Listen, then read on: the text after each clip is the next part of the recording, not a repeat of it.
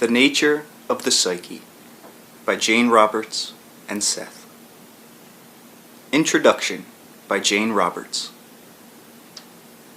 As I write this introduction, I've already forgotten those many anonymous nights during which Seth, my trans personality, dictated this book. Only the session notes taken by my husband, Robert Butts, tell me what particular daily events we were engaged in during the time of the book's production. One thing is certain: on session nights, I went into trance and, as Seth, dictated these chapters. The triumphs and defeats of any given day have more or less vanished, but those nightly hours are somehow contained in these pages, and to that extent, they endure. Is Seth actually my trans personality, though? A native of timeless psychological realms who sends his messages to our time-tinted world? Or am I Seth's trans personality, living in space and time, nearly forgetful of my heritage? Perhaps I'll never really know. My continuing experiences, however, show me that Seth's personality is stamped upon the sessions and his writings, and perhaps also upon my own consciousness in unique ways. Unless I quote-unquote turn into Seth, go the whole way, alter my very psychological alignment, unless Seth smiles and speaks, there is no Seth material. So, although only 2 people are in our living room on session nights, it's also quite fair to say that we aren't alone. I know very well that there were evenings when I quote-unquote should have held our regular Seth sessions, but didn't, for reasons also forgotten. Perhaps I didn't feel up to par, or sat at my desk involved in my own writing. Perhaps an unbidden guest dropped by, or holidays intruded. Actually, I was quite concerned with the quick passage of time, and the pressure to prepare manuscripts for publication. During the period that Seth was dictating this book, Rob was typing the 2 volumes of Seth's previous work, The Unknown Reality, and adding innumerable notes that correlated Seth's material with that of his earlier books. I knew that on session nights, Rob quote-unquote lost his work time on that project, and he still had to type up the latest book session on the following day, while all I had to do was, what? Turn into Seth. Many correspondents write, commenting on the dramatic element of the sessions, and surely the entire affair is a richly evocative psychological drama. Most people, however, don't realize the time or work required to keep up with Seth's seemingly endless creativity, the sessions to be typed, the various stages of manuscript preparation, or the simple persistence necessary so that the sessions continue despite life's normal distractions. Rob typed Seth's other books, Seth Speaks, The Eternal Validity of the Soul, The Nature of Personal Reality, and the 2 volumes of The Unknown Reality, added his own notes, and did almost all the work of preparing them for publication. He was still working on The Unknown Reality when Seth finished this present book. Then, almost immediately, Seth began another, The Individual and the Nature of Mass Events.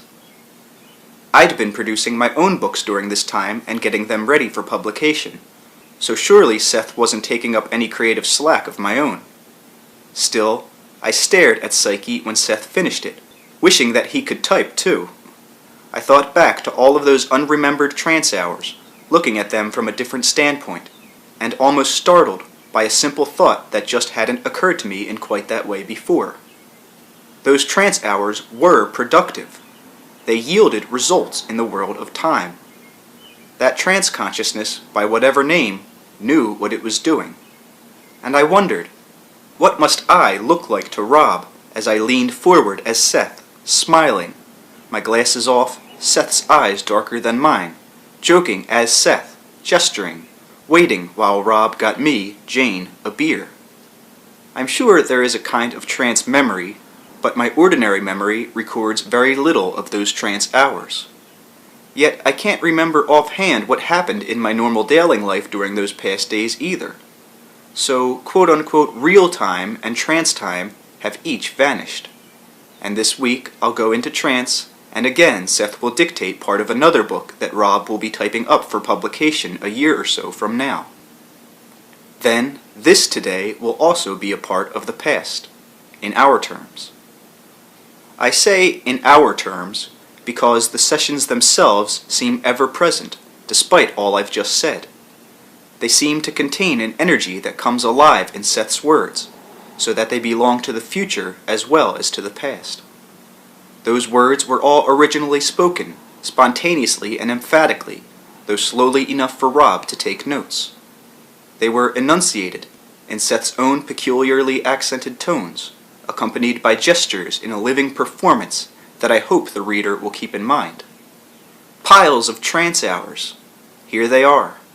But if I was in trance, was Seth also? He certainly is alert, active, responsive, concerned about people individually and in general, and about the world. And yet I feel that only a portion of his consciousness is here during sessions, the part expressed through me, so that, whatever the nature of Seth's native experience, his performance in our world only hints of a psychological complexity quite beyond our present understanding. In Psyche, Seth addresses himself to the matter of human sexuality for the first time in his published works, discussing it as it relates to the private and mass psyche, and connecting sexuality with its spiritual and biological sources. As most of our readers know, Seth began calling me Rupert and my husband Rob Joseph early in the sessions. He explained that these were our entity names, and I was half amused to have a male one, and to find Seth referring to me as he or him. When I had classes, Seth gave many students their entity names also, and there was much lively discussion over the name's sexual designations. Now we discover that such references were tailored to our own rather limited ideas of the qualities assigned to the sexes, for in Psyche, Seth makes it clear that the psyche is not male or female, but a bank from which sexual affiliations are drawn. He stresses the bisexual nature of humanity and the importance of bisexuality, both spiritually and biologically. But Seth's bisexuality is a far vaster concept than the ones usually suggested by that term, and he sees it as a basic source from which our sexual definitions arise. What are those definitions? How many are basic, and how many learned? It is to such questions that Seth addresses himself. More, he ties in his discussion of sexuality with the birth of languages and the nature of, quote-unquote, the hidden God. The psyche is not only the repository for sexual affiliation, however, but contains hidden abilities and characteristics, which are then triggered into activity by exterior stimuli. In Chapter 3 of Psyche, Seth says, "Certainly mathematical formulas are not imprinted in the brain, yet they are inherent in the structure of the brain, and implied within its existence."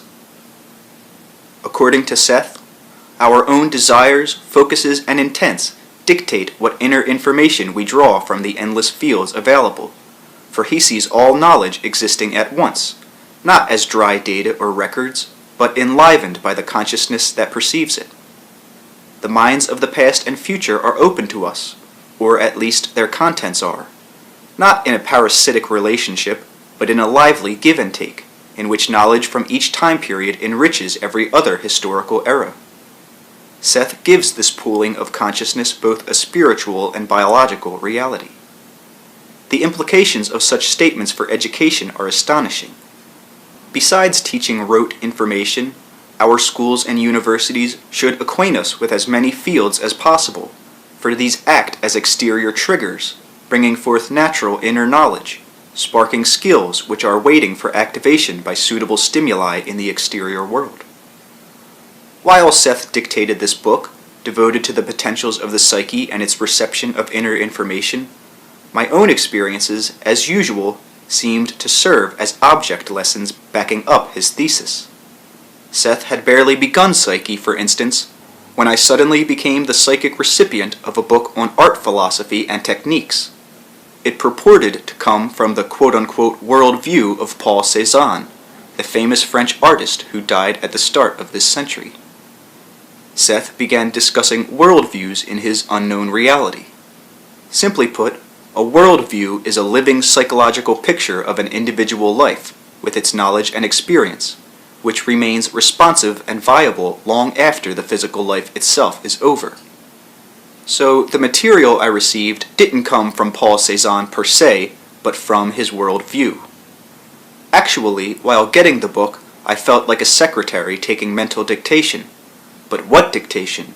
For this manuscript not only presented a fascinating picture of a genius at work, but gave specialized knowledge of a field, art, in which I am at best an amateur. Seth himself did the introduction, first dictating his own material on Psyche, then switching over to the Cézanne introduction during the same sessions. That book, The World View of Paul Cézanne, was published by Prentice Hall in 1977. No sooner had I finished it than another similar experience happened, just as Seth was completing Psyche. The after-death journal of an American philosopher, The World View of William James, came the same way, like mental dictation. Only where the Cézanne worldview had specialized in art, the James worldview was more comprehensive. It commented in depth upon our world since James's death, and covered American history as it was related to spiritualism, psychology, and democracy.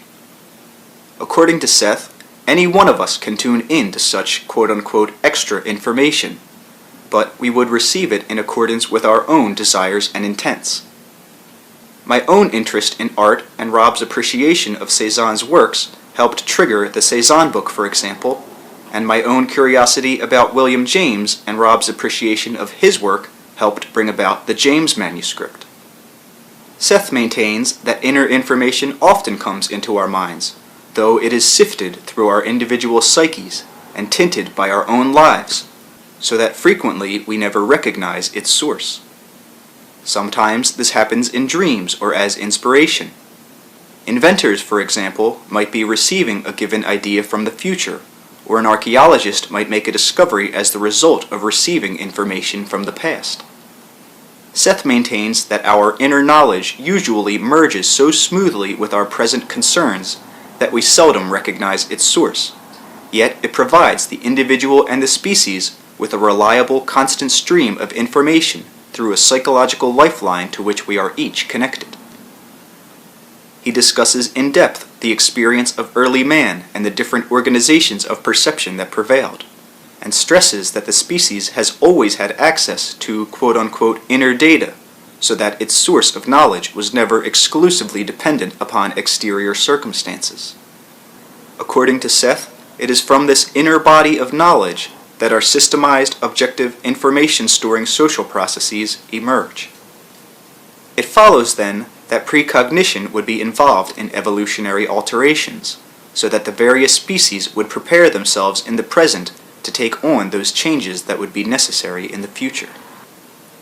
And in all of this, as always, Seth stresses probabilities as playing a vital role in the development of the individual and the species, and as representing the basis for free will. He sees the psyche experimenting privately with probable actions in the dream state, and envisions humanity's mass streams as providing an inner vehicle by which man chooses global events. The psyche is private, yet all in all, each psyche contains access to the public psyche. Yet, Seth makes clear, however, this book is not a dry treatise about quote-unquote the psyche, but is constructed in such a way that it will put each reader in more direct contact with his or her individual psyche. It includes many exercises to acquaint each person with that deeper portion of the self, and invites the reader to search into his or her ideas and experiences on many levels. Distorted beliefs about sexuality can hold back psychic or spiritual progress, for example, and Seth discusses such issues thoroughly. The questions of lesbianism and homosexuality are also considered, along with their private and social effects. We were most eager to get this particular material to the public, since many correspondents write requesting Seth's views on sexuality. This desire, coupled with Seth's seemingly endless creativity, led us to a decision. From now, the Seth books will carry far fewer notes.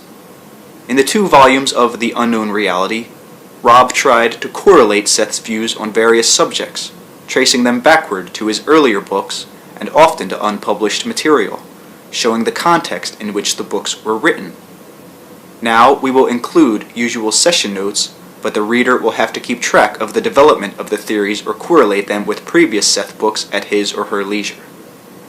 At this writing, Seth is nearly halfway through The Individual and the Nature of Mass Events, which will show where and how private beliefs become public events. I've finished for publication Emir's Education in the Proper Use of Magical Powers. The entire first chapter came in a dream, and The Further Education of Oversoul 7. All of this, Seth's books and my own, surely give evidence of the psyche's vast creativity and of its abilities to perceive and use information that come from the inner as well as from the exterior environment. Books are my specialty. For others, this creativity may show itself in family relationships and emotional comprehensions, in the other arts, in the sciences, in sports, or simply in lifting the quality of living to a newer, richer level. Chapter 1. The Environment of the Psyche. You come into the condition you call life and pass out of it. In between, you encounter a lifetime. Suspended, or so it certainly seems, between birth and death, you wonder at the nature of your own being. You search your experience and study official histories of the past, hoping to find there clues as to the nature of your own reality. Your life seems synonymous with your consciousness. Therefore, it appears that your knowledge of yourself grows gradually, as your self-consciousness develops from your birth. It appears furthermore that your consciousness will meet a death, beyond which your self-consciousness will not survive. You may think longingly and with an almost hopeful nostalgia of the religion of your childhood, and remember a system of belief that ensured you of immortality. Yet most of you, my readers, yearn for some private and intimate assurances, and seek for some inner certainty that your own individuality is not curtly dismissed at death. Each person knows intuitively that his or her own experiences somehow matter, and that there is a meaning, however obscured, that connects the individual with a greater creative pattern. Each person senses now and then a private purpose, and yet many are filled with frustration because that inner goal is not consciously known or clearly apprehended. When you were a child, you knew you were growing toward an adulthood. You were sustained by the belief in projected ability. That is, you took it for granted that you were in the process of learning and growing. No matter what happened to you, you lived in a kind of rarefied psychic air, in which your being was charged and glowing. You knew you were in a state of becoming. The world, in those terms, is also in a state of becoming. In private life and on the world stage, action is occurring all the time. It is easy to look at yourselves or at the world, to see yourself and become so hypnotized by your present state that all change or growth seems impossible, or to see the world in the same manner. You do not remember your birth as a rule. Certainly, it seems that you do not remember the birth of the world. You had a history, however, before your birth, even as it seems to you that the world had a history before you were born. The sciences still keep secrets from each other. The physical sciences pretend that the centuries exist one after the other, while the physicists realize that time is not only relative to the perceiver, but that all events are simultaneous. The archaeologists merrily continue to date the remains of quote-unquote past civilizations, never asking themselves what the past means, or saying, this is the past relative to my point of perception. Astronomers speak of outer space and of galaxies that would dwarf your own. In the world that you recognize, there are also wars and rumors of wars, prophets of destruction. Yet, in spite of all, the private man or the private woman, unknown, anonymous to the world at large, stubbornly feels within a rousing, determined affirmation that says, I am important, I have a purpose, even though I do not understand what it is. My life that seems so insignificant and inefficient is nevertheless of prime importance in some way that I do not recognize. Though caught up in a world of seeming frustration, obsessed with family problems, uneasy in sickness, defeated it seems for all practical purposes, some portion of each individual rouses against all disasters, all discouragements, and now and then at least glimpses a sense of enduring validity that cannot be denied. It is to that knowing portion of each individual that I address myself. I am not, on the one hand, an easy author to deal with, because I speak from a different level of consciousness than the one with which you are familiar. On the other hand, my voice is as natural as oak leaves blowing in the wind, for I speak from a level of awareness that is as native to your psyche as now the seasons seem to be to your soul. I am writing this book through a personality known as Jane Roberts. That is the name given her at her birth. She shares with you the triumphs and travails of physical existence. Like you, she is presented with a life that seems to begin at her birth, and that is suspended from that point of emergence until the moment of death's departure. She has asked the same questions that you ask in your quiet moments. Her questions were asked with such vehemence, however, that she broke through the barriers that most of you erect, and so began a journey that is undertaken for herself and for you also, for each of your experiences, however minute or seemingly insignificant, becomes part of the knowledge of your species. Where did you come from, and where are you going?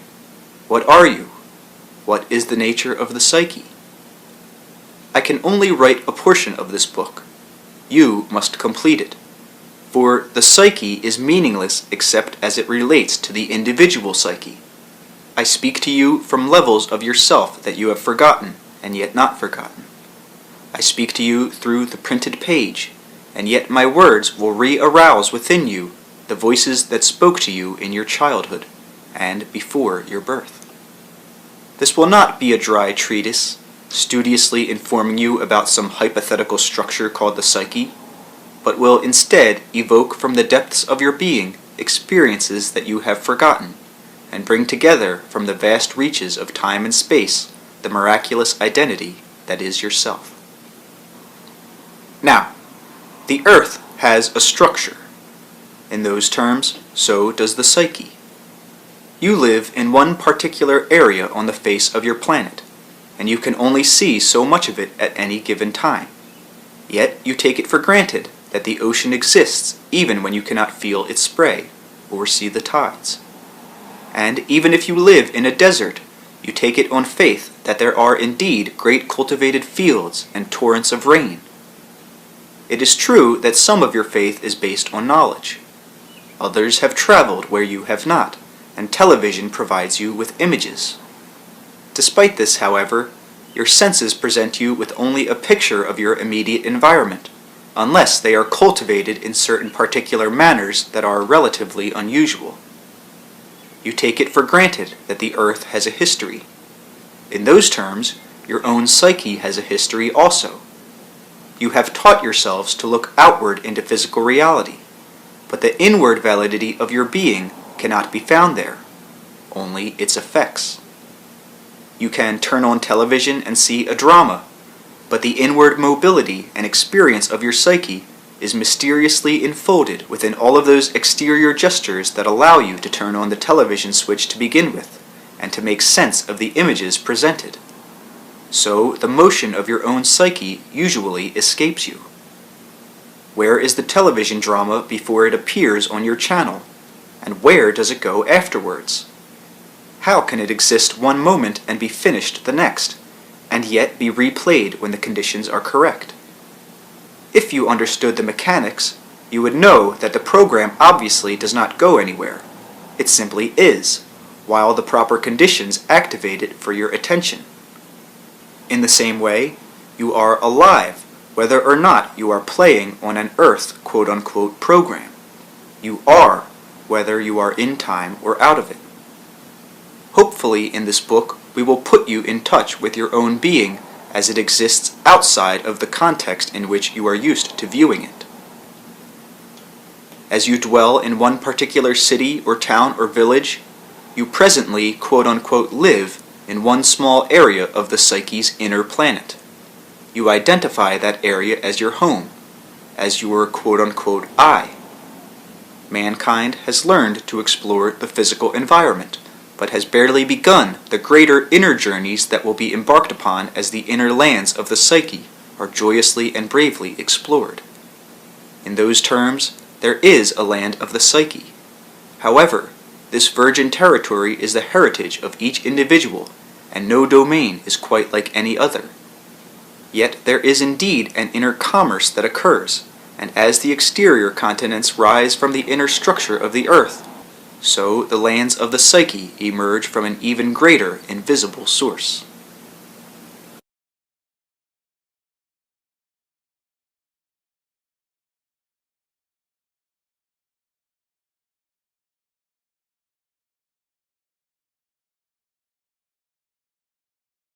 Now, as the earth is composed of many environments, so is the psyche. As there are different continents, islands, mountains, seas, and peninsulas, so the psyche takes various shapes. If you live in one country, you often consider natives in other areas of the world as foreigners, while of course they see you in the same light. In those terms, the psyche contains many other levels of reality. From your point of view, these might appear alien, and yet they are as much a part of your psyche as your motherland is a portion of the earth. Different countries follow different kinds of constitutions, and even within any geographical area, there may be various local laws followed by the populace.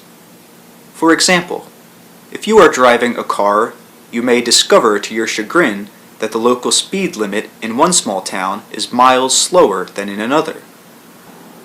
In the same manner, different portions of the psyche exist with their own local quote-unquote laws, their different kinds of quote-unquote government. They each possess their own characteristic geography. If you are traveling around the world, you have to make frequent time adjustments. When you travel through the psyche, you will also discover that your own time is automatically squeezed out of shape. If for a moment you try to imagine that you were able to carry your own time with you on such a journey, all packaged neatly in a wristwatch, then you would be quite amazed at what would happen. As you approached the boundaries of certain psychic lands, the wristwatch would run backwards. As you entered other kingdoms of the psyche, your watch would go faster or slower. Now, if time suddenly ran backward, you would notice it. If it ran faster or slower enough, you would also notice the differences. If time ran backward very slowly and according to the conditions, you might not be aware of the difference, because it would take so much quote-unquote time to get from the present moment to the one quote-unquote before it that you might be struck instead simply with the feeling that something was familiar, as if it had happened before. In other lands of the psyche, however, even stranger events might occur. The watch itself might change shape, or turn heavy as a rock, or as light as a gas, so that you could not read the time at all. Or the hands might never move. Different portions of the psyche are familiar with all of these mentioned occurrences, because the psyche straddles any of the local laws that you recognize as quote-unquote official, and has within itself the capacity to deal with an infinite number of reality experiences. Now, obviously your physical body has capacities that few of you use to full advantage. But beyond this, the species itself possesses the possibilities for adaptations that allow it to exist and persist in the physical environment under drastically varying circumstances.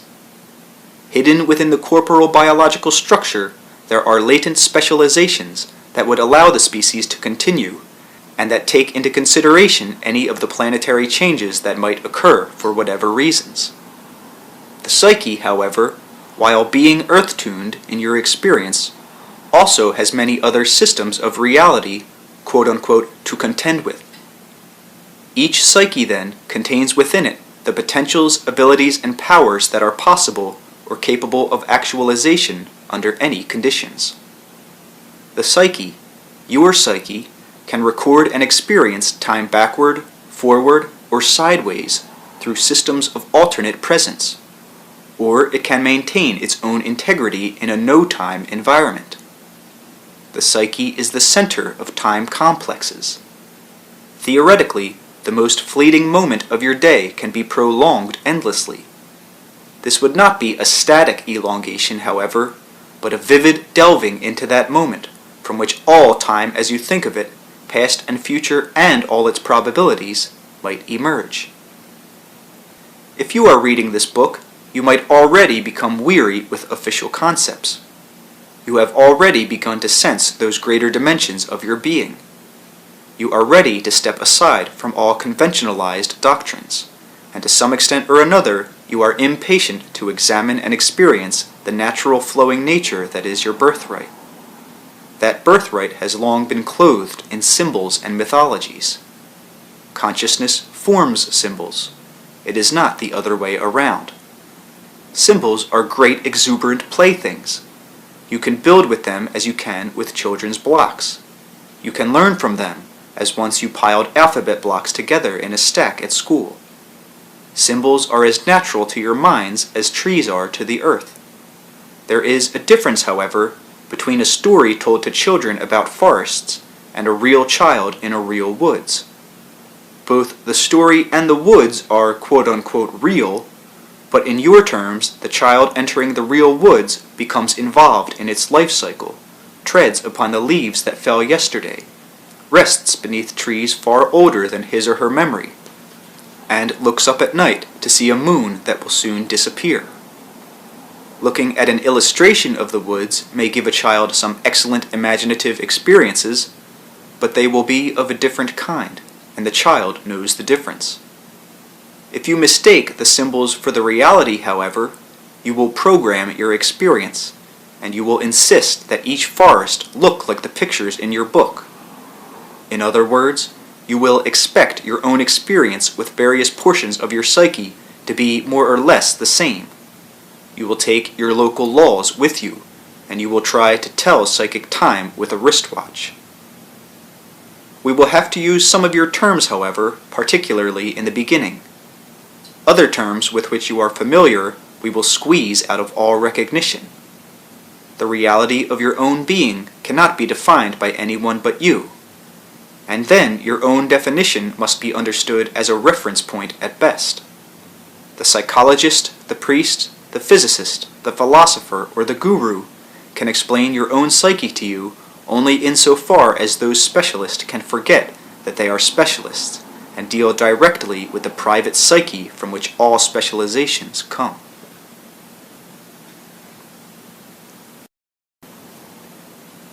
Now, when I use the term psyche, many of you will immediately wonder about my definition. Any word, simply by being thought, written, or spoken, immediately implies a specification. In your daily reality, it is very handy to distinguish one thing from another by giving each item a name. When you are dealing with subjective experience, however, definitions can often serve to limit rather than express a given experience. Obviously, the psyche is not a thing. It does not have a beginning or ending. It cannot be seen or touched in normal terms. It is useless, therefore, to attempt any description of it through usual vocabulary, for your language primarily allows you to identify physical rather than non-physical experience. I am not saying that words cannot be used to describe the psyche, but they cannot define it. It is futile to question, what is the difference between my psyche and my soul, my entity and my greater being? For all of these are terms used in an effort to express the greater portions of your own experience that you sense within yourself. Your use of language may make you impatient for definitions, however. Hopefully, this book will allow you some intimate awareness, some definite experience that will acquaint you with the nature of your own psyche, and then you will see that its reality escapes all definitions, defies all categorizing, and shoves aside with exuberant creativity all attempts to wrap it up in a neat package. When you begin a physical journey, you feel yourself distinct from the land through which you travel. No matter how far you journey, on a motorcycle, in a car or plane, or on foot, by bicycle or camel or truck or vessel, still you are the wanderer, and the land or ocean or desert is the environment through which you roam. When you begin your travels into your own psyche, however, everything changes. You are still the wanderer, the journeyman or journeywoman, but you are also the vehicle and the environment. You form the roads, your method of travel, the hills or mountains or oceans, as well as the hills, farms, and villages of the self or of the psyche as you go along. When in colonial times men and women traveled westward across the continent of North America, many of them took it on faith that the land did indeed continue beyond, for example, towering mountains. When you travel as pioneers through your own reality, you create each blade of grass, each inch of land, each sunset and sunrise, each oasis, friendly cabin, or enemy encounter as you go along.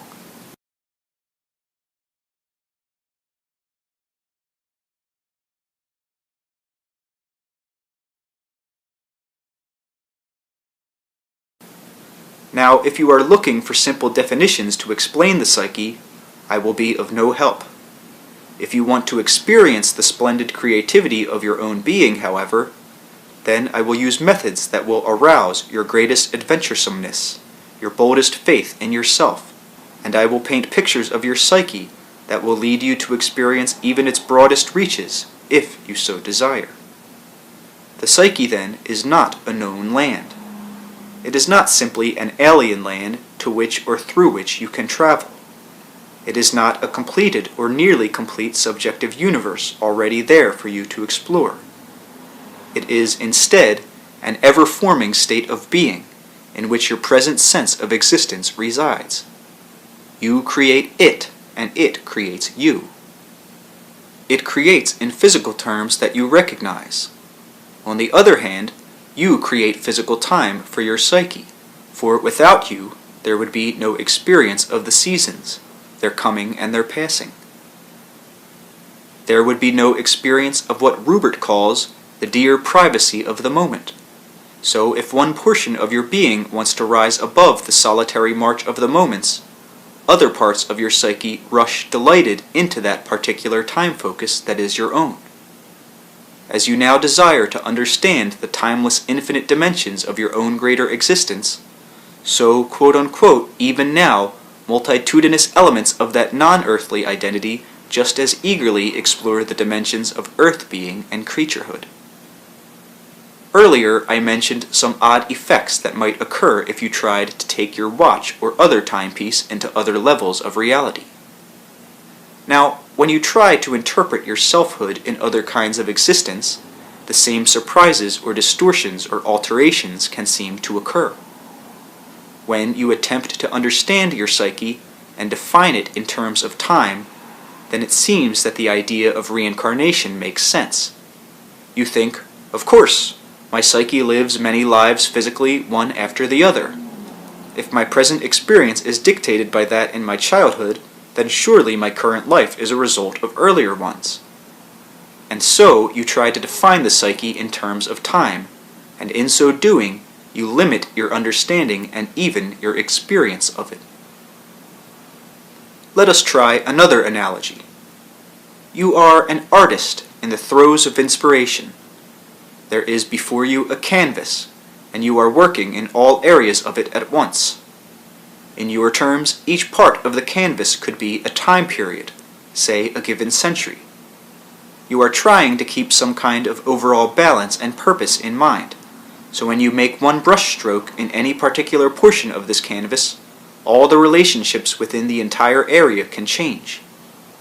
No brush stroke is ever really wiped out, however, in this mysterious canvas of our analogy, but remains, further altering all the relationships at its particular level. These magical brush strokes, however, are not simple representations on a flat surface, but alive, carrying within themselves all of the artist's intent, but focused through the characteristics of each individual stroke.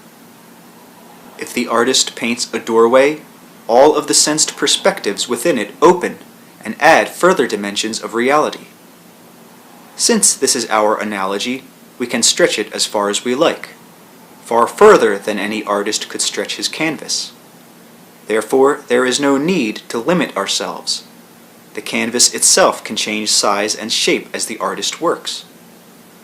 The people in the artist's painting are not simple representations either, to stare back at him with forever fixed glassy eyes, or ostentatious smiles, dressed in their best Sunday clothes. Instead, they can confront the artist and talk back. They can turn sideways in the painting and look at their companions, observe their environment, and even look out of the dimensions of the painting itself and question the artist. Now, the psyche in our analogy is both the painting and the artist, for the artist finds that all of the elements within the painting are portions of himself. More, as he looks about, our artist discovers that he is literally surrounded by other paintings that he is also producing. As he looks closer, he discovers that there is a still greater masterpiece in which he appears as an artist, creating the very same paintings that he begins to recognize. Our artist then realizes that all of the people he painted are also painting their own pictures and moving about in their own realities in a way that even he cannot perceive. In a flash of insight, it occurs to him that he also has been painted, and there is another artist behind him from whom his own creativity springs, and he also begins to look out of the frame. Now, if you are confused, that is fine, for it means that already we have broken through conventional ideas.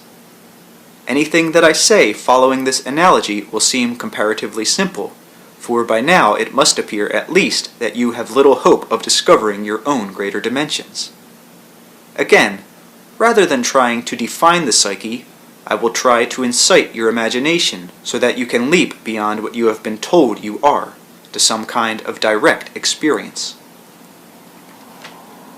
To some extent, this book itself provides its own demonstration.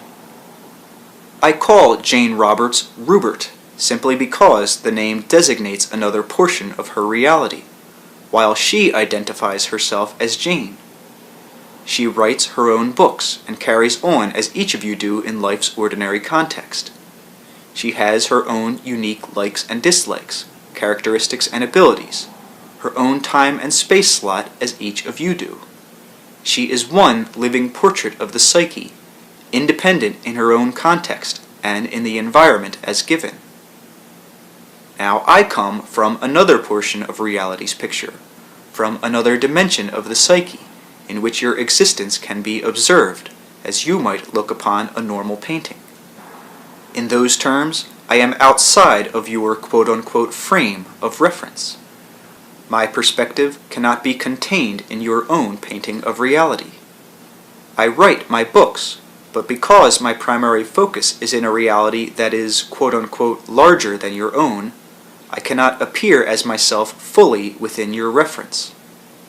So Rubert's subjective perspective opens up because of his desire and interest, and discloses my own.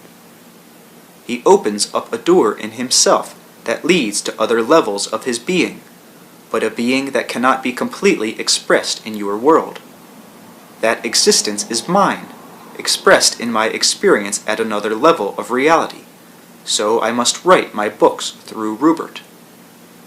Doors in the psyche are different from simple openings that lead from one room to another, so my books only show a glimpse of my own existence. You all have such psychological doors, however, that lead into dimensionally greater areas of the psyche. So to some extent or another, I speak for those other aspects of yourselves that do not appear in your daily context. Beyond what I recognize as my own existence, there are others. To some extent, I share in their experience. To a far greater extent, for example, than Rubert shares in mine. On some relatively few occasions, for example, Rubert has been able to contact what he calls, quote-unquote, Seth 2. That level of reality, however, is even further divorced from your own. It represents an even greater extension of the psyche in your terms. There is a much closer relationship, in that I recognize my own identity as a distinct portion of Seth 2's existence, where Rupert feels little correspondence. In a manner of speaking, Seth 2's reality includes my own, yet I am aware of my contribution to quote-unquote his experience. In the same way, each of my readers has a connection with the same level of psychic reality. In greater terms, all of this is happening at once. Rupert is contributing and forming a certain portion of my experience, even as I am contributing to his. Your identities are not something already completed. Your most minute action, thought, and dream adds to the reality of your psyche, no matter how grand or austere the psyche may appear to you when you think of it as a hypothetical term. Now, Rupert has specialized in a study of consciousness and the psyche. Most of my readers are very interested, yet they have other pressing concerns that prevent them from embarking upon such an extended study. You all have physical reality to deal with. This applies equally to Rupert and Joseph. Thus far, my books have included Joseph's extended notes. They have set the scene, so to speak. My books have gone beyond those boundaries, however. In your terms, only so much can be done in time. Joseph is even now involved in typing my previous manuscript, The Unknown Reality. It was written in such a way that it tied the personal experience of Rupert and Joseph in with a greater theoretical framework, so that one could not be separated from the other. In this new book, therefore, I will sometimes provide my own quote-unquote scene setting.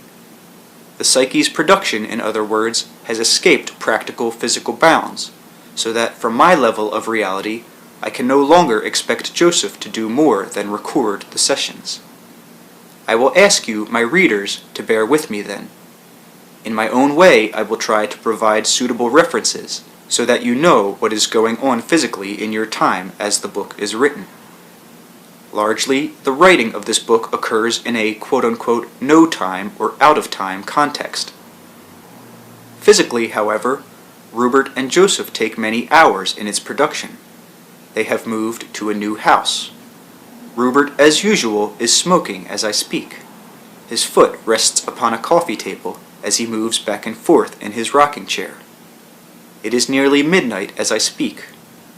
Earlier, a great thunderstorm raged. Its reverberations seemed to crack the sky. Now it is quiet, with only the drone of Rupert's new refrigerator sounding like the deep purr of some mechanical animal. As you read this book, you are also immersed in such intimate physical experiences. Do not consider them as separated from the greater reality of your being, but as a part of it. You do not exist outside of your psyche's being, but within it. Some of you may have just put children to bed as you read these lines. Some of you may be sitting at a table. Some of you may have just gone to the bathroom. These mundane activities may seem quite divorced from what I am telling you, yet in each simple gesture, and in the most necessary of physical acts, there is the great magical unknowing elegance in which you reside. And in the most ordinary of your motions, there are clues and hints as to the nature of the psyche and its human expression.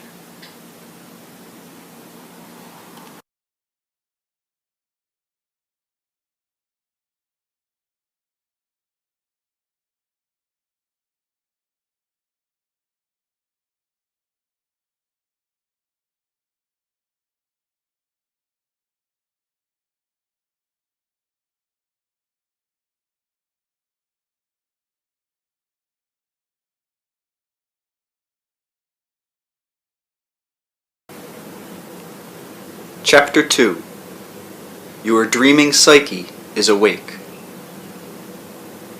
You have hypnotized yourselves so that it seems to you that there are great divisions between your waking and your sleeping experience. Yet each of you will fall asleep tonight, and you will have experiences that you forget only because you have been told that you cannot remember them. Many of the other dimensions of your own reality appear clearly when you are sleeping, however. When you sleep, you forget all definitions that you have placed upon yourself and your own existence through training. In sleep, you use images and languages in their pure form. In the dream state, languages and images are wedded in a way that seems alien only because you have forgotten their great alliance. Initially, language was meant to express and release, not to define and limit. So when you dream, images and language merge often, so that each becomes an expression of the other, and each fulfills the other. The interconnections between each are practically used. When you awaken, you try to squeeze the psyche's language into terms of definition. You imagine that language and images are two different things, so you try to, quote-unquote, put them together. In dreams, however, you use the true ancient language of your being. Your quote-unquote dreaming psyche seems to be dreaming only because you do not recognize the particular state of awareness as your own. The quote-unquote dreaming psyche is actually as awake as you are in your normal waking life. The organization of wakefulness is different, however. You come into dreaming from a different angle, so to speak. The quote-unquote off-center quality sensed in dream activity, the different viewpoints, the perspective alterations, all can add to a chaotic picture when the dream state is viewed from the waking one. Centuries ago, in your terms, words and images had a closer relationship, now somewhat tarnished, and this older relationship appears in the dream fabric. We will use English here as an example. The great descriptive nature of names, for instance, can give you an indication of the unity of image and word as they appear in your dreams. Once, a man who tailored clothes was named Tailor. A man who was a robber was called Robber. If you were the son of a man with a certain name, then son of was simply added, so you had Robber Son. Each reader can think of many such examples. Now, names are not as descriptive. You may have a dream, however, in which you see a tailor's shop. The tailor may be dancing or dying or getting married. Later, in waking life, you may discover that a friend of yours, a Mr. Taylor, has a party, or dies, or gets married, whatever the case may be, yet you might never connect the dream with the later event because you did not understand the way that words and images can be united in your dreams. Your waking life is the result of the most precise kind of organization, held competently and with amazing clarity. While each person views that reality from a slightly different focus, still it occurs within certain ranges or frequencies. You bring it into clear focus in almost the same way that you adjust your television picture. Only in this case, not only sound and images are synchronized, but phenomena of far greater complexity. Following this analogy, everyone sees a slightly different picture of reality and follows his or her own program. Yet all of the quote-unquote sets are the same. When you dream, however, you are to some extent experiencing reality from a different quote-unquote set entirely. Now, when you try to adjust your dreaming set in the same way that you would the waking one, you end up with static and blurred images. The set itself, however, is quite as effective as the one you use when you are awake, and it has far greater range. It can bring in many programs. When you watch your ordinary television program, perhaps on a Saturday afternoon, you view the program as an observer. Let me give you an example. Rupert and Joseph often watch old Star Trek reruns as they eat their evening meal. They sit quite comfortably on their living room couch with dinner on the coffee table, surrounded by all the dear, homey paraphernalia that is familiar to your society. As they sit thus comfortably ensconced, they observe dramas in which planets explode and otherworld intelligences rise to challenge or to help the dauntless captain of the good ship Enterprise and the fearless Spock. But none of this threatens our friends Rupert and Joseph. They drink their coffee and eat their dessert. Now, Your normal waking reality can be compared to a kind of television drama in which you participate directly in all of the dramas presented. You create them to begin with. You form your private and joint adventures, and bring them into experience by using your physical apparatus, your body, in a particular way, tuned in to a large programming area in which, however, there are many different stations. In your terms, these stations come alive. You are the drama that you experience, and all of your activities seem to revolve about you. You are also the perceiver. In the dream state, it is as if you have a still different television set that is, however, connected with your own. Using it, you can perceive events not only from your own viewpoint, but from other focuses. Using that set, you can leap from station to station, so to speak, not simply perceiving, but experiencing what is happening in other times and places. Events, then, are organized in a different fashion. Not only can you experience dramas in which you are intimately involved, as in waking life, but your range of activities is multiplied so that you can view events, quote-unquote, from outside your own usual context. You can look down at a drama on the one hand, for example, and participate in it as well. When you are dealing with normal waking reality, you are operating at one level of the many that are native to your psyche. When you are dreaming, from your viewpoint, you are entering other levels of reality quite as native to your psyche, but usually you are still experiencing those events through your current, quote-unquote, waking station. The dreams that you remember are colored or altered or even censored to a certain extent.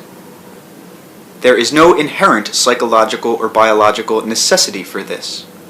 Your ideas and beliefs, however, about the nature of reality and sanity have resulted in such a schism. Let us return to our friends Rupert and Joseph watching Star Trek as each of you watch your own favorite programs. Rupert and Joseph know that Star Trek is not quote-unquote real. Planets can explode on the television screen and Rupert will not spill one drop of coffee. The cozy living room is quite safe from the imaginary catastrophes that are occurring just a few feet from the couch. Yet, in a way, the program reflects certain beliefs of your society in general. And so it is like a specialized mass waking dream, real but not real. For a moment, though, let us change the program to your favorite Cops and Robbers show. A woman is shot down in the street. Now, this drama becomes, quote-unquote, more real, more immediately probable, less comfortable. So, watching such a program, you may feel slightly threatened yourself, yet still largely unconcerned. Some of my friends may not watch such programs at all, but instead look at wholesome sagas or religious dramas. A preacher may stand golden-faced, earnest-eyed, extolling the merits of goodness and damning the legions of the devil. And to some of my readers, that devil, unseen, never appearing, may nevertheless seem quite real. You form certain focuses then. You will blithely ignore certain televised dangers as sheer good adventure, while others may strike you to the heart as, quote-unquote, too real. So, in your waking and dreaming experiences, you will make the same kind of distinctions. You will be touched or untouched by waking or dreaming events according to the significance you place upon them. If you do not like a television program, you can switch to another with a mere flick of the wrist. If you do not like your own physical experience, you can also change to another, more beneficial station, but only if you recognize the fact that you are the producer. In the dream state, many people have learned to escape from a bad dream by waking up, or altering the focus of consciousness. Rupert and Joseph do not feel threatened again by Star Trek. The program does not make them feel less safe. When you are in the middle of a frightening physical experience, however, or caught in the throes of a nightmare, then you wish you knew how to, quote-unquote, change the station. You can often get carried away by a television drama, so that for a moment you forget that it is quote-unquote not real, and in your concentration upon it, you can momentarily ignore the greater reality about you. Sometimes you are deliciously frightened by a horror program, for example. You may feel compelled to see how it comes out, and find yourself unable to go to bed until the horrendous situation is resolved. All the time, you know that salvation is nearby. You can always switch off the program. If someone watching a gory midnight special suddenly screams or shouts or leaps off the chair, how comical this seems, because the action is appropriate, not to the quote-unquote real situation, but geared instead to a pseudo-drama. The yelling and screaming will have absolutely no effect upon the program's actors, and will alter the drama not one whit. The appropriate action would be to turn the station off. In this case, the frightened perceiver knows full well that the terrible events on the screen will not suddenly explode into the living room. When you become caught in frightening physical events, however, it is equally foolhardy to yell or shout or stamp your feet, because that is not where the action is. Again, you have only to change your station. But often you become so engrossed in your life situation that you do not realize the inappropriateness of your response.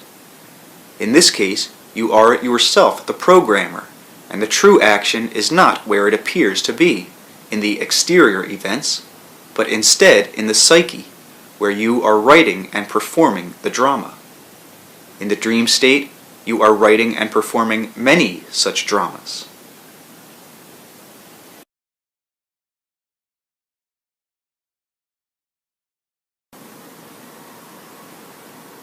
Using an analogy again, the brain is quite capable of operating on innumerable quote-unquote frequencies, each presenting its own picture of reality to the individual, each playing upon the physical senses in a certain manner, organizing available data in its own specialized way, and each dealing somewhat differently with the body itself and with the contents of the mind. Generally speaking, you use one particular frequency in waking life.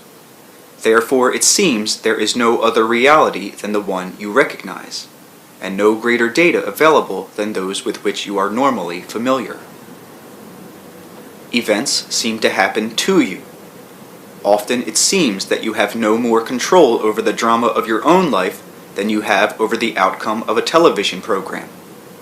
Sometimes, however, your own dreams or inspirations startle you by giving you information that is usually not available in the recognized order of events. It becomes very difficult to explain such occurrences in the light of the plots and scenes provided by your usual mental programming. You are so conditioned that even when you sleep, you try to monitor your experiences and to interpret dream events according to the habitual frequency that you have learned to accept as the only criterion of reality. Quite literally, however, when you are dreaming, you are tuning in to different frequencies, and biologically your body responds to those on many levels. For that matter, the body is naturally well equipped to handle quote-unquote projections of consciousness, or out-of-body travel, whatever you prefer to call it. Your biological makeup includes mechanisms that allow a certain portion of your consciousness to leave your body and return. These mechanisms are a part of the nature of animals as well. The body is equipped to perceive many other kinds of experiences that are not officially recognized as native to human experience. To one extent or another, then, you learn to constantly monitor your behavior so that it conforms to the established criteria set up for sane or rational experience. You are social creatures, as the animals are. Despite many of your cherished erroneous beliefs, your nations exist as the result of cooperation, not competition, as do all social groupings. To be ostracized is no laughing matter. The comfort of social discourse represents one of the great building blocks of families and civilizations.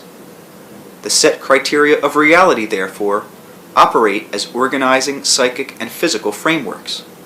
There is still more flexibility within those frameworks, however, than is recognized.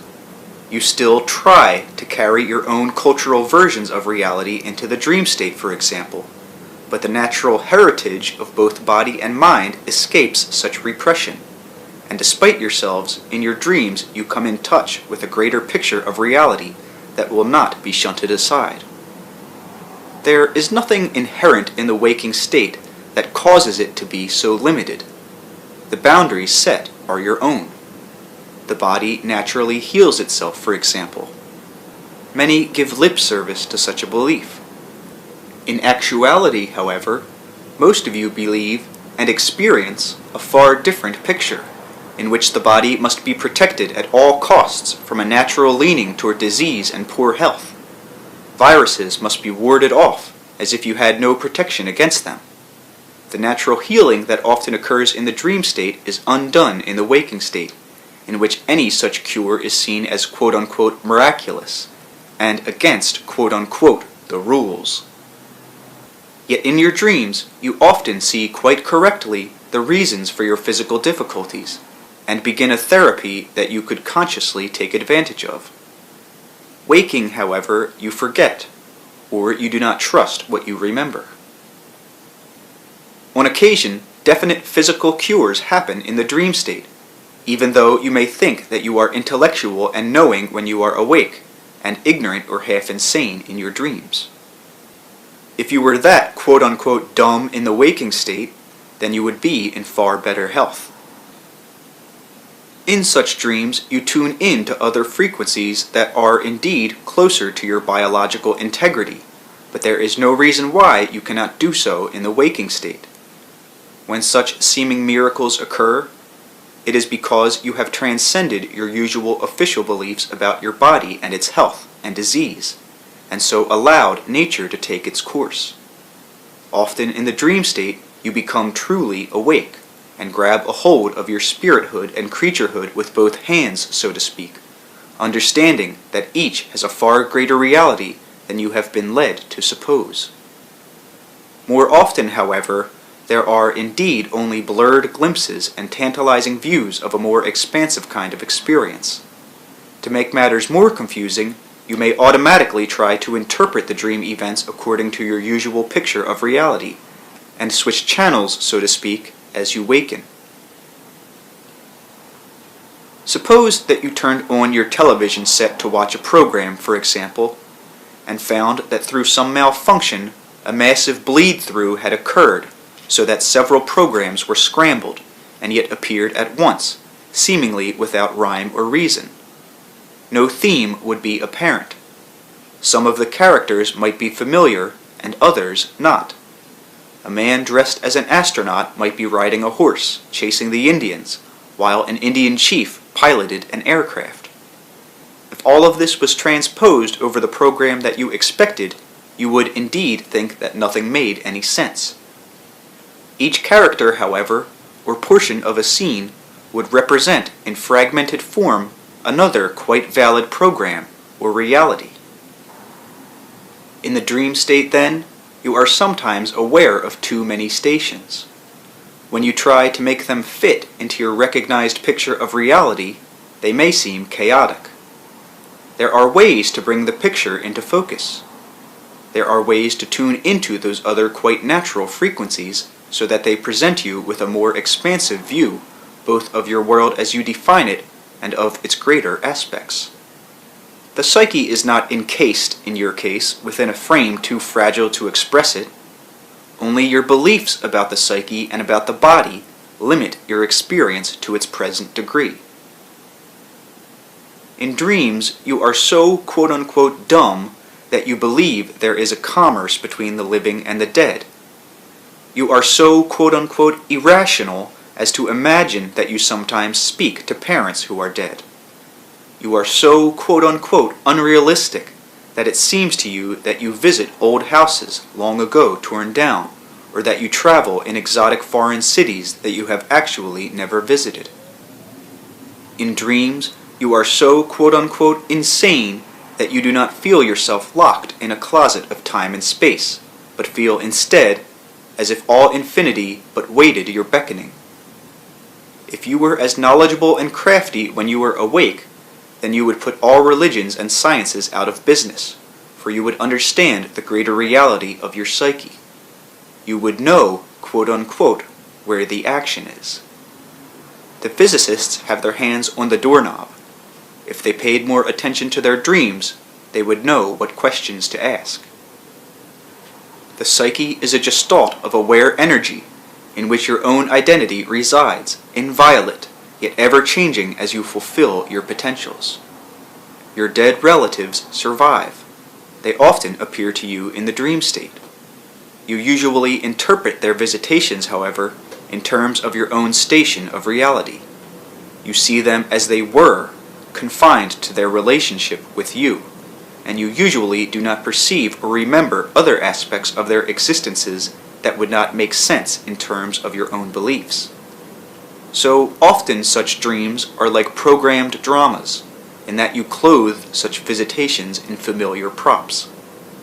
The same sort of thing frequently occurs when you experience extraordinary flashes of inspiration or perceive other unofficial data.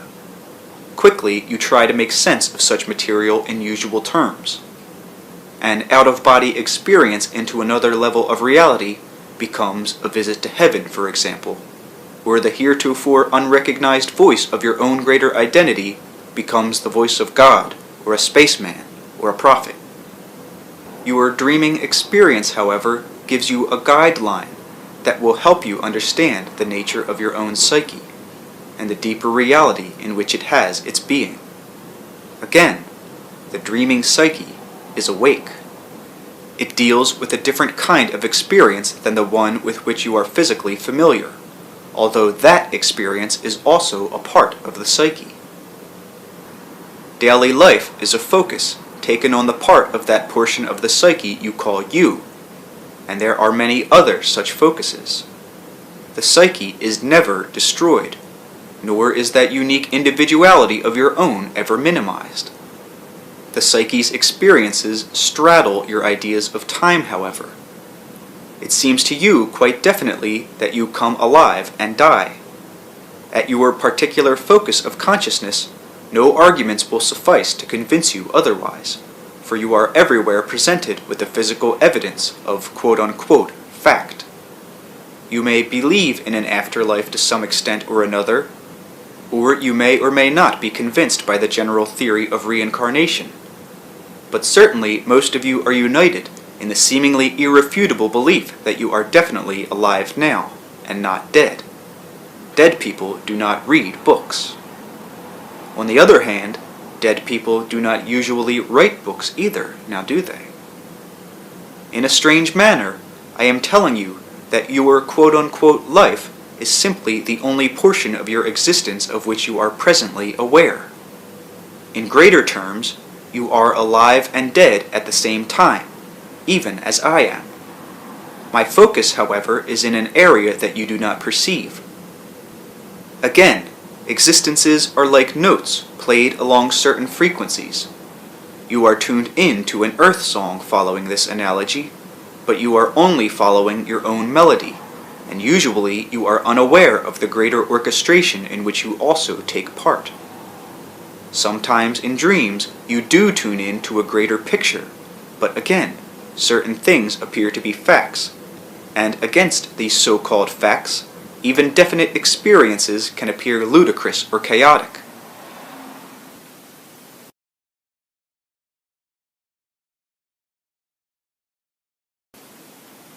Last night, our friend Joseph had a dream experience that intrigued him, and yet seemed highly distorted. He found himself greeting a large number of people. He believed them to be family members, though he only recognized some. His parents, known to be dead, were there. A brother and a sister-in-law, who are alive, were also present. The brother was definitely himself, yet somehow altered in appearance, his features having an oriental cast.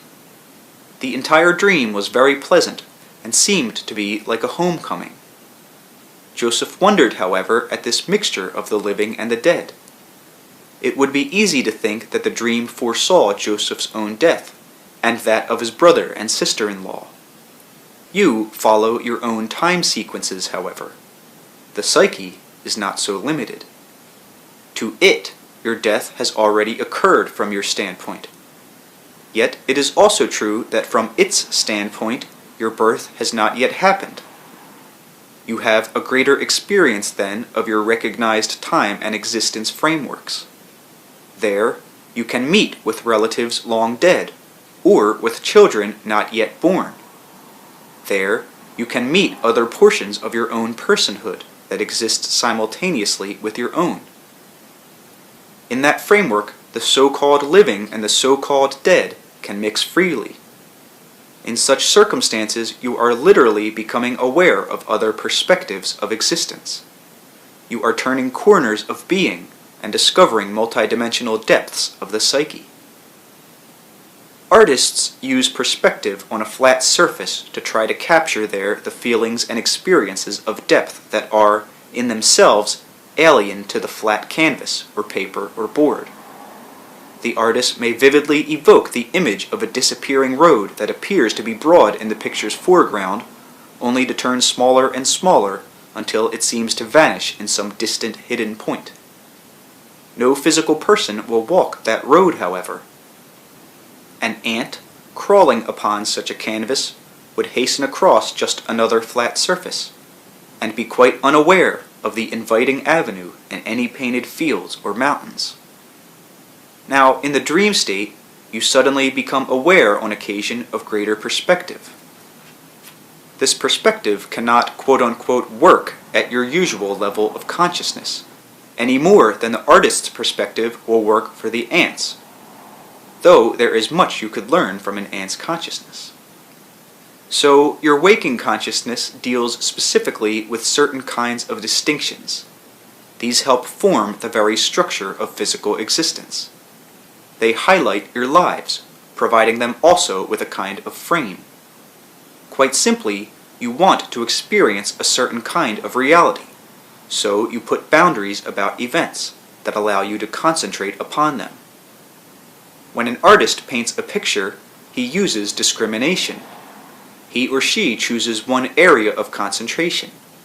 Everything within the painting fits.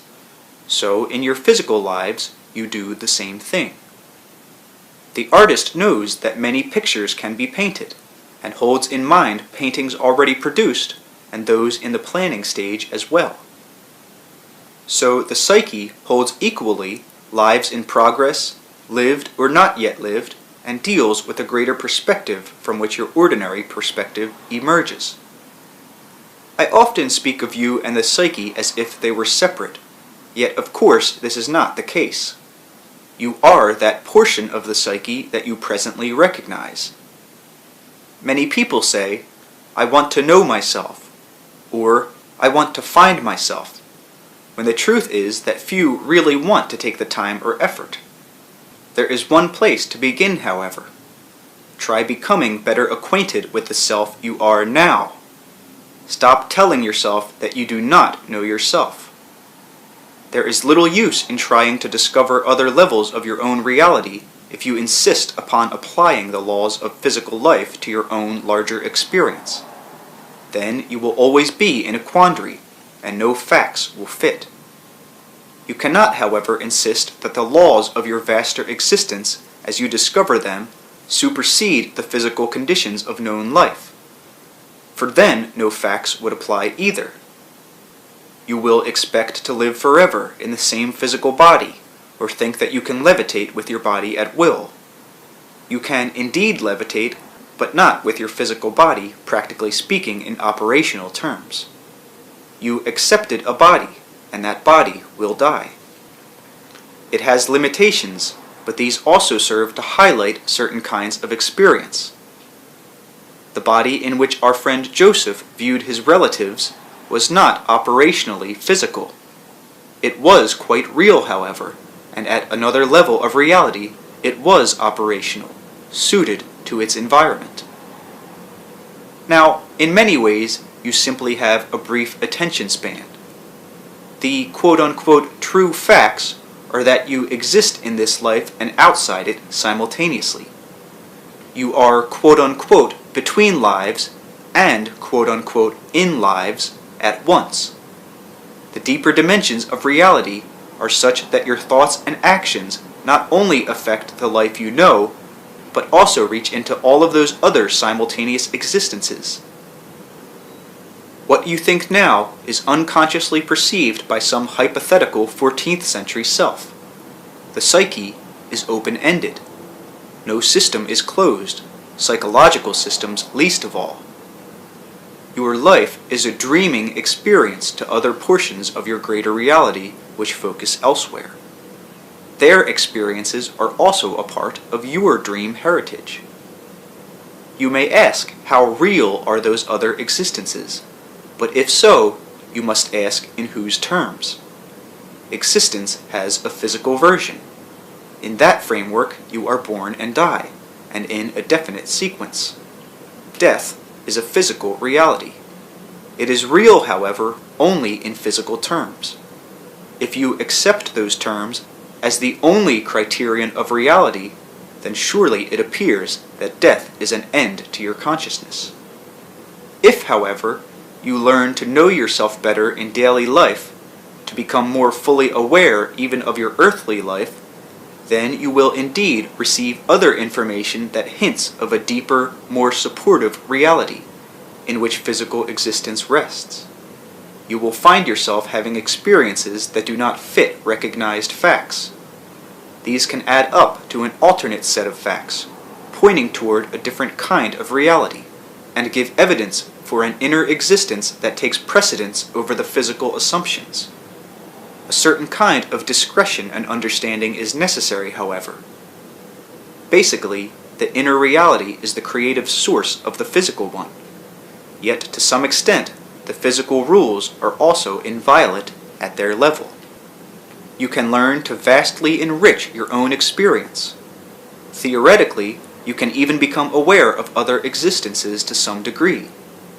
You can travel in the dream state into levels of reality separated from your own. You can learn to use and experience time in new fashions. You can obtain knowledge from other portions of your own being and tap the psyche's resources. You can improve the world in which you live and the quality of life. But while you are physical, you will still experience birth and death, dawn and dusk, and the privacy of the moments, for this is the experience you have chosen. Even within that context, however, there are surprises and enchantments waiting if you simply learn to expand your awareness, exploring not only the dream state, but your waking reality in more adventuresome ways. Your dreaming psyche is awake. Many of you have allowed your normal waking consciousness to become blurred, inactive relatively speaking, so that you are only half aware of the life that you have. You are your psyche's living expression, its human manifestation. Yet you allow yourselves often to become blind to brilliant aspects of your own existence. In Joseph's dream, his brother's features had an oriental cast. Joseph knew that his brother lived as himself and also as an oriental, unknown to Joseph in his present life. If Joseph had seen two people, one his brother and one an oriental, he would not have recognized the stranger. So in the dream, his brother's known appearance dominated, while the oriental affiliation is merely suggested. In your own lives, you will use such psychic shorthand, or utilize symbols in which you try to explain the greater dimensions of one reality in terms of the known one. Again, the dimensions of the psyche must be experienced to whatever degree. They cannot be simply defined. In the following chapter, then, I will suggest some exercises that will allow you direct experience with portions of your own reality that may have escaped you thus far.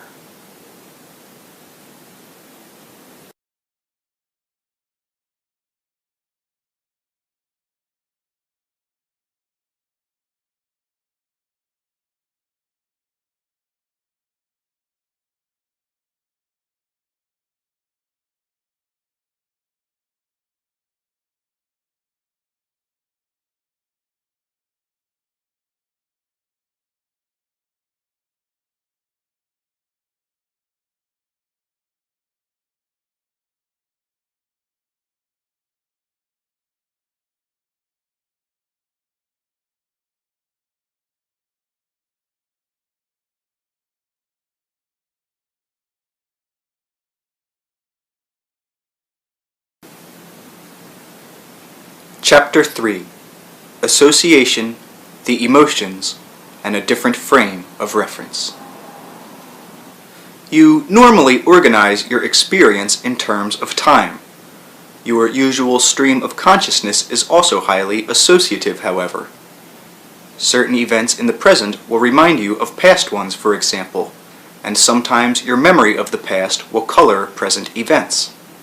Association or no, physically you will remember events in time, with present moments neatly following past ones. The psyche deals largely with associative processes, however, as it organizes events through association. Time as such has little meaning in that framework. Associations are tied together, so to speak, by emotional experience. In a large manner, the emotions defy time. When you are in touch with your psyche, you experience direct knowledge. Direct knowledge is comprehension. When you are dreaming, you are experiencing direct knowledge about yourself or about the world. You are comprehending your own being in a different way. When you are reading a book, you are experiencing indirect knowledge that may or may not lead to comprehension. Comprehension itself exists whether or not you have the words or even the thoughts to express it. You may comprehend the meaning of a dream without understanding it at all in verbal terms. Your ordinary thoughts may falter or slip and slide around your inner comprehensions without ever really coming close to expressing it. Dreams deal with associations and with emotional validities that often do not seem to make sense in the usual world. I said before that no one can easily give you a definition of the psyche. It must be experienced. Since the activities, wisdom, and perception rise largely from another kind of reference, then you must often learn to interpret your encounter with the psyche to your usual self. One of the largest difficulties here is the issue of organization. In regular life, you organize your experience very neatly and push it into accepted patterns or channels, into preconceived ideas and beliefs. You tailor it to fit time sequences. Again, the psyche's organizations follow no such learned predisposition. Its products can appear chaotic simply because they splash over your accepted ideas about what experience is. In Seth Speaks, I tried to describe certain extensions of your own reality in terms that my readers could understand. In The Nature of Personal Reality, I tried to extend the practical boundaries of individual existence as it is usually experienced. I tried to give the readers hints that would increase practical, spiritual, and physical enjoyment and fulfillment in daily life. Those books were dictated by me in a more or less straight narrative style. In Unknown Reality, I went further, showing how the experiences of the psyche splash outward into the daylight, so to speak. Hopefully in that book, through my dictation and through Rupert's and Joseph's experiences, the reader could see the greater dimensions that touch ordinary living and sense the psyche's magic. That book required much more work on Joseph's part, and that additional effort itself was a demonstration that the psyche's events are very difficult to pin down in time. Seemingly, its action goes out in all directions. It may be easier to say, for example, this or that event began at such a time and ended later at such and such a time. As Joseph did his notes, however, it became apparent that some events could hardly be so pinpointed, and indeed seemed to have no beginning or end. Because you tie your experience so directly to time, you rarely allow yourselves any experiences, except in dreams, that seem to defy it. Your ideas about the psyche, therefore, limit your experience of it. Rupert is far more lenient than most of my readers in that regard. Still, he often expects his own rather unorthodox experiences to appear in the kind of orderly garb with which you are all familiar. In our last book session, I gave the title for this chapter, mentioning the emotions and association, and the fact that the psyche must be directly experienced. I have not dictated a book session per se again until this evening. In the meantime, Rupert has been experiencing dimensions of the psyche new to him. It did not occur to him that those experiences had anything to do with this book, or that in acting so spontaneously he was following any kind of inner order. He wanted these pages to follow neatly, one by one. Each of his experiences, however, demonstrates the ways in which the psyche's direct experiences defy your prosaic concepts of time, reality, and the orderly sequence of events. They also served to point up the differences between knowledge and comprehension, and emphasize the importance of desire and of the emotions. In a way, of course, my own experience is divorced from that of my readers. As this information, the Seth material, is sifted through Rupert's experience, you are able to see how it applies to the existence that is quote-unquote presently yours. Rupert's experiences of late are particularly important, in that by implication they run counter to many accepted core beliefs that are generally held. We will use these latest episodes as an opportunity to discuss the presence of knowledge that appears to be quote-unquote supernormal, available but usually untouched. We will further describe the triggers that can make such information practical, or bring it into practical range. First of all, there are several points I want to make. You are born with the inclination toward language. Language is implied in your physical structure. You are born with the inclination to learn and to explore. When you are conceived, there is already a complete pattern for your grown physical body, a pattern that is definite enough to give you the recognizable kind of adult form, while variable enough to allow for literally infinite variations. It would be idiotic of you to say that you were forced to become an adult, however. For one thing, at any given time you could end the process, and many do. In other words, because the pattern for development exists in your terms, this does not mean that each such development is not unique. In your terms again, then at any one Earth time, many such patterns exist. In greater respects, however, all time is simultaneous, and so all such physical patterns exist at once. In the psychic areas, all patterns for knowledge, cultures, civilizations, personal and mass accomplishments, sciences, religions, technologies, and arts exist in the same fashion. The private psyche, the part of you that you do not recognize, is aware of those patterns, even as it is aware of private physical biological patterns about which it forms your image. Certain leanings, inclinations, and probabilities are present then in your biological structure, to be triggered or not according to your purposes and intents. You may personally have the ability to be a fine athlete, for example, yet your inclinations and intents may carry you in a different direction, so that the necessary triggers are not activated. Each individual is gifted in a variety of ways. His or her own desires and beliefs activate certain abilities and ignore others. The human species has built into it all of the knowledge, information, and quote-unquote data that it can possibly need under any and all conditions. This heritage must be triggered psychically, however, as a physical mechanism such as a muscle is triggered through desire or intent. This does not mean that you learn what in larger terms you already know, as for example, if you learn a skill, without the triggering desire, the skill would not be developed. But even when you do learn a skill, you use it in your own unique way. Still, the knowledge of mathematics and the arts is as much within you as your genes are within you. You usually believe that all such information must come from outside of yourself, however. Certainly mathematical formulas are not imprinted in the brain, yet they are inherent in the structure of the brain, and implied within its existence. Your own focus determines the information that is available to you. I will here give you an example. Rupert paints as a hobby.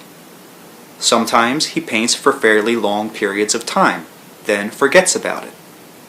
Joseph is an artist. Rupert has been wondering about the contents of the mind, curious as to what information was available to it. The Christmas holidays were approaching. He asked Joseph what he would like for a gift, and Joseph more or less replied, a book on Cézanne. Rupert's love for Joseph, his own purposes, and his growing questions, along with his interest in painting in general, triggered exactly the kind of stimulus that broke through conventional beliefs about time and knowledge. Rupert tuned into Cézanne's quote-unquote worldview. He did not contact Cézanne per se, but Cézanne's comprehension of painting as an art. Rupert is not technically facile enough to follow Cézanne's directions. Joseph is facile enough, but he would not want to follow the vision of another. The information, however, is extremely valuable, and knowledge on any kind of subject is available in just such a manner, but it is attained through desire and through intent. This does not mean that any person spontaneously with no instruction can suddenly become a great artist or writer or scientist. It does mean, however, that the species possesses within itself those inclinations which will flower. It means also that you are limiting the range of your knowledge by not taking advantage of such methods. It does not mean that in your terms all knowledge already exists either, for knowledge automatically becomes individualized as you receive it, and hence new. Your desire automatically attracts the kind of information you require, though you may or may not be aware of it. If you are gifted and want to be a musician, for example, then you may literally learn while you are asleep, tuning in to the world views of other musicians, both alive and dead in your terms. When you are awake, you will receive inner hints, nudges, or inspirations. You may still need to practice, but your practice will be largely in joy and will not take as long as it might others. The reception of such information facilitates skill and operates basically outside of time's sequences. Rupert's Cézanne material therefore comes very quickly, taking a bare portion of the day. Yet its quality is such that professional art critics could learn from it, though some of their productions might take much longer periods of time and result from an extensive conscious knowledge of art, which Rupert almost entirely lacks. The productions of the Psyche by their nature, therefore, burst aside many most cherished beliefs. It seems almost heresy to suppose that such knowledge is available, for then what use is education? Yet education should serve to introduce a student to as many fields of endeavor as possible, so that he or she might recognize those that serve as natural triggers, opening skills or further development. The student will then pick and choose. The Cézanne material was from the past, yet future knowledge is quite as accessible. There are, of course, probable futures from the standpoint of your past. Future information is theoretically available there, just as the body's quote-unquote future pattern of development was at your birth, and that certainly was practical. Now, there are then other ways of receiving information than those you take for granted. There are other kinds of knowledge also. These deal with organizations with which you are generally not familiar. It is not merely a matter of learning new methods to acquire knowledge then, but a situation in which old methods must be momentarily set aside, along with the type of knowledge that is associated with them. It is not a matter either of there simply being one other category of knowledge, for there are numerous other such categories, many of them biologically within your reach. Various so-called esoteric traditions provide certain methods that allow an individual to set aside accepted modes of perception and offer patterns that may be used as containers for these other kinds of knowledge. Even these containers must necessarily shape the information received, however. Some such methods are very advantageous, yet they have also become too rigid and autocratic, allowing little room for deviation. Dogmas are then set up about them, so that only a certain body of data is considered acceptable. The systems no longer have the flexibility that first gave them birth. The kind of knowledge upon which you depend needs verbalization. It is very difficult for you to consider the accumulation of any kind of knowledge without the use of language as you understand it. Even your remembered dreams are often verbalized constructs. You may also use images, but these are familiar images, born of the educated and hence prejudiced physical perceptions. Those remembered dreams have meaning and are very valuable, but they are already organized for you to some extent, and put into a shape that you can somewhat recognize. Beneath those levels, however, you comprehend events in an entirely different fashion. These whole comprehensions are then packaged even in the dream state and translated into usual sense terms.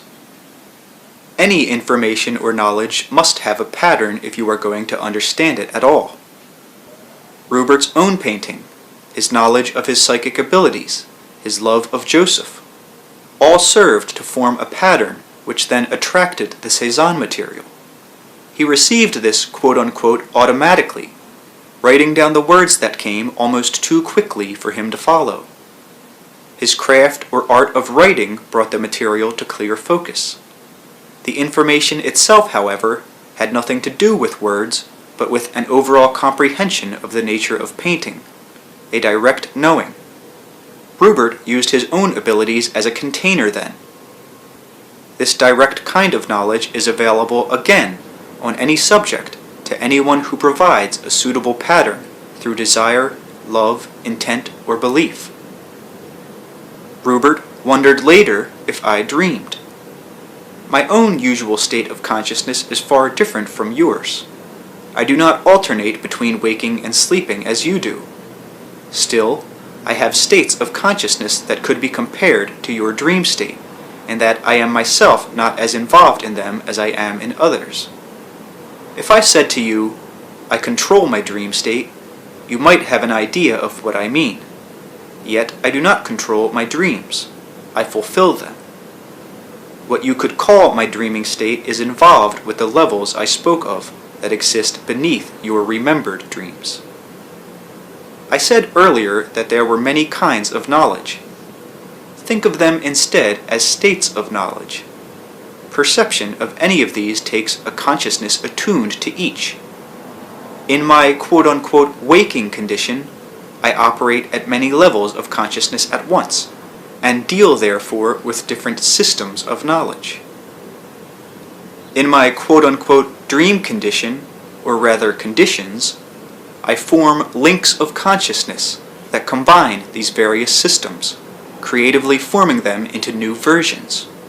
Quote-unquote waking, again, I become consciously aware of those activities, and use them to add to the dimensions of my usual state, creatively expanding my experience of reality. What I learn is transmitted automatically to others like me, and their knowledge is transmitted to me. We are each consciously aware of these transmissions. In the terms usually familiar to you, you think of quote-unquote the conscious mind. In those terms, there are many conscious minds. You are so prejudiced, however, that you ignore information that you have been taught cannot be conscious. All of your experience, therefore, is organized according to your beliefs. It is much more natural to remember your dreams than not to remember them.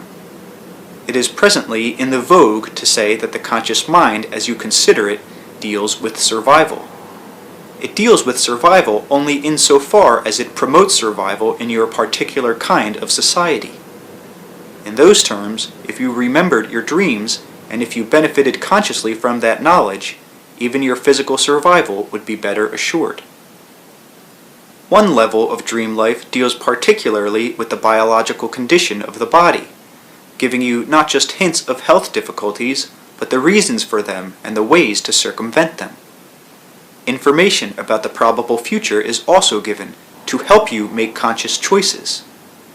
You have taught yourselves that you cannot be conscious in your dreams, however, because you interpret the word quote-unquote conscious so that it indicates only your own prejudiced concept. As a result, You do not have any culturally acceptable patterns that allow you to use your dreams competently. Trance states, daydreaming, hypnotism. These give you some hint of the various differences that can occur from the standpoint of waking consciousness. In each, reality appears in another fashion, and for that matter, different rules apply. In the dream state, far greater variations occur. The key to the dream state, however, lies in the waking one as far as you are concerned. You must change your ideas about dreaming, alter your concepts about it, before you can begin to explore it. Otherwise, your own waking prejudice will close the door. As it is, you express very little of your entire personhood. My remark has nothing to do with your accepted concepts of the unconscious portions of the self. Your ideas of the unconscious are so linked to your limited ideas of personhood as to be meaningless in this discussion.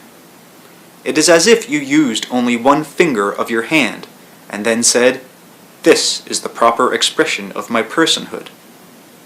It is not just that there are other functions of the mind unused, but that in those terms you have other minds.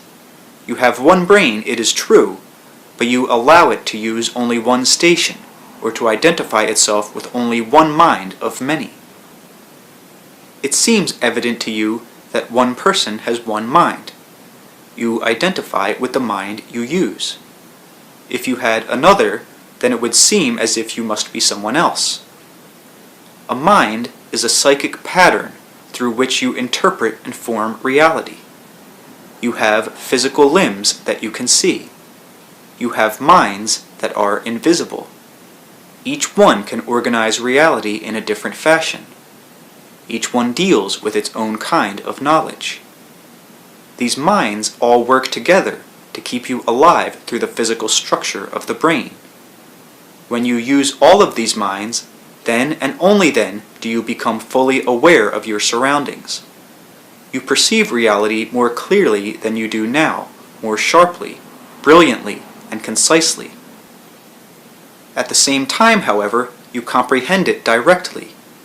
You comprehend what it is apart from your physical perception of it. You accept as yourself those other states of consciousness native to your other minds. You achieve true personhood. In terms of history, some ancient races achieved such goals, but in your terms, so long ago that you cannot find evidence of their knowledge. Throughout the centuries, various individuals have come close, yet had no vehicle of expression that would have enabled the members of the species to understand. They possessed methods, but the methods presupposed or necessitated a knowledge that others did not possess.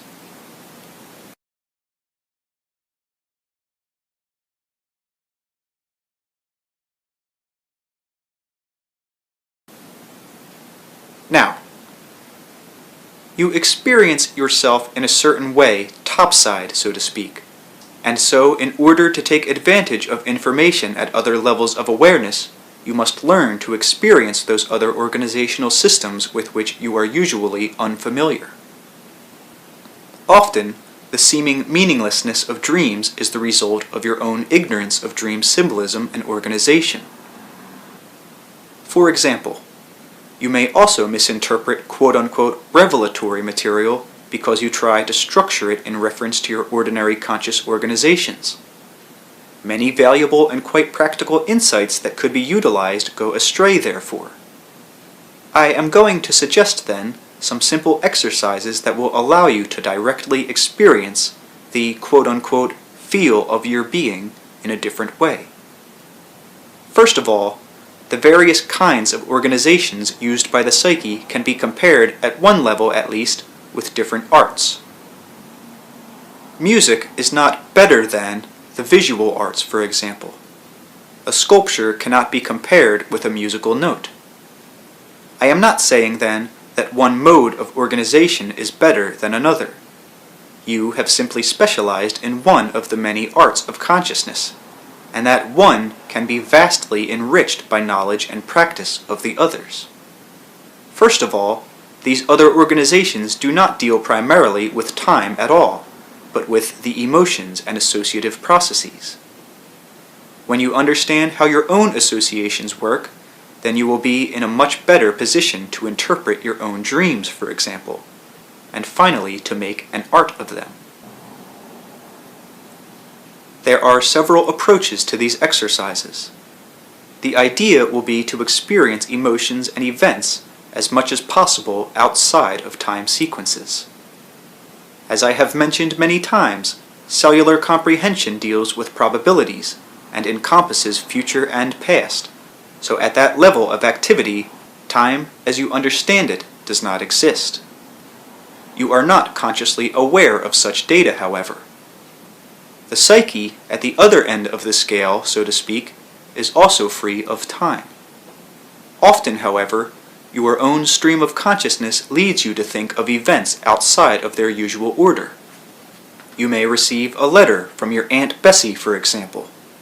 In a matter of moments, it may trigger you to think of events in your childhood, so that many mental images fly through your mind. You might wonder if your aunt will take an anticipated journey to Europe next year, and that thought might give birth to images of an imagined future. All of these thoughts and images will be colored by the emotions that are connected to the letter, and to all of the events with which you and your aunt have been involved. The next time you find yourself in the middle of a like experience, with associations flowing freely, then become more aware of what you are doing. Try to sense the mobility involved. You will see that the events will not necessarily be structured according to usual time, but according to emotional content. Thoughts of your own next birthday, for instance, may instantly lead you to think of past ones, or a series of birthday pictures may come to mind of your own 12th birthday, your 3rd, your 7th, in an order uniquely your own. The order will be determined by emotional associations, the same kind followed by the dreaming self. What did you wear to work 3 days ago? What did you have for breakfast a week ago? Who sat next to you in kindergarten? What frightened you last? Are you afraid of sleep? Did your parents beat you? What did you do just after lunch yesterday? What color shoes did you wear 3 days ago? You remember only significant events or details. Your emotions trigger your memories, and they organize your associations.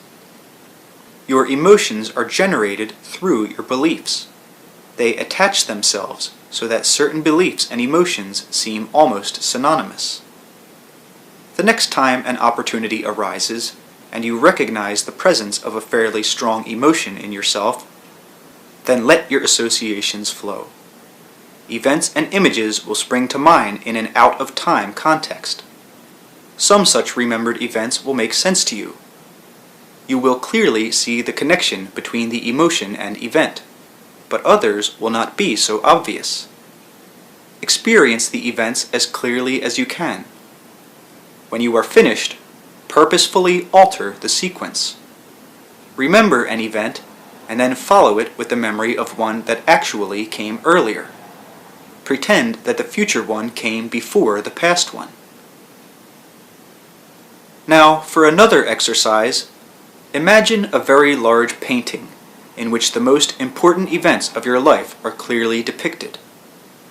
First of all, see them as a series of scenes, arranged in small squares to be viewed as you would, say, a comic book page. The events must be of significance to you. If school graduation meant nothing, for example, do not paint it in. Have the pictures begin at the upper left-hand corner, ending finally at the lower right-hand corner. Then, completely switch the sequence, so that the earliest events are at the lower right-hand corner. When you have done this, ask yourself which scene evokes the strongest emotional response. Tell yourself that it will become larger and larger. Then, mentally watch its size change. Certain dynamics are involved here, so that such a scene will also attract elements from other scenes. Allow those other scenes to break up then. The main picture will attract elements from all of the others, until you end up with an entirely different picture. one made up of many of the smaller scenes, but united in an entirely new fashion.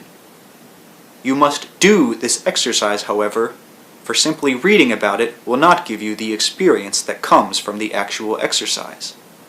Do it many times. Now, consciously construct a dream. Tell yourself you are going to do so, and begin with the first thought or image that comes to mind. When you are finished with your daydream, then use free association to interpret it to yourself. Some of you will meet with some resistance in these exercises. You will enjoy reading about them, but you will find all kinds of excuses that prevent you from trying them yourself.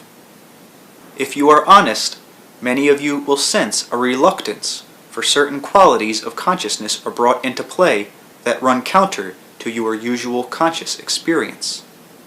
You might feel as if you are crossing your wires, so to speak, or stretching vaguely sensed psychic muscles.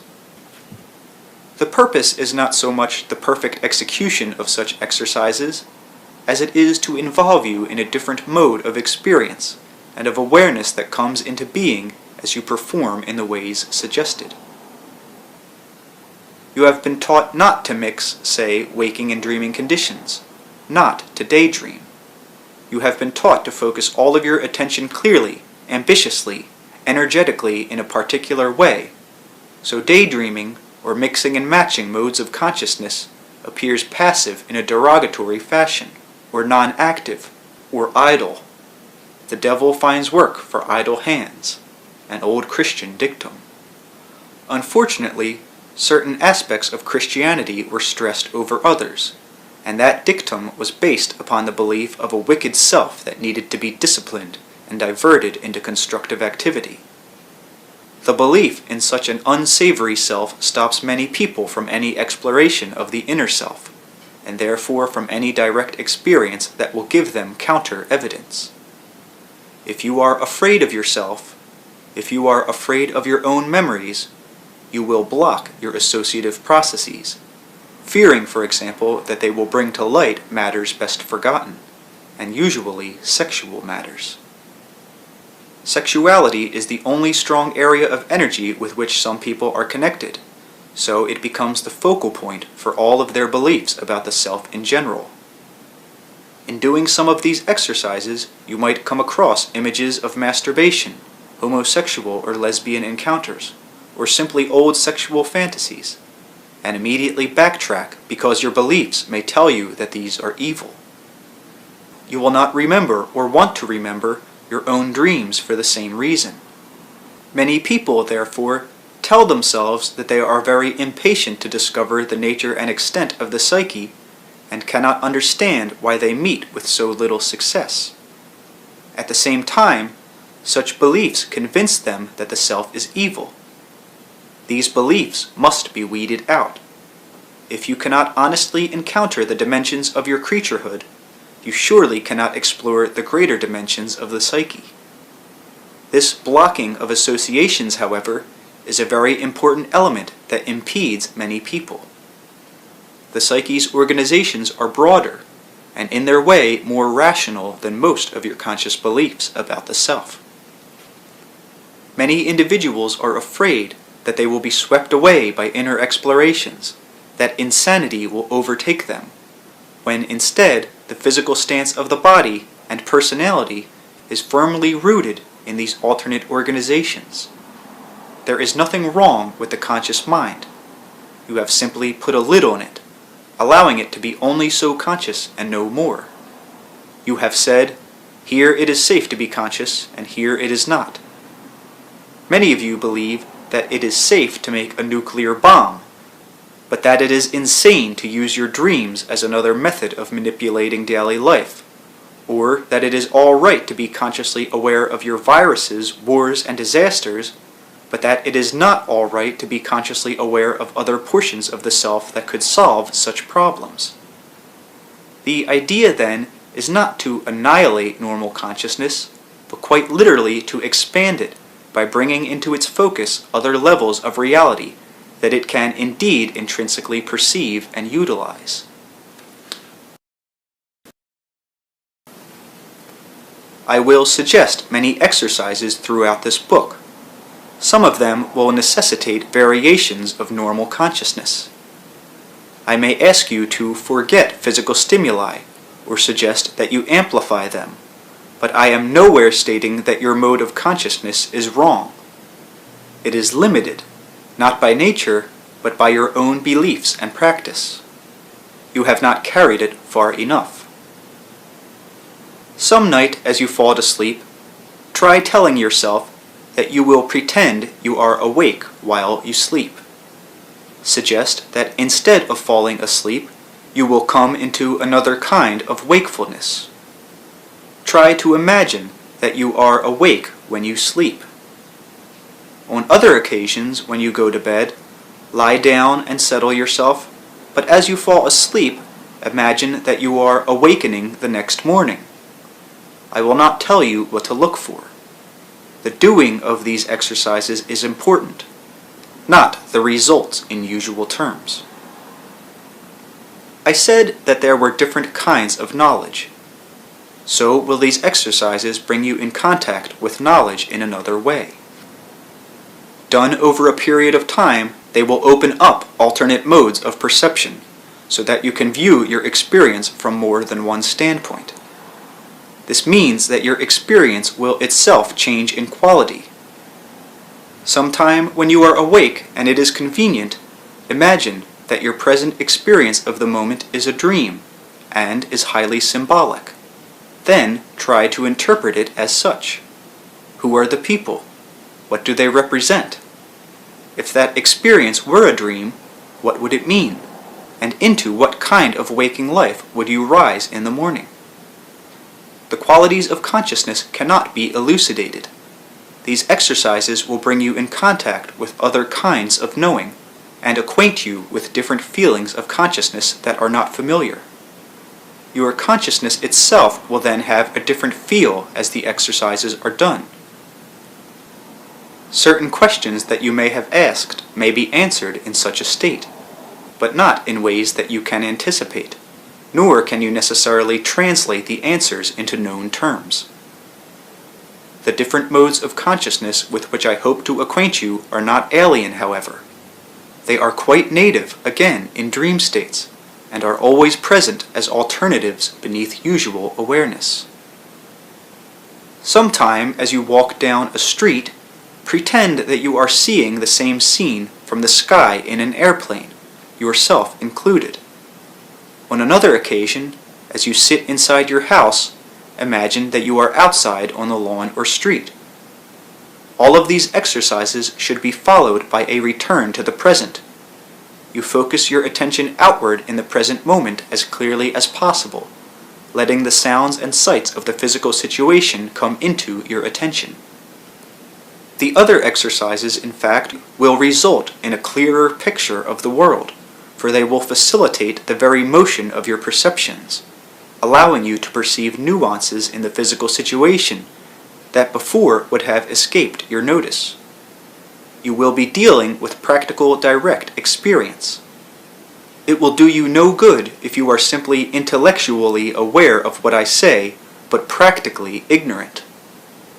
Therefore, the exercises will be important because they will offer you evidence of your own greater perceptive abilities.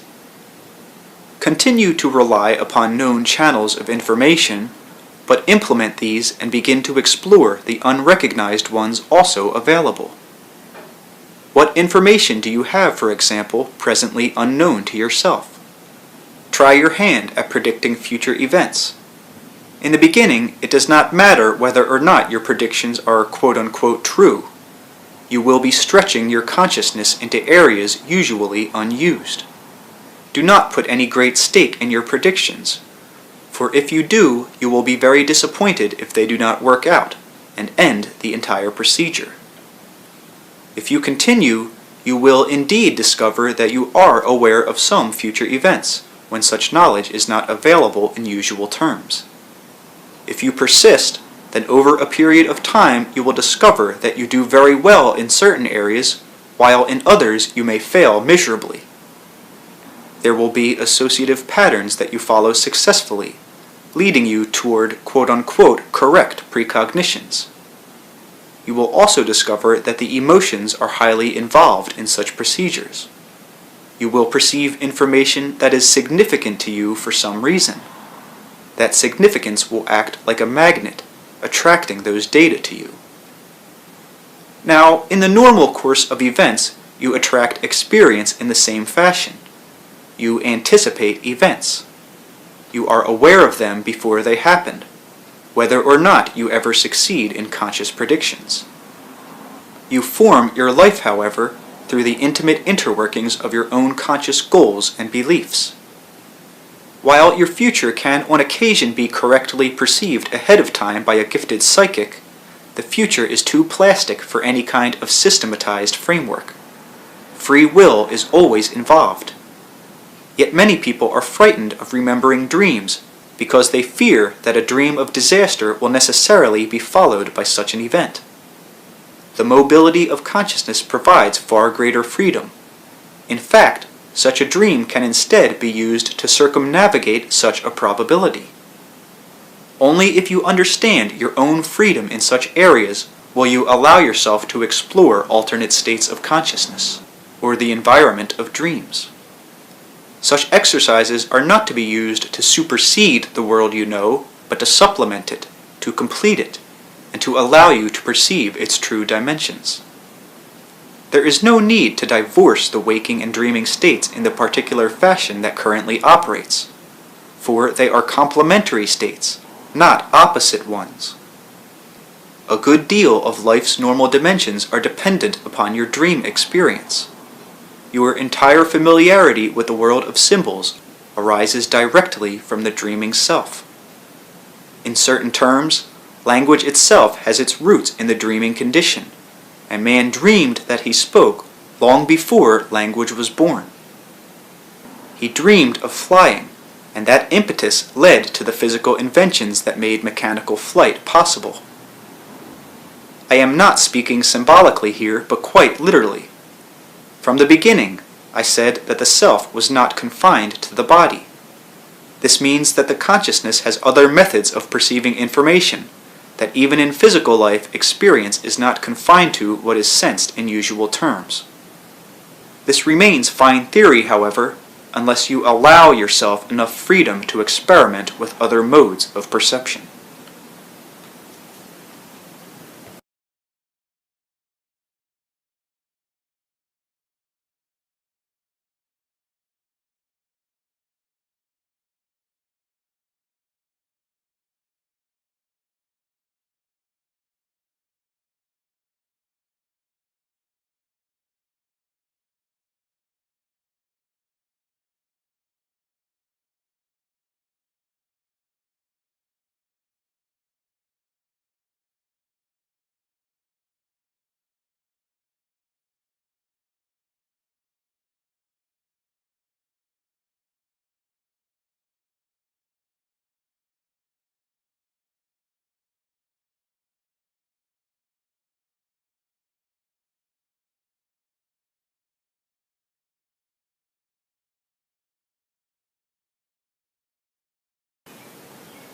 Chapter 4. The Psyche in Relationship to Sexual Elements. The He and She. The She and He. Now, distorted ideas about sexuality prevent many people from attaining any close connection with the inner experience that continually stirs beneath ordinary consciousness. It is a good idea, then, to look at the psyche and its relationship to sexual identity. The psyche is not male or female. In your system of beliefs, however, it is often identified as feminine, along with the artistic productions that emerge from its creativity. In that context, the day hours and waking consciousness are thought of as masculine, along with the sun, while the nighttime, the moon, and the dreaming consciousness are considered feminine or passive. In the same manner, aggression is usually understood to be violent, assertive action, male-oriented, while female elements are identified in terms of the nurturing principle. Physically speaking, you would have no males or females unless you first had individuals. You are each individuals first of all then. After this, you are individuals of a specific sex, biologically speaking. The particular kind of focus that you have is responsible for the great significance you place upon male and female.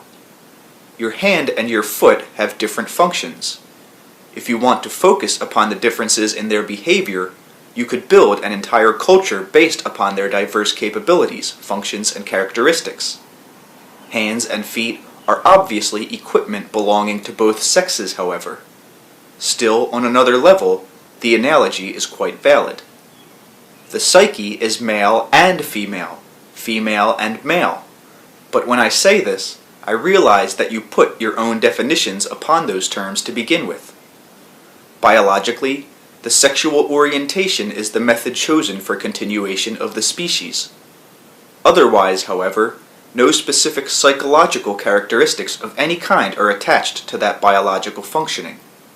I am quite aware that in your experience, definite physical and psychological differences do exist.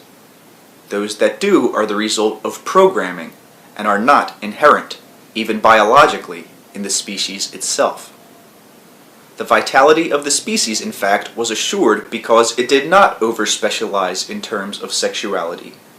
There was no fixed mating period, for example. Instead, the species could reproduce freely, so that in the event of a catastrophe of any kind, it would not be so tied into rigid patterns that it might result in extinction. The challenges and problems of the species were different from those of others. It needed additional safeguards. The more flexible mating pattern was one. With this came a greater diversity in individual characteristics and behavior, so that no individual was bound to a strictly biological role. If that were true, the species never would have been concerned beyond the issues of physical survival, and such is not the case. The species could have survived quite well physically without philosophy, the arts, politics, religion, or even structured language. It could have followed completely different paths, those tied strictly to biological orientation. There would have been no question of men performing so-called feminine tasks, or of women performing so-called masculine tasks, for there no leeway for that kind of individual action would have existed. For that matter, there is far greater leeway in the behavior of animals than you understand, for you interpret animal behavior according to your own beliefs. You interpret the past history of your species in the same manner. It seems to you that the female always tended to the offspring, for example, nursing them, that she was forced to remain close to home while the man fought off enemies or hunted for food.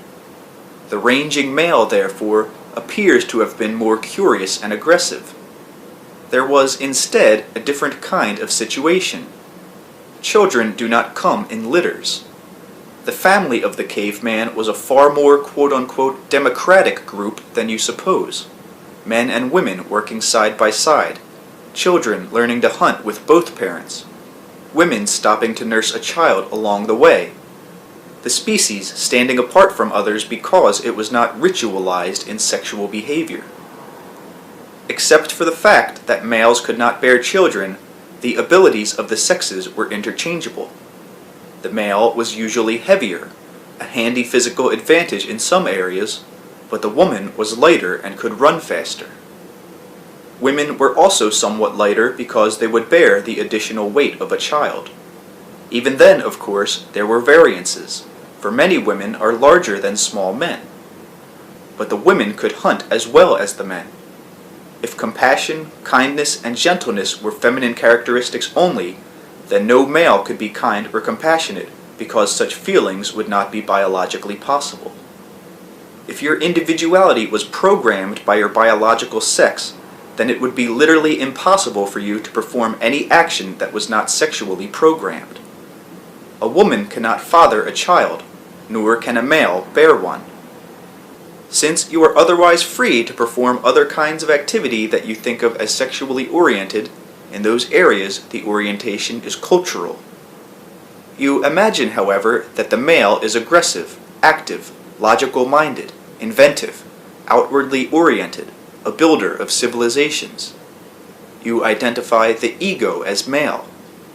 The unconscious therefore seems to be female, and the feminine characteristics are usually given as passive, intuitive, nurturing, creative, uninventive, concerned with preserving the status quo, disliking change.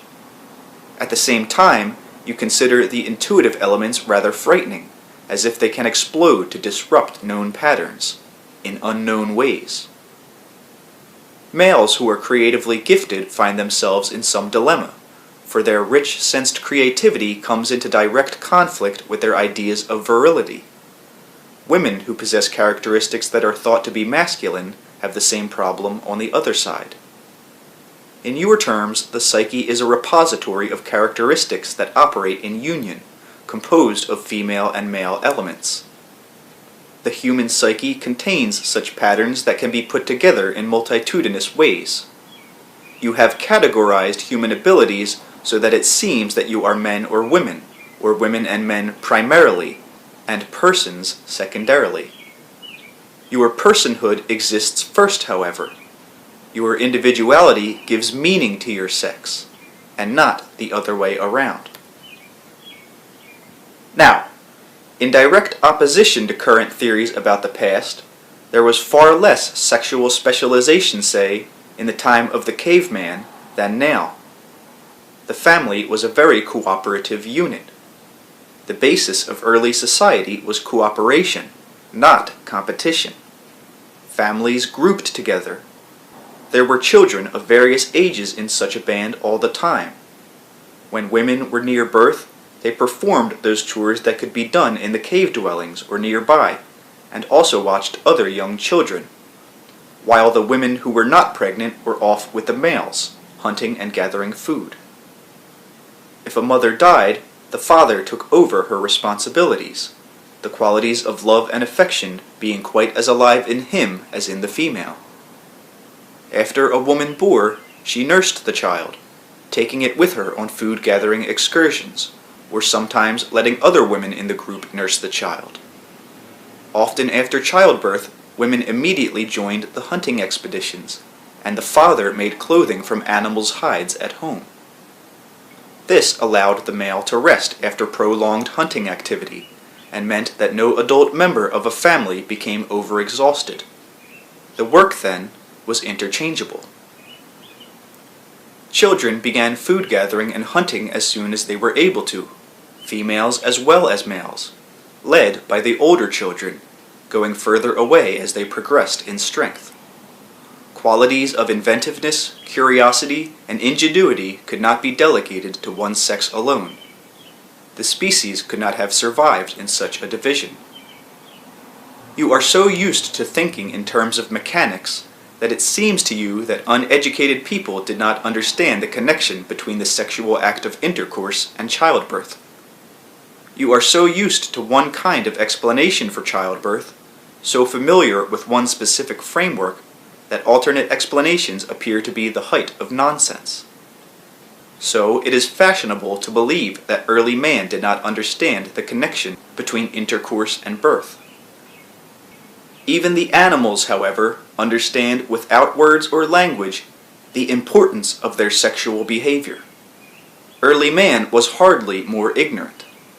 The male knew what he was doing even without textbooks that outlined the entire procedure. The female understood the connections between the child born and the sexual act. It is the height of idiocy to imagine that because of the time taken in pregnancy, the female could not understand the child's origin in intercourse. The body's knowledge did not need a complicated language. For that matter, your literal interpretation of childbirth is by some standards a highly limited one. In your terms, it is technically correct. But a child born to two parents is also an offspring of the earth, its tissues as surely a part of the earth as any tree or flower or burst of ocean spray. A human child, true, but an offspring in which the entire history of the earth is involved. A new creation arising not just from two parents, but from the entire gestalt of nature from which the parents themselves once emerged. a private yet public affair in which the physical elements of the earth become individualized, in which Psyche and earth cooperate in a birth that is human and, in other terms, divine.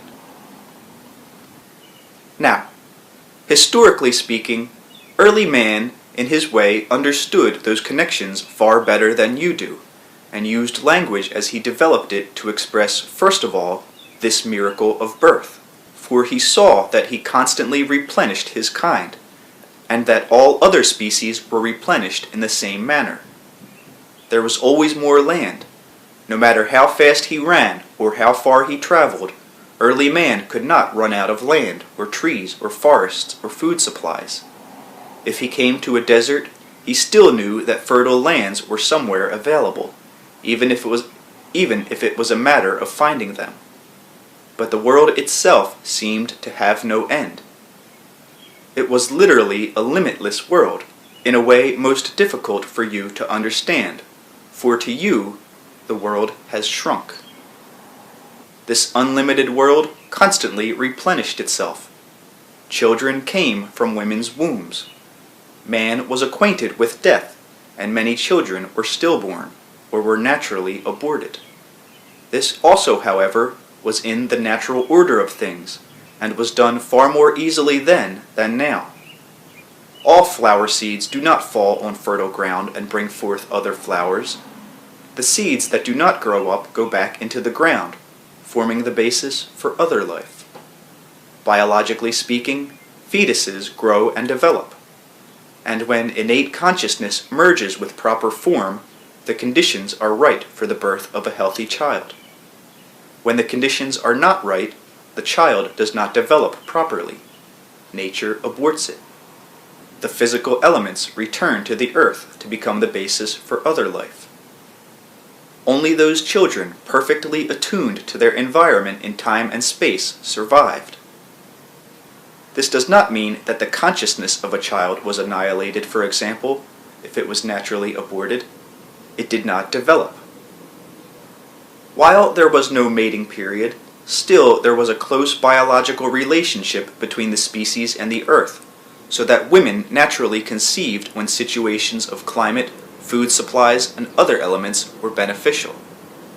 Biologically, the species knew ahead of time when droughts would appear, for example, and it automatically altered its rate of conception to compensate. Left alone, animal species do the same thing. In broad terms, early man was struck by the fact that all things seemed to reproduce themselves, and it was this fact that first caught his attention. Later, he used what you think of as myths to explain this abundance. Yet those myths contained a kind of knowledge that escapes your literal specific interpretations of sexual events. Such knowledge resides in the psyche, however.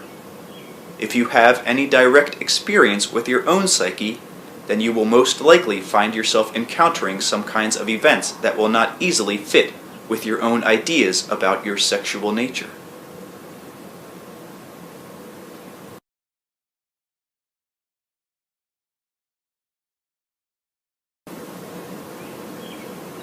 Your beliefs about sexuality, and hence your experience with it, makes you consider it in a very limiting light.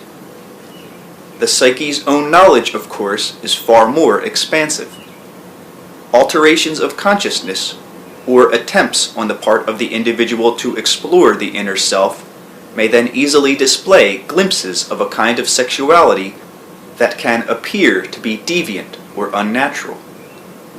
Even when social scientists or biologists explore human sexuality, they do so from the framework of sexuality as it appears in your world. There are quite natural sexual variations, even involving reproduction, that are not now apparent in human behavior in any culture. These variations appear in your world on only fairly microscopic levels, or in the behavior of other species than your own. When racial conditions require it, it is quite possible for an individual to both father and mother a child. In such cases, what you would call complete spontaneous sexual reverses or transformations would occur. Such processes are quite possible at microscopic levels, and inherent in the cellular structure. Even in your world, currently speaking, some individuals known as women could father their own children. Some individuals known as men could give birth to a child fathered by the same person. Could. The abilities are there. The male-female, female-male orientation is not nearly as separate as it appears to be in your present experience. It is not nearly as tied to psychological characteristics as you suppose. Nor is it inherently focused in the particular age period in which it now shows itself. Puberty arrives, so to speak, but the time of its arrival varies according to the needs of the species, its conditions and beliefs. You are an individual for life. You operate as a reproducing individual, generally speaking, for only a portion of that time. During that period, many elements come into play and are meant to make the process attractive to the individuals involved, and to their tribes, societies, or civilizations. A relatively strong, quote-unquote, sexual identification is important under those circumstances, but an over-identification with them, before or afterward, can lead to stereotyped behavior, in which the greater needs and abilities of the individual are not allowed fulfillment. All of this becomes very complicated because of your value judgments, which oftentimes seem to lack, if you will forgive me, all natural common sense. You cannot separate biology from your own belief systems. The interplay is too vital. If each act of intercourse were meant to produce a child, you would have overrun the planet before you began. Sexual activity is therefore also meant as enjoyment, as an expression of pure exuberance. A woman will often feel her most sexually active in the midst of the menstrual period, precisely when conception is least apt to occur. All kinds of taboos against sexual relationships have been applied here, particularly in so-called native cultures. In those cultures, such taboos make good sense. Some people, building up the human stock, intuitively know that the population would be increased if relations were restricted to periods when conception was most likely to occur. The blood was an obvious sign that the woman at her period was relatively, quote-unquote, barren. Her abundance was gone. It seemed to their minds that she was indeed, quote-unquote, cursed during that time. I have spoken before about the growth of what you call ego consciousness, which, let me reiterate, has its own unique rewards. That psychological orientation will lead the species to another, equally unique kind of consciousness. When the process began, however, the deep power of nature had to be, quote-unquote, controlled, so that the growing consciousness could see itself as apart from this natural source. Yet children, so necessary to the species, continued to spring from women's wombs. Therefore, the natural source was most flagrant, observable, and undeniable. For that reason, the species, and not the male alone, placed so many taboos about female behavior and sexuality. In quote-unquote subduing its own female elements, the species tried to gain some psychological distance from the great natural source from which it was, for its own reasons, trying to emerge.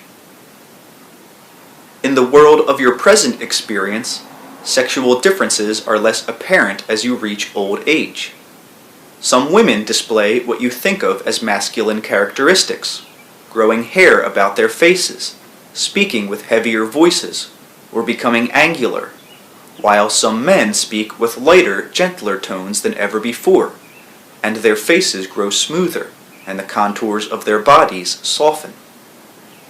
Before puberty, there is the same kind of seeming ambiguity.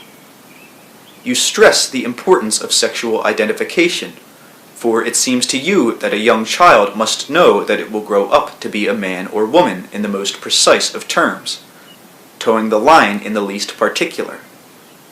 The slightest deviation is looked upon with dismay, so that personal identity and worth are completely tied into identification with femaleness or maleness.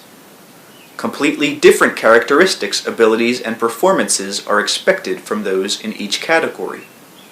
A male who does not feel himself fully male, therefore, does not trust his identity as a person. A woman doubtful of her complete femininity in the same manner does not trust the integrity of her personhood.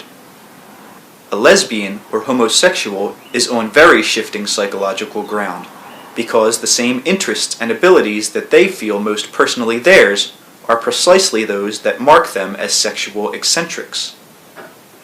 These are simple enough examples, but the man who possesses interests considered feminine by your culture, who naturally wants to enter fields of interest considered womanly, experiences drastic conflicts between his sense of personhood and identity, and his sexuality as it is culturally defined. The same, of course, applies to women. Because of your exaggerated focus, you therefore become relatively blind to other aspects of quote-unquote sexuality. First of all, sexuality per se does not necessarily lead to intercourse. It can lead to acts that do not produce children. What you think of as lesbian or homosexual activity is quite natural sexual expression, biologically and psychologically. In more quote-unquote ideal environments, such activity would flourish to some extent, particularly before and after prime reproductive years. For those literal-minded readers, this does not mean that such activity would predominate at such times. It does mean that not all sexual activity is meant to end in childbirth, which is a biological impossibility, and would represent planetary catastrophe. So the species is blessed, if you will, with many avenues for sexual expression. The strong focus that now predominates does inhibit the formation of certain kinds of friendships that would not necessarily at all result in sexual activity. Lesbianism and homosexuality, as they are currently experienced, also represent exaggerated versions of natural inclinations, even as your experienced version of heterosexuality is exaggerated. Now, the so-called battle of the sexes, with its ramifications, is not quote-unquote natural, nor in that context is fighting between members of the same sex. Even in the animal kingdom, for example, males do not fight to the death over the females when they are in their natural state. I will clear up my meaning of the word quote-unquote natural later. However, when you examine animal behavior, even in its most natural-seeming environment, for instance, you are not observing the basic behavior patterns of such creatures, because those relatively isolated areas exist in your world. Quite simply, you cannot have 1 or 2 or 20 officially designated natural regions in which you observe animal activity and expect to find anything more than the current adaptations of those creatures, an adaptation that is superimposed upon their quote-unquote natural reactions. The balance of resources, animal travel patterns, migrations, weather conditions, all of these must be taken into consideration. Such isolated observation areas merely present you with a distorted picture of natural behavior, because the animals are also imprisoned within them. Civilization binds them round. Other animals are kept out. The hunted and the prey are highly regulated. All areas of animal behavior alter to fit the circumstances as much as possible, and this includes sexual activity. To some extent, the animals have been conditioned to the changing world. Now, man is obviously part of nature, so you may say, but those changes wrought by him are natural. When he studies such animal behavior, however, and sometimes uses the sexual patterns of the animals to make certain points about human sexuality, then man does not take this into consideration, but speaks as if the present observed animal behavior is the indication of a prime or basic nature inherent in their biology. It is not natural, then, for men to fight over women.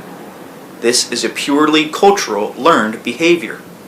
In terms of history as you understand it, the species could not withstand such misapplied energy.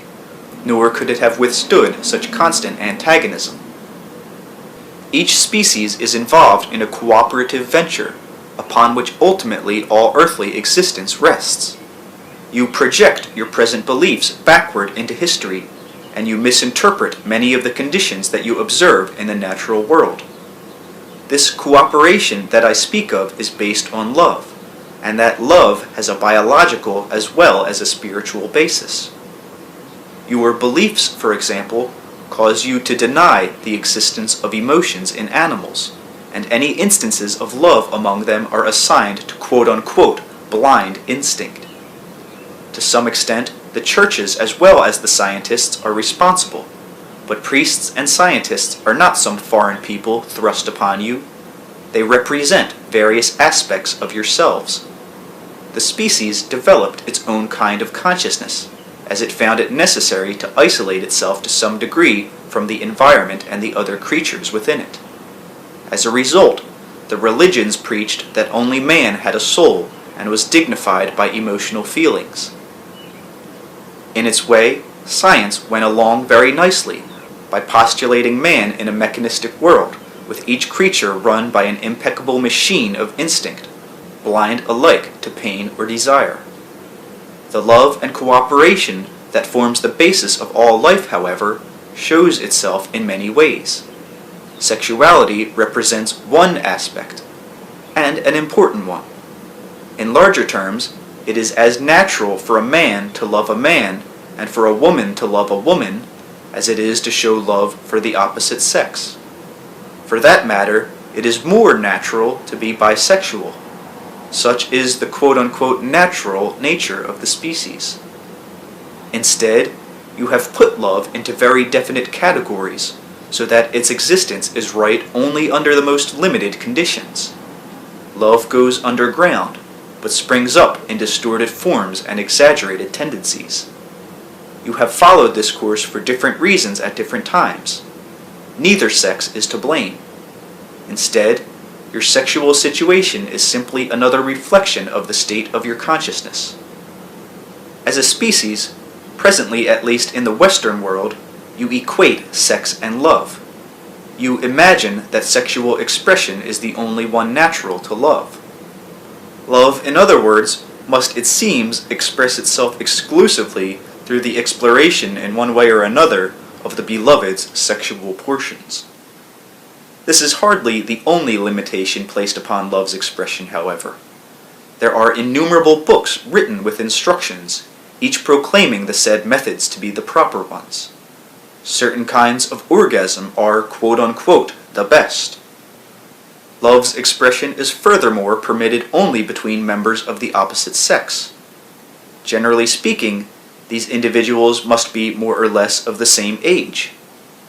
There are other taboos involving racial restrictions or cultural, social, and economic ones. If this were not enough, large segments of the population believe that sex is wrong to begin with, a spiritual debasement, allowed by God only so that the species can continue.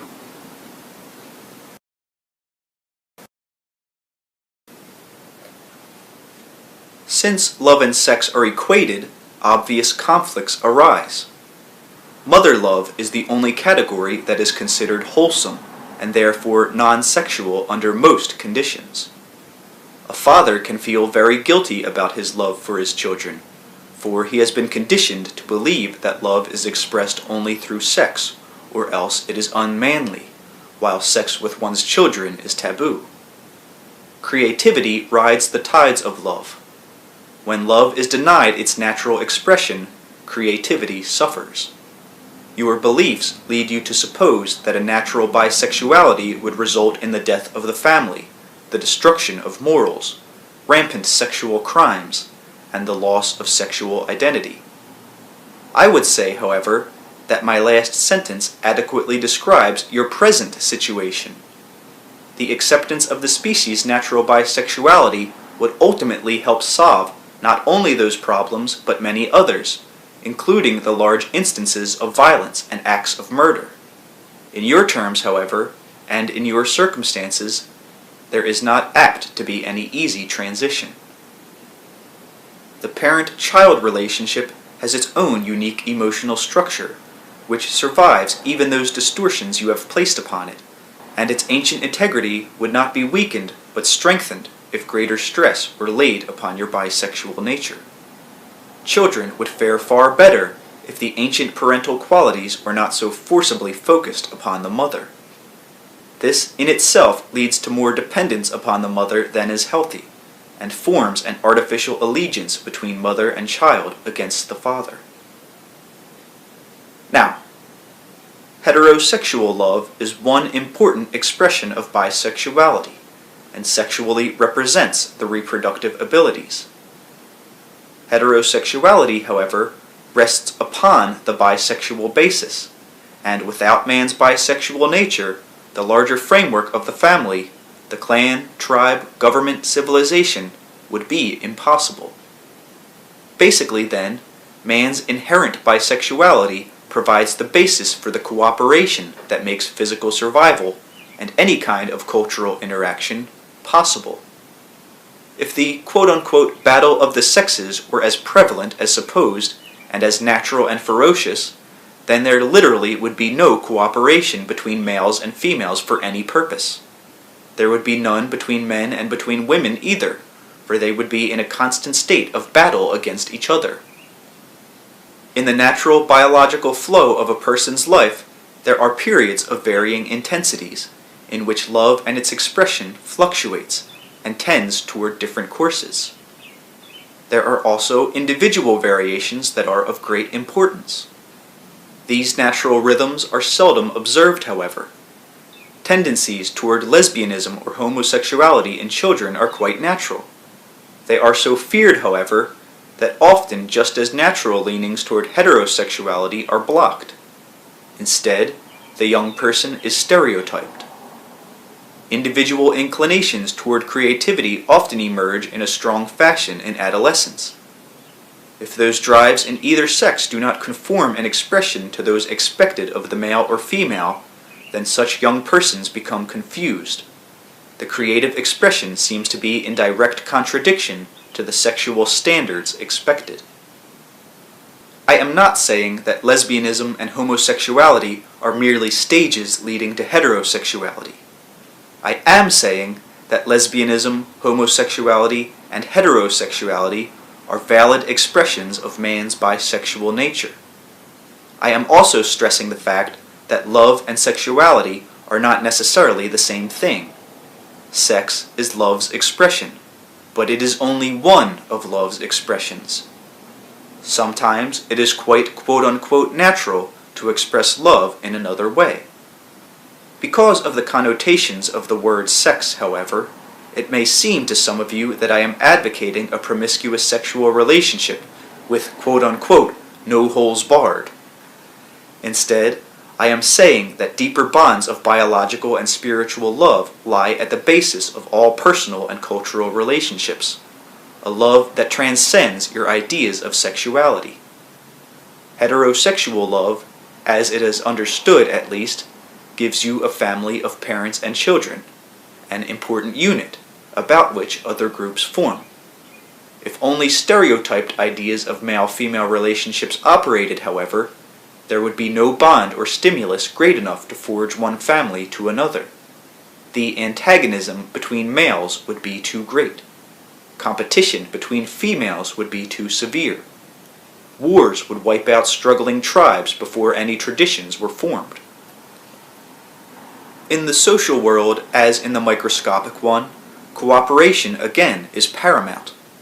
Only a basic bisexuality could give the species the leeway necessary and prevent stereotyped behavior of a kind that would hamper creativity and social commerce.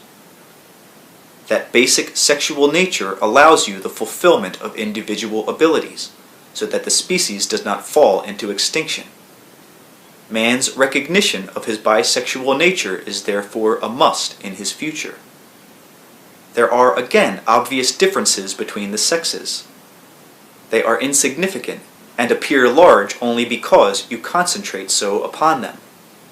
The great human qualities of love, strength, compassion, intellect, and imagination do not belong to one sex or the other. Only an understanding of this inherent bisexual nature will release those qualities in each individual, regardless of sex. Those same abilities are natural characteristics of people in each race, of course. Yet you have consistently made the same kind of distinctions in racial terms as you have in sexual ones, so that certain races appear as feminine or masculine to you. You project your sexual beliefs outward upon the nations then, and often the terminology of the nations and of wars is the same as that used to describe sex. You speak, for example, of domination and submission, of the master and the slave, of the rape of a nation, terms used in war and sex alike. Male and female are each members of the human race, or species if you prefer, so these divisions were made in the species itself, by itself. They are the result of distinctions arising again as the species experimented with its line of consciousness, and brought into being the appearance of separation between itself and the rest of the natural world. Your identity is simply not dependent upon your psychological or biological sexuality. Your sexual characteristics represent a portion of your personhood. They provide vital areas of expression and focal points about which to group experience. Your sexual qualities are a part of your nature, but they do not define it. Your beliefs so structure your experience individually and en masse, however, that evidential material contrary to those ideas shows itself but seldom, or in distorted or exaggerated form. It is quite natural, biologically and psychologically, to operate in certain fashions that are not acceptable in your society, and that seem to run counter to your picture of mankind's history. In terms of your definitions, then, it is quite natural for some people to behave as males sexually and as females psychologically. It is quite quote-unquote natural for others to operate in a reverse fashion.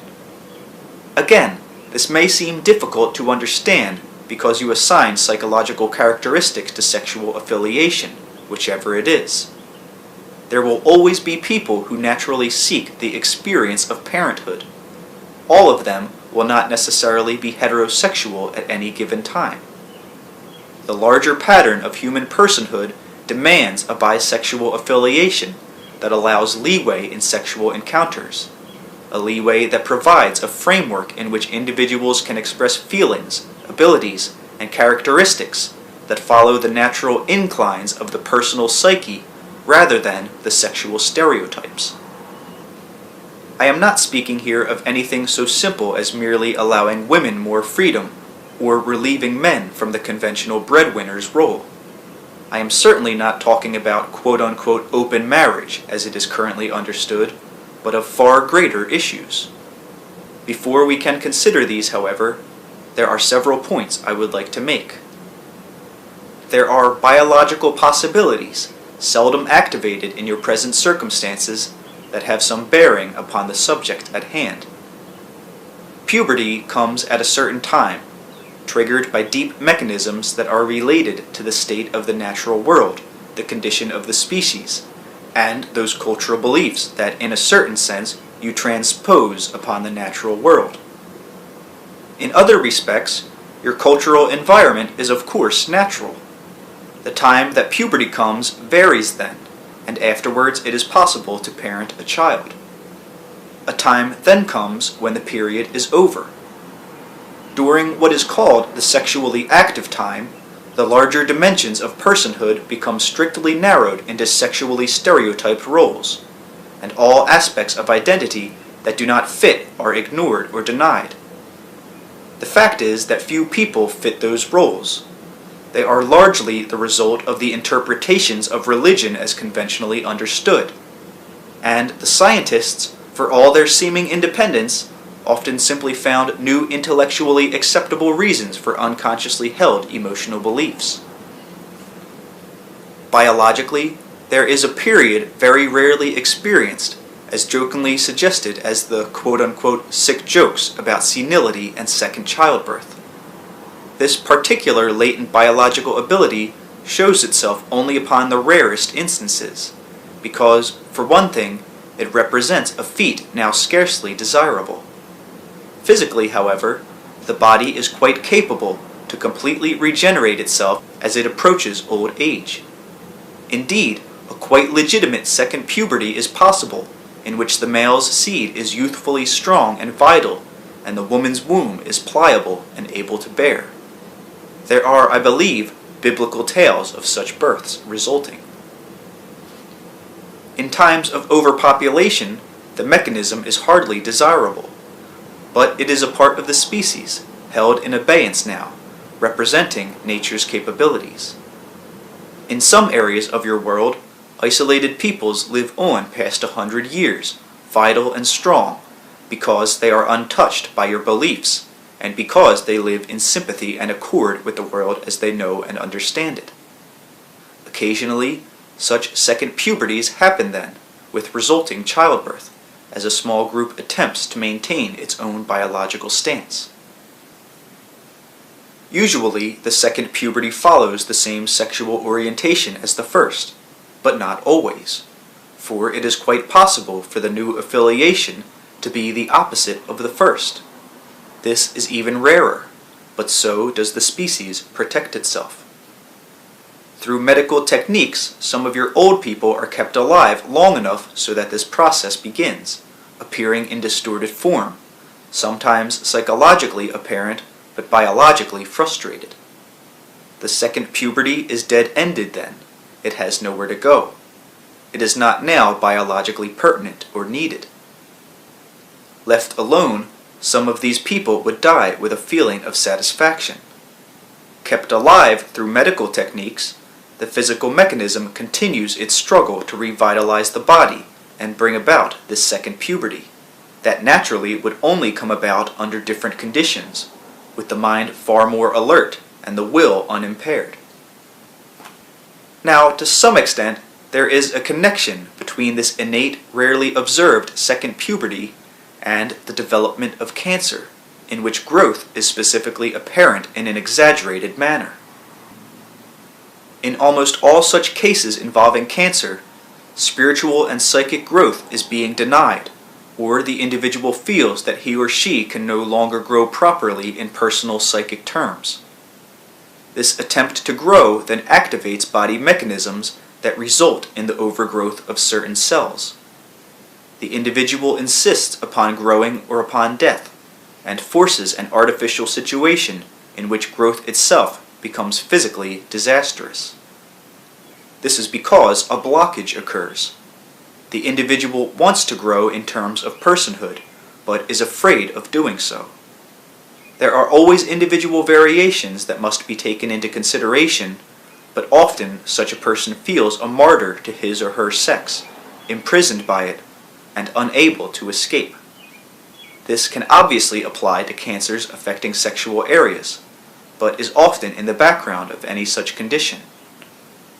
Energy is being blocked because of problems that began, in your terms, with sexual questions in puberty. Energy is experienced as sexual.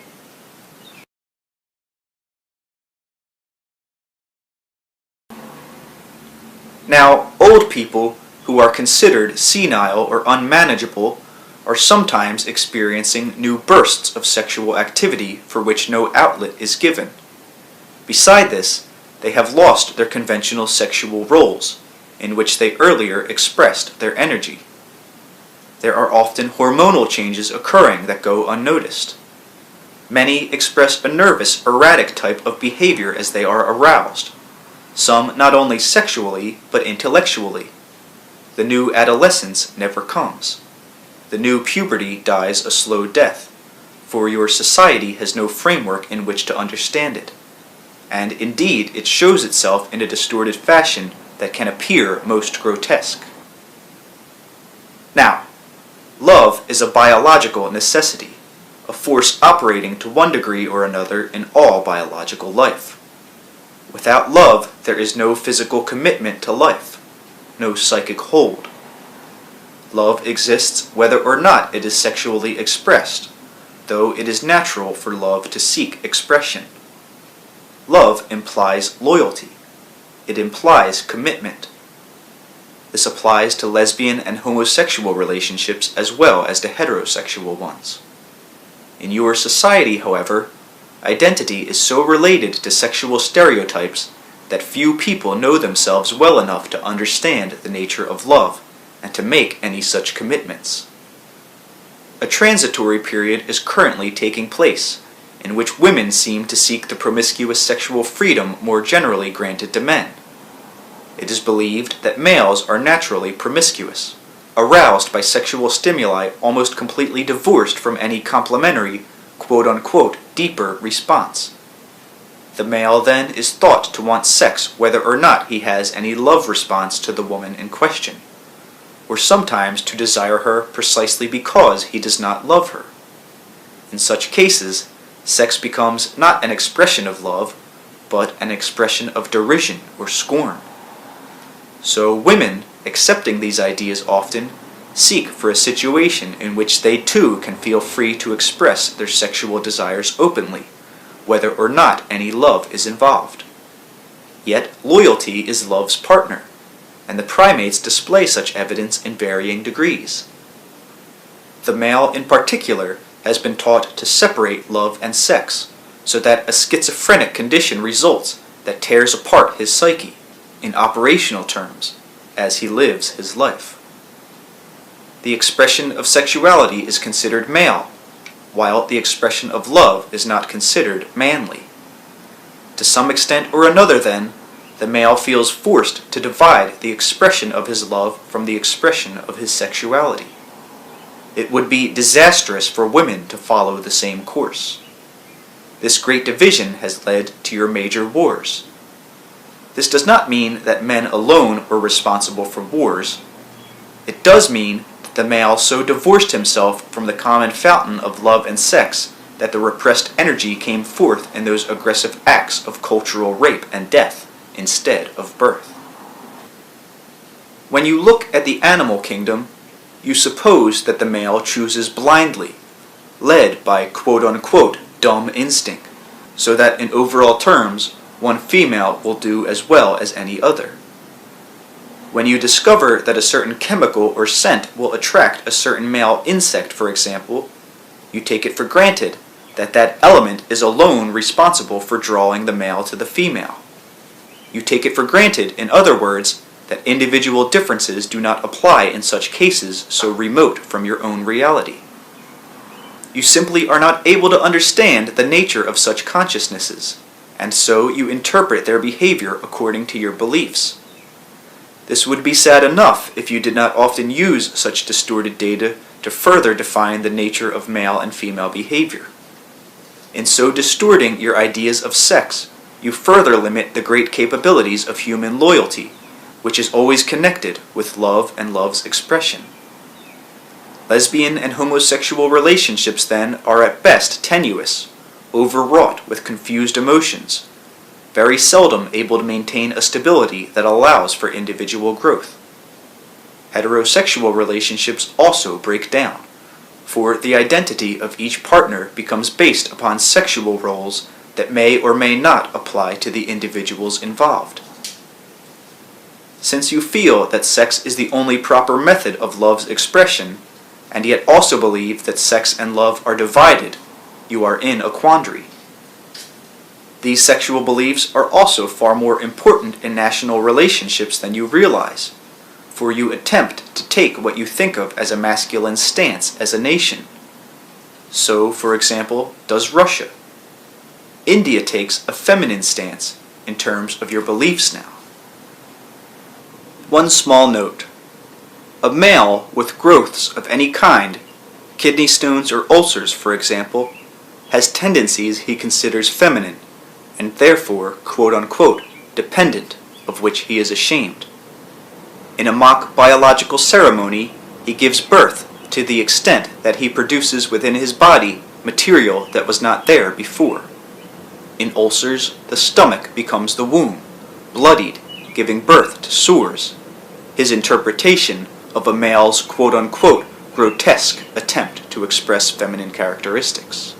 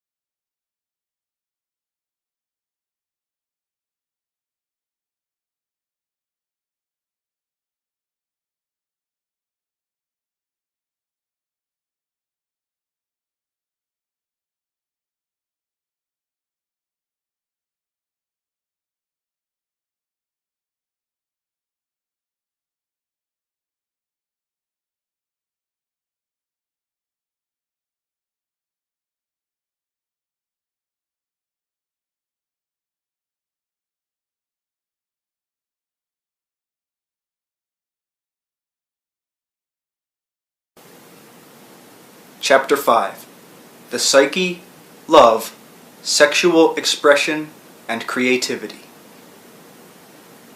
Your ideas about sexuality and your beliefs about the nature of the psyche often paint a picture of very contradictory elements. The psyche and its relationship to sexuality affects your ideas of health and illness, creativity, and all of the ordinary areas of individual life. In this chapter, therefore, we will consider some of the implications that result. In your terms, again, the psyche contains what you would consider male and female characteristics, while not being male or female itself. In those terms and in that regard, the psyche is a bank from which sexual affiliations are drawn. Basically, however, there are no clear, set human psychological characteristics that belong to one sex or the other. Again, this would lead to a pattern too rigid for the development of the species, and give you too specialized behavior patterns that would not allow you to cope as a species, particularly with the many varieties of social groupings possible. Your psychological tests show you only the current picture of males and females, brought up from infancy with particular sexual beliefs. These beliefs program the child from infancy, of course, so that it behaves in certain fashions in adulthood. The male seems to perform better at mathematical tasks and so-called logical mental activity, while the female performs better in a social context, in value development and personal relationships. The male shows up better in the sciences, while the female is considered intuitional. It should be obvious to many of my readers that this is a learned behavior. You cannot teach a boy to be, quote-unquote, the strong, silent male type, and then expect him to excel either verbally or in social relationships. You cannot expect a girl to show, quote-unquote, strong, logical thought development when she is taught that a woman is intuitional, that the intuitions are opposed to logic, and that she must be feminine or non-logical at all costs. This is fairly obvious. The child is not born a sponge, however, empty but ready to soak up knowledge. It is already soaked in knowledge. Some will come to the surface, so to speak, and be used consciously. Some will not. I am saying here that to some extent the child in the womb is aware of the mother's beliefs and information, and that to some extent it is quote-unquote programmed to behave in a certain fashion, or to grow in a certain fashion as a result. Basically, the species is relatively so freewheeling with so many potentials that it is necessary that the mother's beliefs provide a kind of framework in the beginning, allowing the child to focus its abilities in desired directions. It knows ahead of time, then, the biological, spiritual, and social environment into which it is born. It is somewhat prepared to grow in a certain direction, a direction that is applicable and suited to its conditions. Beliefs about the infant's sexual nature are, of course, a part of its advanced programming. We are not speaking here of forced growth patterns, or of psychic or biological directions impressed upon it so that any later divergence from them causes inevitable stress or pain. The fact remains that the child receives patterns of behavior, gently nudging it to grow in certain directions. In normal learning, of course, both parents urge the child to behave in certain fashions. Beside this, however, certain general learned patterns are biologically transmitted to the child through the genes. Certain kinds of knowledge are transmitted through the genes besides that generally known, having to do with cellular formations and so forth. Survival of the human species, as it has developed, is a matter of belief far more than is understood, for certain beliefs are now built in. They become biologically pertinent and transmitted. I mean something else here besides, for example, a telepathic transmission, the translation of beliefs into physical codes that then become biological cues. As a result, it then becomes easier for a boy to act in a given manner biologically than in another. If women have felt that their biological survival depended upon the cultivation of certain attributes over others, for instance, then the information becomes chromosome data, as vital to the development of the new organism as any other physical data involving cellular structure. The mother also provides the same kind of information to a male offspring.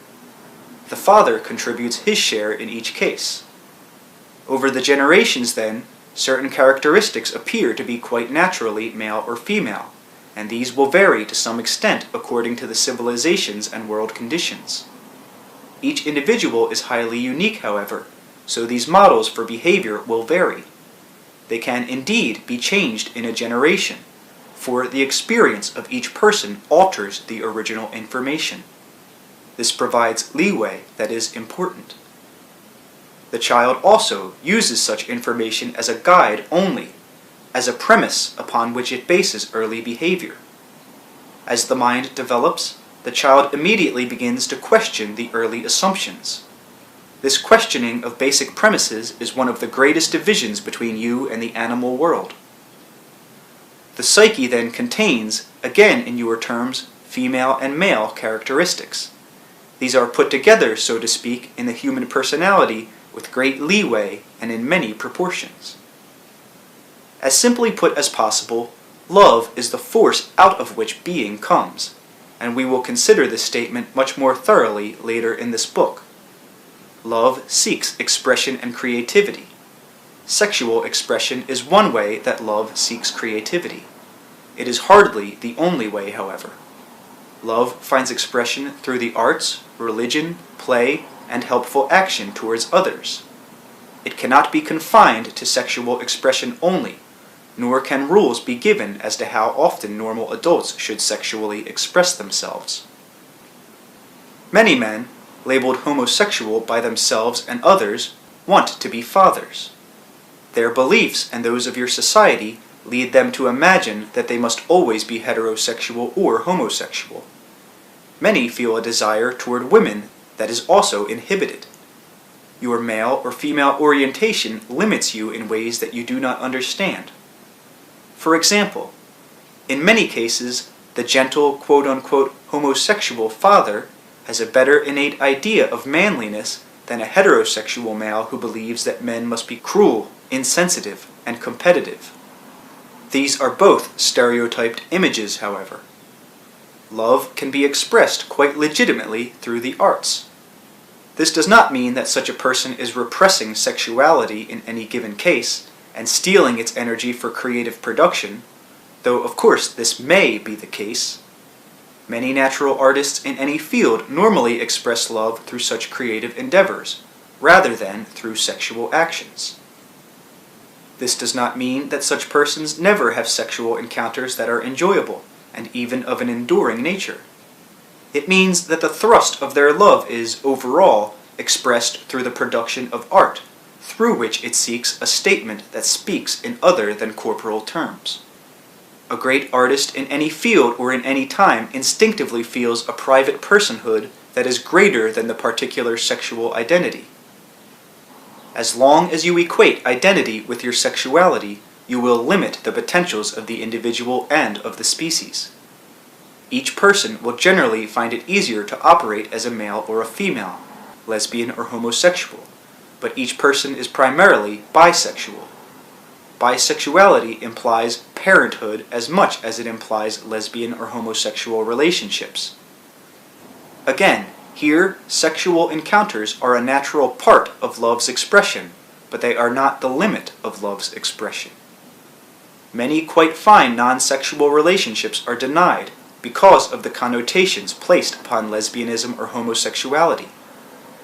Many heterosexual relationships are also denied to persons labeled as not being heterosexual by themselves or society. People so labeled often feel propelled out of sheer confusion to express their love only through sexual acts.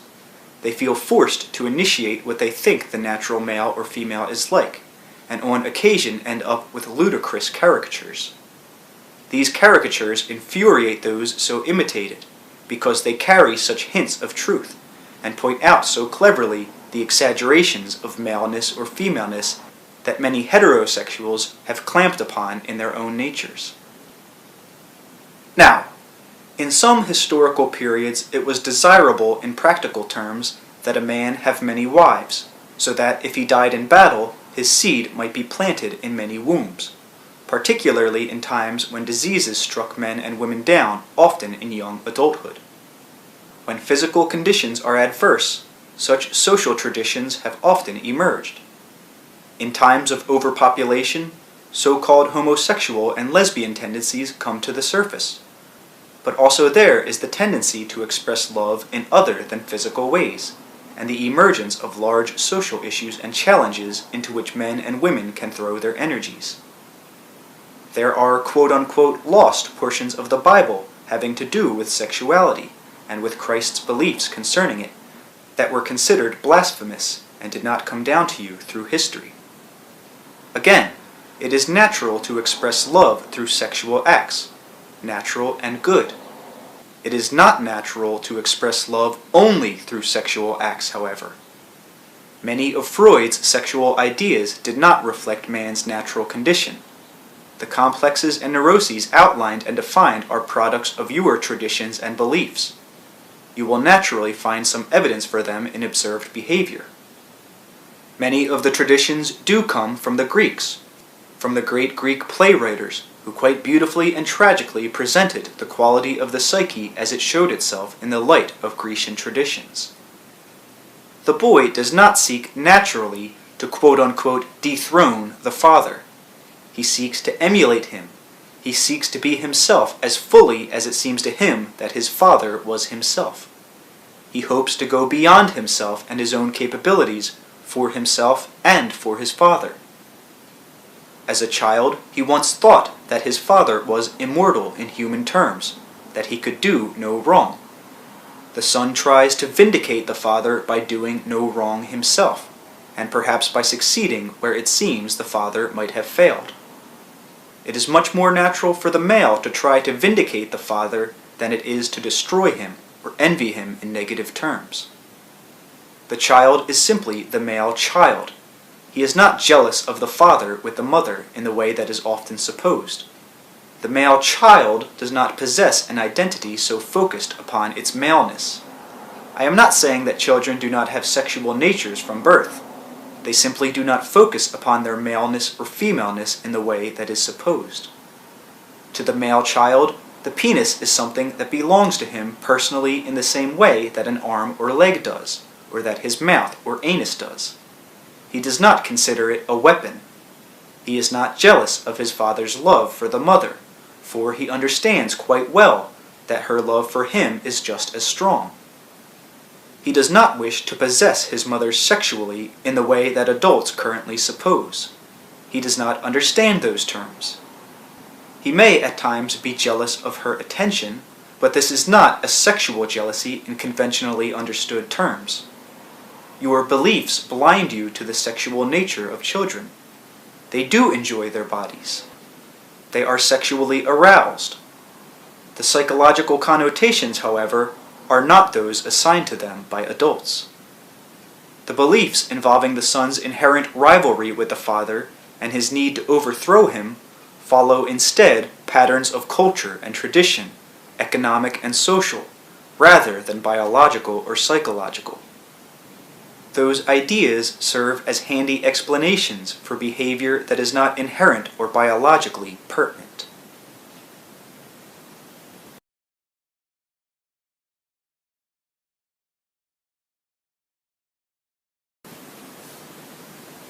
In a manner of speaking, humanity deals with different predominant themes at different times.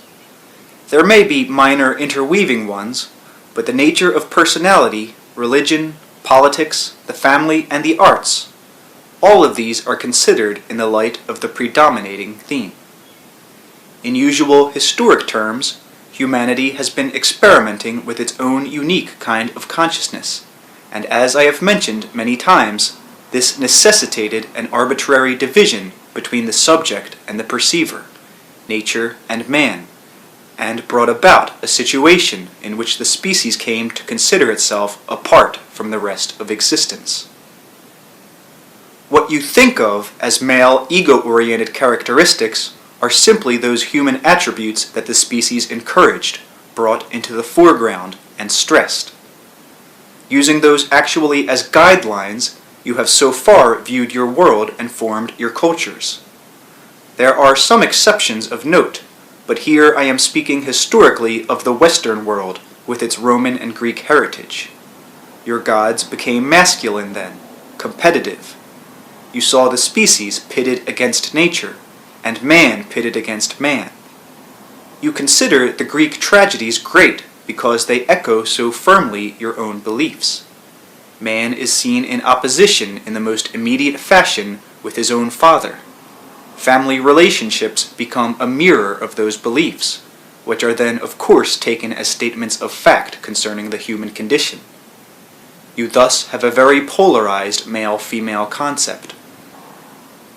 Those characteristics that you consider female are then those that did not predominate because they represented the source of nature from which the species sought release.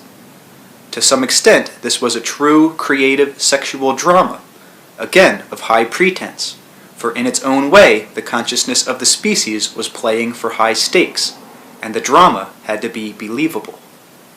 It was seeking for a multiplication of consciousness, forming new offshoots from its own source.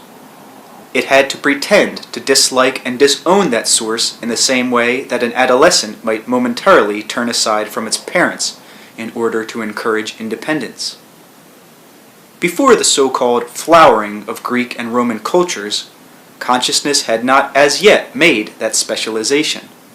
There were gods and goddesses galore, and deities in whose natures the feminine and masculine characteristics merged. There were deities part human and part animal. The species, then, had not yet taken up the theme that has become predominant in Western culture. These changes first occurred in man's stories of the deities. As the species divorced itself from nature, so the animal gods began to vanish. Man first changed his myths, and then altered the reality that reflected them. Before them, there were various kinds of divisions of labor, but great leeway in sexual expression. Children were a necessary part of the family, for a family was a band of people who belonged together, cooperating in the search for food and shelter. Homosexual or lesbian relationships, as you term them, existed quite freely and simultaneously. These were considered pertinent with or without sexual expression, and served as strong bonds of sisterhood and brotherhood. When you view the animal kingdom, you also do so through your specialized sexual beliefs, studying the behavior of the male and female, looking for patterns of aggressiveness, territorial jealousy, passivity, mothering instincts, or whatever. These specialties of interest make you blind to many larger dimensions of animal behavior. To some degree, the so-called mothering instinct belongs to male and female alike in any species that can be so designated. Animals have close friendships, with or without sexual expression, with members of the same sex. Love and devotion are not the prerogatives of one sex or one species. As a result, you see in nature only what you want to see, and you provide yourselves with a pattern or model of nature that conforms with your beliefs. Love and devotion are largely seen as female characteristics. Societies and organizations of church and state are seen as male. It is not so much that the male and the female be considered equal, as it is that the male and female elements in each person should be released and expressed. Immediately, many of you may be annoyed or alarmed, thinking that of course I mean sexual expression. That is a portion of such expression. But I am speaking of releasing within each individual the great human characteristics and abilities that are often denied expression because they are assigned to the opposite sex. In your present framework, because of the male-female specialization, the male orientation, the implication that the ego is male while the psyche is female, you force upon yourselves great divisions in which operationally the intellect seems separate from the intuitions, and you set up a situation in which opposites seem to apply where there are none. When you think of a scientist, the majority of you will think of a male, an intellectual, an quote-unquote objective thinker who takes great pains not to be emotional or to identify with the subject being examined or studied. There seems to be a division between science and religion, for even organized religion has an intuitive basis. The male scientist is often ashamed of using his intuitions, for not only do they appear to be unscientific, but female as well. It is what others will think about his masculinity that such a man is concerned with. To be quote-unquote illogical is a scientific quote-unquote crime, not so much because it is an unscientific attribute, but because it is considered a feminine one. Science has followed the male orientation and become its epitome. Up until the present, science has consistently tried to do without the so-called feminine qualities. It has divorced knowledge from emotion, understanding from identification, and stressed sexuality over personhood. To an extent, some people in the sciences manage to blend the so-called female and male characteristics. When they do so, seeming oppositions and contradictions disappear. To whatever degree, more than their contemporaries, they do not allow sexual roles to blind them psychologically. Therefore, they are more apt to combine reason and emotion, intuitions and intellect, and in so doing invent theories that reconcile previous contradictions. They unify, expand, and create, rather than diversify.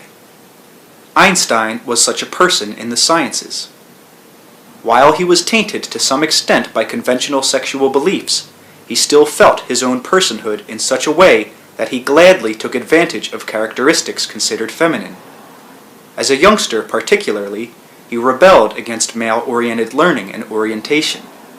This rebellion was psychological, that is, he maintained an acceptable male orientation in terms of sexual activity, but he would not restrain his mind and soul with such nonsense. The world felt the result of his great intuitive abilities, and of his devotion. Because of the world's situation and the overall male orientation of science, the results of his work were largely put to the uses of manipulation and control. Generally, reason and intellect are then considered male qualities, and the frameworks for civilization, science, and an organized world. The intuitions and the impulses are considered erratic, untrustworthy, feminine, and to be controlled. The world exists because of spontaneous order. Civilization began because of the impulse of people to be together. It grew spontaneously and came into order. You only see the outside of many processes because your objectified viewpoint does not allow you the identification that would show you more. It seems to you, then, that all systems sometime break down, become less orderly, or fall into chaos. You apply this belief to physical systems and psychological ones. In terms of sex, you insist upon a picture that shows you a growth into a sexual identity, a clear focus, and then in old age, a falling away of clear sexual identification into quote-unquote sexual disorder. It does not occur to you that the original premise or focus, the identification of identity with sexual nature, is quote-unquote unnatural. It is you, then, who form the entire framework from which your judgment is made. In many cases, the person is truer to his or her own identity in childhood or old age, when greater individual freedom is allowed, and sexual roles are more flexible. Any deep exploration of the self will lead you into areas that will confound conventional beliefs about sexuality. You will discover an identity, a psychological and psychic identity, that is, in your terms, male and female, one in which those abilities of each sex are magnified, released, and expressed.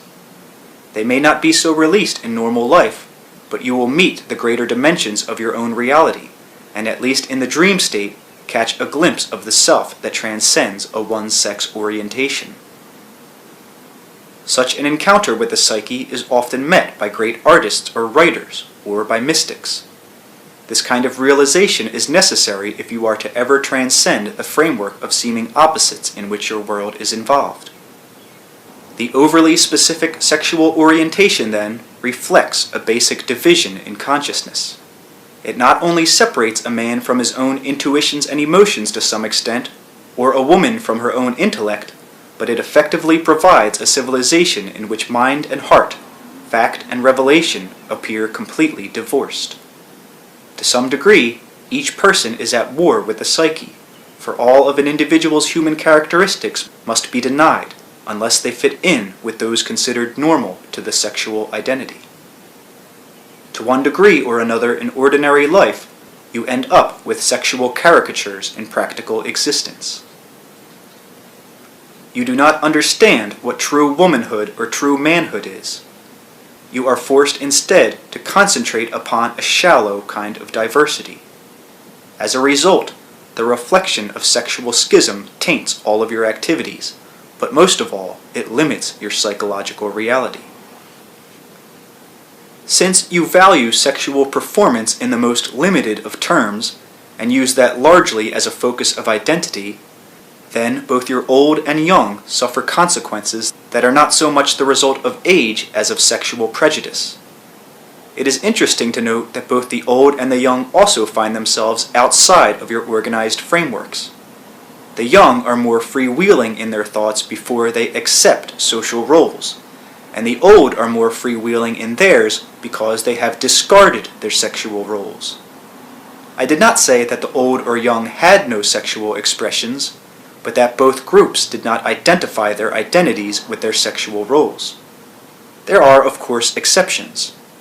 If the man or the woman is taught that identity is a matter of sexual performance, however, and that performance must cease at a certain age, then the sense of identity can also begin to disintegrate. If children feel that identity is dependent upon such performance, then they will begin to perform as quickly as possible.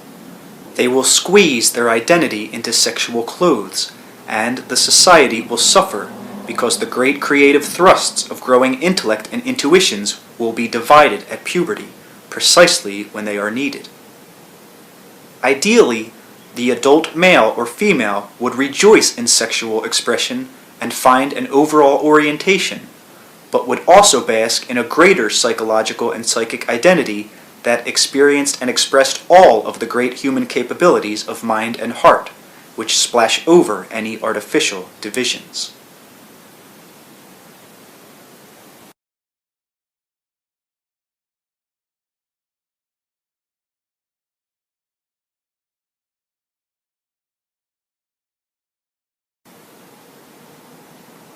Now, you have put sexual labels then on the intellect and the emotions so that they seem like opposites to you. You have tried to divide mental and emotional characteristics between the two sexes, forcing a stereotyped behavior. Again, the male who was intuitive or artistically gifted in certain ways often therefore considered himself homosexual, whether or not he was, because his emotional and mental characteristics seemed to fit the female rather than the male sex. The woman who had interests beyond those acceptable as feminine was often in the same position. Because the intellect and the emotions were considered so separately, however, attempts to express intuitive abilities often resulted in, and often do result in, quote-unquote, unreasonable behavior. In certain circles now, it is fashionable to deny the intellectual capacities in favor of feeling, sentiment, or intuitive actions. Intellectual concerns then become suspect, and recourse to reason is considered a failing. Instead, of course, intellectual and intuitive behavior should be beautifully blended. In the same way, you have attempted to force the expression of love into a purely or exclusively sexual orientation. An affectionate caress or kiss between members of the same sex is generally not considered proper. The taboos include most aspects of the sense of touch in connection with the human body. touching is considered so basically sexual that the most innocuous touching of any portion of the body by another person is considered potentially dangerous. On the one hand, you are too specific in your use of the term sexuality. Yet in another way, and in that context, you feel that any kind of affection must naturally lead to sexual expression if given its way.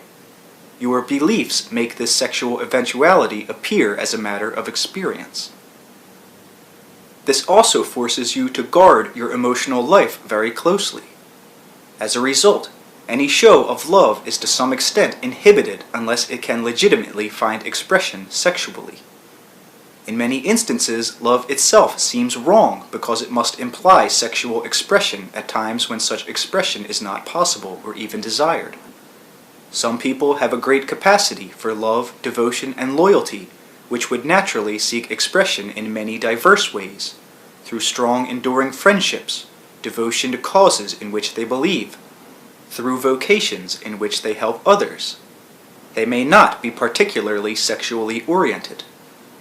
This need not mean that they are inhibiting their sexuality. It is pathetic and ludicrous for them to believe that they must have intercourse frequently in their youth, or to set up standards of normality against which they must measure their sexual experience. In fact, Western society has attempted to force all expression of love and devotion into sexual activity, or otherwise ban it entirely. Sexual performance is considered the one safe way of using the great potential of human emotions. When it seems to you that society is becoming licentious, in many ways it is most restrained and inhibited. It means that all options except sexual freedom have been denied. The great force of love and devotion is withdrawn from personal areas of individual creativity through purposeful work. It is being withdrawn from expression through government or law.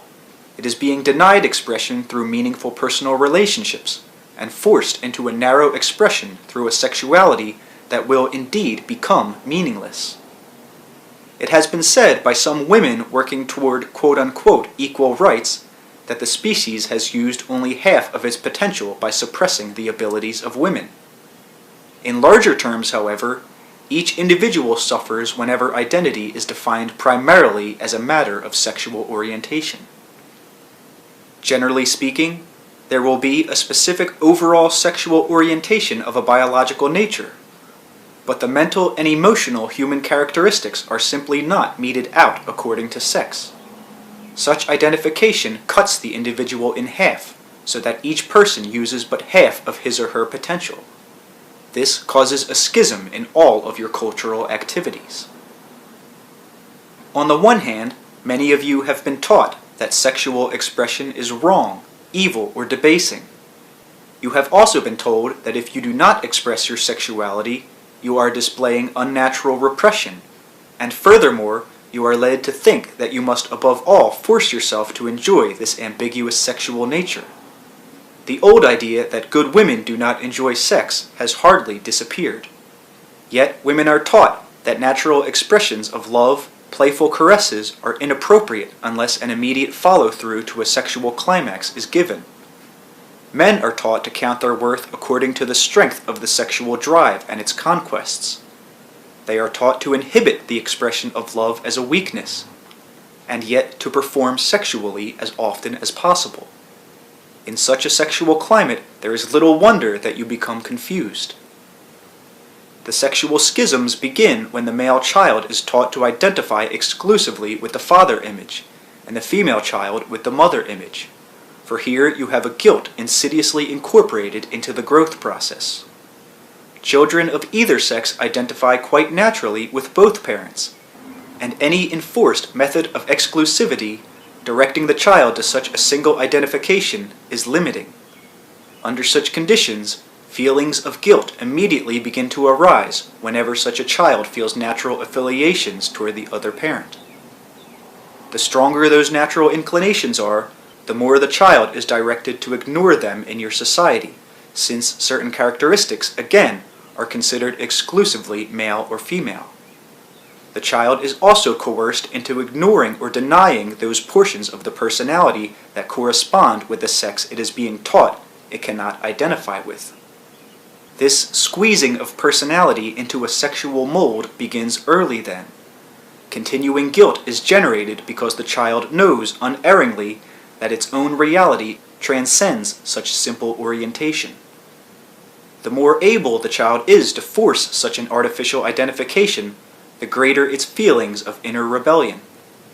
The lack of a quote-unquote suitable father or mother image has quote-unquote saved more children than it has hurt. The psyche, with its great gifts, always feels thwarted and attempts to take countering measures. Your schools further continue the process, however, so that the areas of curiosity and learning become separated for males and females. The quote-unquote she within the male does indeed represent portions of his personality that are being unexpressed, not because of any natural predominance of mental or emotional characteristics over others, but because of artificial specializations. The same applies to the quote-unquote male within the female. You have accepted this version of personhood again, in line with your ideas about the nature of consciousness. Those ideas are changing, and as they do, the species must accept its true personhood. As this happens, your understanding will allow you to glimpse the nature of the reality of the gods you have recognized through the ages. You will no longer need to clothe them in limited sexual guises. Your religious concepts will change considerably, and the images associated with them. Religion and government have had an uneasy alliance. Males ruled both, they still do, and yet those leading religious organizations at least recognized their intuitive base. They constantly tried to manipulate religion's substructure in the same acceptable male ways that government leaders always use to inhibit and use the emotions.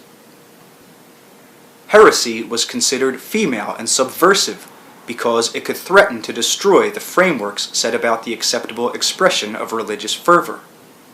The female elements in the church were always considered suspect, and in the early times of Christianity there was some concern lest the Virgin become a goddess. There were offshoots of Christianity that did not survive, in which this was the case. Parallel developments in religion and government always echo the state of consciousness and its purposes.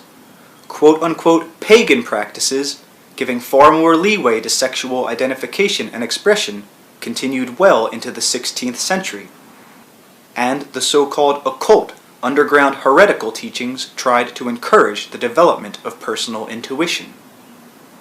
Any true psychic development of personality, however, is bound to lead to an understanding of the nature of the psyche that is far too large for any such confusion of basic identity with sexuality.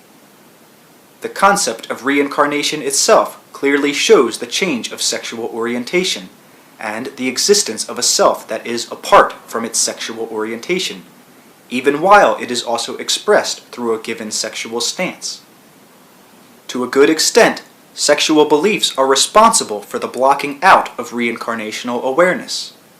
Such quote-unquote memory would necessarily acquaint you with experiences most difficult to correlate with your current sexual roles. Those other sex existences are present to the psyche unconsciously. They are a portion of your personality. In so specifically identifying with your sex, therefore, you also inhibit memories that might limit or destroy that identification.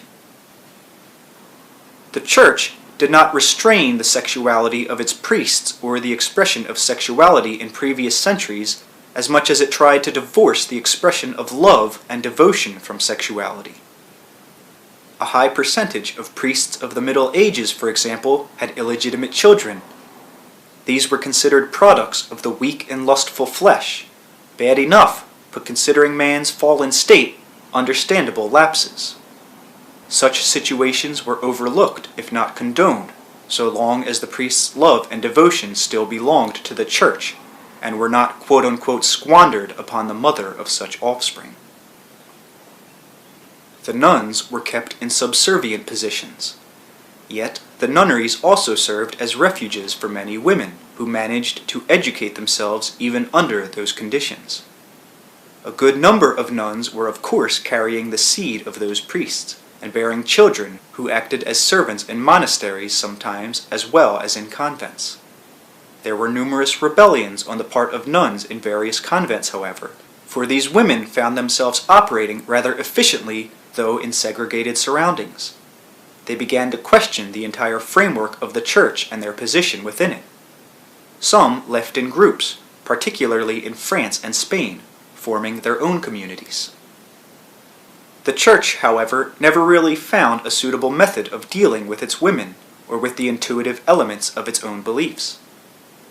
Its fear of a goddess emerging was renewed each time another apparition of the Virgin appeared in one corner or another of the world. There were also some women who passed as monks, living lives of a solitary nature and carrying on for years. No works bear their feminine names, for they used male ones. It goes without saying that lesbian and homosexual relationships flourished in such surroundings. The church closed its eyes as long as the relationships were sexual in nature. Only when love and devotion were diverted from the church was there real concern.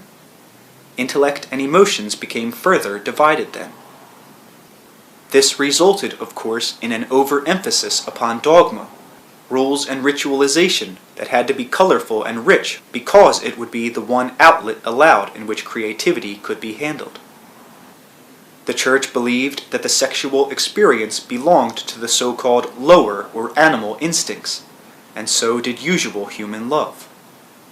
On the other hand, spiritual love and devotion could not be muddied by sexual expression, and so any normal strong relationship became a threat to the expression of piety.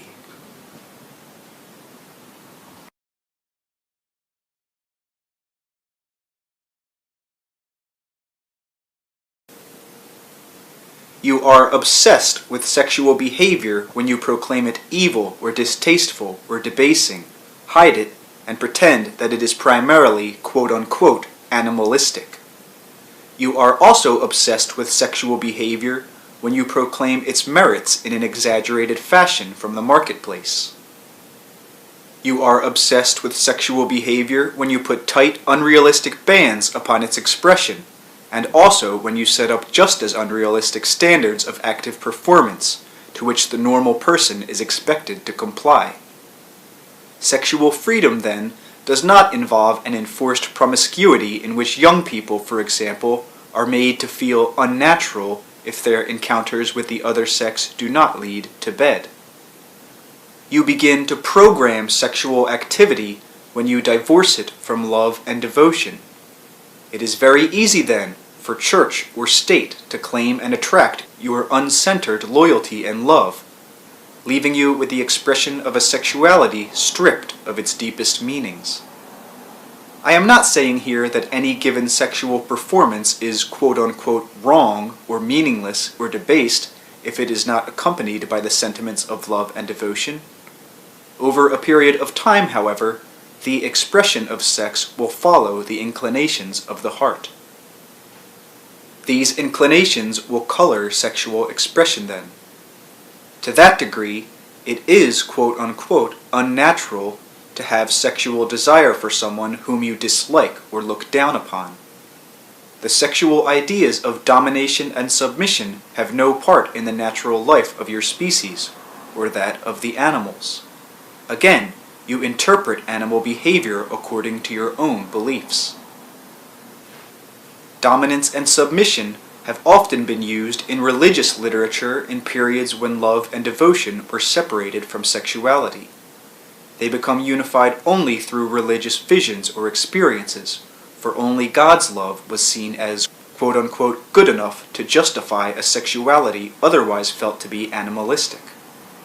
Instead, the words domination and submission have to do with areas of consciousness and its development. Because of interpretations mentioned earlier in this book, you adopted a prominent line of consciousness that, to a certain extent, was bent upon dominating nature. You considered this male in essence. The female principle then became connected with the earth and all those elements of its life over which you as a species hoped to gain power. God, therefore, became male. The love and devotion that might otherwise be connected with the facets of nature and the female principle had to be, quote-unquote, snatched away from any natural attraction to sexuality. In such a way, religion, echoing your state of consciousness, was able to harness the powers of love and use them for purposes of domination. They became state-oriented. A man's love and devotion was a political gain. Fervor was as important as a government's treasury, for a state could count upon the devotion of its lieutenants in the same way that many fanatics will work without money for a cause. Some people are naturally solitary. They want to live lone lives and are content. Most, however, have a need for enduring close relationships. These provide both a psychic and social framework for personal growth, understanding, and development. It is an easy enough matter to shout to the skies, "I love my fellow men," when, on the other hand, you form no strong, enduring relationship with others. It is easy to claim an equal love for all members of the species, but love itself requires an understanding that at your level of activity is based upon intimate experience. You cannot love someone you do not know, not unless you water down the definition of love so much that it becomes meaningless. To love someone, you must appreciate how that person differs from yourself and from others. You must hold that person in mind, so that to some extent, love is a kind of meditation, a loving focus upon another individual. Once you experience that kind of love, you can translate it into other terms. The love itself spreads out, expands, so that you can then see others in love's light. Love is naturally creative and explorative. That is, you want to creatively explore the aspects of the beloved one. Even characteristics that would otherwise appear as faults attain a certain loving significance. They are accepted, seen, and yet they make no difference. Because these are still attributes of the beloved one, even the seeming faults are redeemed. The beloved attains prominence over all others.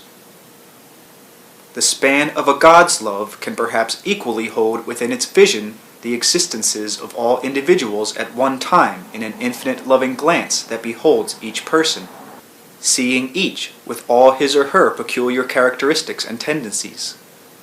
Such a God's glance would delight in each person's difference from each other person. This would not be a blanket love, a soupy porridge of a glance in which individuality melted, but a love based on full understanding of each individual. The emotion of love brings you closest to an understanding of the nature of all that is. Love incites dedication, commitment. It specifies. You cannot, therefore, honestly insist that you love humanity and all people equally if you do not love one other person. If you do not love yourself, it is quite difficult to love another. Again, all love is not sexually oriented, yet love naturally seeks expression, and one such expression is through sexual activities. When love and sexuality are artificially divided, however, or considered as antagonistic to each other, then all kinds of problems arise. Permanent relationships become most difficult to achieve under such conditions, and often love finds little expression while one of its most natural channels is closed off. Many children give their greatest expression of love to toys, dolls, or imaginary playmates, because so many stereotyped patterns have already limited other expressions. Their feelings toward parents become ambiguous as a result of the identification procedures thrust upon them. Love, sexuality, and play, curiosity, and explorative characteristics merge in the child in a natural manner. Yet, it soon learns that areas of exploration are limited even as far as its own body is concerned. The child is not free to contemplate its own parts. The body is early forbidden territory, so that the child feels it is wrong to love itself in any fashion. Ideas of love, then, become highly distorted, and its expression also. You do not fight wars for the sake of the brotherhood of man, for example. People who are acquainted with undistorted versions of love in their relationships would find such a concept impossible. Man brought up to be ashamed of the quote-unquote feminine sides of their nature cannot be expected to love women. They will see in women instead the despised, feared, and yet charged aspects of their own reality, and behave accordingly in their relationships. Women taught to be frightened of the quote-unquote masculine sides of their nature cannot be expected to love men either, and the same kind of behavior results. The so-called war of the sexes originates in the artificial divisions that you have placed upon the nature of the self. The psyche's reality is beyond such misunderstandings. Its native language usually escapes you. It is closely connected with what you would loosely call the language of love.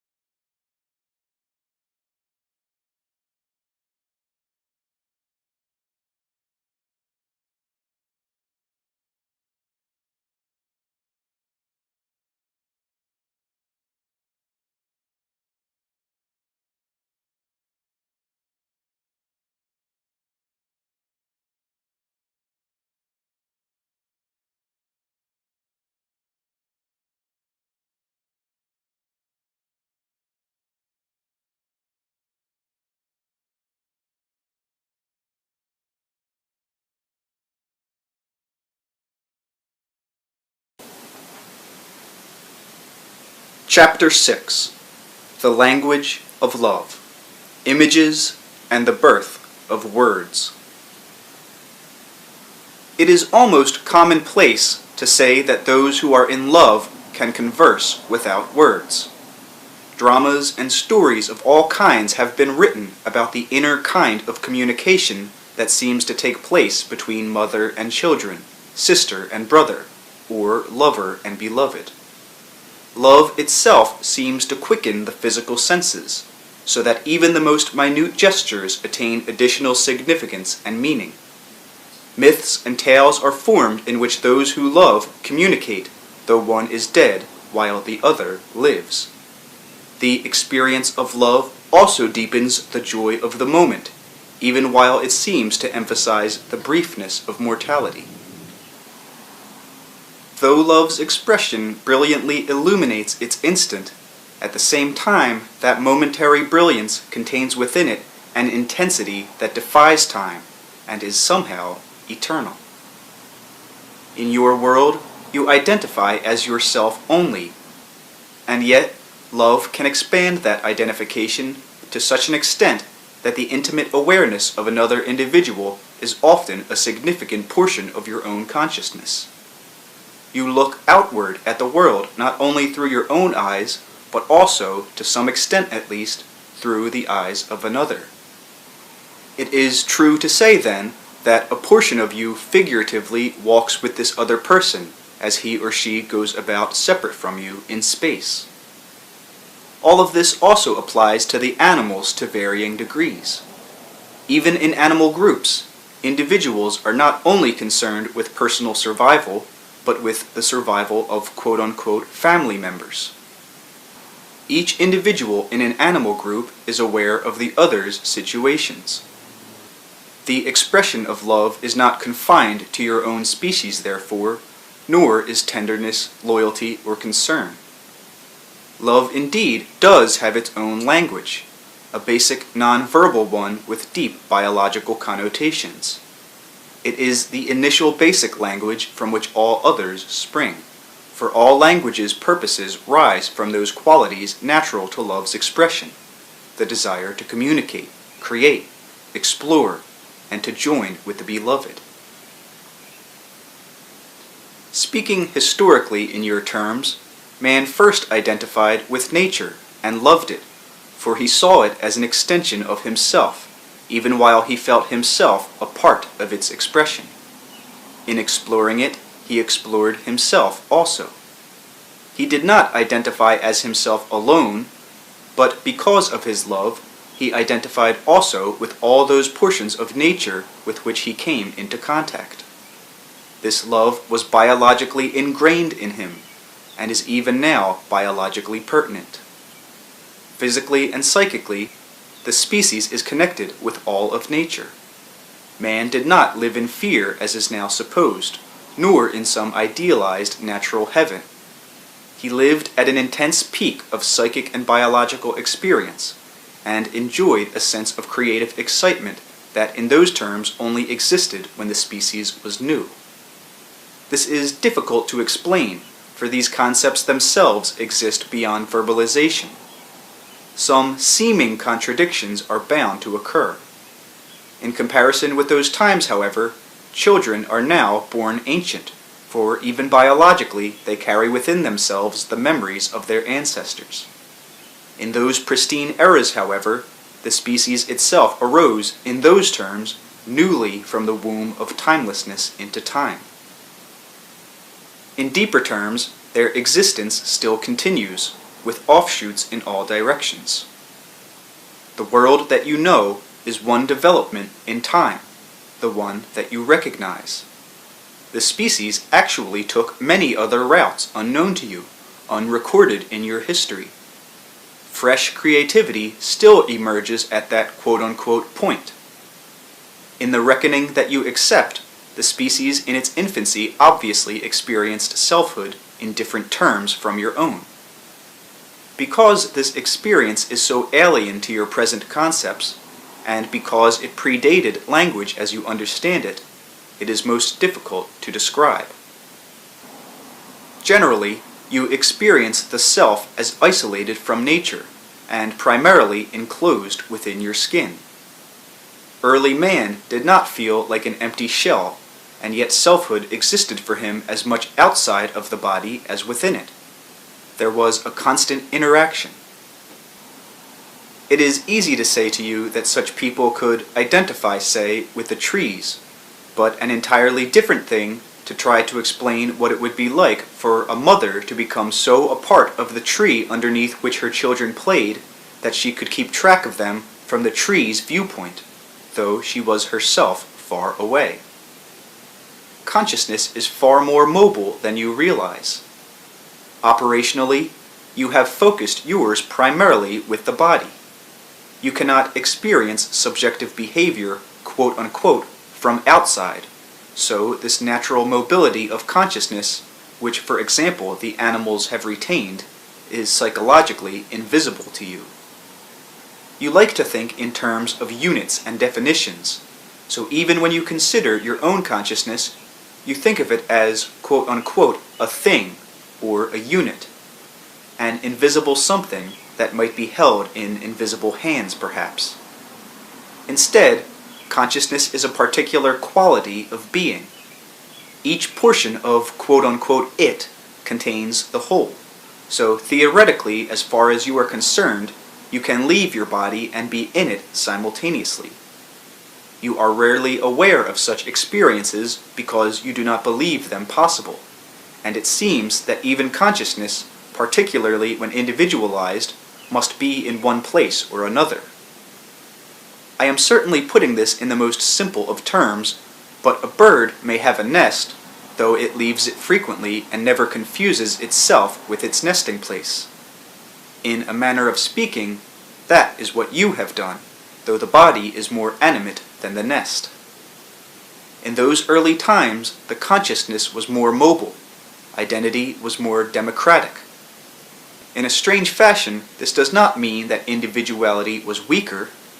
Instead, it was strong enough to accept within its confines many divergent kinds of experience. A person, then, looking out into the world of trees, waters, and rock, wildlife, and vegetation, literally felt that he or she was looking at the larger materialized subjective areas of personal selfhood. To explore that exterior world was to explore the inner one. Such a person, however, walking through the forest, also felt that he or she was also a portion of the inner life of each rock or tree materialized. Yet there was no contradiction of identities. A man might merge his own consciousness with a running stream, traveling in such a way for miles to explore the layout of the land. To do this, he became part water, in a kind of identification you can barely understand. But so did the water then become part of the man.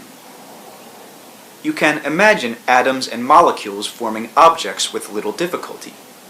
In the same way, however, portions of identified consciousness can also mix and merge, forming alliances. There are channels of interrelatedness connecting all physical matter, channels through which consciousness flows. In those terms of which I am speaking, man's identification with nature allowed him to utilize those inner channels. He could send his own consciousness swimming, so to speak, through many currents, in which other kinds of consciousness merged. I said that the language of love was the one basic language, and I mean that quite literally.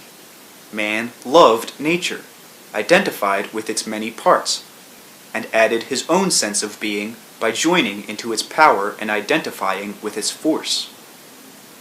It is not so much that he personified the elements of nature as that he threw his personality into its elements and rode them, so to speak. As mentioned, love incites the desire to know, explore, and communicate with the beloved, so language began as man tried to express his love for the natural world.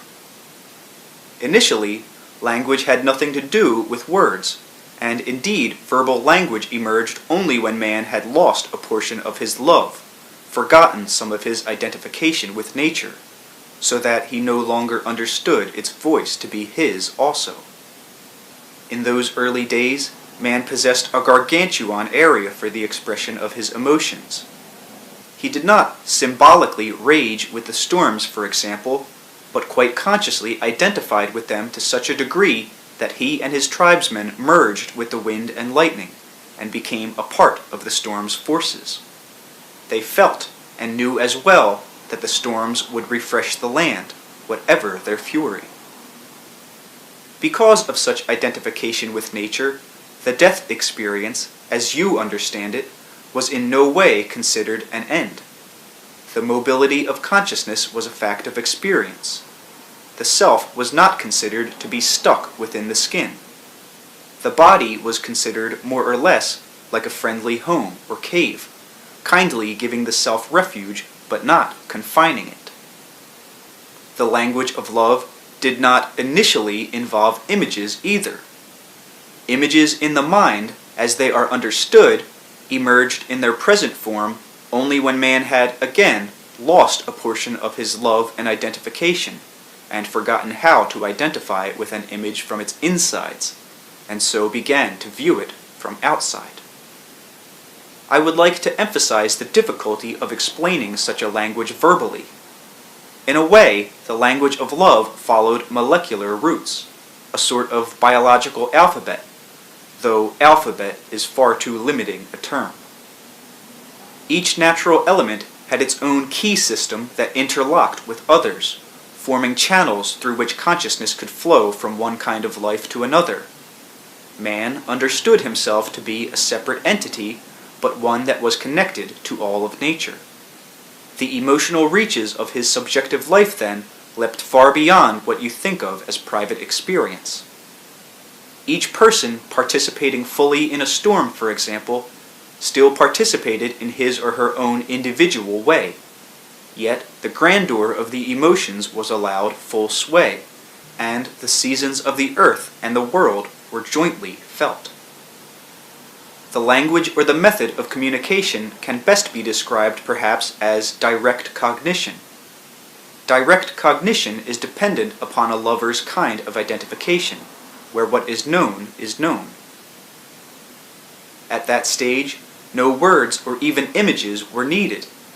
The wind outside and the breath were felt to be one and the same, so that the wind was the earth breathing out the breath that rose from the mouths of the living, spreading out through the earth's body. part of the man went out with breath. Therefore, man's consciousness could go wherever the wind traveled. A man's consciousness, traveling with the wind, became part of all places. A person's identity was private, and that man always knew who he was. He was so sure of his identity that he did not feel the need to protect it, so that he could expand his awareness in a way now quite foreign to you. Take the English sentence, "I observe the tree." If that original language had words, the equivalent would be, "As a tree, I observe myself." Or, "Taking on my tree nature, I rest in my shade." Or even, "From my man nature, I rest in the shade of my tree nature." A man did not so much stand at the shore looking down at the water as he immersed his consciousness within it. Man's initial curiosity did not involve seeing, feeling, or touching the object's nature as much as it involved a joyful psychic exploration in which he plunged his consciousness, rather than, say, his foot into the stream, though he did both. If that language I speak of had been verbal, man never would have said, "The water flows through the valley." Instead, the sentence would have read something like this: "Running over the rocks, my water self flows together with others in slippery union." That translation is not the best either. Man did not designate his own as the only kind of consciousness by any means. He graciously thanked the tree that gave him shade, for example, and he understood that the tree retained its own identity even when it allowed his awareness to join with it. In your terms, the use of language began as man lost this kind of identification. I must stress again that the identification was not symbolic, but practical daily expression. Nature spoke for man, and man for nature. In a manner of speaking, the noun and the verb were one. The noun did not disappear, but expressed itself as the verb.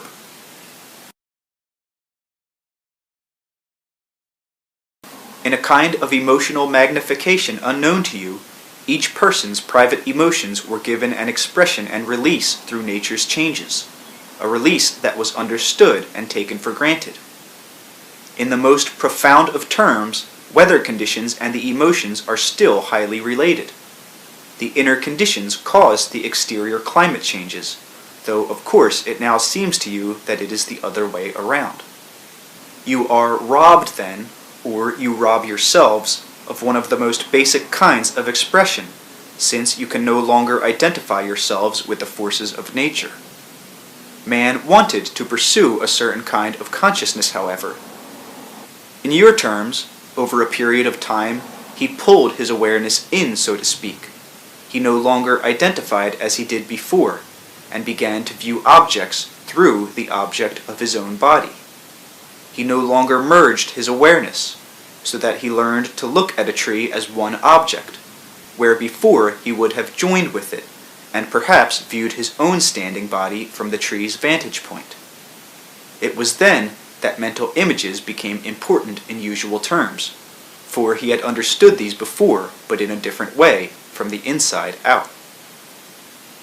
Now he began to draw and sketch, and to learn how to build images in the mind that were connected to real exterior objects in the presently accepted manner. Now he walked, not simply for pleasure, but to gain the information he wanted, to cross distances that before his consciousness had freely traveled. So he needed primitive maps and signs. Instead of using whole images, he used partial ones, fragments of circles or lines, to represent natural objects. He had always made sounds that communicated emotions, intent, and sheer exuberance. When he became involved with sketched or drawn images, he began to imitate their form with the shape of his lips. The O was perfect, and represented one of his initial deliberate sounds or verbalized language. Now, regardless of the language you speak, The sounds that you can make are dependent upon your physical structure, so that human language is composed of a certain limited number of sounds. Your physical construction is the result of inner molecular configurations, and the sounds you make are related to these. I said before that early man felt a certain emotional magnification, that he felt, for example, the wind's voice as his own. In a manner of speaking, your languages, while expressing your individual intents and communications, also represent a kind of amplification arising from your molecular configurations. The wind makes certain sounds that are dependent upon the characteristics of the earth. The breath makes certain sounds that are dependent upon the characteristics of the body. There is a connection between alphabets and the molecular structure that composes your tissue. Alphabets, then, are natural keys also. Such natural keys have a molecular history. You form these keys into certain sound patterns that have particular meanings. This provides you with a certain kind of communication, but it also allows a molecular expression that is natural at that level, and then used by you for your own purposes. I am not saying that molecules speak. I am saying that they are expressed through your speech, however, and that your speech represents an amplification of their existence. Through your words, their reality is amplified, in the same way that man's emotions once found amplification through the physical elements. Certain sounds are verbal replicas of molecular constructions, put together by you to form sentences in the same way, for example, that molecules are put together to form cells and tissues. There are quote-unquote inner sounds that act like layers between tissues, that quote-unquote coat molecules, and these serve as a basis for exterior sound principles. These are also connected to rhythm in the body itself. To some extent, punctuation is sound that you do not hear, a pause that implies the presence of withheld sound. To some extent, then, language is as dependent upon the unspoken as the spoken, and the rhythm of silence as well as of sound. In that context, however, silence involves merely a pause of sound in which sound is implied but withheld. Inner sound deals primarily with that kind of relationship. Language is meaningful only because of the rhythm of the silence upon which it rides. Its meaning comes from the pauses between the sounds as much as it does from the sounds themselves. The flow of breath is obviously important, regulating the rhythm and the spacing of the words. The breath's integrity arises directly from the proper give and take between cells, the functioning of the tissues, and all that is the expression of molecular competence. That competence is obviously responsible for language, but beyond that, it is intimately connected with the patterns of languages themselves, the construction of syntax, and even with the figures of speech used. Again, you speak for yourselves, yet in doing so, you speak a language that is not yours alone, but the result of inner communications too swift for you to follow, involving corporal and subjective realities alike. For this reason, your languages have a meaning on several levels. The sounds you make have physical effects on your own and other bodies. There is a sound value, then, as apart from a meaning value. The words you speak to someone else are, in certain terms, broken down by the listener to basic components and understood at different levels. There are psychological interpretations made and molecular ones. The sounds and their pauses will express emotional states, and reactions to these will alter the body's condition to whatever degree. The listener then breaks down the language. He builds up his own response. You have so connected words and images that language seems to consist of a sound that suggests an image. Yet, some languages have had sounds for feelings and subjective states, and they had no subjects or predicates, nor even a sentence structure that you would recognize. Your language must follow your perceptions, though the sound structure beneath need not. You say, I am today, I was yesterday, and I will be tomorrow. Yet some languages would find such utterances incomprehensible, and the words I am would be used in all instances. Initially, however, before the birth of images and words as you understand them, the world existed in different terms than those you know. Images, as you consider them, had not taken the form that you recognize. It seems to you that visually, for example, the natural world must be put together or perceived in a certain fashion. Whatever your language, you perceive trees, mountains, people, oceans. You never see a man merged with a tree, for example. This would be considered an hallucinatory image. Your visual data are learned and interpreted so that they appear as the only possible results of that data. Inner vision can confound you, because in your mind you often see images quite clearly that you would dismiss if your eyes were open. In the terms of which we are speaking, however, the young species utilized what I have called the quote-unquote inner senses to a far greater degree than you do. Visually, early man did not perceive the physical world in the way that seems natural to you. When a man's consciousness, for example, blended with that of a tree, those data became quote-unquote visual for others to perceive. When a man's consciousness merged with an animal's, that blending became visual data also. In a manner of speaking, the brain put visual information together so that the visual contents of the world were not as stationary as they are now. You have learned to be highly specific in your physical sight and interpretations. Your mental vision holds hints as to data that could be, but are not visually, physically perceived.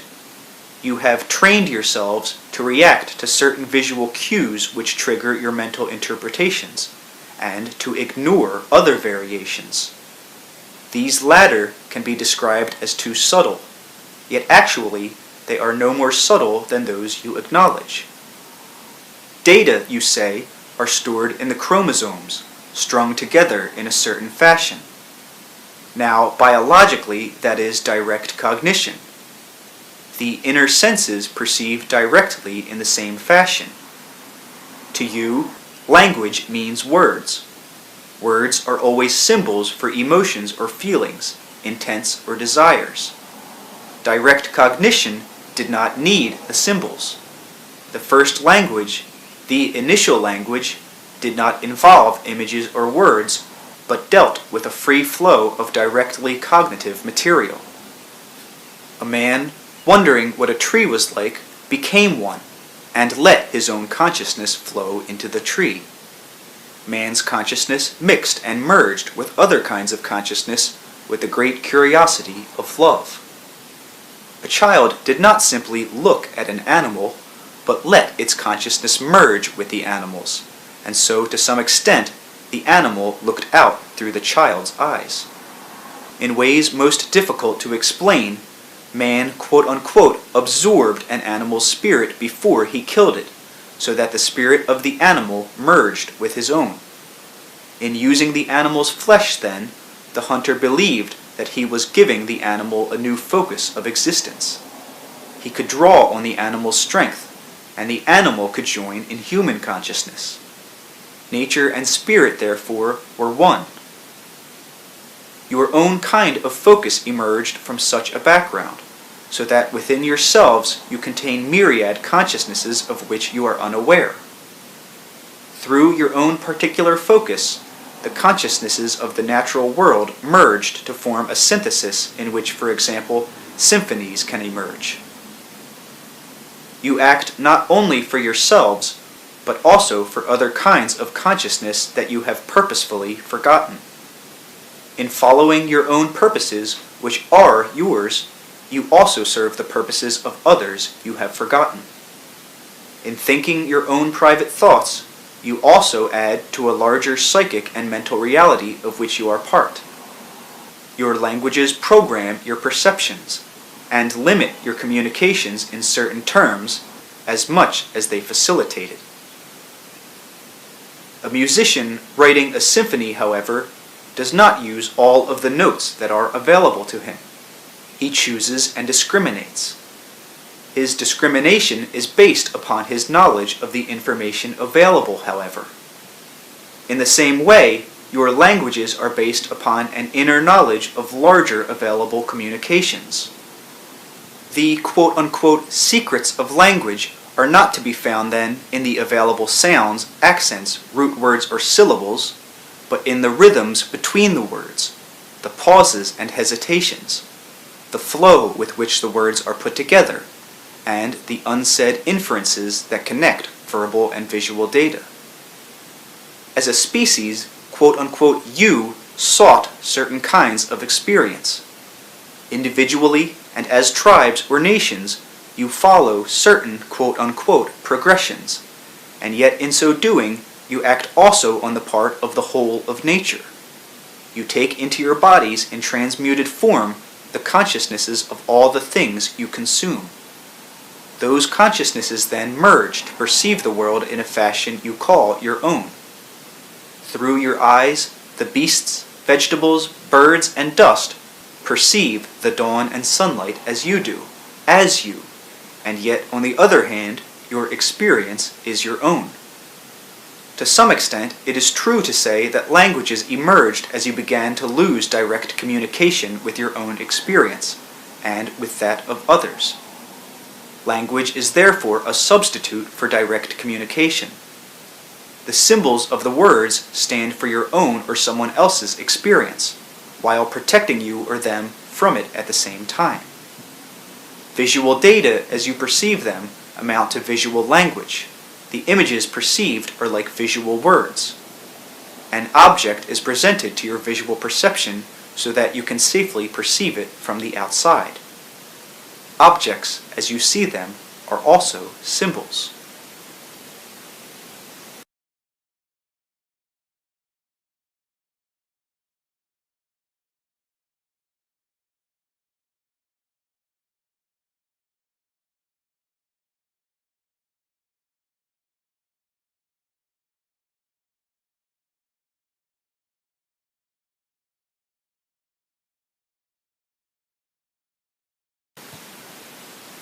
Chapter 7.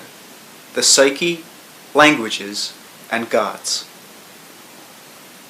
Almost any question that you can ask about God can be legitimately asked of the psyche as well. It seems to you that you know yourself, but you take the existence of your psyche on faith. At best, it often seems that you are all that you know of your psyche, and you will complain that you do not know yourself to begin with. When you say, "I want to find myself," you usually take it for granted that there is a completed, done, finished version of yourself that you have mislaid somewhere. When you think of finding God, you often think in the same terms. Now, you are, quote-unquote, around yourself all of the time. You are ever becoming yourself.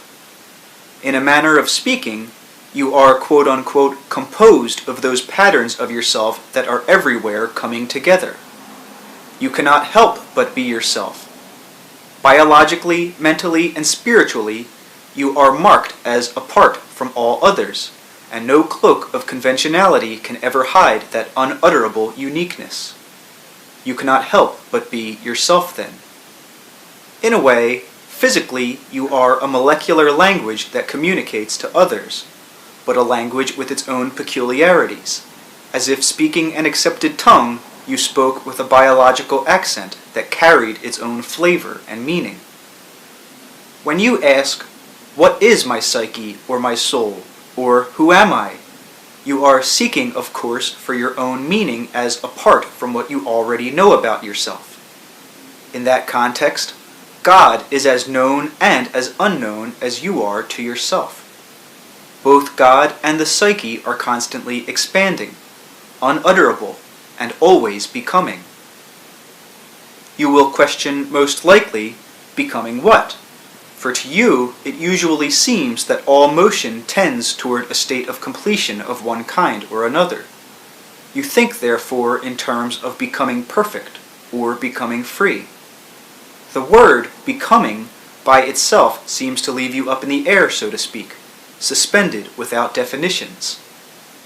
If I say, you are becoming what you already are, then my remark sounds meaningless, for if you already are, how can you become what is already accomplished?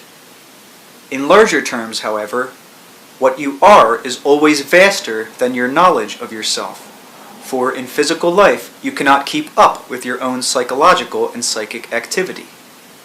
Again, in a way your bodies speak a biological language, but in those terms you are bilingual to say the least. You deal with certain kinds of organizations. They can be equated with biological verbs, adjectives, and nouns. These result in certain time sequences that can be compared to sentences, written and read from one side, say, to the other. Pretend that your life's experience is a page of a book that you write, read, and experience from top to bottom, left to right, sentence by sentence, paragraph by paragraph. That is the you that you know, the world view that you understand. But other quite as legitimate yous may write, read, and experience the same page backwards, or read each letter downward and back up again, as you would a column of figures. Or others might mix and match the letters in entirely different fashions altogether, forming entirely different sentences. Still another, vaster you might be aware of all the different methods of experiencing that particular page, which is your life as you understand it. You think that your own consciousness is the only logical culmination of your body's reality. You read yourself in a certain accepted fashion. In the quote-unquote entire book of life, however, just physically speaking, there are interrelationships on adjacent levels that you do not perceive, as other portions of your own biological consciousness or biological language relate to the entire living fabric of the world. In physical terms, you are alive because of substructures, psychic, spiritual, and biological, of which you have hardly any comprehension at all. These are implied, however, in the nature of your own consciousness, which could not exist otherwise as you know it. As language gains and attains its meaning not only by what is included in it, but also by what is excluded, so your consciousness attains its stability also by exclusions. What you are is implied in the nature of what you are not. By the same token, you are what you are because of the existence of what you are not. You read yourselves from the top of the page to the bottom, or from what you think of as the beginning to the end. Your greater reality, however, is read in terms of intensities, so that the psyche puts you together in different ways. The psyche does not mark time. To it, the intense experiences of your life exist simultaneously. In your terms, they would be the psyche's present. The psyche deals with probable events, however. So some events, perhaps some that you dreamed of but did not materialize, are quite real to the psyche. They are far more real to it than most innocuous but definitely physical events, as, for example, yesterday morning's breakfast. The inner events of the psyche compose the greater experience from which physical events arrive. They cast an aura that almost magically makes your life your own. Even if two people encountered precisely the same events in their lives at precisely the same time, their experiences of reality would still hardly be approximately connected. Again, you read your own identities in a particular, specialized fashion. Within your biological experience, however, plant, mineral, animal, and human consciousness intersect. They encounter each other in the language of the self that you speak. These encounters are like the implied pauses in your verbal language.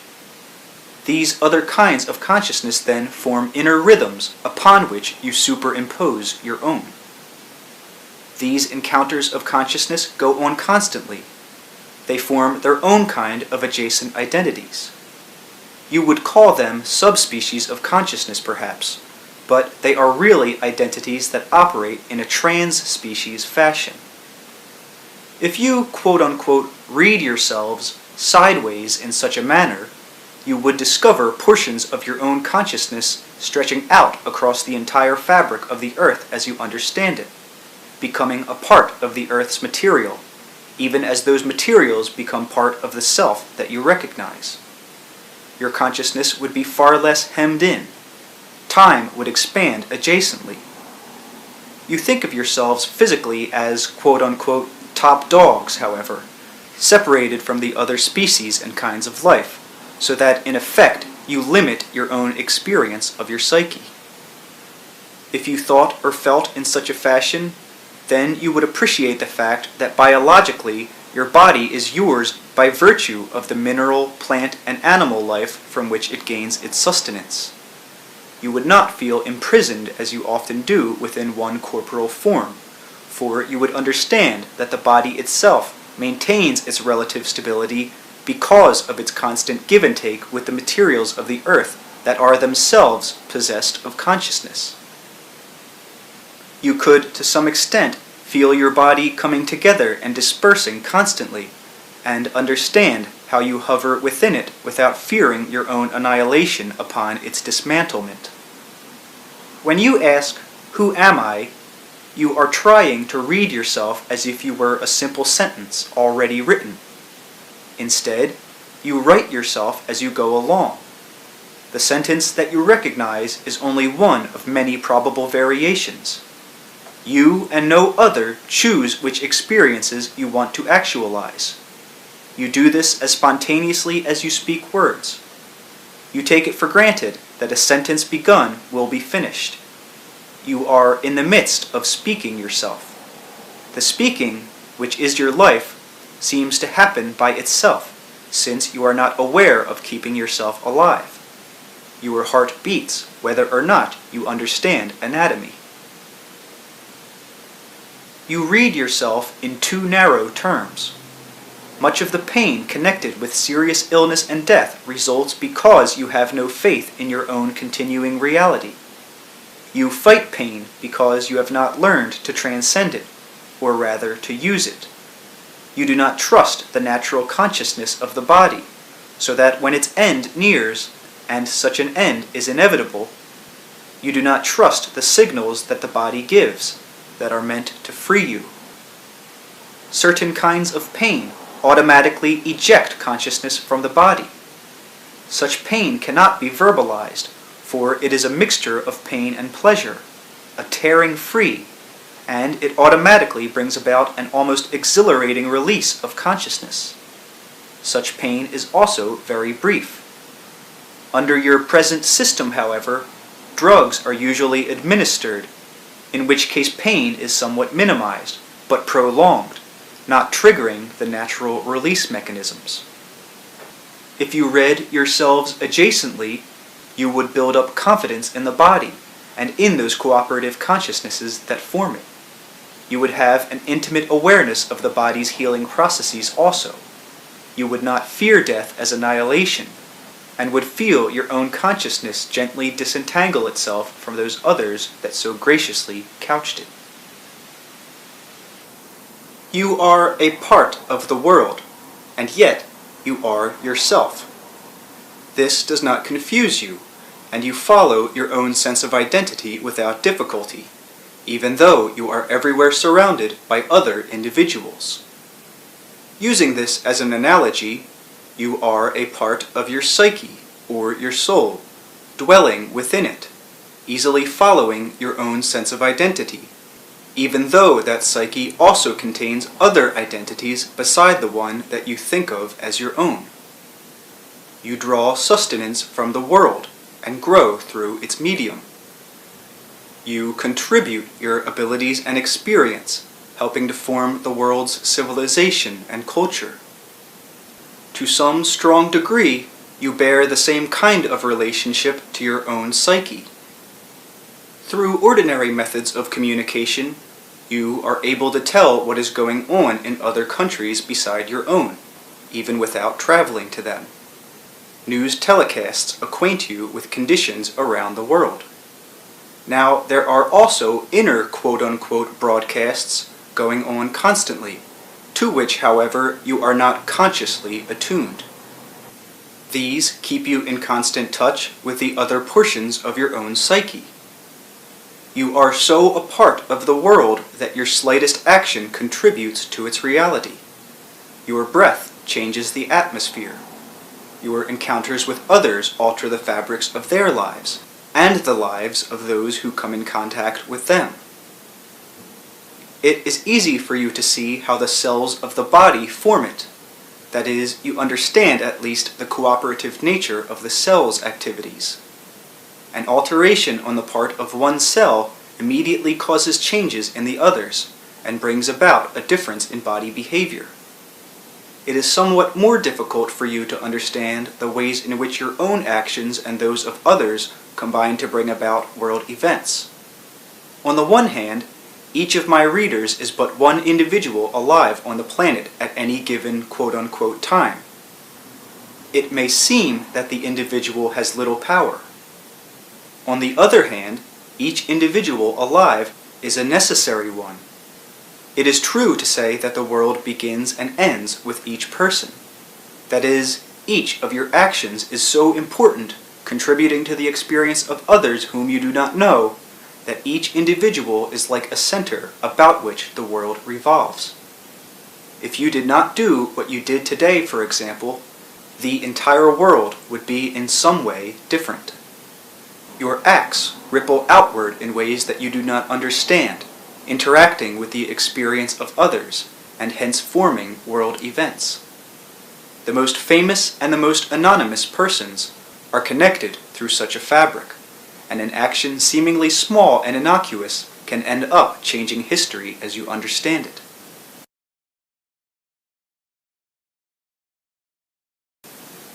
Children often feel that the world and time began with their birth. They take the world's past on faith.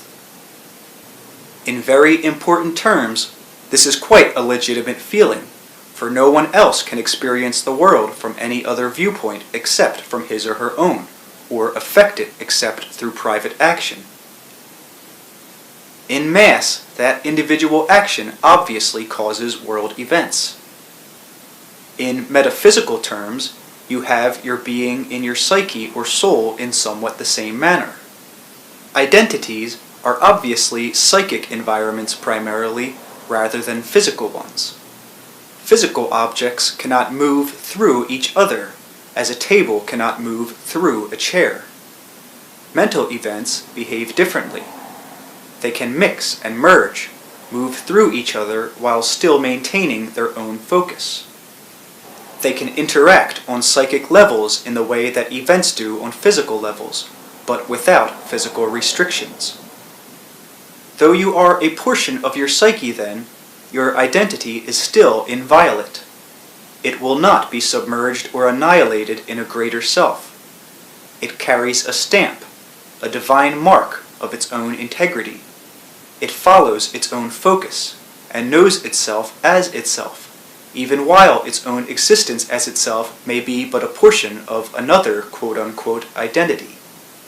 Moreover, there is nothing to stop it from exploring this other greater identity, or moving into it, so to speak. When this happens, both identities are changed. In greater terms, the psyche, or soul, nowhere exists as a finished product or entity. On the other hand, it is always becoming, and that becoming happens on the part of each of its own portions. Your very physical stance and existence are dependent upon portions of your psyche's reality, or your soul's existence, of which you are normally unaware. These portions are also dependent upon your existence, however. You take your breathing, your moving, for granted, though they are unconsciously produced. In certain terms, however, quote-unquote, at one time, you had to learn how to do these things that you are not now consciously concerned with. At still other levels of reality, activities that you now consciously claim as your own have, in those same terms and from another viewpoint, become unconscious, providing a psychic history from which other identities emerge, as it seems that your own identities emerge from unconscious bodily activity. In certain very definite terms, the existence of one person implies the existence of all others who have lived or will live. Your own existence is implied, therefore, in everyone else's, and theirs is implied in yours. I said that languages gain their meaning largely from the pauses and hesitations between sounds. They obviously gain their meaning also because of the sounds not used, so that any one language also implies the existence of all others. To that extent, all other languages reside silently within any given spoken language. The same applies to language written upon a page. The written characters make sense because of their arrangement, and precisely because they are chosen over other characters that do not appear. In the same kind of manner, your focused existence is dependent upon all those other existences that are not you. You are a part of them. You ride upon their existences, though you are primarily you and no other. The same applies, however, to every other person.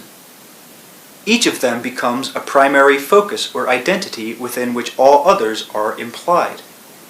In ordinary terms, you do not, quote-unquote, make yourselves. You are like a living language spoken by someone who did not originate it. The language was there for you to use. The language in this case is a molecular one that speaks your physical being. The components of that language, or the earth elements that form the body, were already created when you were born, as the alphabet of your particular language was waiting to be used. Your very physical life, then, implies a quote-unquote source, a life out of which the physical one emerges, the implied, unspoken, unmaterialized, unsounded vitality that supplied the ingredients for the physical, bodily, molecular quote-unquote alphabet. Your physical life, therefore, implies a non-physical one. You take your particular quote-unquote language so for granted and use it so effortlessly that you give no thought at all to the fact that it implies other languages also, or that it gains its meaning because of inner assumptions that are never spoken, or by the use of pauses in which no sounds are made. You live your lives in the same fashion. There are many languages, though most people speak one or two, or three at most. Languages also have accents, each somewhat different while still maintaining the original integrity of any given language. To some extent, you can learn to speak yourself with an accent, so to speak, in which case, still being yourself, you allow yourself to take on some of the attributes of another quote-unquote language. You can read the world in a different way while still maintaining your own identity, or you can move into a different country of yourself that speaks your native language but with a different slant. You do this to some extent or another whenever you tune in to broadcasts to which you usually pay no attention. The news is slightly foreign, while it is still interpreted through the language that you know. You are getting a translation of reality. The psyche, always in a state of becoming, obviously has no precise boundaries. The existence of one, again, implies the existence of all, and so any one given psyche comes into prominence also because of the existence of the others upon which its reality rides. One television station exists in the same manner, for if one could not be tuned into, theoretically speaking, none could. These intercommunications then reach outward in all directions. Each identity has eternal validity within the psyche's greater reality. At one level, then, any person contacting his or her own psyche can theoretically contact any other psyche. Life implies death, and death implies life. That is, in the terms of your world. In those terms, life is a spoken element, while death is the unspoken but still present element, quote unquote, beneath, upon which life rides. Both are equally present. To obtain knowledge consciously other than that usually available, you pay attention to the pauses, to the implied elements in language, to any felt or sensed quality upon which the recognizable experiences of life reside. There are all kinds of information available to you, but it must still be perceived through your own focus or identity. I have said that all events occur at once, a difficult statement to understand. All identities occur at once also. Each event changes every other. Present ones alter past ones. Any one event implies the existence of probable events which do not, quote unquote, emerge, which are not, quote unquote, spoken. Physical world events, therefore, rest upon the existence of implied probable events. Different languages use sounds in their own peculiar manners, with their own rhythms, one emphasizing what another ignores. Other probabilities, therefore, emphasize events that are only implied as pauses in your reality, so that your physical events become the implied probable ones upon which other worlds reside.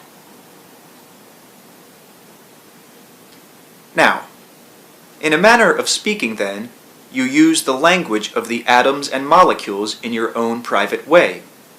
You mark the universe.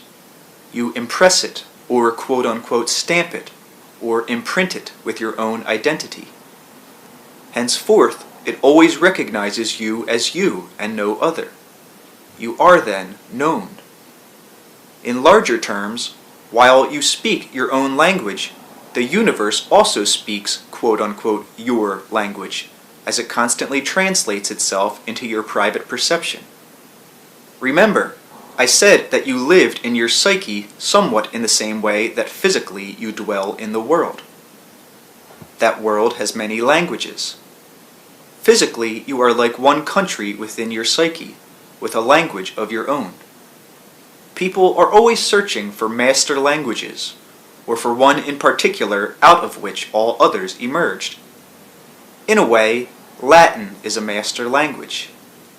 In the same manner, people search for gods, or a god, out of which all psyches emerged. Here, you are searching for the implied source, the unspoken, invisible quote-unquote pause, the inner organization that gives language or the self a vehicle for expression. Languages finally become archaic. Some words are entirely forgotten in one language, but spring up in altered form in another. All of the Earth's languages, however, are united because of characteristic pauses and hesitations upon which the different sounds ride. Even the alterations of obvious pauses between languages make sense only because of an implied, unstated inner rhythm. The historic gods became equally archaic. Their differences are often obvious. When you are learning a language, great mystery seems involved. When you are learning about the nature of the psyche, an even greater aura of the unknown exists. The unknown portions of the psyche and its greater horizons, therefore, have often been perceived as gods or as the greater psyches out of which the self emerged, as, for example, Latin is a source for the Romance languages. Using ordinary language, you speak with your fellows. You write histories and communications. Your books are meant to be read and never to be spoken aloud. Through written language, then, communication is vastly extended. In direct contact, however, you encounter not only the spoken language of another, but you are presented with the communicator's person as well. Spoken language is embellished with smiles, frowns, or other gestures, and these add to the meaning of the spoken word. Often, when you read a book, you silently mouth the words, as if to reinforce their symbolic content, with a more emotional immediacy. The language of the psyche, however, is far richer and more varied. Its quote-unquote words spring alive. Its quote-unquote verbs really move and do not simply signify or stand for motion. Its quote-unquote nouns become what they signify. Its declensions are multidimensional. Its verbs and nouns can become interchangeable. In a way, the psyche is its own language. Quote-unquote, at any given time, all of its tenses are present tense. In other words, it has multitudinous tenses, all in the present, or it has multitudinous present tenses. Within it, no quote-unquote word dies or becomes archaic. This language is experience. Psychically, then, you can and you cannot say that there is a source. The very fact that you question, is there a God or a source, shows that you misunderstand the issues. In the same manner, when you ask, is there a master language, it is apparent that you do not understand what language itself is. Otherwise, you would know that language is dependent upon other implied ones, and that the two, or all of them, are themselves and yet inseparable, so closely connected that it is impossible to separate them even though your focus may be upon one language alone. So the psyche and its source, or the individual and God, are so inseparable and interconnected that an attempt to find one apart from the other automatically confuses the issue. The physical world implies the existence of a God.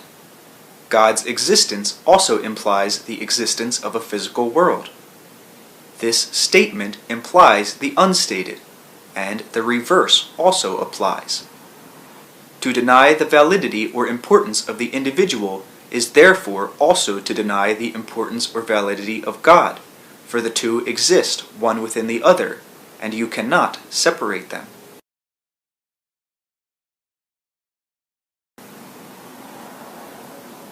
From one end of reality, you shout, "Where is God?" And from the other end, the answer comes, "I am me." From the other end of reality, God goes shouting, "Who am I?" and finds himself in you. You are therefore a part of the source, and so is everything else manifest. Because God is, you are. Because you are, God is. On a conscious level, certainly you are not all that God is, for that is the unstated, unmanifest portion of yourself. Your being rides upon that unstated reality, as a letter of the alphabet rides upon the inner organizations that are implied by its existence. In those terms, your unstated portions, quote-unquote, reach backwards to a source called God, as various languages can be traced back to their source. Master languages can be compared to the historic gods. Each person alive is a part of the living God, supported in life by the magnificent power of nature, which is God translated into the elements of the earth and the universe. Your daily language deals with separations, divisions, and distinctions. To some extent, your language organizes your feelings and emotions. The language of the psyche, however, has at its command many more symbols than can be combined in many more ways, say, than mere letters of an alphabet. In daily language, objects have certain names. Obviously, the names are not the objects, but symbols for them. Even these symbols, however, divide you as the perceiver from the rest of the world, which becomes objectified. You can yourself understand far more about the nature of the psyche, for example, than you think that you can. To do this, however, you must leave your daily language behind, at least momentarily, and pay attention to your own feelings and imagination. Your language tells you that certain things are true, or facts, and that certain things are not. Many of your most vivid and moving feelings do not fit the facts of your language, so you disregard them. These emotional experiences, however, often express the language of the psyche. It is not that an understanding of your psyche is beyond you. It is usually that you try to understand or experience it in one of the most difficult ways, through the use of daily language. The imagination belongs to the language of the psyche. For this reason, it often gives experiences that conflict with the basic assumptions upon which daily language is based. Therefore, the imagination is often considered suspect. You might stand alone in your doorway or in a field, or even on a street surrounded by many people in a large city. Look upward, suddenly struck by the great sweeping clouds above, and feel yourself a part of them. You might momentarily experience a great yearning or feel your own emotions suddenly filled with that same moving majesty, so that for an instant you and the sky seem to be one. Mundane language tells you, as you think with its patterns, that your imagination is running away with you, for obviously you are one thing and the sky is another. You and the sky do not equate, or, as friend Spock would say, it is not logical. The feeling swiftly fades after bemusing you briefly. You might be spiritually refreshed, yet as a rule you would not consider the feeling to be a statement of any legitimate reality, or a representation of your psyche's existence. The emotions and the imagination, however, give you your closest contact with other portions of your own reality. They also liberate your intellect so that its powers are not limited by concepts it has been taught are true. Instead, such concepts are relatively true, operationally true. For example, the physical laws that you are familiar with operate where you are. They are true, relatively speaking. In those terms, you are one person physically objectified, staring upward in the scene just mentioned at an objectified sky. You weigh so many pounds, tilt your head at such and such an angle to peer upward at the skyscape, and physically speaking, you can be categorized. In those same terms, the clouds could be physically measured and shown to be so far above you, composed of, say, winds of a certain velocity, ready to pour down a precise amount of rain or whatever. Physically speaking, then, obviously, you are separate from the clouds, and so in those terms, your momentary experience of uniting with them would seem to be a lie, at least not factual, or, quote-unquote, the product of your imagination. Instead, such an event is a direct expression of the psyche's knowledge.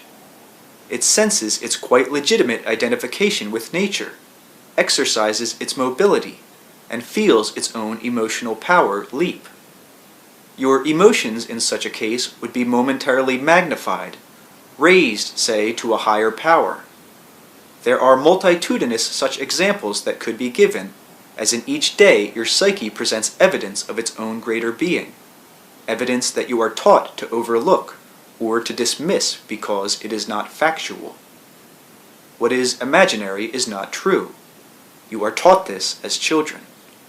The imagination, however, brings you into connection with a different kind of truth, or a different framework in which experience can be legitimately perceived. The larger truths of the psyche exist in that dimension. From it, you choose physical facts. Thoughts are real. Only some thoughts turn into physical actions, of course. Despite distorted versions of that last statement, however, there is still obviously a distinct difference, say, between the thought of adultery and its physical expression. You cannot treat thoughts and imagination in such a literal manner, nor in a large respect should you try to, quote-unquote, guard your thoughts as if they were herds of animals that you wanted to keep purely bred. Your thoughts do form your reality. If you do not fear them, however, they create their own balances. The psyche dwells in a reality so different from the world you usually recognize that there, good and evil, as you think of them, are also seen to be as operationally or relatively true as the difference between the perceiver and the object perceived. Dreams, you have been taught, are imaginary events. In larger terms, it is futile to question whether or not dreams are true, for they simply are. You do consider a dream true, however, if its events later occur in fact. In the life of the psyche, a dream is no more or less quote-unquote true whether or not it is duplicated in waking life. Dream events happen in a different context, one, you might say, of the imagination. Here you experience a valid reality that exists on its own, so to speak, one in which the psyche's own language is given greater freedom. Some of you may try to remember your dreams, but none of you have to relate to dream reality as you must to physical life. To some extent, however, you form physical events while you are dreaming. Then, freed from waking limitations, you process your experience, weigh it according to your own intents and purposes, correlate it with information so vast you cannot be consciously aware of it. In most dreams, you do not simply think of a situation, you imaginatively become part of it. It is real in every fashion, except that of physical fact. When you meet with any fact, you encounter the tail end of a certain kind of creativity. The psyche, however, is responsible for bringing facts into existence. In that reality, a so-called fact is equally true or equally false. The dream that you remember is already a translation of a deeper experience. It is cast for you so that it bridges the perception of the psyche and the perception of the dreaming self. Dreams serve as dramas, transferring experience from one level of the psyche to another. In certain portions of sleep, your experience reaches into areas of being so vast that the dream is used to translate it for you. The power to dream springs from that source. Dreaming is not a passive activity. It demands a peculiar and distinctive mixture of various kinds of consciousness, and the transformation of quote-unquote non-physical perception into symbols and codes that will be sensually understood, though not directly expressed as in waking experience. You take dreaming for granted, yet it is the result of a characteristic ability that is responsible for the very subjective feeling that you call conscious life. Without it, your normal consciousness would not be possible.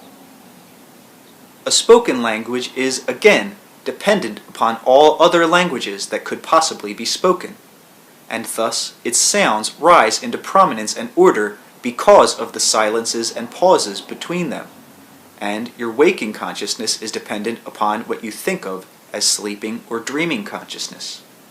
It rises into prominence in somewhat the same fashion, riding upon other possible versions of itself, alert only because, in your terms, of hidden pauses within its alertness. The ability to dream presupposes the existence of experience that is not defined as physical fact. It presupposes a far greater freedom, in which perception is not dependent upon space or time, a reality in which objects appear or are dismissed with equal ease, a subjective framework in which the individual freely expresses what he or she will in the most direct of fashions, yet without physical contact in usual terms. That reality represents your origin and is the natural environment in which the psyche resides. Your beliefs, cultural background, and to some extent your languages set up barriers so that this dream dimension seems unreal to you. Even when you catch yourselves in the most vivid of dream adventures, or find yourselves traveling outside of your bodies while dreaming, you still do not give such experiences equal validity with waking ones. Subjectively speaking, you are everywhere surrounded by your own greater reality, but you do not look in the right places.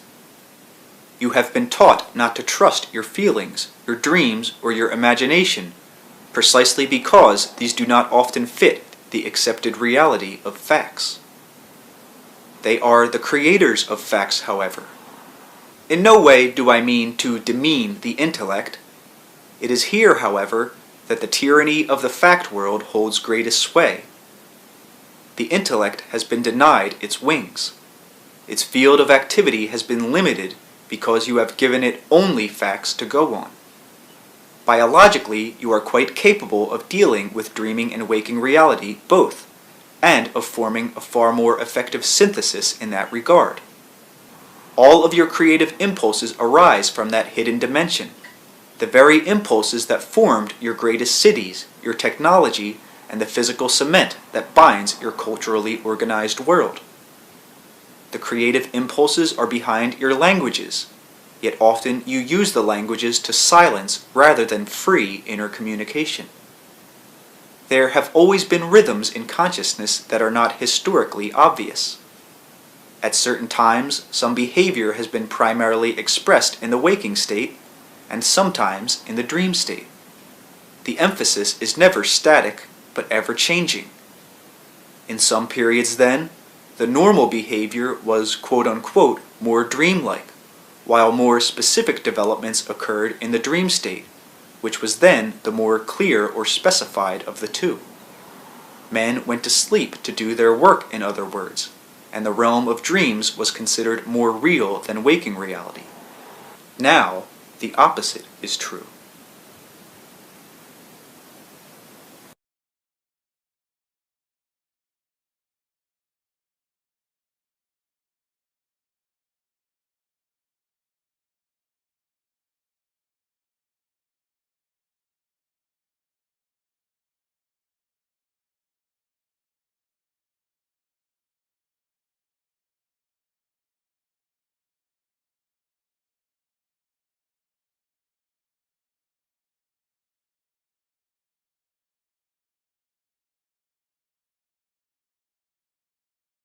Chapter 8. Dreams, Creativity, Languages, and quote-unquote Cordellas. Though you may not realize it, you really manage your subjective lives in a rather circular fashion. Pretend that the present moment is like a wheel, with your concentration at the hub. To maintain what you think of as time momentum, the hub is connected by spokes to the exterior circular framework. Otherwise, the hub alone would get you nowhere, and your quote-unquote moment would not even give you a bumpy ride. Your journey through time, however, seems to go smoothly. The wheel rolls ever forward. It can roll backward as well, but in your intentness, you have a forward direction in mind, and to go backward would seem to divert you from your purpose. The forward motion brings you into the future, out of the past from which it seems you are emerging.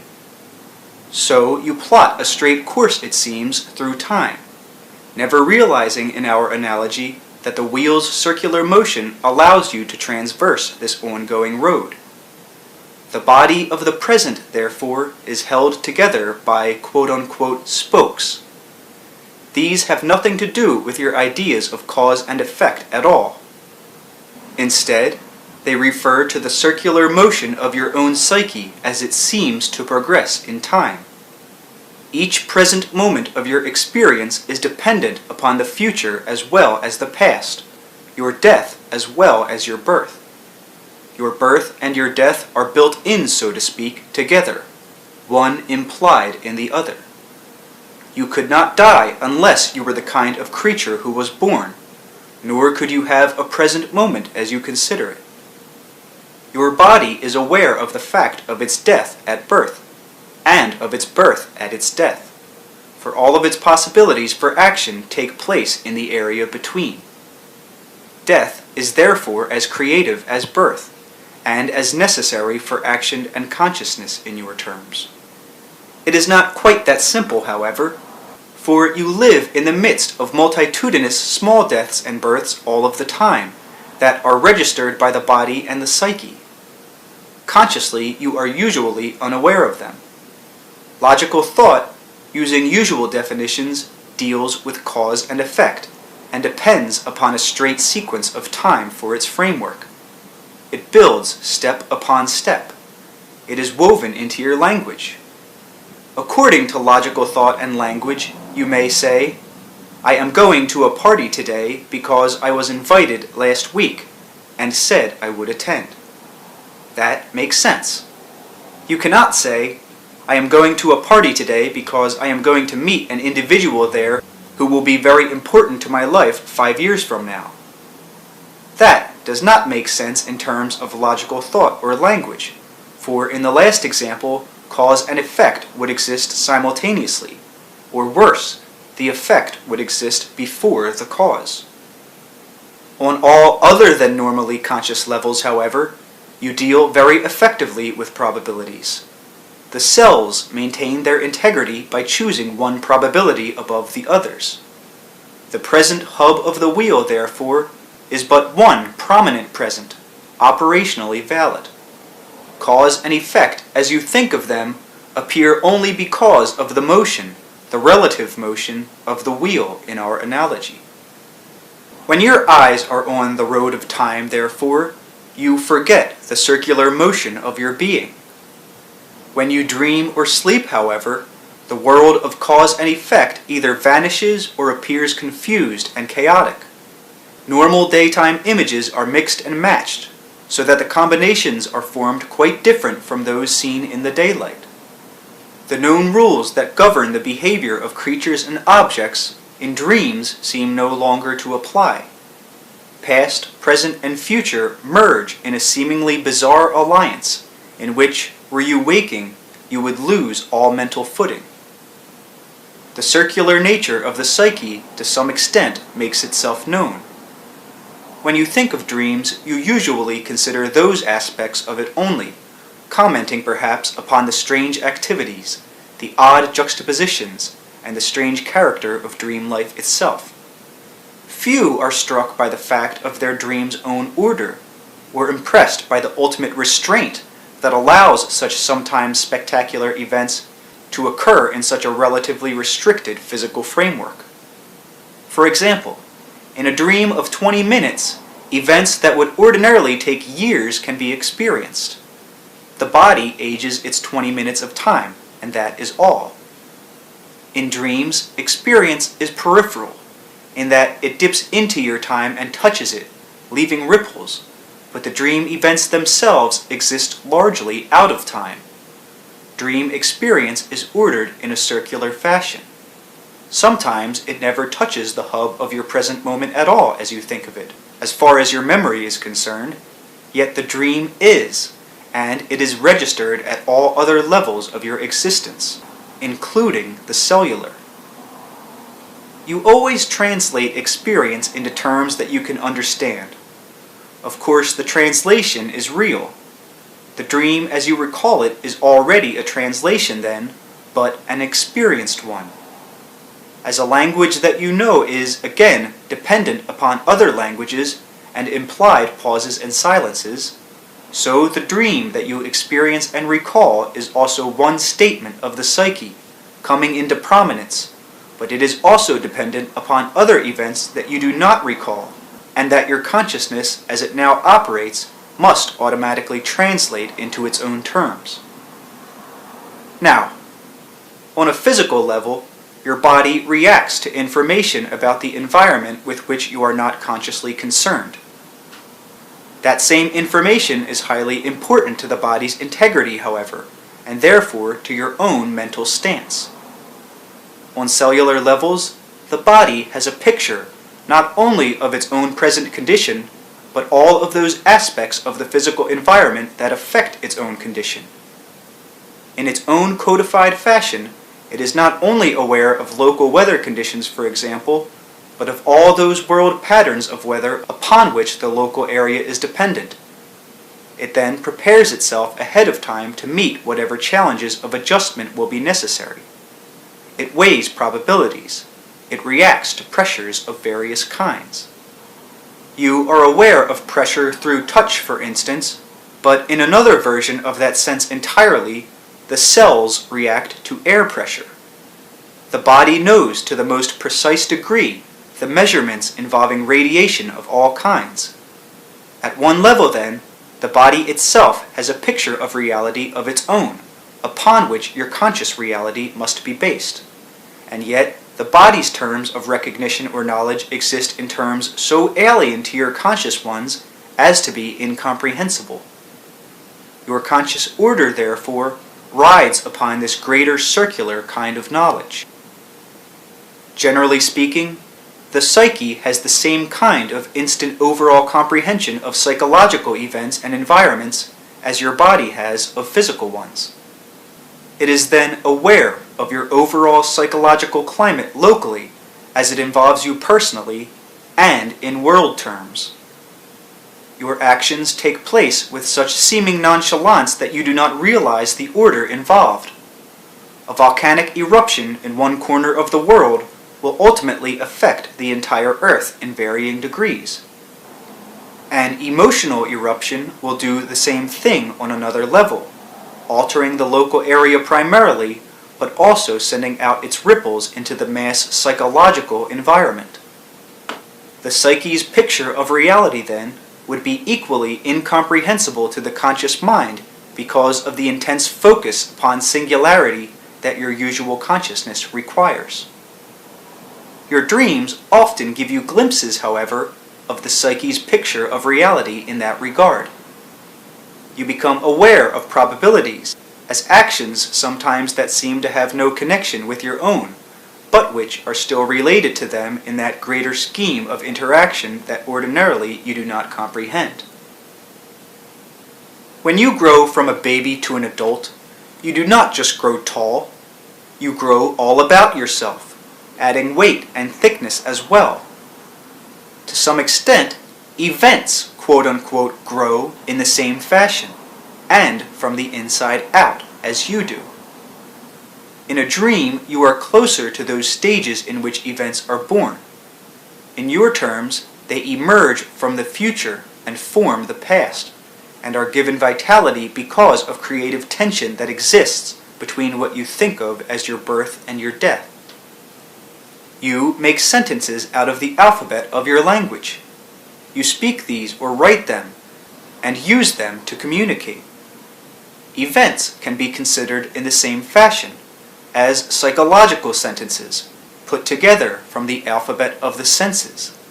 Experienced sentences that are lived instead of written, formed into perceived history instead of just being penned, for example, into a book about history. I said that your language to some extent programs your experience. There is a language of the senses, however, that gives you biological perception, experience, and communication. It forms the nature of the events that you can perceive. It puts experience together so that it is physically felt. All of your written or verbal languages have to be based upon this biological quote-unquote alphabet. There is far greater leeway here than there is in any of your spoken or written languages. I use the word Cordella to express the source out of which such languages spring. There are many correlations, of course, between your language and your body. Your spoken language is dependent upon your breath, and even written language is dependent upon the rapidity with which messages can leap the nerve endings. Biological cordellas, then, must be the source for physical languages, but the cordellas themselves arise from the psyche's greater knowledge as it forms the physical mechanism to begin with. Dreams are a language of the psyche, in which man's nature merges in time and out of it. He has sense experiences. He runs, though he lies in bed. He shouts, though no word is spoken. He still has the language of the flesh, and yet that language is only opaquely connected with the body's mechanisms. He deals with events, yet they do not happen in his bedroom, or necessarily in any place that he can find upon awakening.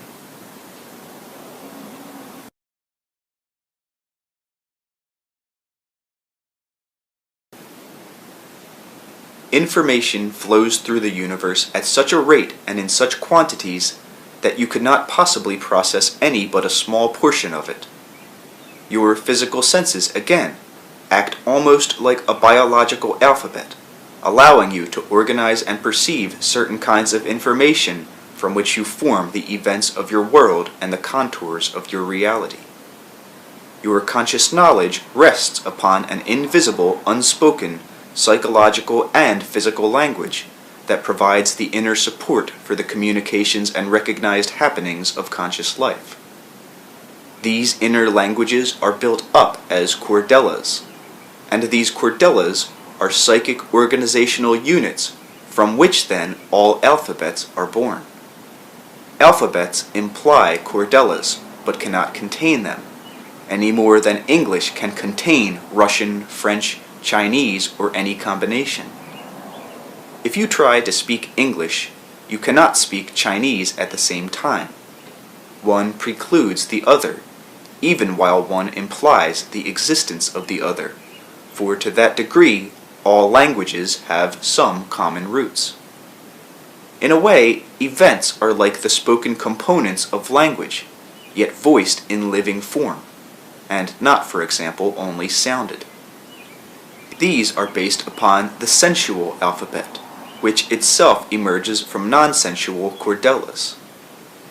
A sentence is built up as words, parts of speech, verbs, and adjectives, subjects and predicates, vowels and syllables, and underneath there is the entire structure that allows you to speak or read to begin with. To some extent, events are built up in the same fashion. You form and organize sentences, yet you speak on faith without actually knowing the methods involved in your speaking, so you only recognize the surface of that activity. In the same way, you form events, often without being aware that you do so. It seems that events happen, as it seems words are spoken. You were taught how to construct sentences in school, and you learned how to speak from your elders. You were involved with event making before the time of your birth, however. The psyche forms events in the same way that the ocean forms waves, except that the ocean's waves are confined to its surface or to its basin, while the psyche's events are instantly translated and splash out into mass psychological reality. In waking life, you meet the completed event, so to speak. You encounter events in the arena of waking consciousness. In the dream state, and at other levels of consciousness, you deal more directly with the formation of events. You are usually as unaware of this process as you are in normal practice of the ways in which you form your sentences, which seem to flow from you so automatically. The psyche, as it is turned toward physical reality, is a creator of events, and through them it experiences its own reality as through your own speech you hear your voice. In dreams, then, you are involved in the inner process by which physical events are formed. You deal with the psychological components of action, which you will awake form into the consecutive corporal quote-unquote language that results in the action of your days. The events that you recognize as official have a unitary nature in time that precludes those probable versions of them from which they arose, versions that appeared to one extent or another in the dream state. Again, if you speak the English sentence, "I am here," you cannot speak the Chinese version at the same time.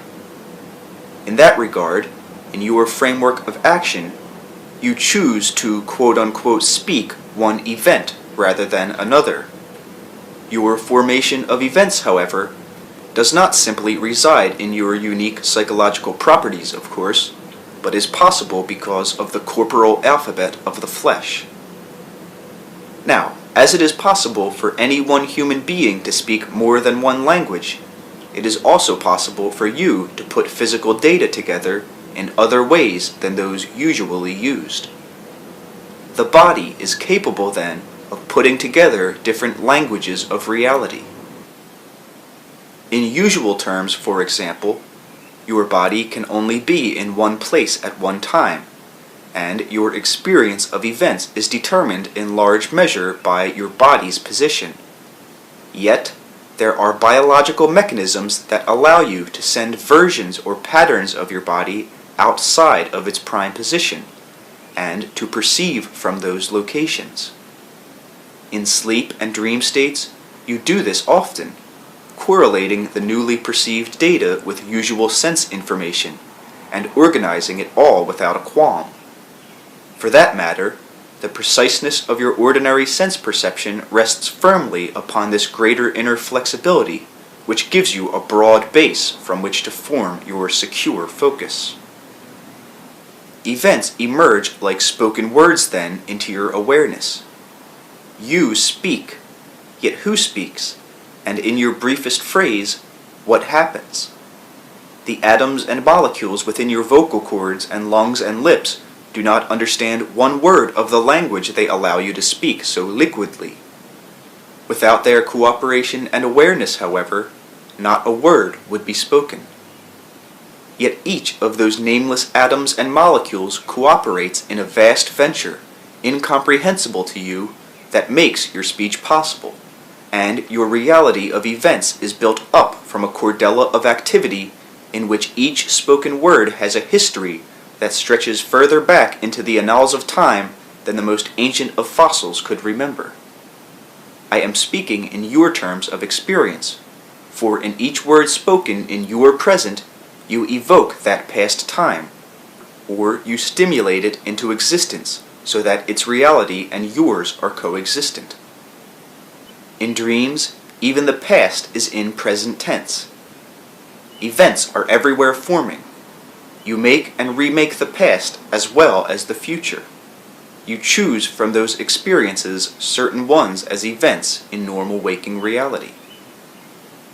While you can only speak one sentence at a time and in but one language, and while that sentence must be sounded one vowel or syllable at a time, still it is the result of a kind of circular knowledge or experience in which the sentence's beginning and end is known simultaneously. If the end of it were not known, the beginning could not be started so expertly. In the same way, the experienced event occurring in time is dependent upon a circular happening in which beginning and end are entwined, not one occurring before the other, but coexistent. On a conscious level, again, you could not possibly handle all of the information that is available to you on other levels, information upon which your very physical survival depends. To some extent, then, language operates as a screening device, enabling you to communicate certain data while effectively blocking out other kinds. When you speak a sentence, you do not stop to consider all of the rules of grammar. You do not mentally diagram the sentence ahead of time. You simply speak, more or less, automatically. This involves the utmost precision, both mentally and physically.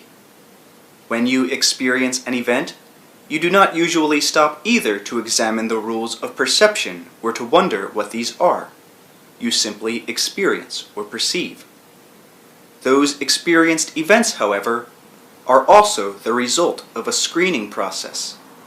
They attain their focus, brilliance, and physical validity because they rise into prominence on the backs of other seemingly unperceived events. In the dream state, you work intimately with the quote-unquote inner grammar of events. In dreams, you find the unspoken sentence and the physically unexperienced act. The skeletons of the inner workings of events are there more obvious. Actions are not yet fully fleshed out. The mechanics of your waking psychological behavior are brilliantly delineated. That state can be explored and utilized far more fully than it is, and should be. Yet, there will always be a veil between the waking and sleeping consciousness, for while you are physical, the waking mind can only deal with so much information. It would simply forget what it cannot hold. Your dreams affect your cellular reality. even as that reality is largely responsible for the fact that you dream in your terms at all. Dreams are a natural quote-unquote product of cellularly tuned consciousness. As fire gives off light, cellularly tuned consciousness gives off dreams. Such a consciousness is at a state of being in which its reality generates more energy and power than it can physically express in its brilliant intersection with physical reality. The quote-unquote sparks generated by each instant of its existence cause additional experiences, perceptions, that will not fit in the known moment of the present. For by then, in your terms, that moment has already vanished into the past. These events and responses continue to operate, however, particularly in the dream state, where they do not intersect directly with full physical experience as waking events do. All of these parallel or alternate experiences are then used to construct the physical events that you recognize. Again, you speak a sentence truly so that the end of it comes smoothly, though when you begin it you may not have known consciously what you were going to say. Some part of you knew the sentence's beginning and end at once, however.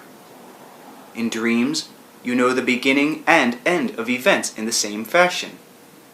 Any one action in your life is taken in context with all of the other events from your birth to your death.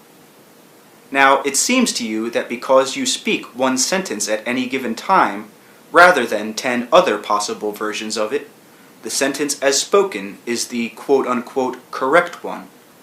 Its probable variations in grammar or tense or inflection escape you entirely. Yet unconsciously you may have tried out and discarded all of those, even though you have no memory of such experiences. So even in forming sentences, you deal with probabilities, and to some extent or another, your body mimics, say, the various muscular responses that might be involved with each unspoken sentence. Even as you speak your sentence with such fine conscious nonchalance, inner choices are still being made as you unconsciously check your communications against events occurring outside you as you speak. So, while each action of your life is taken in context with all other actions of your life until your death, this does not mean that your death is predestined to occur at any given time. As you might change your sentence in the middle from one version to another without even being consciously aware of it, so as you live your life, you also work with probabilities. You are the self who speaks the sentence, and you are the self who lives the life. You are larger than the sentence that you speak, and larger than the life you live.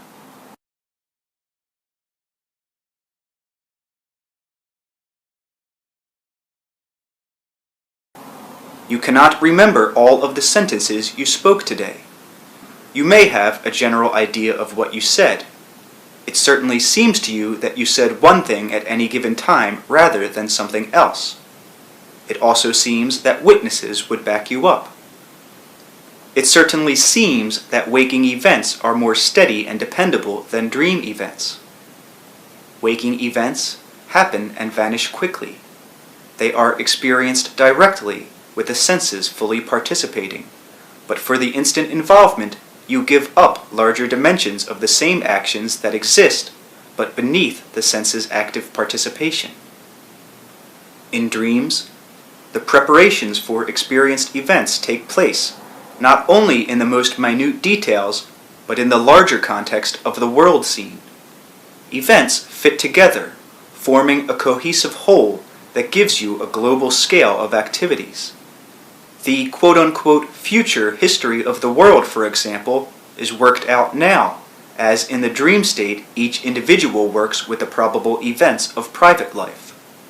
That private life exists, however, in a context, social, political, and economic, which is unconsciously apprehended. When a person constructs various probable realities in the dream state, he or she does so also in the larger context in which the probable status of the world is known. Here, events are connected one to the other in a psychic webwork that is far more effective than your physical technological system of communication. Here, reality codes are utilized. Knowledge is received and transmitted in electromagnetic patterns, so that one pattern can carry far more units of information than anything you have, technologically speaking. Each cell in the body does its part in picking up such signals and transmitting them. Such decoding also takes place at that level, so that pertinent information is sent where it belongs, physically speaking. Much information does not even reach the brain. The mind is aware of such data, however. In man, the psychic physical structure has at every moment a complete up-to-date picture of pertinent information about all events that will in any way affect the organism. All actions are taken with this information available. In the dream state, such data becomes transformed again into pseudo-physical pictures, reflections of events that might occur, previews of probable sequences. These are flashed before a consciousness that momentarily focuses upon the inner rather than the outer arena of reality. Now, these previews are played out not only for the mind, but for the body as well. In sleep, again, each cell calculates the effect of various probable events upon its own reality. Computations are made so that the body's entire response can be ascertained ahead of time, and the advantages and disadvantages weighed. The body participates in dreaming at the most minute levels. The atoms and molecules themselves possess kinds of consciousness impossible for you to analyze, because the scales of activities are so different. They are information-gathering processes, however, containing codified electromagnetic properties that slip between all of your devices. The atoms and molecules and all of the seemingly smaller quote-unquote particles within them are, again, information-carrying processes, and upon them depends your entire interpretation of the nature of events. Again, cellularly attuned consciousness generates dreams. Consciousness, riding on a molecular back, generates a physical reality and events suited to it. Thinking also rests firmly in the reality of cellularly attuned consciousness. Thought takes time and exists by virtue of cellular composition. Consciousness not focused in cellular construction involves itself with a kind of direct cognition, involving comprehensions that come in a more circular fashion. The creative act is your closest experience to direct cognition. While your consciousness thinks of itself in physical terms, whether you are living or dead, then you will still largely utilize thinking patterns with which you are familiar. Your consciousness is cellularly attuned in life, in that it perceives its own reality through cellular function that forms the bodily apparatus. The psyche is larger than that physically attuned consciousness, however. It is the larger context in which you exist. It is intertwined with your own reality as you think of it. On those occasions when you are able to alter your focus momentarily, then the psyche's greater experiences come into play. You are able to at least sense your existence apart from its cellular orientation. The experience, however, is circular, and therefore very difficult to verbalize or to organize into your normal patterns of information. You recognize that Earth has an atmosphere. In your limited space travel, you take for granted the fact that different conditions will be met from those encountered upon your planet. There are alterations taken into your calculations, so astronauts know ahead of time that they can expect to encounter weightlessness, for example. Your ideas and experiences with space and matter, however, are determined by your own sense apparatus. What is matter to you might be quote-unquote empty space for beings equipped in an entirely different fashion. Your conscious mind, as you understand it, is the quote-unquote psychological structure that deals with conditions on a physical basis. Sense data are served up, so to speak, more or less already packaged. The greater inner reality of the psyche, however, is as extensive as outer space seems to be. When information quote-unquote falls into your conscious mind from those vaster areas, then it also is changed as it travels through various levels of psychological atmosphere, until it finally lands or explodes in a series of images or thoughts. You are bombarded with such quote-unquote alien intrusions constantly. The focus of your consciousness blots these out while you are in the normal waking state. There are falling stars everywhere, tumbling through the heavens, for example, though you only see some of these in the night sky. It is important during the day that a screening process be used, so that the precision of your actions can be maintained. Again, however, that fine precision rests upon an endless amount of information that impinges upon other levels of your psychological reality. Those data then become the raw material, so to speak, from which your physical events are formed. In the dream state, with your body more or less safe and at rest, and without the necessity for precise action, these psychological intrusions become more apparent. Many of your dreams are like the tail end of a comet. Their real life is over, and you see the flash of their disappearance as they strike your own mental atmosphere and explode in a spark of dream images. They are transformed, therefore, as they travel through your own psychological atmosphere. You could not perceive them in your own state, nor can they maintain their native state as they plunge through the far reaches of the psyche. They fall in patterns, forming themselves naturally into the dream contents that fit the contours of your own mind. The resulting structure of the dream suits your reality and no other. As this intrusive matter falls, plummets, or shifts through the levels of your own psychological atmosphere, it is transformed by the conditions it meets. Raindrop patterns in a puddle follow certain laws having to do with the contours of the land, the weather, the nature of the rain, of the clouds, the height from which the raindrops fall, and the conditions operating in the nearby and far portions of the world. If you could properly understand all of that, then by looking into a single puddle, you could tell the past and present weather conditions for the entire planet, and follow the probabilities in terms of storms or volcanic eruptions. You cannot do this, of course, yet it is possible. Dreams patter down into psychological puddles. They follow the contours of your psychological reality. They make ever-moving psychic patterns in your mind, rippling outward. The rain that hits your backyard as warm drops, soft and clear, may be hail in areas far above your rooftop, but it changes its form as it falls, again according to the conditions that it encounters. So these quote-unquote alien intrusions do the same, and the dreams are like the raindrops, for at other quote-unquote higher levels they may have quite a different form indeed. There are gullies, hills, mountains, valleys, large continents, small islands upon the earth, and the falling rain fits itself to those contours.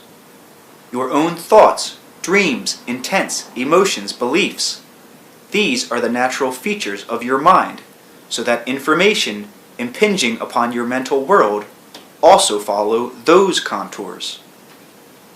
If there is a gully in your backyard, it will always collect the rain that falls. Your beliefs are like receptive areas, open basins, that you use to collect information. Intrusive data will often fall into such basins, taking on their contours, of course. Beliefs are ways of structuring reality.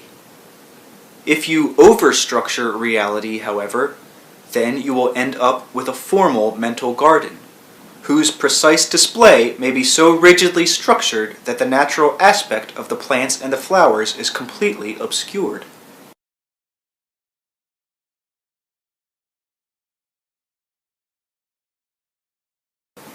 Even your dream information, then, will flow into structured patterns.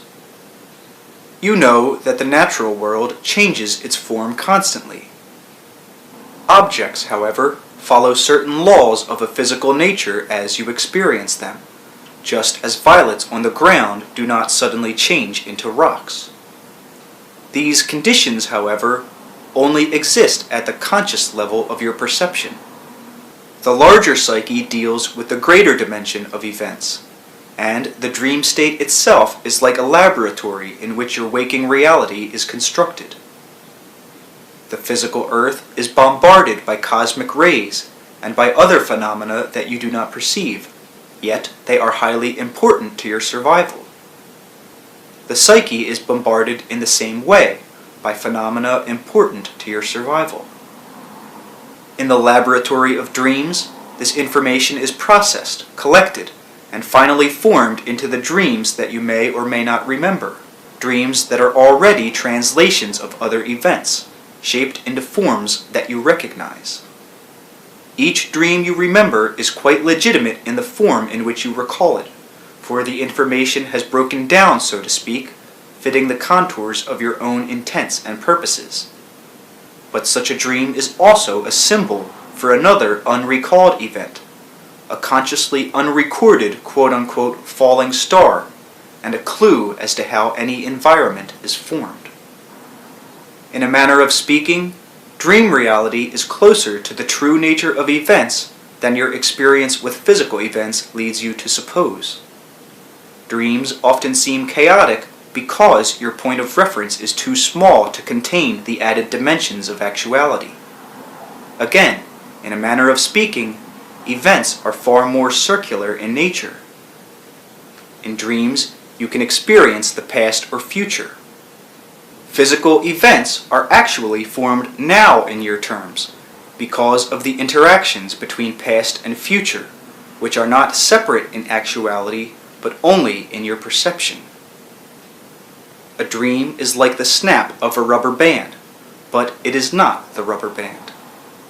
You read newspapers and keep in constant physical communication with others of your kind. The news affects quote-unquote future events. Individuals and governments take such communications into consideration when they make their decisions. The newspapers are not the events they discuss, though they are their own kind of events. The written news story is actually composed of a group of symbols. Through reading, you learn how to interpret these. If you watch news on television, you have a larger view of a given news event. When you are viewing a war in a newscast, however, you are still not watching people die. You are watching symbols translated into images that are then visually perceived. The images stand for the people, but they are not the people. The symbols carry the message, but they are not the event they depict. Some of your dreams are like newspaper stories, informing you of events that have happened in other portions of the psyche. Others are like the televised news picture, carrying perhaps more information about the event, but still not containing it. Psychologically and physically, however, you send out dream bulletins all the while in a constant intercommunication. On this level, individual dreams help form mass reality, yet also to some extent arise from it in the same way that local weather conditions contribute to world weather conditions, while they are formed by them at the same time. Your Earth exists in the context of the physical universe. You exist in the context of your psyche. The events that you recognize as real are dependent upon all of the other events occurring within your psyche, even as the existence of the Earth is dependent upon the other aspects of the physical universe. Events, as you understand them, are only intrusions of multidimensional activities into space and time. Events are reflections of your dreams, even as your dreams reflect the events you know, those you experienced, and those you anticipate in one way or another. In a manner of speaking, then, and without denying the great validity of your experience, events as you know them are but fragments of other happenings in which you are also intimately involved. The inner multidimensional shape of events occurs in a framework that you cannot structure, however, because as a rule you are not focused in that direction. You prefer to deal with activities that can be physically manipulated. The physical manipulation of events is indeed a psychological knack of considerable merit, in which consciousness and attention are exuberantly and wholeheartedly focused, bringing vitality and meaning to one relatively small range of activity. Again, I do not mean to deny the validity of that experience, but to point out its specialized nature. By its nature, however, that precise specialization and tuning of consciousness in its space and time largely precludes other less specialized encounters with realities. Dreams often present you with what seems to be an ambiguity and opaqueness, since they lack the immediate impact of psychological activity with space and time. From your viewpoint, it seems often that dreams are not events, or that they happen but do not happen. The lack of normal time and space intersections means that you cannot share your dreams with others in the way that you can share waking events. Nor can you remember dream events, or so it seems, as you do your normal conscious experience. In actual fact, you remember consciously only certain highlighted events of your lives, and ordinary details of your days vanish as dreams seem to. You have a dream memory, of course, though you are not aware of it as a rule. There is a craft involved in the formation of events. You perform this craft well when dreaming. Event making begins before your birth, and the dreams of unborn children and their mothers often merge. The dreams of those about to die often involve dream structures that already prepare them for future existences. In fact, towards death, a great dream acceleration is involved as new probabilities are considered, a dream acceleration that provides psychic impetus for new birth. Some of this is most difficult to explain, yet it is true to say that no event has a beginning or ending. This is true of a life. It is true of a dream. The information is not practical in your terms, because it denies your direct experience. Upon request, however, and with some practice, you can suggest in the middle of a dream that it expand to its larger proportions. You would then experience one dream wrapped in another, or several occurring at one time, all involving aspects of a particular theme or probability, with each connected to the others, although to you the connections might not be apparent. Each event of your life is contained within each other event. In the same way, each lifetime is contained in each other lifetime. The feeling of reality is quote-unquote truer than in the dream state. You can become consciously aware of your dreams to some extent. That is, consciously aware of your own dreaming. You can also allow your quote-unquote dream self greater expression in the waking state. This can be done through techniques that are largely connected with creativity. Creativity connects waking and dreaming reality, and is in itself a threshold in which the waking and dreaming selves merge to form constructs that belong equally to each reality. You cannot begin to understand how you form the physical events of your lives unless you understand the connections between creativity, dreams, play, and those events that form your waking hours. In one respect, dreams are a kind of structured unconscious play. Your mind dreams in joyful pleasure at using itself, freed from the concerns of practical living. Dreams are the mind's free play. The spontaneous activity, however, is at the same time training in the art of forming practical events. Probabilities can be juggled, tried out without physical consequences. The mind follows its natural bents. It has far more energy than you allow it to use, and it releases this in great quote-unquote fantasies, fantasies from which you will choose facts that you will experience. At the same time, dreaming is an art of the highest nature, in which all are proficient. There are structured dreams as there are structured games in waking life. There are mass dreams, quote unquote, attended by many. There are themes, both mass and private, that serve as a basis or framework. Yet overall, the mind's spontaneous activity continues because it enjoys its own activities.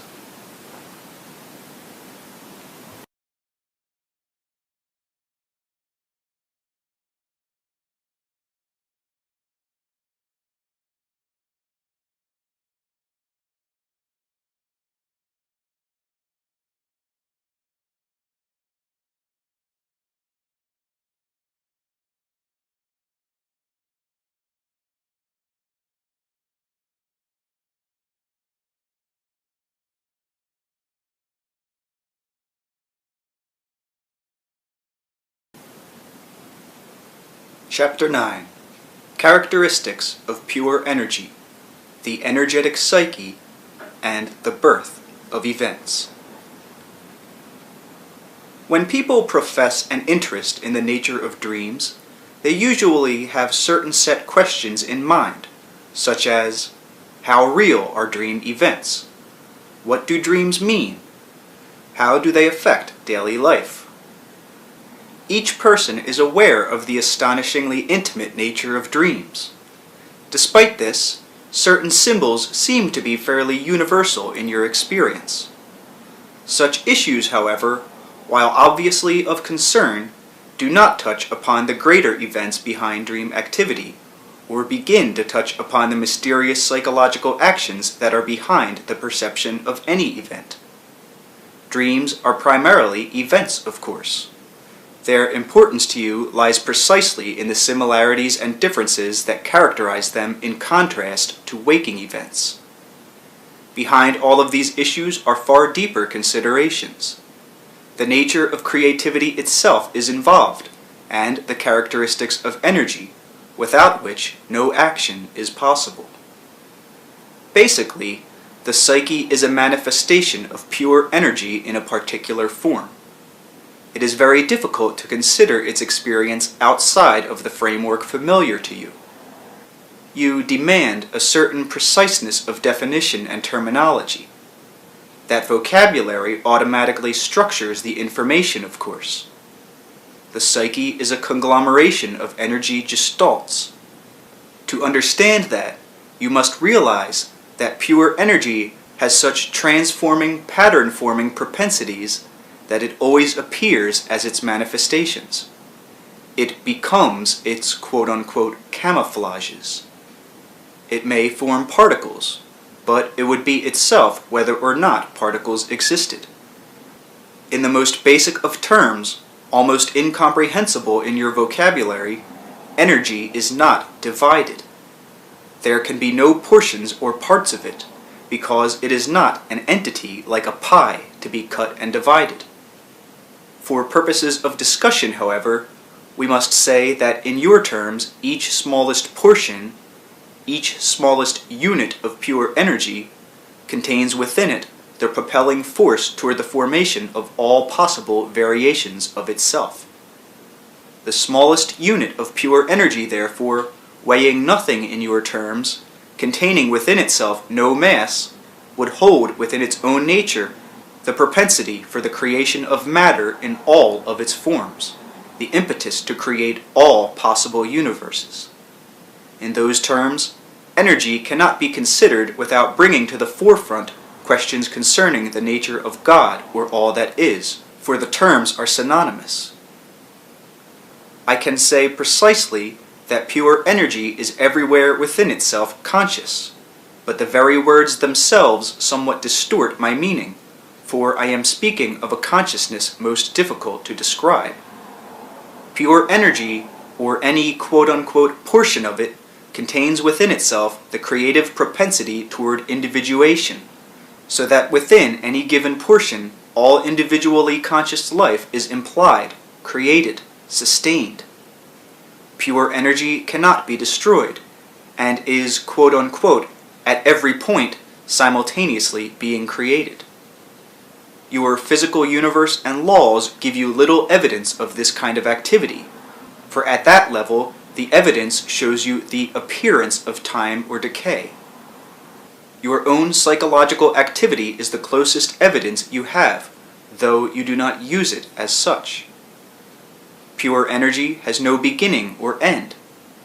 The psyche, your psyche, is being freshly created, quote unquote, at every point of its existence.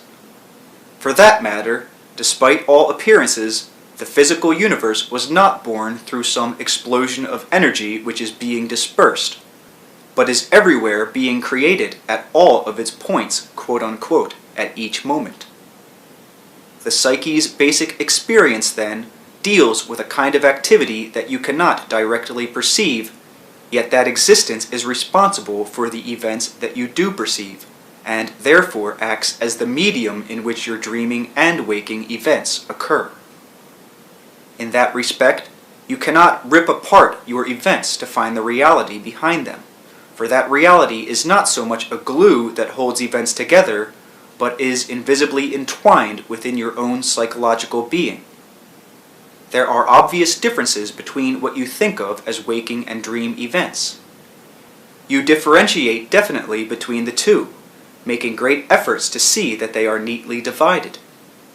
In your world, conventional and practical sanity and physical manipulation are dependent upon your ability to discriminate, accepting as real only those events with which others more or less agree. These so-called real events, however, have changed radically through the ages. Quote unquote, once the gods walked the earth and waged battles in the skies and seas. People who believed such things were considered sane, and were sane, for the accepted framework of events was far different from your own. In historic terms, the changing nature of accepted events provides far more than, say, a history of civilization, but mirrors the ever-creative nature of the psyche. All of the elements of physical experience at any given time are present in the dream state. Practically speaking, however, the species accepts various portions of dream reality as its so-called real events at any particular time, and about those specialized events, it forms its quote-unquote current civilizations. Historically speaking, early men dreamed of airplanes and rocket ships. For that matter, their natural television operated better in some ways than your technological version, for their mental images allowed them to perceive events in neighboring areas or in other portions of the world.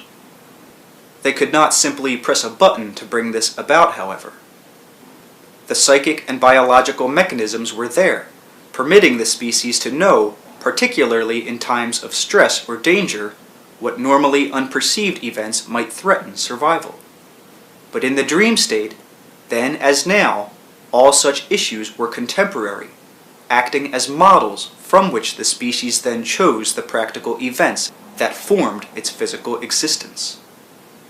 To that extent, a study of the dream state gives you some important insights as to the nature of the psyche.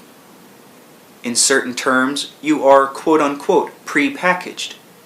You always recognize one package of psychological reality as quote-unquote you.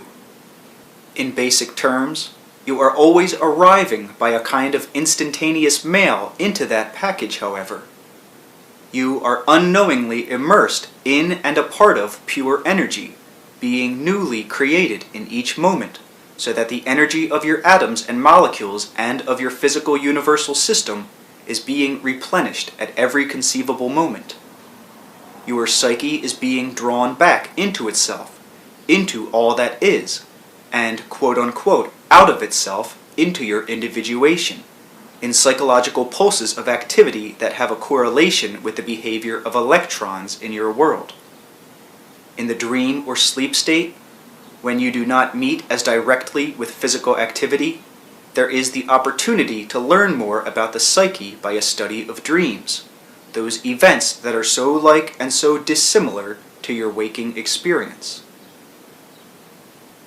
Now, all of the probable events of your life exist at once, at certain levels that are connected to the dream state.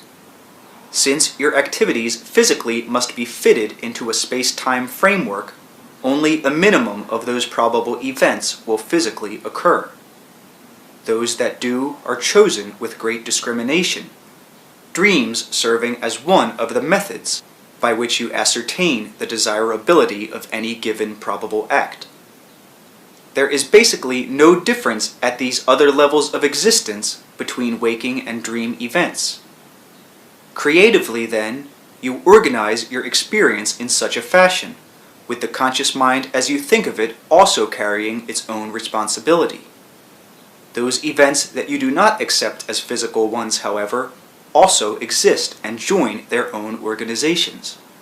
They do not simply fall away from your experience, but serve as focus points for events that do not concern you directly, while indirectly they form a definite psychological background. To a certain extent, they become the invisible medium of experience from which your own specialized activities emerge, so that their nature is implied in your own, and so that your life is implied in those other frameworks. To that extent, the dream also serves as a drama of interweaving probabilities, a springboard from which events emerge in all directions. Each aspect of a dream, while having personal meaning, is also your version of a symbol that stands for a corresponding kind of event, but in a different level of reality entirely. If you numbered each aspect of a dream, then each number would represent itself in a different numerical system entirely. The surface numbers, or the familiar ones, would still serve to explain the dream in the context of your own world. As you live in an obvious physical universe, sharing in its reality, so each of you exists in a far vaster psychological or psychic universe, surrounded by, supported by, and part of psychic or psychological entities infinite in their variety. Your smallest action affects their reality, as theirs does yours. To some extent in the dream state, you can perceive such entities more clearly, as at night the stars become more apparent, physically speaking. Psychological realities cannot be compared in terms of size, or bigger or smaller, for the validity and brilliance of each existence carries a personalized identity so unique that it overshadows any such considerations. The life of a star, the life of a flower, are entirely different in your terms of duration, size, and characteristics, yet each exists in a validity of experience that ultimately makes such comparisons meaningless. In the same way, it does not help to compare your own consciousness to one of star-like psychological or psychic properties. The psychological mobility of consciousness, however, allows for an inner kind of communication impossible to verbalize, an interlocking spiritual and biological language by which experience is directly transmuted. Many of your dreams, therefore, are translations of events occurring in other levels of the greater psyche. These events are not dependent upon time. You, on the other hand, must work with the time version of events. Dreams provide an elegant framework that allows you to break down timeless events, placing them properly in the context of your own world.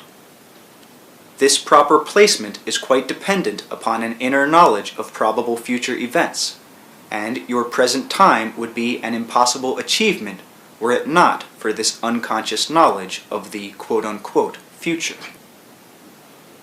The dreams are often a synthesis of past, present, and future, where one main event is used as a focus point around which quote-unquote present events will be collected.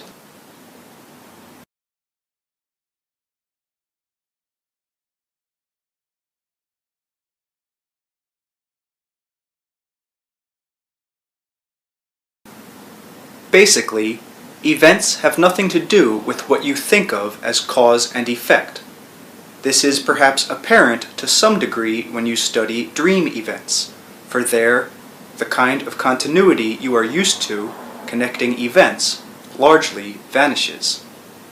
Instead, events are built up, so to speak, from significances. But let us forget that term for a moment and consider association, with which you are already familiar, since your stream of consciousness operates in that fashion. By its very nature, each consciousness is a particular, peculiar, and unique focus of awareness which will experience any possible realities through its own characteristics. It also, quote-unquote, stamps or, quote-unquote, impresses the universe with its own imprint. No portion of the universe is inactive or passive, regardless of its seeming organization or its seeming lack of organization. Each consciousness, then, impresses the universe in its own fashion. Its very existence sets up a kind of significance, in whose light the rest of the universe will be interpreted. The universe knows itself through such significances.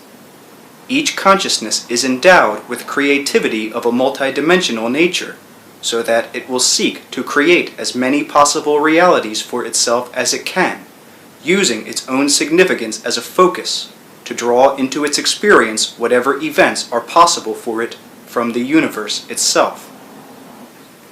It will then attract events from the universe, even as its own existence imprints the universe as an event with the indelible stamp of its own nature. Put more simply from another viewpoint, each of you, as you know yourselves, has certain abilities and characteristics of your own. You experience reality through the cast of those abilities and characteristics, but you also stamp the universe with that particular imprint of individuality that is your own, and you attract those events that are suited to your nature and no other. Significances fall or happen in certain patterns, and when these become very obvious, they appear as cause and effect. They are simply heavy-handed significances. Your associative processes and habits are perhaps the closest examples that can give clues of how significances operate. Even then, however, associations deal with the passage of time, and basically, significances do not.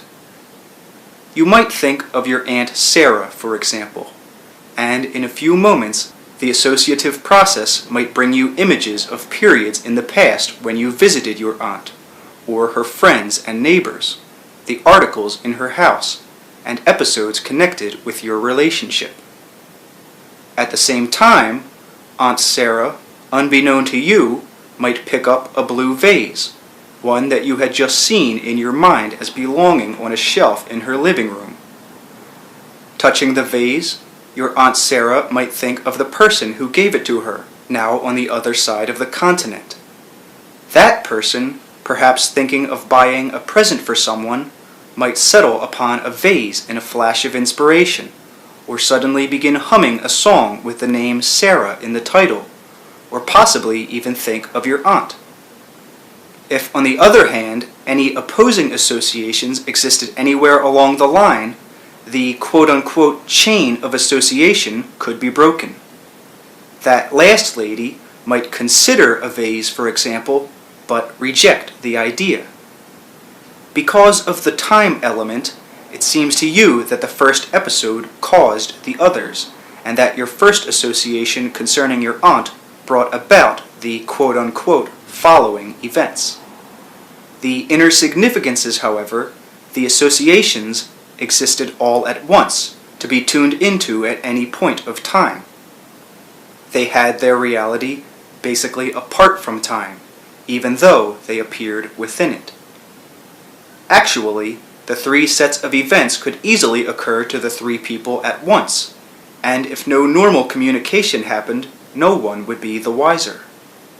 The inner tapestry of events deals with just this kind of association. Emotional intensities and significances compose the nature of events. In dreams, you work with the kind of intensities involved, exploring multitudinous significances. These are like charged emotional patterns, formed of your own highly personal emotions and intents. Using such significances as yardsticks, you accept or reject probable events. You imprint the universe with your own significance, and using that as a focus, you draw from it or attract those events that fit your unique purposes and needs.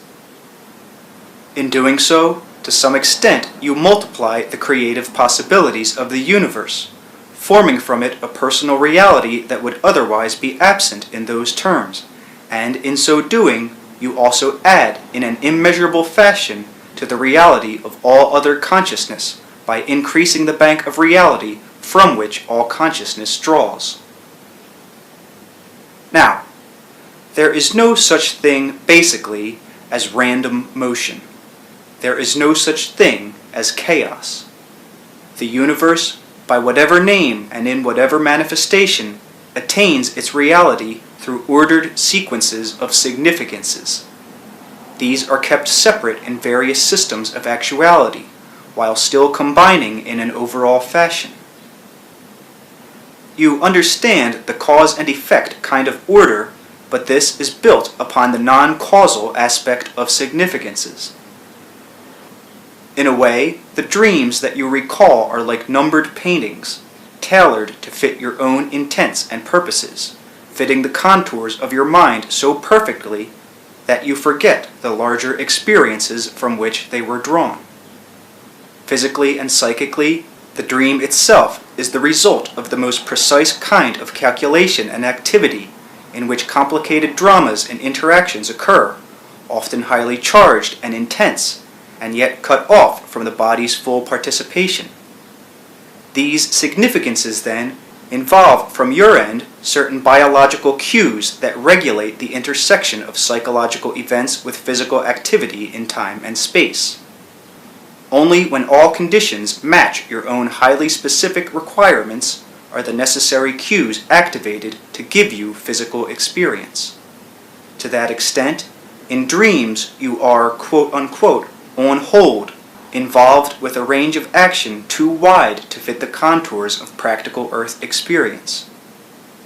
These significances set up their own codes then, so that physical events must be coded in a certain fashion, and dreams in another. There is then what can be called a pre-dream state, or a state of experience from which the dream will be formed. Such experience will carry a different kind of code, further divorcing it from the acceptable intersection with bodily activity, space, and time. Your physical events happen to you as you. In dreams, you may experience an event seemingly as someone else, or you may find yourself in the past or future instead of the present. In waking life, you have the family that you recognize, or a group of friends, or profession, or what have you. In dreams, you may find yourself married to someone else, or living an entirely different kind of life. In a way, dreams are like variations of the theme of your life, though in reality, your life is the theme you have chosen from those possible versions. To some extent, however, dream events are like physical ones a good deal of the time. Your dream perceptions seem physical. You walk, run, eat, and perform other physical functions. There are actually many other conditions of existence, but for now we will speak of a pre-dream state which is actually composed of several conditions of actuality. Here, the physical aspects of events largely vanish, comparatively speaking, the further away you go from the dream state into inner reality. It would seem to you that experience becomes broader but less specific, but such is not the case.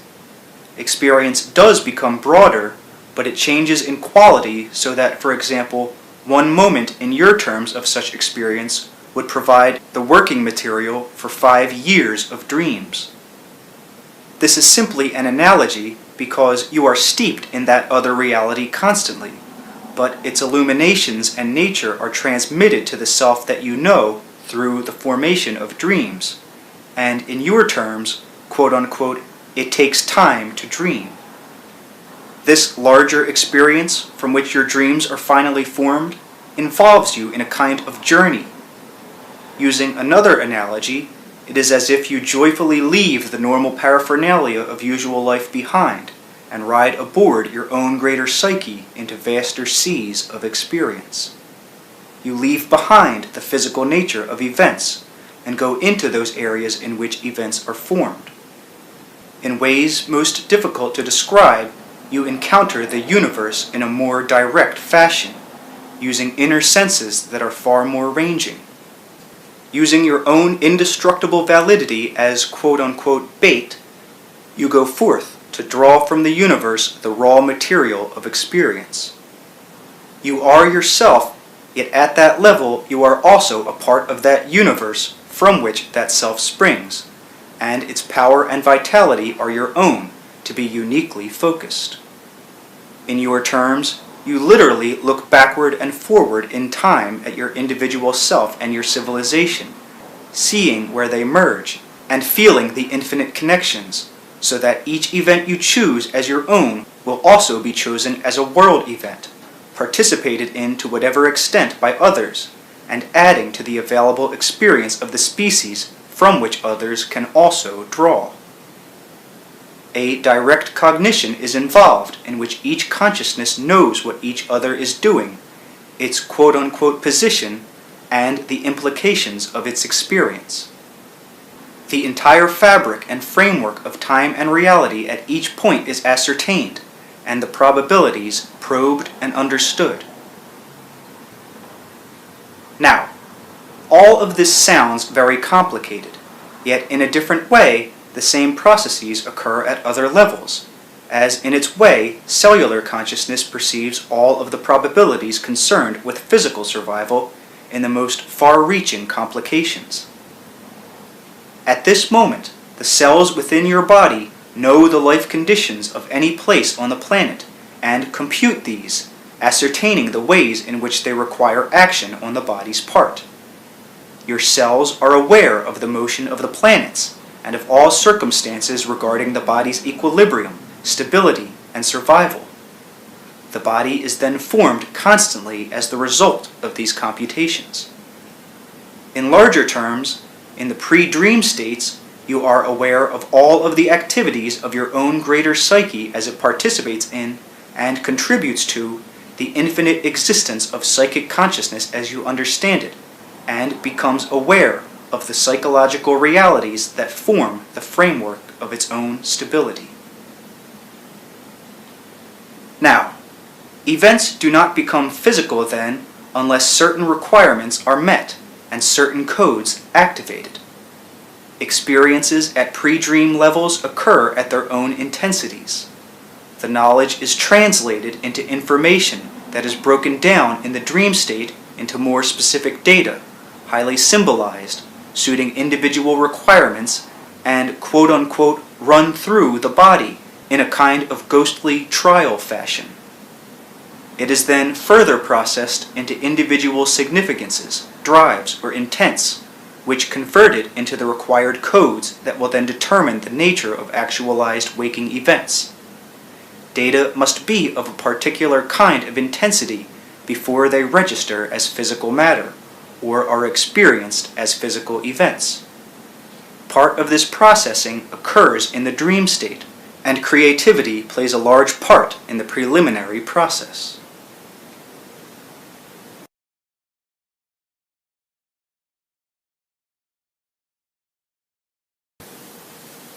Now, what I have called the pre-dream state here is actually one in which you are always immersed, whether you are waking or sleeping, or whether, in your terms, you are alive or dead. It involves conditions in which direct knowing primarily operates. It is your natural state of being. In its larger aspects, then, nature involves states that include both life and death in far more expansive frameworks of reference. This is characterized perhaps most of all by more perceptive psychological associations. In the pre-dream state, you participate in such organizations, although you bring back home to your physical self, in the form of dreams, only data that can be recognized and used in physical terms. it is highly important to remember that your experience and knowledge grow at those other levels of actuality. Even during your physical lifetime, your experience is not confined to conventional physical events alone. Those usual events arise from the creative impetus that occurs at these other levels. Please understand, I am not saying here that you have no conscious control over events, for they are formed by you in accordance with your feelings, beliefs, purposes, and intents. The inner material that quote-unquote makes events real comes from these other sources, however.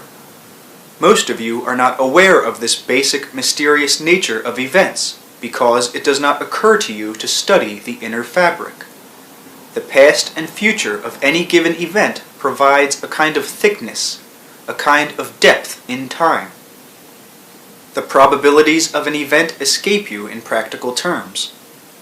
In the pre-dream state, you directly encounter a reality in which those probabilities exist all at once to your perception. In a dazzling display, you are aware of such events from infinite perspectives. Consciously, you could not grasp such information, much less act upon it, nor could you maintain your particular unique psychological stance.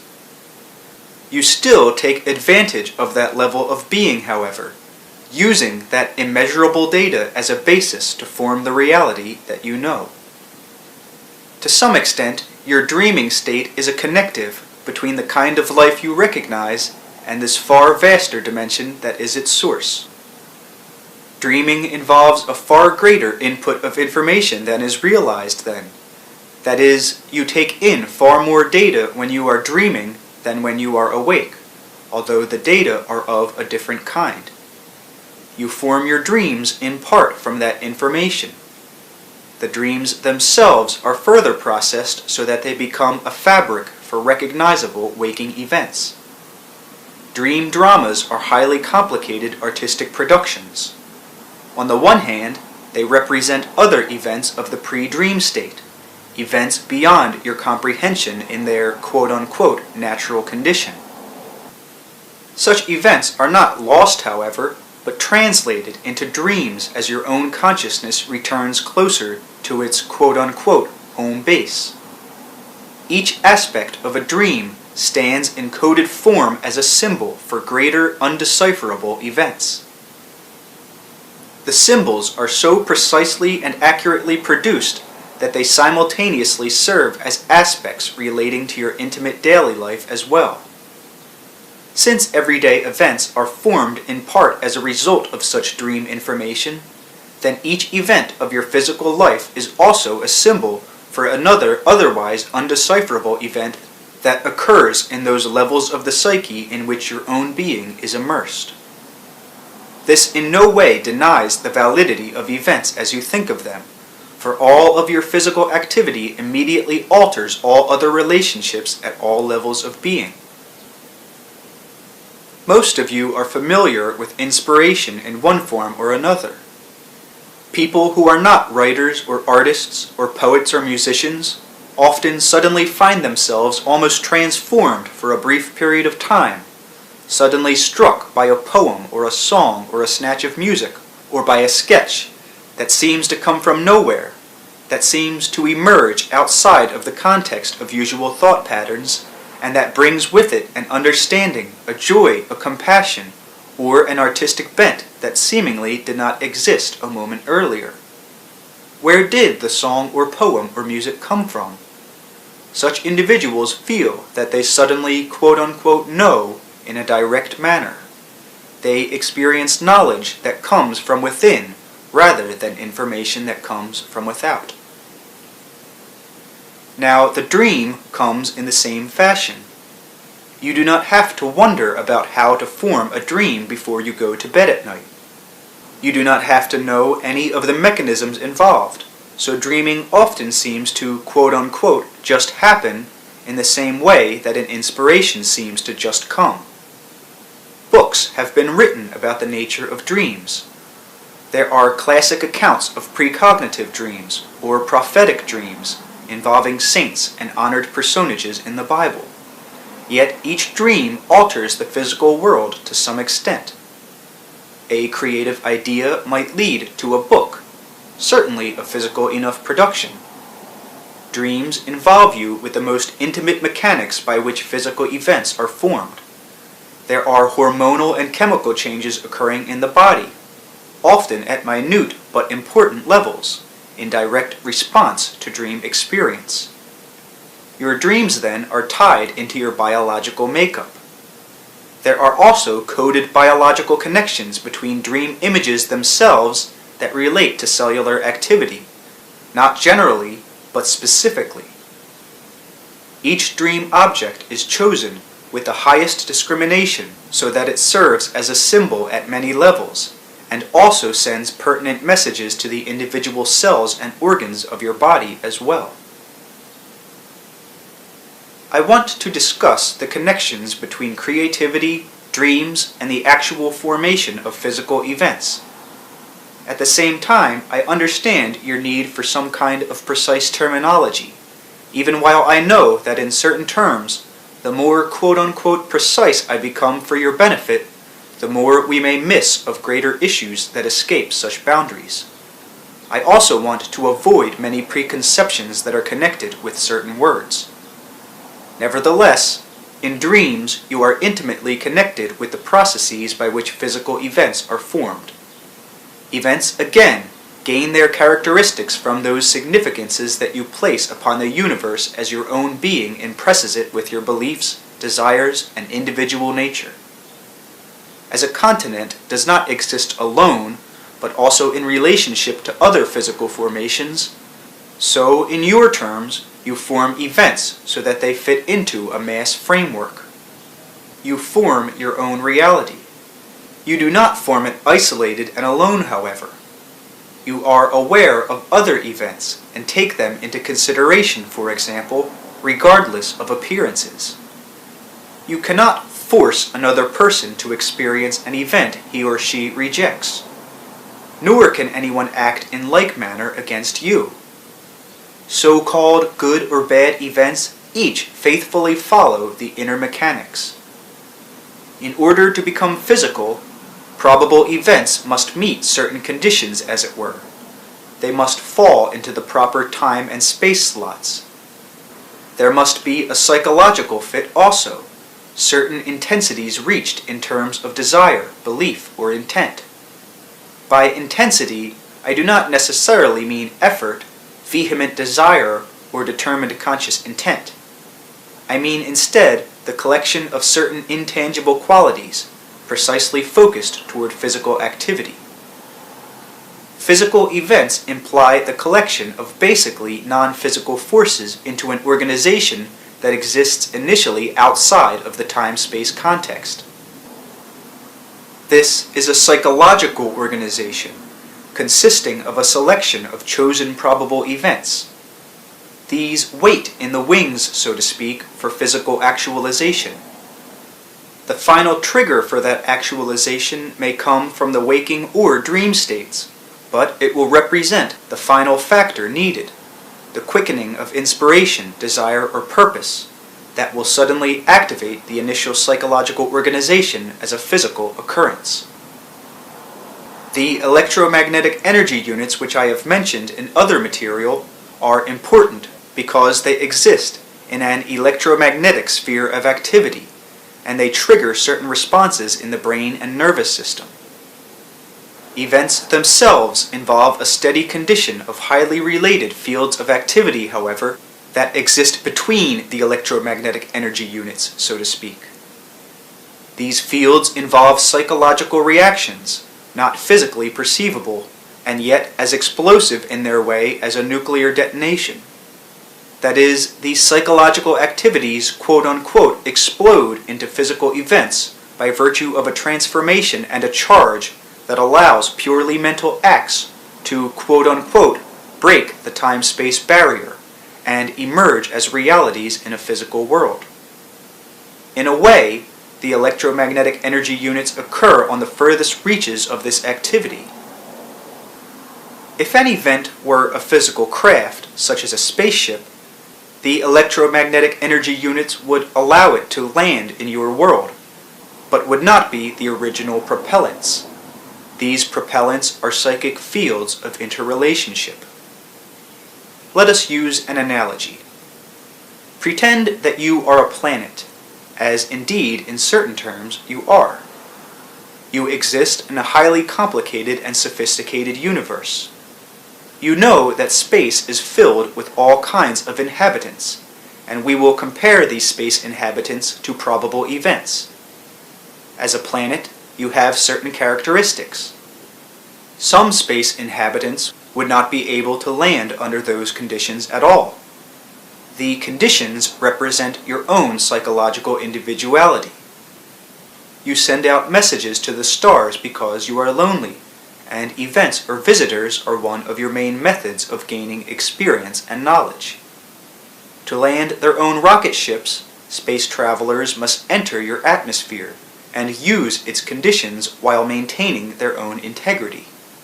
They must also have their own reasons for such a visit.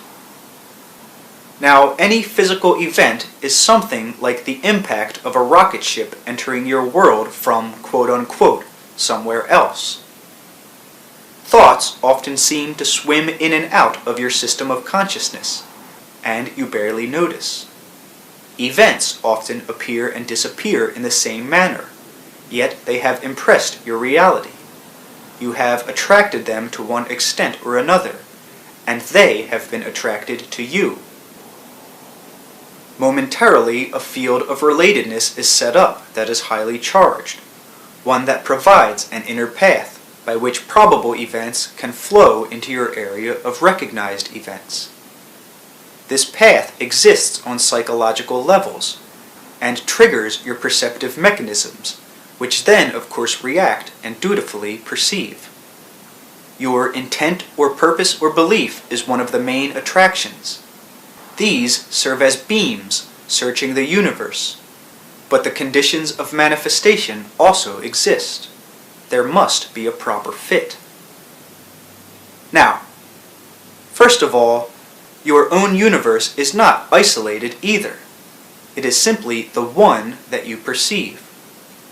There are, in a basic sense, other universes within the one that you recognize, and constantly happening in those universes are other events of which you are unaware.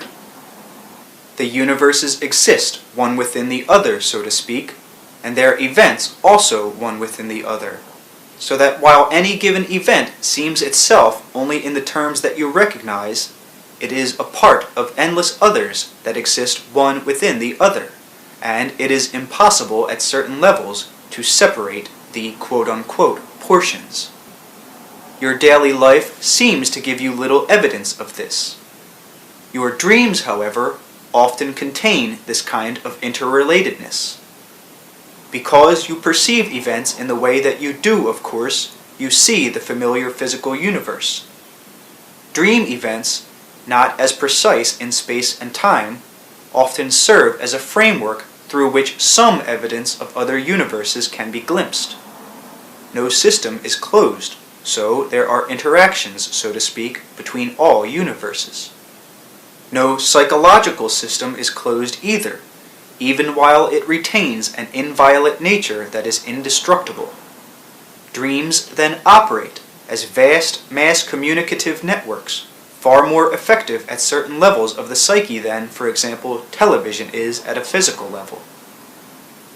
The dream state can be used then as a psychological or psychic platform to view other realities, and to glimpse the inner mechanisms by which non-physical events become actualized in your world. There are vast distances of a psychological and psychic nature separating my reality from your own. To some degree, Rupert's mind is the connective between us. As I speak in sessions, therefore, I am not entirely myself. I am what I am, interpreted through your reality. I have personality characteristics by which those who have come to sessions can identify me. I have a peculiarity of voice and accent that is, if I may say so myself, unique and individualistic. Yet I come to your reality by a strange route, one that does not involve roads or highways, but psychological dramas that wind backward like paths into the quote-unquote psychological history of your species. To some extent, I am like a particularly vivid, persistent, recurring dream image, visiting the mass psyche, only with a reality that is not confined to dreams, a dream image that attains a psychological fullness that can seem to make ordinary consciousness a weak apparition by contrast, psychologically speaking. We have been speaking of dream events and waking reality, the nature of creativity, and the formation of events. We have also touched upon psychological entities of vast proportions in your terms that form psychological structures from which your own reality emerges. In that connection, the nature of my reality becomes pertinent. I am not speaking here of gods, but of psychological structures different from the ones you know. They cannot directly perceive or experience your reality in their quote-unquote present form of organization. In a manner of speaking, they are in the background from which the foreground of your experience emerges. They appear in your dreams in various ways. They are like the cloth from which you are cut. They are forces which have no need of names except for your convenience. Those psychological structures are also great energy activators, and as such are important initiators of events. They are seldom, if ever, physically materialized, yet they are very responsive to the psychic needs of the people, and so they quote-unquote appear at various times in history with certain messages, in the same way that certain dreams might reoccur in a private mind. In the most cosmic and minute ways, physical experience springs from inner reality. Events are initiated from within and then appear without. In your terms, I have no physical existence. These books, however, initiate quite physical events as readers learn to take better control of their lives, expand their consciousnesses, and become aware of their own greater abilities. You may say, if you wish, that I am a dream image, lacking even an image. But if so, then each individual whose life is changed by my words must question, what is a dream? In the same way that my personality exists without physical manifestation, so does your own. Your dreaming and waking experience has a direct effect upon the entire universe. The difference is that you are not consciously aware of what you are doing, but I am. I change a world to some extent, though in your terms I will not actually sit in a chair or walk the streets, or shake your hand, or see the twilight come, or the sunrise. To me, your world is a dream universe in which I visit by invitation, a probable reality that I find unique and very dear, but one in which I can no longer have direct experience. Because I am not immersed in it as you, I can tell you much about it, since your precise orientation necessitates a more narrow, concentrated view. Now, in your dreams, you often visit other such realities, but you have not learned to organize your perception or direct it. If entities like myself form the background of your own existence, so do entities like yourself act as the background psychological structures in which other such organizations exist.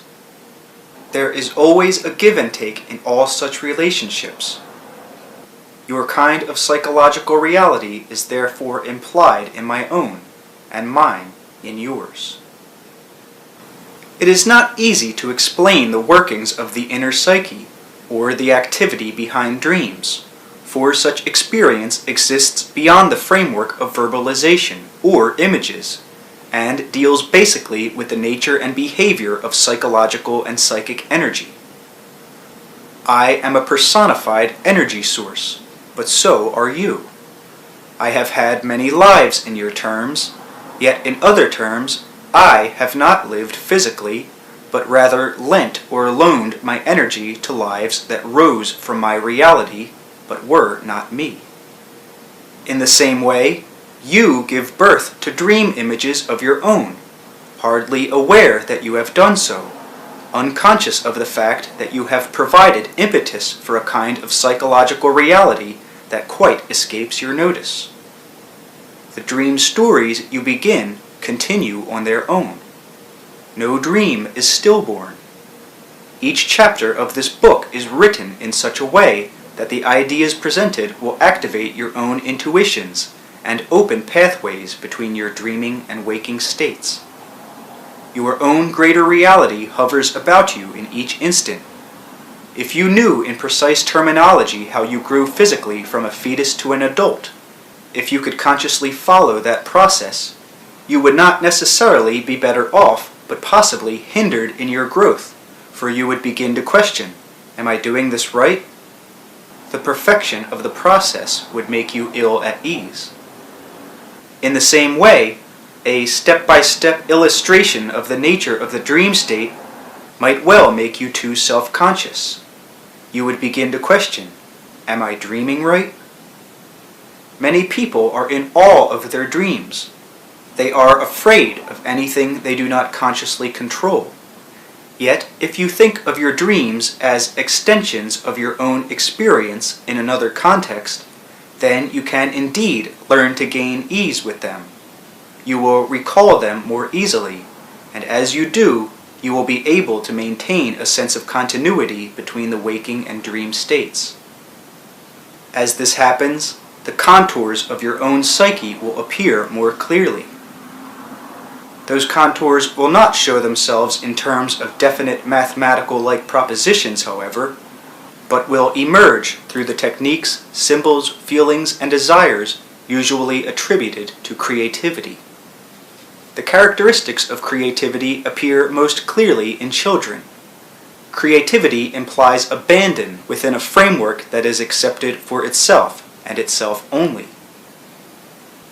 If in your waking hours you playfully make up a dream for yourself and then playfully interpret it without worrying about implications but for itself only, you will unwittingly touch upon the nature of your own nightly dreaming. Your regular dreams and your quote-unquote manufactured ones will have much in common, and the process of manufacturing dreams will acquaint you with the alterations of consciousness that to a greater degree happen nightly. This is an excellent exercise. It is particularly beneficial for those who have a too rigid mental framework. The playfulness and creativity of dreams are vastly underrated in most dream studies.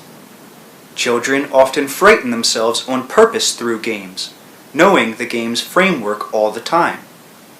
The boogeyman in the garden vanishes at the sound of the supper bell. The child returns to the safe universe of tea and biscuits. Dreams often serve the same purpose. Fears are encountered, but the dawn breaks. The dreamer awakes for breakfast. The fears, after all, are seen as groundless.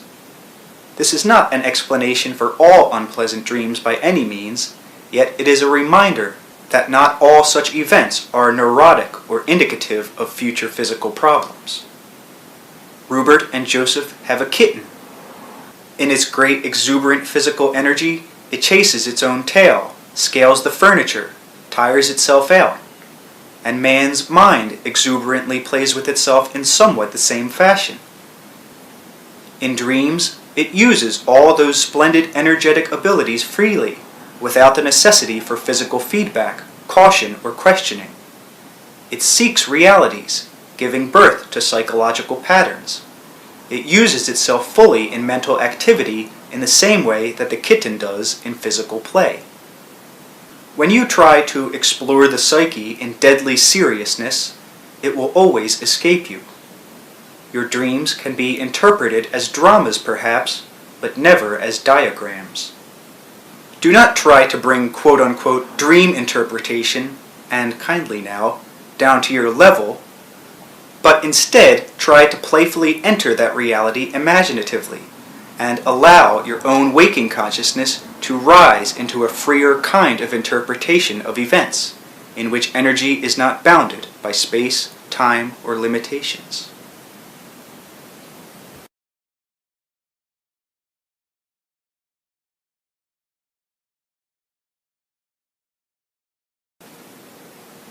Now, pretend that you are a fine actor in a multidimensional theater, so that each role you take attains a vitality far surpassing the creative powers of any ordinary play.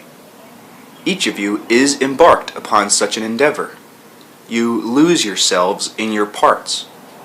You are also involved in a kind of creative dilemma, since in a manner of speaking, you confuse yourself as the actor with the character you play so convincingly that you are fooled.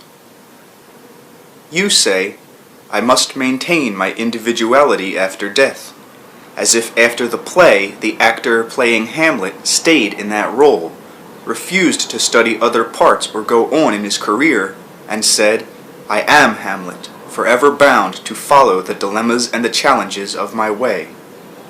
I insist upon maintaining my individuality." In the dream state, the actors become aware to some extent of the parts they play, and sense the true personal identity that is behind the artist's craft. I have spoken of this before, but it is important to remember that you impose a certain kind of quote-unquote artificial sense of exaggerated continuity even to the self you know. Your experience changes constantly, and so does the intimate context of your life, but you concentrate upon points of order in your terms that actually serve to scale down the context of your experience to make it more comprehensible. There are no such limits naturally set about your consciousness. You have a mass psychological environment that forms your worldly culture, and corresponds to a worldly stage set in which experience then occurs. Certain psychological conventions act as props. There are then more or less formal psychological arrangements that are used as reference points or settings. You group your experience within those arrangements. They serve to shape mental events as you physically perceive them. The last sentence is important, for in your lifetimes, your experience must be physically felt and interpreted. Despite this, however, events spring from a non-physical source. As mentioned earlier, your recalled dreams are already interpretations of other non-physical events. Putting this as simply as possible, your actual experience is far too vast for you to physically follow. Your particular kind of consciousness is the result of specialized focus within a particular area.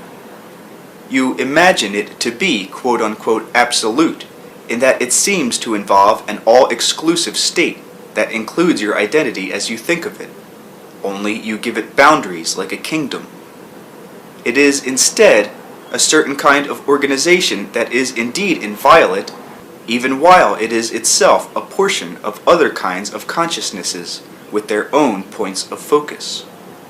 Your body itself is composed of self-aware organizations of consciousness that escape your notice and deal with perceptual material utterly alien to your own ways. There are affiliations of a most quote-unquote sophisticated fashion that leap even the boundaries of the species. You look upon your cultural world with its art and manufacture, its cities, technology, and the cultivated use of the intellectual mind.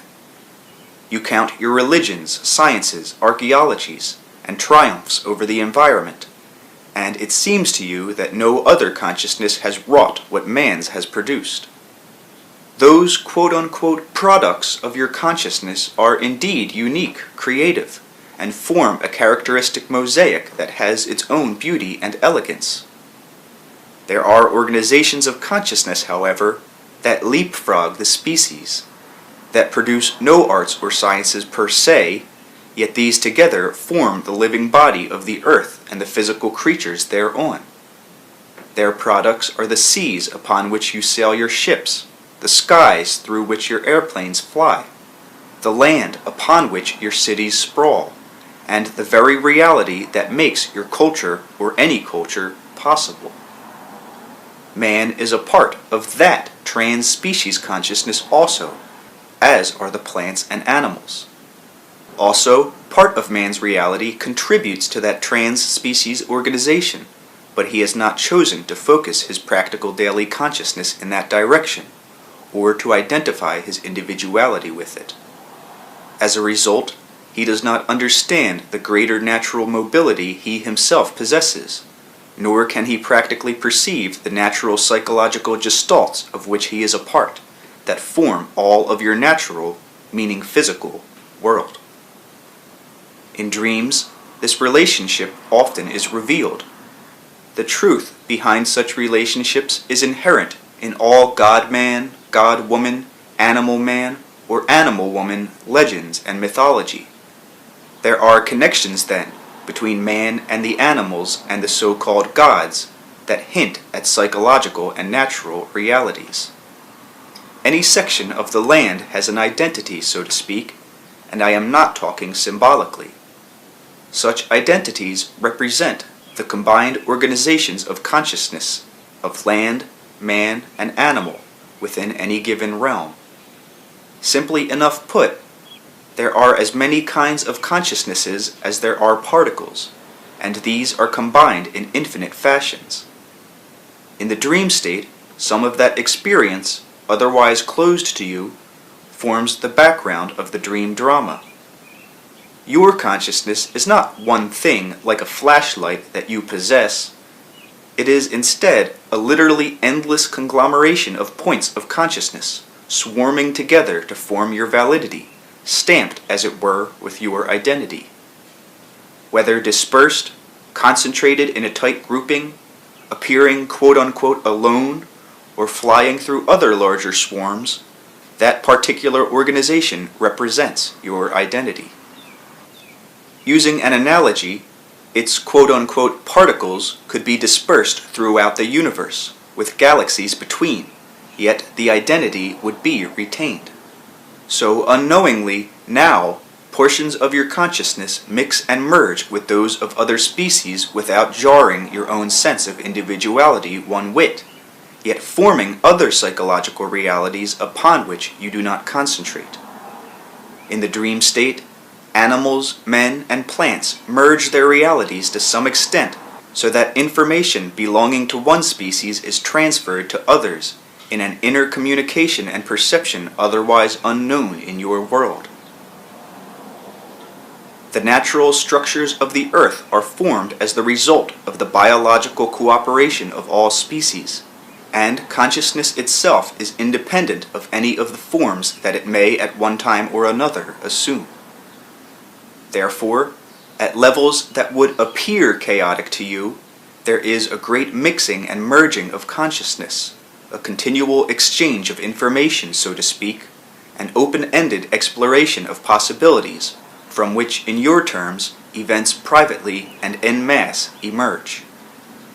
I am simply explaining the characteristics, aptitudes, abilities, and tendencies of nature with a capital N. There are so many different levels in what you call the dream state that they are impossible to list, except in stereotyped ways. This is particularly because some dream sequences involve biological comprehensions that are not literally translatable. It has been truthfully said that the quote-unquote unconscious is intimately aware of the most minute details of your health, state of mind, and relationships. Quote-unquote it is also aware of the state of the Earth's health, even of the environmental conditions on the other side of the planet. It is familiar with the cultural climate also. Your recognized consciousness operates as it does because of immense information-gathering procedures that unite all species. Biologically, such information is coded, but that physical information, such as in the genes and chromosomes, can be altered through experience and mental activity in other species as well as your own. On the one hand, dreaming on the part of animals and men in particular, involves not only information processing, but information gathering. Dreaming prevents life from becoming closed-ended by opening sources of information not practically available in the waking state, and by providing feedback from other than the conventional world. Data gained through waking learning endeavor and experience are checked in dreaming, not only against physical experience, but are also processed according to those quote-unquote biological and quote-unquote spiritual data. Again, that information is acquired as the sleeping consciousness disperses itself, in a manner of speaking, and merges with other consciousnesses of its own and other species while still retaining its overall identity. These other consciousnesses are dispersed in like manner. In such ways, each individual maintains a picture of the ever-changing physical and psychological mass environment. Physical events, as you understand them, could not exist otherwise. Basically, information is experience. In dreams, you attain the necessary information to form your lives. That state of sleep, therefore, is not simply the other side of your consciousness, but makes your waking life and culture possible. Death operates in the same fashion. The animals in particular realize this because they organize time differently from you. Dreaming provides all the conditions of life and death, therefore, a fact that often frightens the waking self. But here is a creative mixture, the perceptive organizations from which prosaically tuned conscious life emerges. Here are the raw materials for all the daily events you recognize privately and on a world scale. In nature, nothing is wasted, so the luxurious growth of man's dream landscapes are also utilized. Whether or not these are physically actualized, they have their own reality. Your own personalities are to some extent the result of your waking experience, but they are also formed equally by your dreaming experience, by the learning and knowledge and encounters that occur when many would tell you that you are beyond legitimate perception. Dreams, then, are deeply involved with the learning processes. Dreams of walking and running occur in infants long before they crawl and serve as impetuses. In rudimentary form, children's dreams also involve mathematical concepts, so that formal mathematical training falls on already fertile ground. The arts, sciences, agriculture, all of these reflect natural contours and tendencies inherent in man's mind, as general rather than specific attributes emerging first in the dream state and then sparking specialized intellectual tendencies in the waking state. Cities, therefore, existed in dreams before the time of tribes. The dream state provides the impetus for growth and opens up to the earth-tuned consciousness avenues of information for its physical survival. Because that state is also connected with waking life, you also take into it many of the elements of your daily existence, so that your recalled dreams are often cast in fairly conventionalized terms. As a rule, you remember the dream's outer veneer, or what it turns into as you approach your usual level of consciousness. In a dream, you are basically aware of so many facets of an event that many of them must necessarily escape your waking memory. Yet any real education must take into consideration the learning processes within dreams, and no one can hope to glimpse the nature of the psyche without encouraging dream experience, recall, and the creative use of dream education in waking life.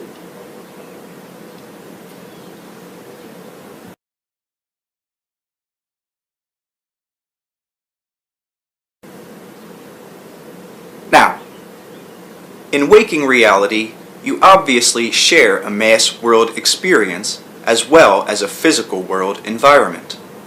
Again, the events that you perceive come packaged in time sequences, so that you are used to a certain kind of before and after order, When you build physical structures, you pile brick upon brick. It may seem that psychological events have the same kind of structure, since after all, you do perceive them in time. When you ask, how are events formed, you more or less expect an answer couched in those terms. The answer is not that simple. The origin of events lies in that creative, subjective realm of being with which you are usually least concerned. This state of dreaming provides an inner network of communication that in its way far surpasses your technological communications. The inner network deals with another kind of perceptual organization entirely. A rose is a rose is a rose. In the dream state, however, a rose can be an orange, a song, a grave, or a child as well, and be each equally. In dreams, you deal with symbols, of course. Yet symbols are simply examples of other kinds of quite quote-unquote objective events. They are events that are what they seem to be, and they are equally events that do not quote-unquote immediately show themselves.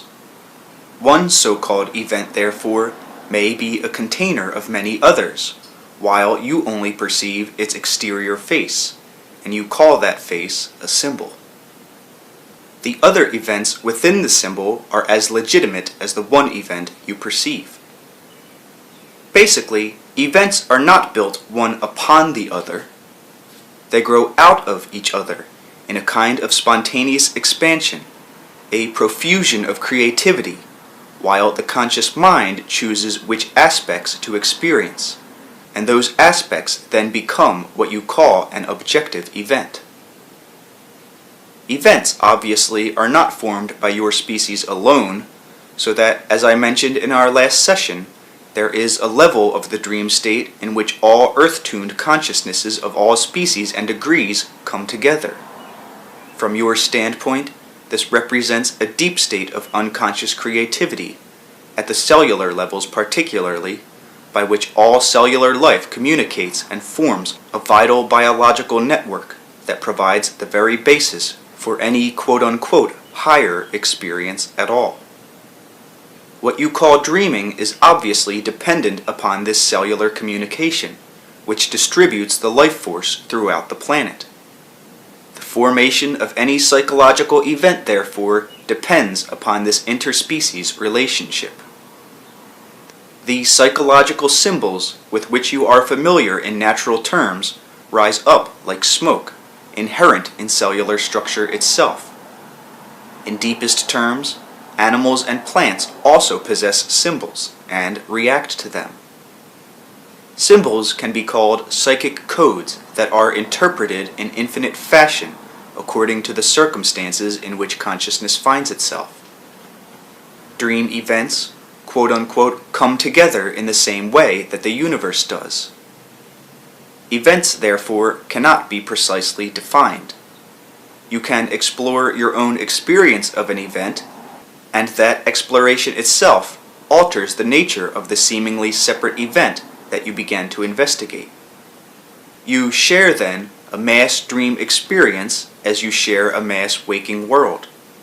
Your daily experience is private and uniquely yours, yet it happens within the context of a shared environment. The same applies to the dream state. Your dreams are also uniquely yours, yet they happen within a shared context, an environment in which the dreams of the world occur. In that context, your own existence is, quote-unquote, forever assured. You are the physical event of yourself put into a given space and time, and because of the conditions of that framework, within it, you automatically exclude other experience of your own selfhood. The greater event of yourself exists in a context that is beyond your usual perception of events. That greater portion of yourself, however, forms the self that you know. In the dream state, you step into a larger context to some extent. For that reason, you also lose the special kind of precise orientation with which you are familiar. Yet you begin to sense sometimes the larger shape of events and the timeless nature of your own existence. Individually and en masse, in the dream state, you change the orientation of your consciousness and deal with the birth of events which are only later time-structured or physically experienced. First of all, physical events are the end products of non-physical properties.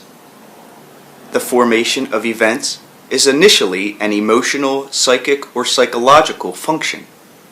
Events are physical interpretations, conventionalized versions of inner perceptive experiences that are then quote-unquote coalesced in space and time. Events are organized according to laws that involve love, belief, intent, and the intensities with which these are entertained. Events are attracted or repelled by you according to your loves, beliefs, intents, and purposes. Your world provides a theater in which certain events can or cannot occur. Wars, violence, disasters, these are obviously shared by many and are a part of your shared psychological and physical environment. Some people encounter war directly, however, in terms of hand-to-hand combat or bombing. Others are only inconvenienced by it.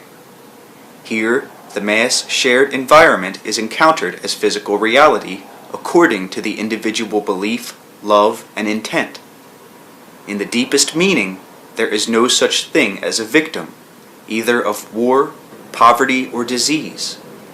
This does not mean that those negative qualities should not be combated, for in the terms of conventional understanding, it certainly appears that men and women are victims in many such cases. Therefore, they behave like victims, and their beliefs reinforce such experience. Certainly, for more than the 100th time, I say, your beliefs form your reality, and this means that your beliefs structure the events you know. Such experience then convinces you more thoroughly of the reality you perceive until a vicious circle is formed in which all events mirror beliefs so perfectly that no leeway seems to appear between the two.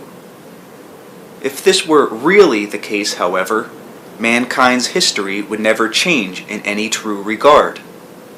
Alternate paths of experience, new possibilities and intuitive solutions constantly appear in the dream state, so that man's learning is not simply dependent upon a feedback system that does not allow for the insertion of creative material. Dreaming then provides the species with learning experience not otherwise available, in which behavior and events can be judged against more developed and higher understanding than that present in conventional daily reality at any level. There may be, for example, complications arising from a person's intents, loves, and desires that cause the individual to seek certain events that his or her very beliefs make impossible. Current experience will provide a dilemma in which a desired goal seems impossible. In such instances, a dream, or a series of them, will often then alter the person's beliefs in a way that could not otherwise occur, by providing new information. The same data might come in a state of inspiration, but they would in any case be the result of an acquisition of knowledge otherwise inaccessible. Love, purpose, belief, and intent, these shape your physical body, and work upon it and with it even as at other levels cellular consciousness forms it. Love is a biological as well as a spiritual characteristic. Basically, love and creativity are synonymous. Love exists without an object. It is the impetus by which all being becomes manifest. Desire, love, intent, belief, and purpose. These form the experience of your body and all the events it perceives. You cannot change one belief, but it alters your body experience. The great give and take between biological and psychological integrity occurs constantly. Your thoughts are as active as your cells, and as important in maintaining your physical being. Your thoughts are also as natural as your cells. Your thoughts propel you towards survival and growth also, and in the same way that your cells do. If you find yourself in physical difficulties health-wise, you cannot say, "Why doesn't my body stop me and assert its own wisdom?" Because in the truest sense, there is no division between your thoughts and your body. You are given the ability to think, as you are given the ability to move. Your thoughts multiply, even as your cells do. Your thinking is meant to ensure your survival in those terms, as much as your body mechanism. The give and take between the two occurs largely in the dream state, where constant translations of data occur. Your thoughts and your body cells are reflected one in the other. I am going to suggest a series of exercises. They should be regarded as creative, exuberant games. They will acquaint you with your psyche, or your own greater experience of yourself, by helping you shift your attention to aspects of your own experience that usually escape your notice. The exercises will not work, however, in the way they are meant to if they are embarked upon with too serious an air or intent. They should be considered as creative play, though of a mental nature, and they actually consist of mental endeavors tried quite spontaneously by children. So they are not to be regarded as esoteric accomplishments. They represent the intent to discover once again the true transparent delight that you once felt in the manipulation of your own consciousness, as you looped and unlooped it like a child's jumping rope. The dream state is the source of all physical events, in that it provides the great creative framework from which you choose your daily actuality. Children quickly learn from their parents that experience must be structured in a certain conventional pattern. In their own periods of imaginative play, however, children utilize dream events, or events perceived in dreams, while clearly realizing that these are not considered actual in the quote-unquote real world. Physical play is pleasant and accompanied by high imaginative activity. Muscles and mind are both exercised. The same kind of activity occurs in the child's dream state as it learns to handle events before they are physically encountered. Intense dream activity is involved. Some dream events are more real to the child than some waking events are, not because the child does not understand the nature of experience, but because he or she is still so close to the emotional basis behind events. Some of the exercises I will suggest will put you in touch with the way events are formed. Children's play, creativity, and dreams all involve you with the birth of events in the most direct of fashions. The games that you play or habitually observe will, of course, tell you much about the kind of organization that occurs in your own experience.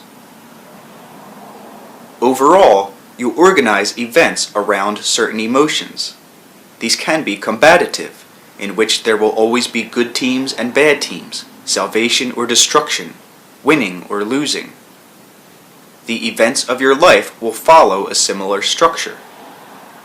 Before conditioning, children's play follows the love of performance, of body or imagination, for performance's sake only, the expansion of mental or physical abilities.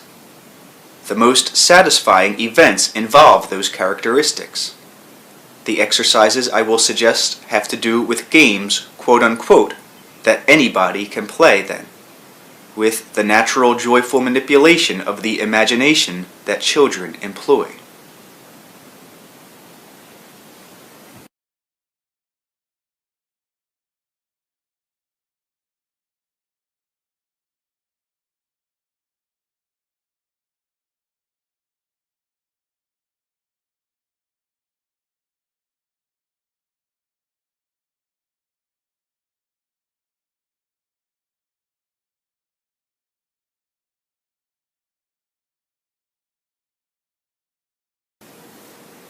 Chapter 10. games that anybody can play, dreams, and the formation of events. The brain is primarily an event-forming psychomechanism through which consciousness operates. Its propensity for event forming is obvious even in young children. By obvious, I mean active, when fantasies occur involving activities far beyond the physical abilities as they are thus far developed. Children's dreams are more intense than those of adults because the brain is practicing its event-forming activities. These must be developed before certain physical faculties can be activated. Infants play in their dreams, performing physical actions beyond their present physical capacities. While external stimuli are highly important, the inner stimuli of dream play are even more so. Children practice using all of their senses in play dreams, which then stimulate the senses themselves and actually help ensure their coordination. In your terms, events are still plastic to young children in that they have not as yet learned to apply your stringent structure. There is an interesting point connected with the necessity to coordinate the workings of the senses, in that before this process occurs, there is no rigid placement of events. That placement is acquired. The uncoordinated child's senses, for example, may actually hear words that will be spoken tomorrow while seeing the person who will speak them today. Focusing the senses in time and space is to some extent an acquired art then, one that is of course necessary for precise physical manipulation. But before that focusing occurs, children, particularly in the dream state, enjoy an overall version of events that gradually becomes sharper and narrower in scope. A certain amount of leeway in space and time lingers, for even biologically, the child is innately equipped with a quote-unquote forevision that allows it some quote-unquote unconscious view of the immediate future events that forewarn it, say, of danger. From this more plastic, looser experience, the child in dreams begins to choose more specific elements, and in so doing, trains the senses themselves toward a more narrow sensitivity. In periods of play, the child actually often continues some games initiated quite naturally in the dream state. These include role-playing, and also games that quite simply involve physical muscular activity. All of this teaches a specification.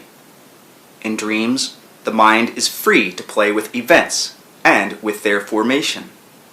The actualization of those events, however, requires certain practical circumstances. In play, the children try out events initiated in the dream state, and quote-unquote judge these against the practical conditions. In such a way, the child juggles probabilities, and also brings his physical structure precisely into line with a given niche of probability. Basically, in dreaming, the brain is not limited to physically encountered experience. Mentally, it can form an infinite number of events, and consciousness can take an infinite number of roles. The child may easily dream of being its own mother or father, sister or brother, the family dog, a fly, a soldier. In waking play, the child will then try out those roles, and quickly see that they do not fit physical conditions. Before a child has seen a mountain, it can dream of them. A knowledge of the planet's environment is an unconscious portion of your heritage. You possess an unconscious environment, a given psychological world attuned to the physical one, and your learning takes place in it subjectively, even as objectively you learn exterior manipulation. The imagination is highly involved with event forming. Children's imaginations prevent them from being too limited by their parents' world. Waking or dreaming, children quote-unquote pretend.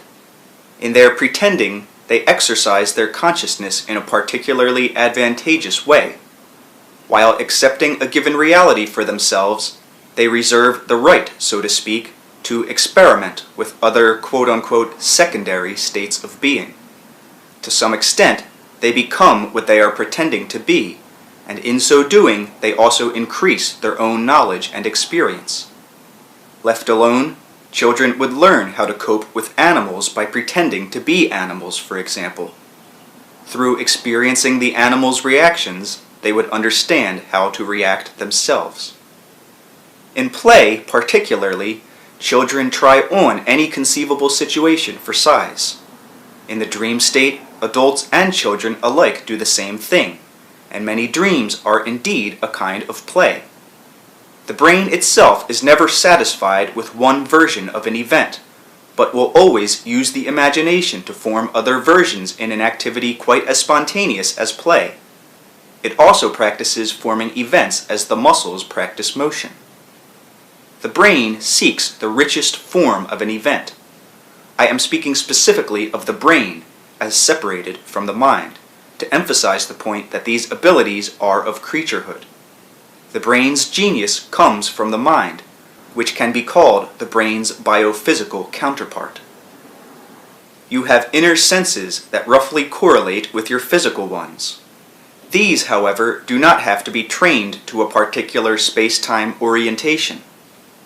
When children dream, they utilize these inner senses as adults do, and then, through dreaming, they learn to translate such material into the precise framework of the exterior senses.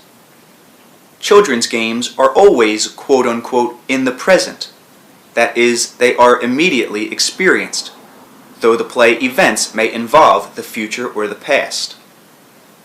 The phrase, "once upon a time," is strongly evocative and moving, even to adults, because children play with time in a way that adults have forgotten. If you want to sense the motion of your psyche, it is perhaps easiest to imagine a situation either in the past or the future, for this automatically moves your mental sense perceptions in a new way.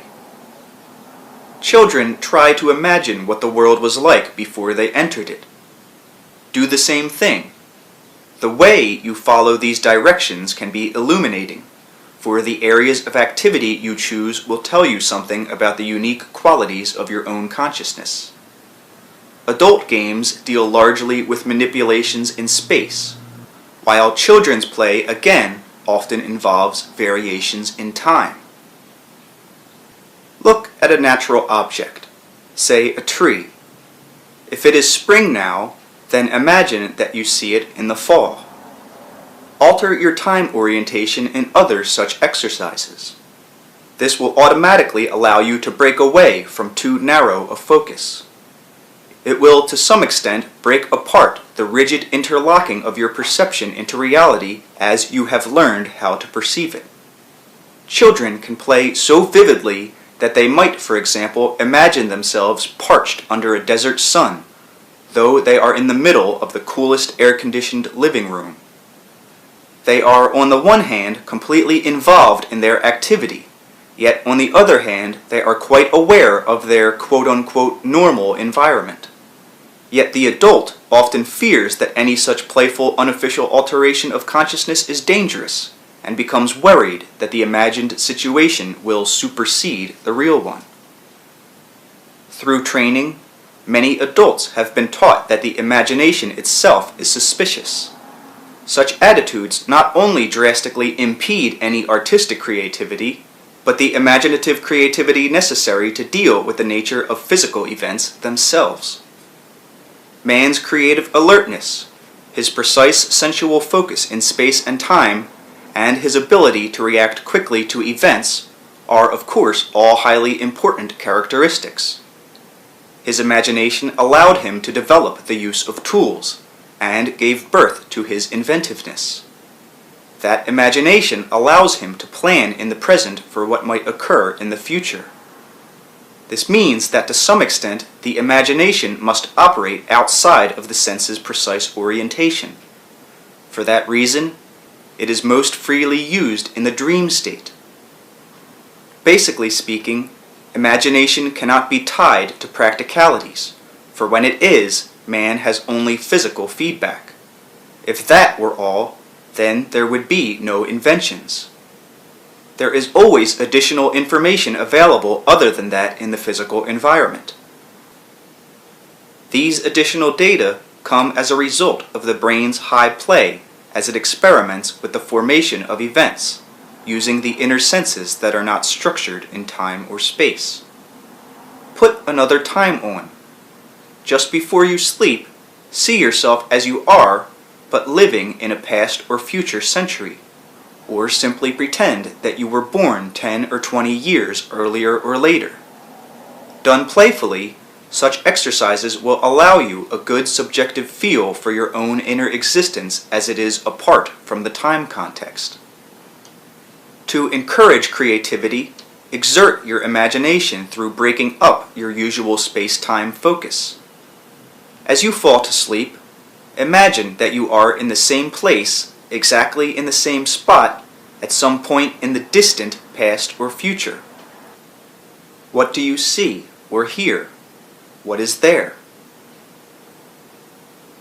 For another exercise, imagine that you are in another part of the world entirely, but in present time, and ask yourself the same questions. For variety, in your mind's eye, follow your own activities of the previous day. Place yourself a week ahead in time. Conduct your own variations of these exercises. What they will teach you cannot be explained, for they will provide a dimension of experience, a feeling about yourself that may make sense only to you. They will teach you to find your own sensations of yourself, as divorced from the official context of reality in which you usually perceive your being.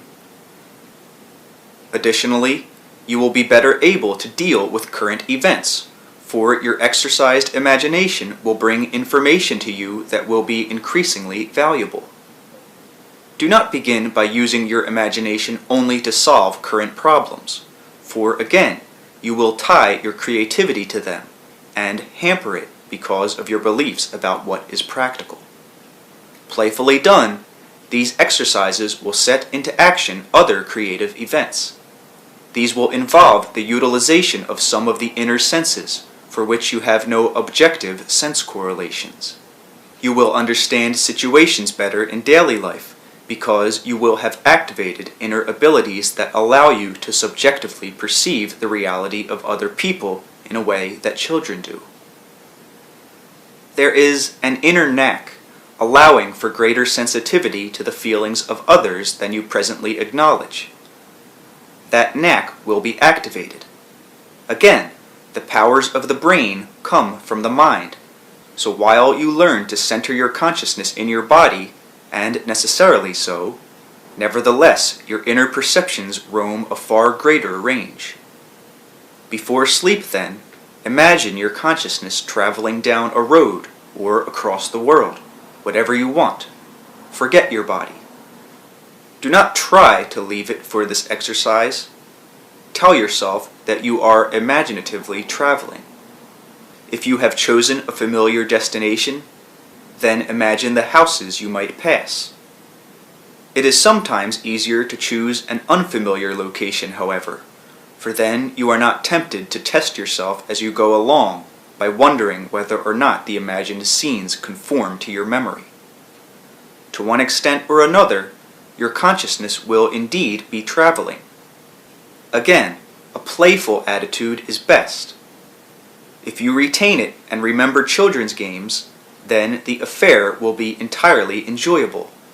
And even if you experience events that seem frightening, you will recognize them as belonging to the same category as the frightening events of a child's game. Children often scare themselves. A variety of reasons exist for such behavior. People often choose to watch horror films for the same reason. Usually, the body and mind are bored and actually seek out dramatic stress. Under usual conditions, the body is restored, flushed out, so to speak, through the release of hormones that have been withheld, often through repressive habits. The body will seek its release, and so will the mind. Dreams, or even daydreams of a frightening nature, can fulfill that purpose. The mind's creative play often serves up symbolic events that result in therapeutic physical reactions, and also function as post-dream suggestions that offer hints as to remedial action. I mention this here simply to point out the similarity between some dreams and some children's games, and to show that all dreams and all games are intimately involved with the creation and experience of events.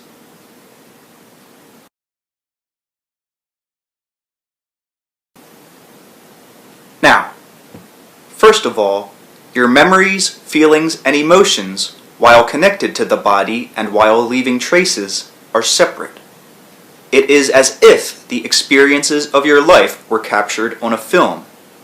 In this case, the film would be the body tissue, the brain's tissue. The experiences themselves, however, would exist independently of the film, which in any case would not capture their entirety. In a manner of speaking, the activity of your brain adjusts the speed with which you, as a physical creature, perceive life's events. Theoretically, those events could be slowed down or run at a quicker pace. Again, in a manner of speaking, the sound, vision, dimensional solidarity, and so forth are quote-unquote dubbed in. The picture runs at the same speed, more or less. The physical senses chime in together to give you a dramatic sensual chorus, each quote-unquote voice keeping perfect time with all of the other sensual patterns, so that as a rule there is harmony and a sense of continuity with no embarrassing lapses. The same applies to your thoughts, which, if you bother to listen, seem to come smoothly one after another, more or less following the sequence of exterior activity. The brain, like the movie screen, gives you a physical picture in living stereo of inner activities that nowhere themselves physically appear. Your brain gives you a handy and quite necessary reference system with which to conduct corporal life. It puts together for you in their quote-unquote proper sequences events that could be experienced in many other ways, using other kinds of organization. The brain, of course, and other portions of the body tune into your planet and connect you with numberless time sequences, molecular, cellular, and so forth, so that they are synchronized with the world's events. The brain organizes activity and translates events, but it does not initiate them. Events have an electromagnetic reality that is then projected onto the brain for physical activation.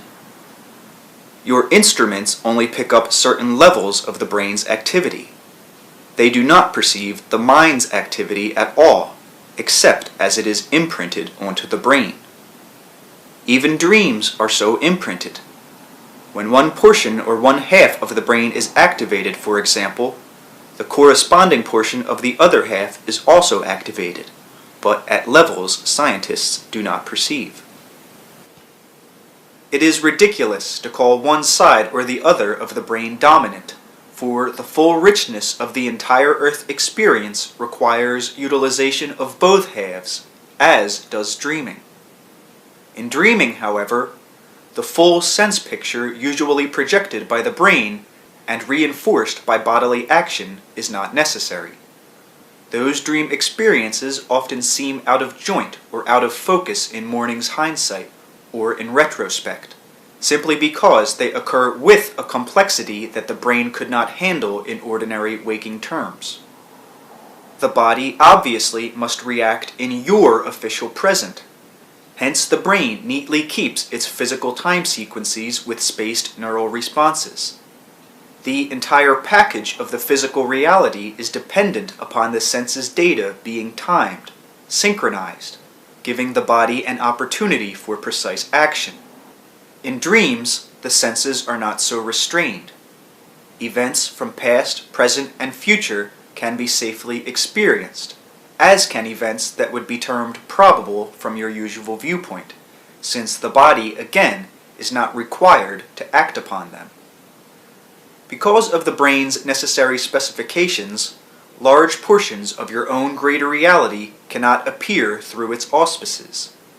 The brain might consider such extracurricular activity as background noise or clutter that it could not decipher. It is the mind, then, as the brain's non-physical counterpart, that decides what data will activate the brain in that regard. The so-called ancient portions of the brain contain, quote-unquote, the mind's memories. Generally speaking, this means important data, to which, however, no conscious attention need be given. None could be given, because the information deals with timescales that the more quote-unquote sophisticated portions of the brain can no longer handle. The knowledge of the body's own biological probabilities takes place at those ancient levels, and at those levels there is activity that results in a cellular communication between all species. The brain has built-in powers of adaptation to an amazing degree, so that innately one portion can take over any other portion and perform its activities as well as its own. Beliefs in what is possible and not possible often dull that facility, however. While the neural connections are specific, and while learned biological behavior dominates basically, the portions of the brain are innately interchangeable, for they are directed by the mind's action. This is most difficult to explain, but the capacity for full conscious life is inherent in each portion of the body itself. Otherwise, in fact, its smooth synchronicity would be impossible. The brain has abilities you do not use consciously, because your beliefs prevent you from initiating the proper neural habits. Certain portions of the brain seem dominant only because of those neural habits that are adopted in any given civilization or time. But other cultures in your past have experienced reality quite differently as a result of encouraging different neural patterns and putting experience together through other focuses. Dreaming, for example, can be, quote-unquote, brought into focus in a far sharper fashion, so that at least some of those experiences can be consciously utilized. When this happens, you are consciously taking advantage of experience that is physically and logically extracurricular. You are bringing into your consciousness traces of events that have not been registered in the same way that waking events are by the brain. The dream events are partially brain recorded, but the brain separates such experience from waking events. Dreams can provide you with experience that, in a manner of speaking at least, is not encountered in time. The dream itself is recorded by the brain's time sequences, but in the dream itself there is a duration of time, quote-unquote, that is timeless.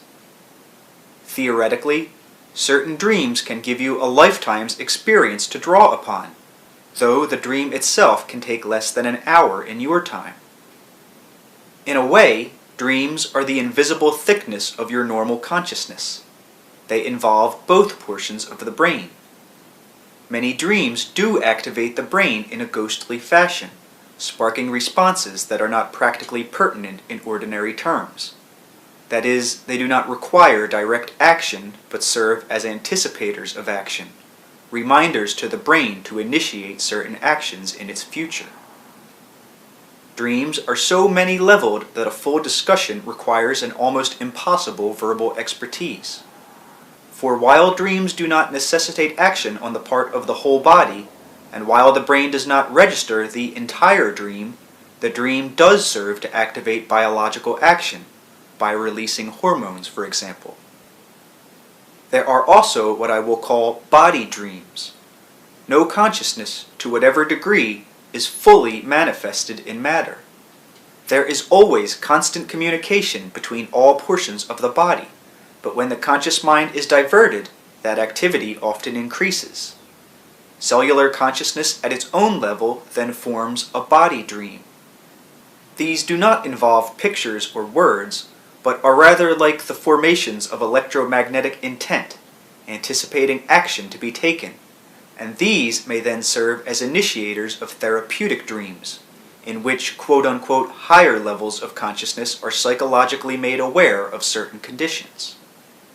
Many problems, however, are anticipated through body dreams, and conditions cleared at that level alone. Now, while consciousness enjoys its physical orientation, it is also too creative to confine its activities in one direction. Dreams provide consciousness with its own creative play, therefore, when it need not be so practical or so quote-unquote mundane, allowing it to use its innate characteristics more freely. Many people are aware of double or triple dreams, when they seem to have 2 or 3 simultaneous dreams. Usually, upon the point of awakening, such dreams suddenly telescope into one that is predominant, with the others taking subordinate positions, though the dreamer is certain that in the moment before, the dreams were equal in intensity. Such dreams are representative of the great creativity of consciousness, and hint of its ability to carry on more than one line of experience at one time, without losing track of itself. In physical waking life, you must do one thing or another, generally speaking. Obviously, I am simplifying, since you can eat an orange, watch television, scratch your foot, and yell at the dog, all more or less at the same time. You cannot, however, be in Boston and San Francisco at the same time, or be 21 years of age and 11 at the same time. In double dreams and triple dreams, consciousness shows its transparent simultaneous nature. Several lines of dream experience can be encountered at the same time, each complete in itself, but when the dreamer wakes to the fact, the experience cannot be neurologically translated, so one dream usually predominates, with the others more like ghost images.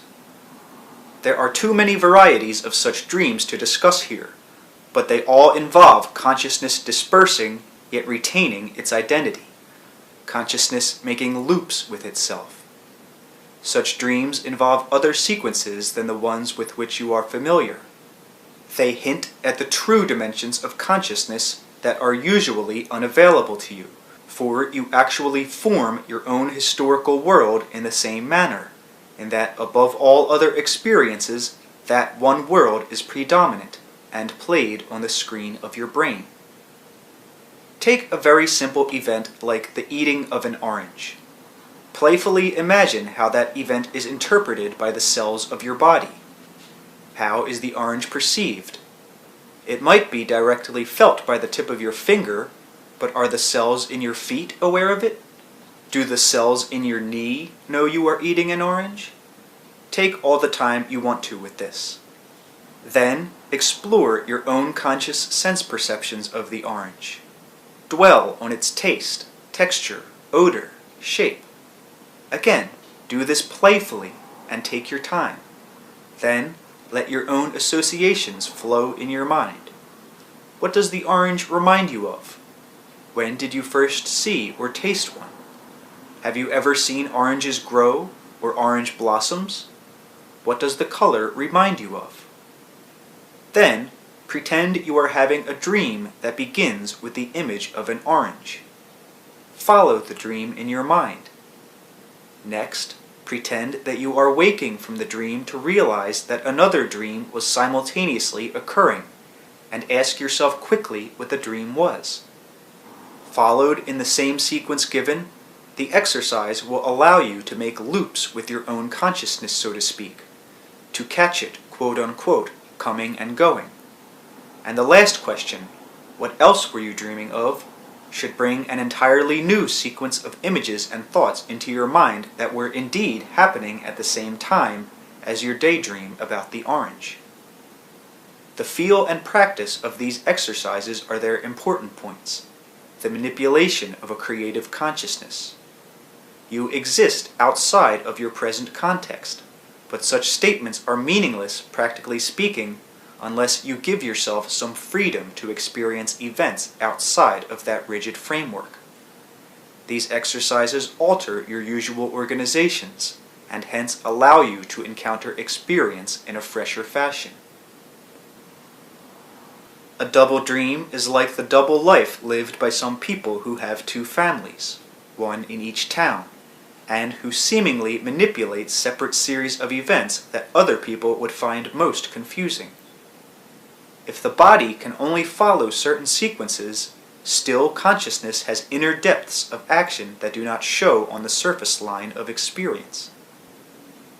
double dreams are clues to such activity. While each person generally follows a given strand of consciousness and identifies with it as quote-unquote myself, there are other alternate lines beneath the surface.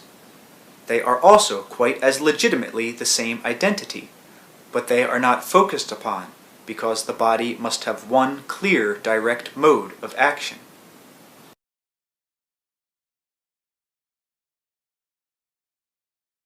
These strands are like double dreams that continue.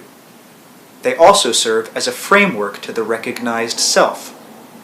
In periods of stress or challenge, the recognized self may sense these other strands of consciousness and realize that a fuller experience is possible, a greater psychological thickness.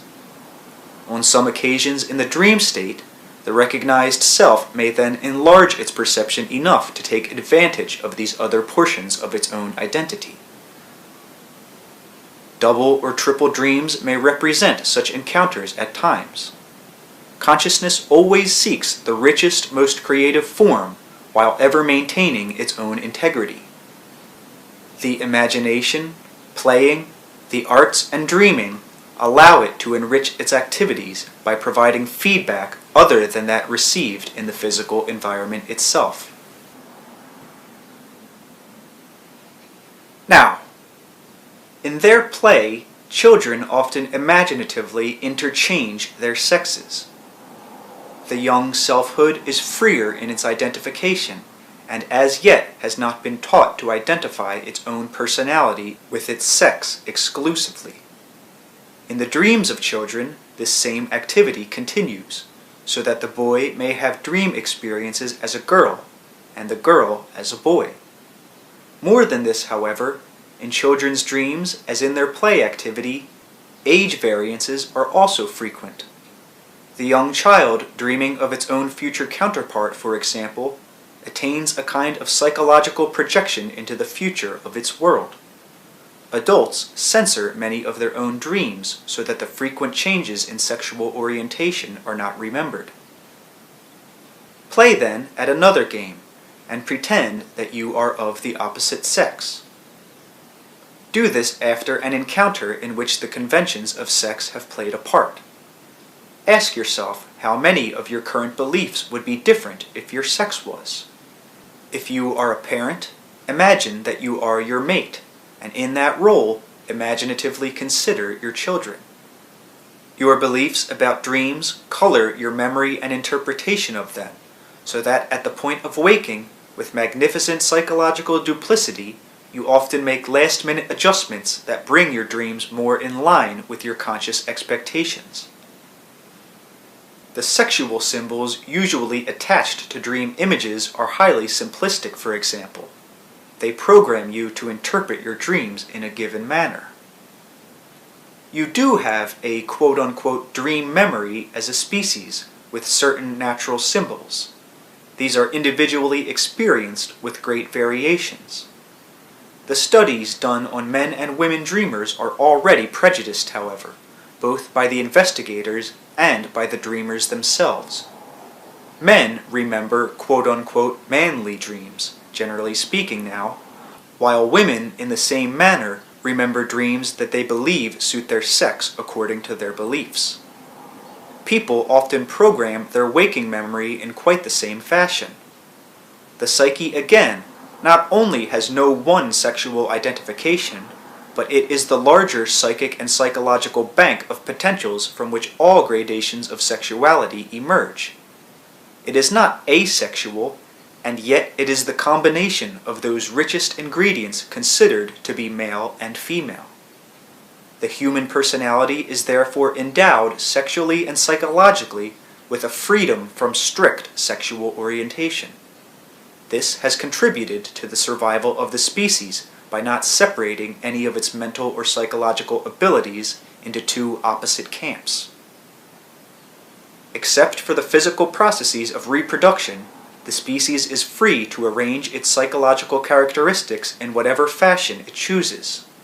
There is no inner programming that says otherwise. In dreams, this psychological complexity is more apparent. Because of programming, many people refrain from natural reactions of a most harmless nature, and these are often given expression in the dream state. These dreams, however, are precisely the ones least remembered. The censoring is so habitual. The male's aggressive tendencies, often taken as basic characteristics of the species itself, are a case in point. This is an exaggerated, learned aggressive response, not natural in those terms in your species, or as interpreted in any other species. This artificial aggressiveness has nothing to do either, basically, with the struggle for survival. It is the direct result of the fact that the male has been taught to deny the existence within himself of certain basic emotions. This means that he denies a certain portion of his own humanity, and then is forced to overreact in expressing those emotions left open to him. The reasons for such a lopsided focus have been discussed at various times in my works. The male, however, chose to take upon himself a kind of specialization of consciousness that, carried too far, leads to a hard over-objectivity. Only in dreams in your time, in your society, is the male free to cry unabashedly, to admit any kind of dependency, and only at certain occasions, and usually in relative privacy, is he allowed to express feelings of love. His rage turns outward as aggression. It is the highest idiocy, however, to project this artificial aggression outward upon the animal kingdom in general. Such beliefs invisibly affect all of your studies, and worse, they help you misread the activity in nature itself. Those who imagine they look upon nature with the most objective of eyes are those whose subjective beliefs blind them most of all, for they cannot see through their own misinterpretations. It has been said that statistics can be made to say two things at once, both contradictory. So the facts of nature can be read in completely different fashions as they are put together with the organizational abilities of the mind, operating through the brain's beliefs.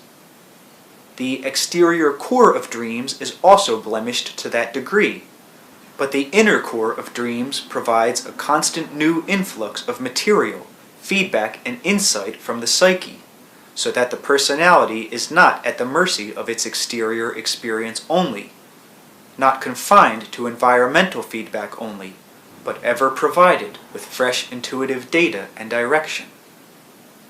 Even if such dreams are not recalled, they circulate through the psychological system, so to speak.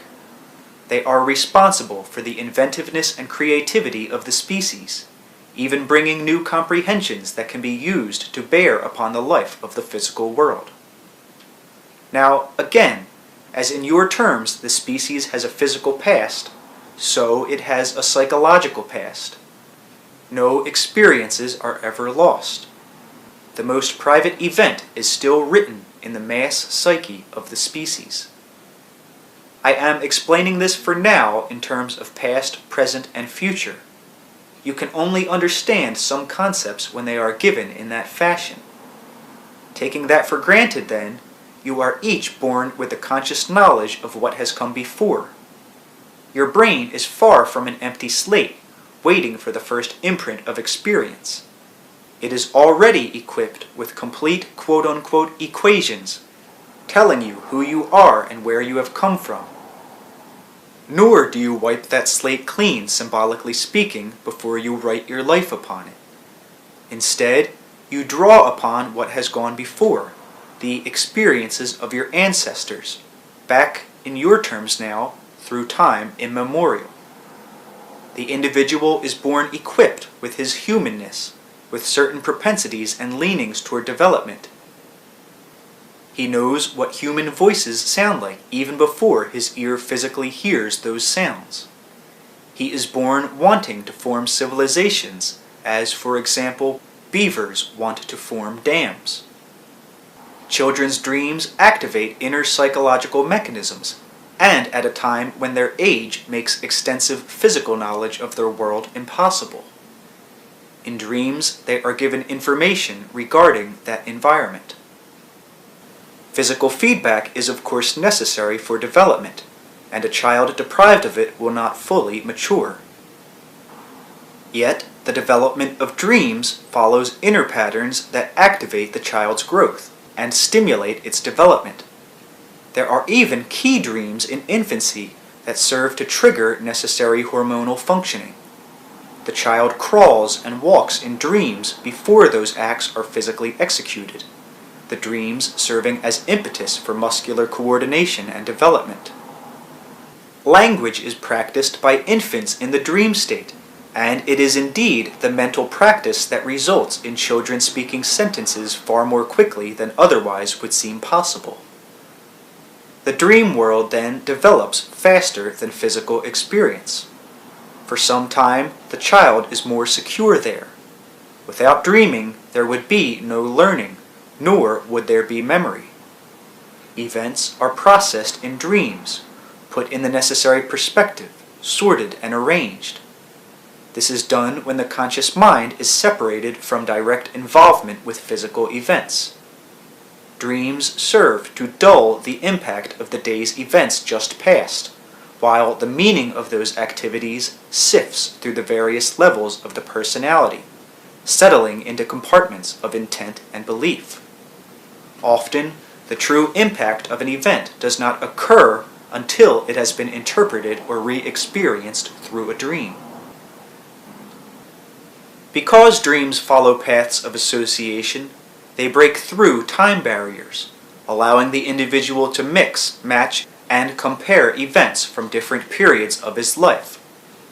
All of this is done somewhat in the way that a child plays, through the formation of creative dream dramas, in which the individual is free to play a million different roles, and to examine the nature of probable events from the standpoint of a quote-unquote game.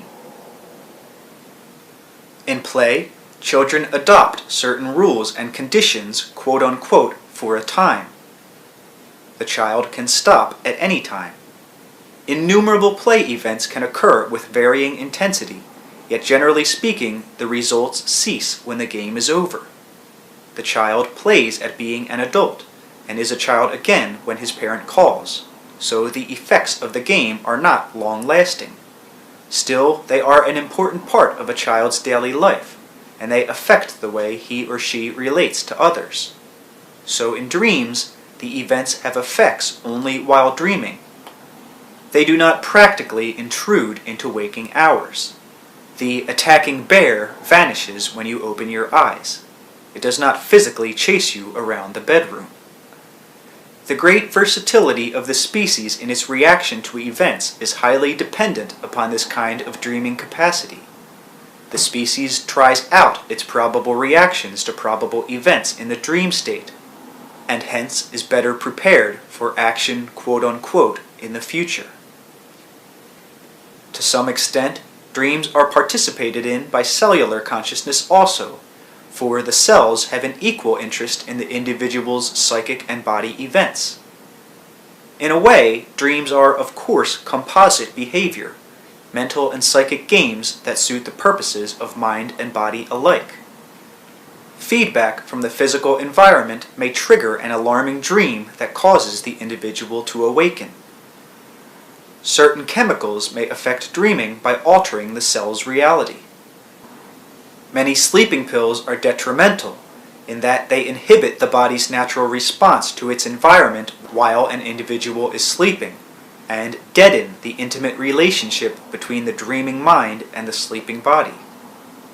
Because you have very limited ideas of what logic is, it seems to you that the dreaming self is not critical or quote-unquote logical, yet it works with amazing discrimination, sifting data, sending some to certain portions of the body, and structuring memory. Sleeping pills also impede the critical functions of dreams that are so often overlooked. The facts are that dreams involve high acts of creativity. These are not only intuitively based, but formed with a logic far surpassing your ideas of that quality. These creative acts are then fitted together through associative processes that come together most precisely to form the dream events. It should certainly be obvious that dreams are not passive events.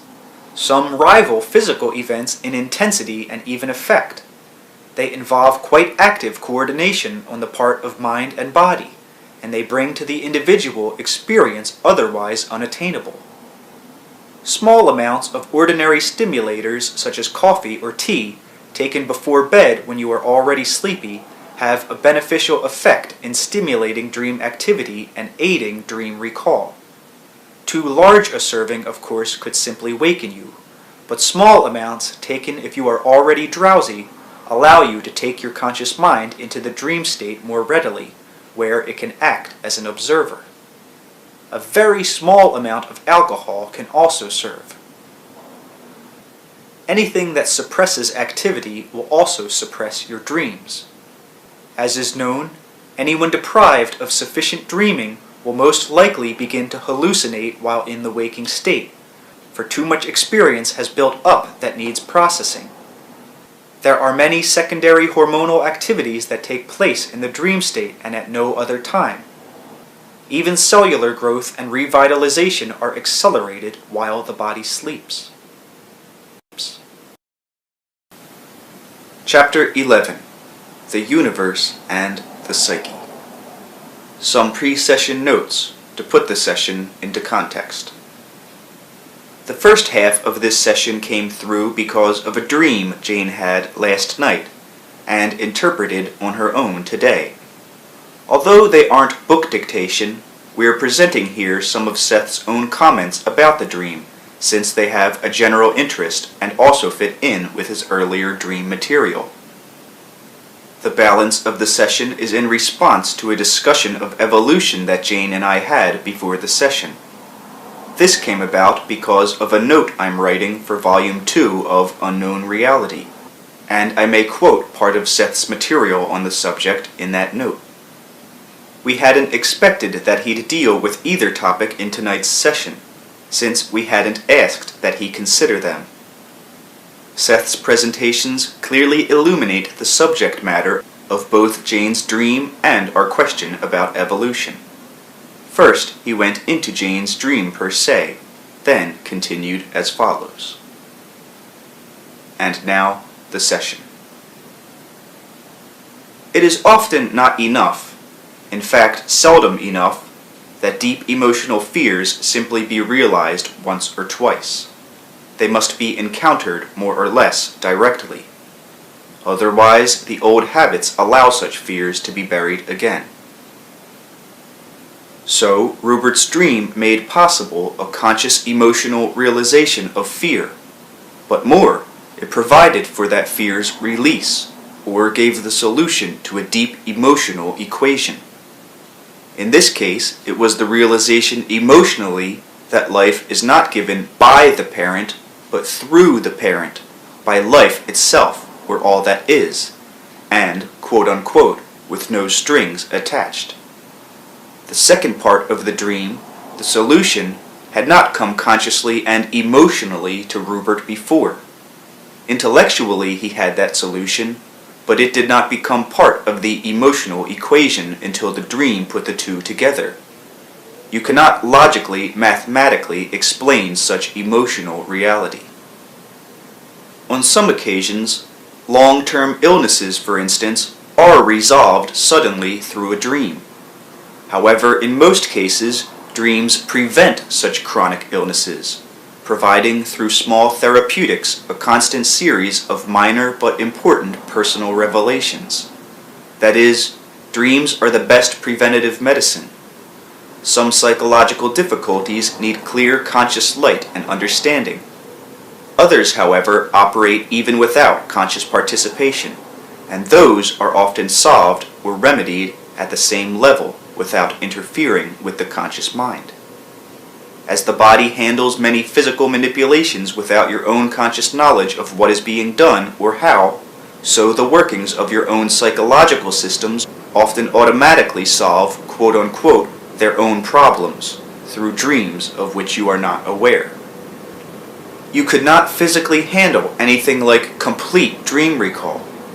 You are not consciously capable of dealing with the psychological depths and riches that activity reveals.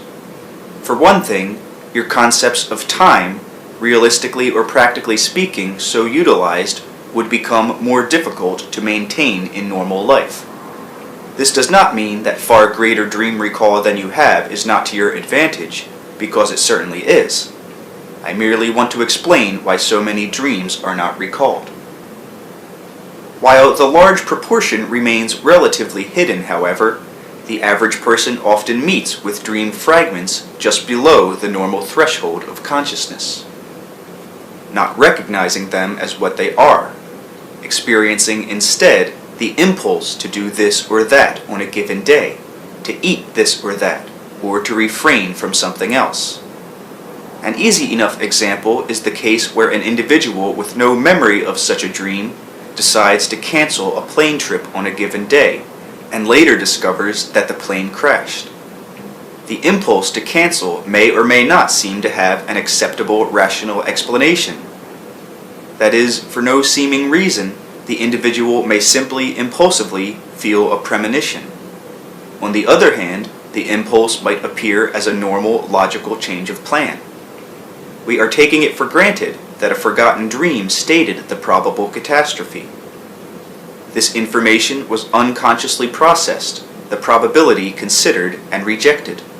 Psychologically or physically, the person was not ready to die. Others, with the same knowledge, found that death was the accepted probability. This does not mean that any of those people could bear consciously knowing their own decisions, or could board that plane with the conscious consequences in mind. Nor is such an inner decision forced upon the conscious personality, for in all such instances, the conscious personality has at various times come close to accepting the idea of death at the particular time in life. This does not mean that those people are committing suicide in the same way that a person does who takes his life, but that in a unique psychological manipulation, they no longer hold the same claim to life as they had before. They, quote-unquote, throw their lives to the fates, so to speak, saying not as they did before, I will live, but I will live or die as the fates decide. They may use other terms than fate, of course, but the vital, personal, direct, affirmative intent to live is not there. They are headed for another reality, and ready for it. The conscious mind, however, can only hold so much. Life as you know it could not exist if everything was conscious in those terms. The sweet parcel of physical existence I have told you exists as much by merit of what it does not include as it does by merit of your experience. In important ways, your dreams make your life possible by ordering your psychological life automatically, as your physical body is ordered automatically for you. You can make great strides by understanding and recalling dreams, and by consciously participating in them to a far greater degree. But you cannot become completely aware of your dreams in their entirety and maintain your normal physical stance. As a civilization, you fail to reap dreams' greater benefit, and the conscious mind is able to handle much more dream recall than you allow. Such training would add immeasurably to the dimensions of your life. Dreams educate you even in spatial relationships, and are far more related to the organism's stance in the environment than is realized. The child learns spatial relationships in dreams. Rupert had to know what he was afraid of, and his dream interpretation gave him that knowledge so that he could deal with it. It was the fear of death, not chosen, of course, the fear that if he did not deliver, work hard, and pay his mother back for a life magically given, grudgingly given, then in a magical equation, she, the mother, could take it back. But the mother did not give the life. The life came from all that is, from the spirit of life itself, and was freely given, to be taken away by no one, or threatened by no one or no force, until that life fulfills its own purposes and decides to travel on. Rupert did feel that it was not safe to let go, lest relaxation mean death. Life is expression. It comes to be out of the force of itself, and no force stands against it or threatens it. Death, in your terms, certainly seems an end, but it is instead a translation of life into another form. This leads me rather naturally to my next topic. First of all, there are verbal difficulties having to do with the definition of life. It appears that there is living matter and non-living matter, leading to such questions as, how does non-living matter become living? There is no such thing, in your terms, as non-living matter. There is simply a point that you recognize as having the characteristics that you have ascribed to life or living conditions. A point that meets the requirements that you have arbitrarily set. This makes it highly difficult in a discussion, however, for there is no particular point at which life was inserted into non-living matter. There is no point at which consciousness emerged. Consciousness is within the tiniest particle, whatever its life conditions seem to be, or however it might seem to lack those conditions you call living. If we must speak in terms of continuity, which I regret, then in those terms you could say that life in the physical universe on your planet, quote-unquote, began spontaneously in a given number of species at the same time. There were fully developed men, that is, of full intellect, emotion, and will, living at the same time, in your terms, as those creatures supposed to be man's evolutionary ancestors. Species have come and gone of which you have no knowledge. There are parallel developments. That is, there were quote-unquote apes who attained their own quote-unquote civilizations, for example. They used tools. They were not men to be, nor did they evolve into men. It is erroneous to say that they did not develop or that their progress was stunted, for it was not. Their reality explored the ramifications of animalhood in a completely different fashion. Their development paralleled man's in many respects, in that they lived simultaneously upon the earth, and shared the environment. I have referred to them at various times as animal medicine men, for man did learn from them. The impact of many of my statements of the past goes unrecognized. Or perhaps the words sound pat, but there are other conditions of life that you do not perceive, sometimes because your time sequences are too different. Before the smallest cell appeared in your terms, there was the consciousness that formed that cell. Words do nearly forsake me. The semantic differences are so vast. If I say to you, life came from a dream, such a statement sounds meaningless. Yet as your physical reality personally is largely dependent upon your dreaming state, and impossible without it, so in the same way, the first cell was physically materialized and actual only because of its own inner reality of consciousness.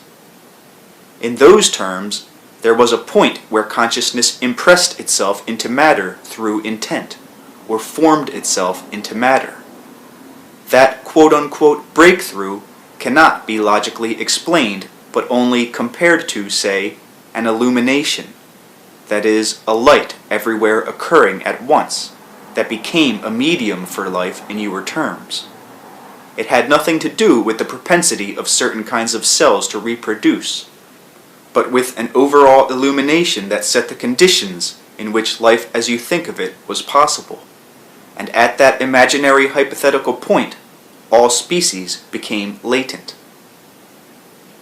There was no point at which consciousness was introduced, because consciousness was the illumination from which the first cells emerged. That illumination was everywhere then, at every point, aware of itself, and of the conditions formed by its presence. In your terms, each species is aware of the conditions of each other species, and of the entire environment. In those terms, the environment forms the species, and the species forms the environment. As hinted, there have been all kinds of species of animal-man and man-animal of which your sciences are not aware, and bones found thought to form, say, a man and an animal that were from the same creature. Afghanistan comes to mind here as a particularly lucrative environment. Your own kind of conscious mind is splendid and unique. It causes you, however, to interpret all other kinds of life according to your own specifications and experience. The complex nature of other animal consciousness escapes you completely, and when you compare your technologies, learning, logical thought, cultures, and arts with what you understand of animal experience, there seems no doubt that you are superior and the quote-unquote flower of evolution, that all other kinds of life are topped by your existence. You are closed to the intricate, voluptuous, sensuous, social experience of the animals, or even of the plants, not being able to perceive that different kind of biological emotion and belonging, that rich sensual identification with Earth, and cut off from a biologically oriented culture that is everywhere part and parcel of both plant and animal life.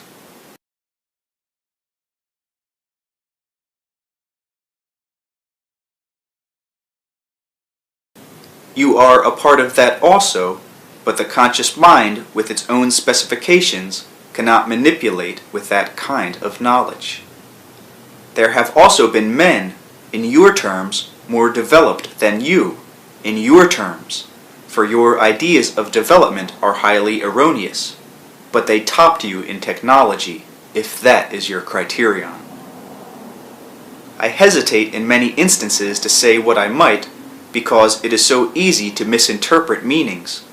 But when you ask what is the purpose of consciousness, you take it for granted that there must be one purpose, where the greater truth and creativity must be that consciousness itself cannot be aware of all of its own purposes, but ever discovers its own nature through its own manifestations.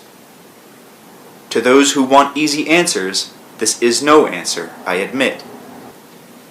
There is, I know, in heroic terms, a love, a knowledge, a compassion, a creativity that can be assigned to all that is, which is within each creature.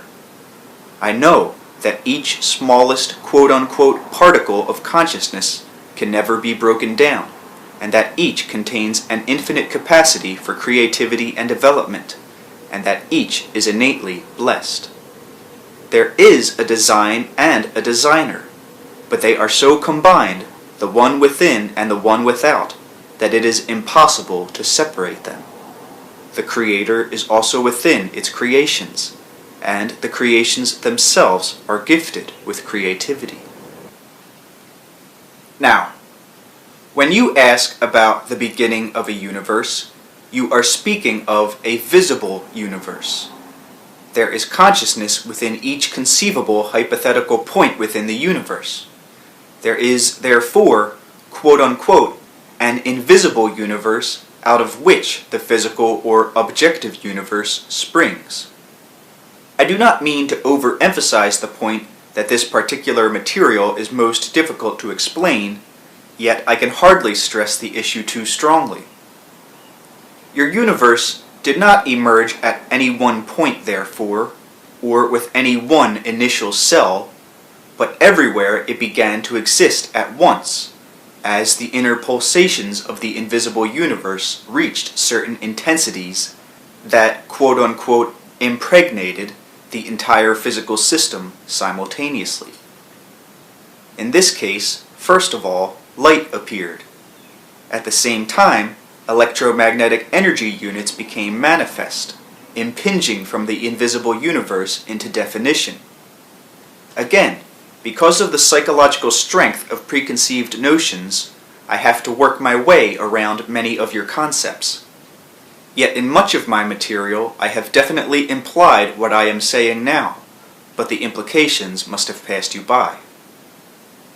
I have said, for example, that the universe expands as an idea does, and so the visible universe sprang into being in the same manner. The whole affair is quite complicated, since, again as I have intimated, the world freshly springs into new creativity at each moment. No matter what your version of creativity or the creation of the world, you are struck with questions of where such energy came from, for it seems that unimaginable energy was released more or less at one time, and that this energy must then run out. The same energy, however, still gives birth anew to the universe. In those terms, it is still being created. The electromagnetic energy units, impressing a probable physical field, contain within them the latent knowledge of all of the various species that can emerge under those conditions. The groupings, quote-unquote, begin in the invisible universe. You can say that it took untold centuries for the electromagnetic energy units, quote-unquote, initially to combine, form classifications of matter and various species. Or you can say that this process happened at once. It is according to your relative position, but the physical universe was everywhere seeded, impregnated simultaneously. On the other hand, this still happens, and there is no real quote-unquote coming in point. You distinguish between consciousness and your own version, which you consider consciousness of self. When I speak of atoms and molecules having consciousness, I mean that they possess a consciousness of themselves as identities. I do not mean that they love or hate in your terms, but that they are aware of their own separateness, and aware of the ways in which that separateness cooperates to form other organizations.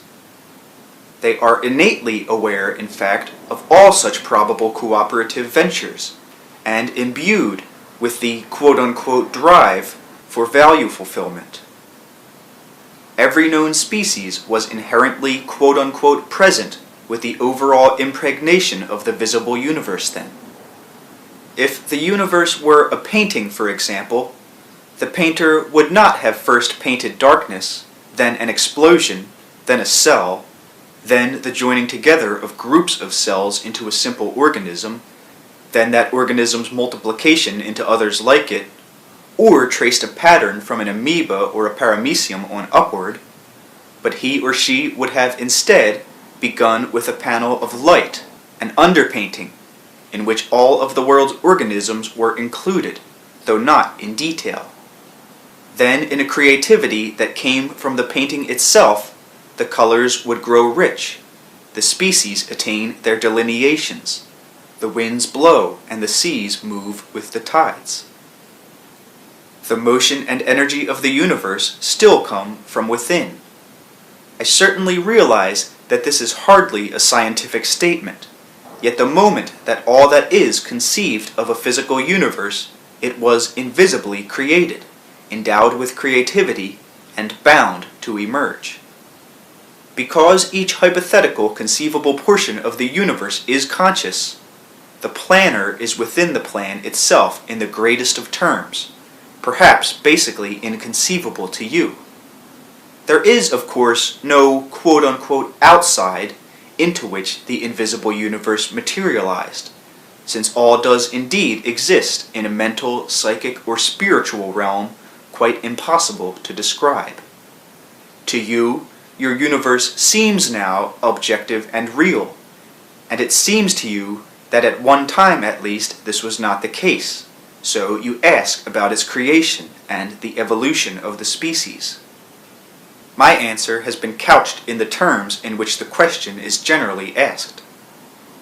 While you believe in and experience the passage of time, then such questions will naturally occur to you, and in that fashion. Within that framework, they make sense. When you begin to question the nature of time itself, then the quote-unquote when of the universe is beside the point. Almost anyone will agree, I should hope, that the universe is a most splendid example of creativity. Few would agree, however, that you can learn more about the nature of the universe by examining your own creativity than you can by examining the world through instruments. And here is exquisite irony, for you create the instruments of creativity, even while at the same time you often spout theories that deny to man all but the most mechanical of reactions. In other terms, the world comes to know itself, to discover itself, for the planner left room for divine surprise, and the plan was nowhere foreordained, nor is there anywhere within it anything that corresponds to your survival of the fittest theories. There are creative distortions on your part, directly related to specializations of consciousness that cut you off from the greater concourse existing at other levels between the species and the land. Again, consciousness everywhere pervades the universe and is aware of all conditions. The balance of nature upon your planet is no chance occurrence, but the result of constant instant computations on the part of each most minute consciousness, whether it forms part of a rock, a person, an animal, a plant. Each invisibly, quote-unquote, holds space together, whatever its station. This is a cooperative venture. Your own consciousness has its particular unique abilities, in that, like other comparatively long-lived species, you associate your identity with your form far more rigidly. Other kinds of consciousness, quote-unquote, leap in and out of forms with greatest leeway. There is a biological understanding that exists, for example, when one animal kills another one for food. The consciousness of the prey leaves its body under the impetus of a kind of stimulus unknown to you. I want to be very careful here, for I am speaking of natural interplay among the animals. This is not anywhere meant to justify the cruel slaughtering of animals by man under many circumstances. The historical and cultural world as you know it appears to be the only one objective world, of course, with its history already written, its present, and hopefully its probable future. It seems also that the future must be built upon that one known species or world past. Often it may simply sound like a figure of speech when I talk about probabilities. In many ways, it may indeed appear to be almost outrageous to consider the possibility that, quote-unquote, there is more than one Earth, or that there are many Earths, each similar enough to be recognizable, yet each different in the most vital respects. This particular house exists, yet you may open the door on any given day to a probable world from your immediate standpoint, and never know the difference. This happens all the time, and I mean all the time. You move through probabilities without knowing it. The transitions are literally invisible to you, though they may appear as trace elements in your dreams. As a diamond has many facets, so does your reality in that regard. Since your birth, a probability has occurred that you could have followed, in which your wars did not happen. There is another probability in which the Second World War ended in nuclear destruction, and you did not enter that one either. You chose, quote-unquote, this probable reality in order to ask certain questions about the nature of man, seeing him where he wavered equally between creativity and destruction, knowledge and ignorance, but a point that contained potentials for the most auspicious kinds of development in your eyes. The same applies to Rupert. In a way, man is trans-species at this point in probability.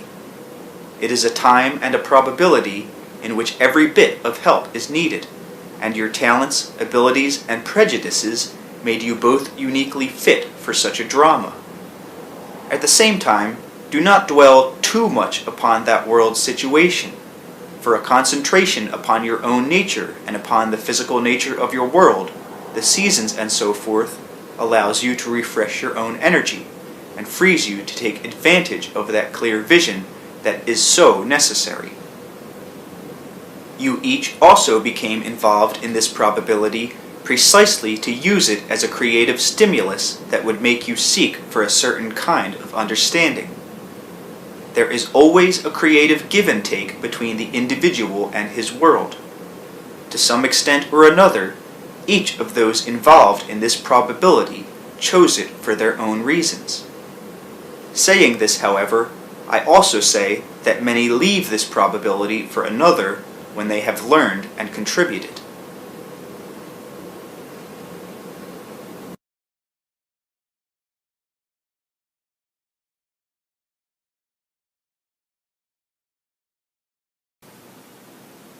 Now, your next question is easy to anticipate, of course, for you will want to know the origin of that quote-unquote interior universe from which I have said the exterior one ever emerges. And here we must part company with treasured objectivity, and enter instead a mental domain, in which it is seen that contradictions are not errors, an inner domain large enough to contain contradictions at one level, for at another level they are seen to be no contradictions at all. In science as it stands, it is necessary that self-contradictions do not arise. If a hypothesis is quote-unquote proven true, then it cannot be proven false, or of course it was never true to begin with. In those terms, therefore, the universe either had quote-unquote a creator, or it had none, or it came into being as stated in the Big Bang theory, and is either constantly expanding, or it is not. Evolution exists, or it does not. As a rule, such theories are proven quote-unquote true by the simple process of excluding anything else that seems contradictory, and so generally your scientific theories carry the weight of strong validity within their own frameworks. In those frameworks, you have made certain classifications that now appear quite obvious. Common sense upholds them, and it seems impossible to consider reality otherwise. Yet by their nature, such categories structure your experience of reality itself to such an extent that any alternate ways of perceiving life seem not only trustworthy, but completely impossible. Thusly, your classifications of various species appear to you as the only logical kinds of divisions that could be made upon living things. Quite the contrary is the case, however. That particular overall method of separation leads to such questions as, which species came first, and which came later, and how did the various species emerge, one from the other? Those questions are further brought about by your time classifications, without which they would be meaningless. Your classifications in such respects set up exterior divisions. Now, these serve as quite handy reference points, but basically speaking, they in no way affect the natural experience of those various living creatures that you refer to as quote-unquote other species. Your specializations work as long as you stay within the framework, though then you must wrestle with the questions that such divisions automatically entail.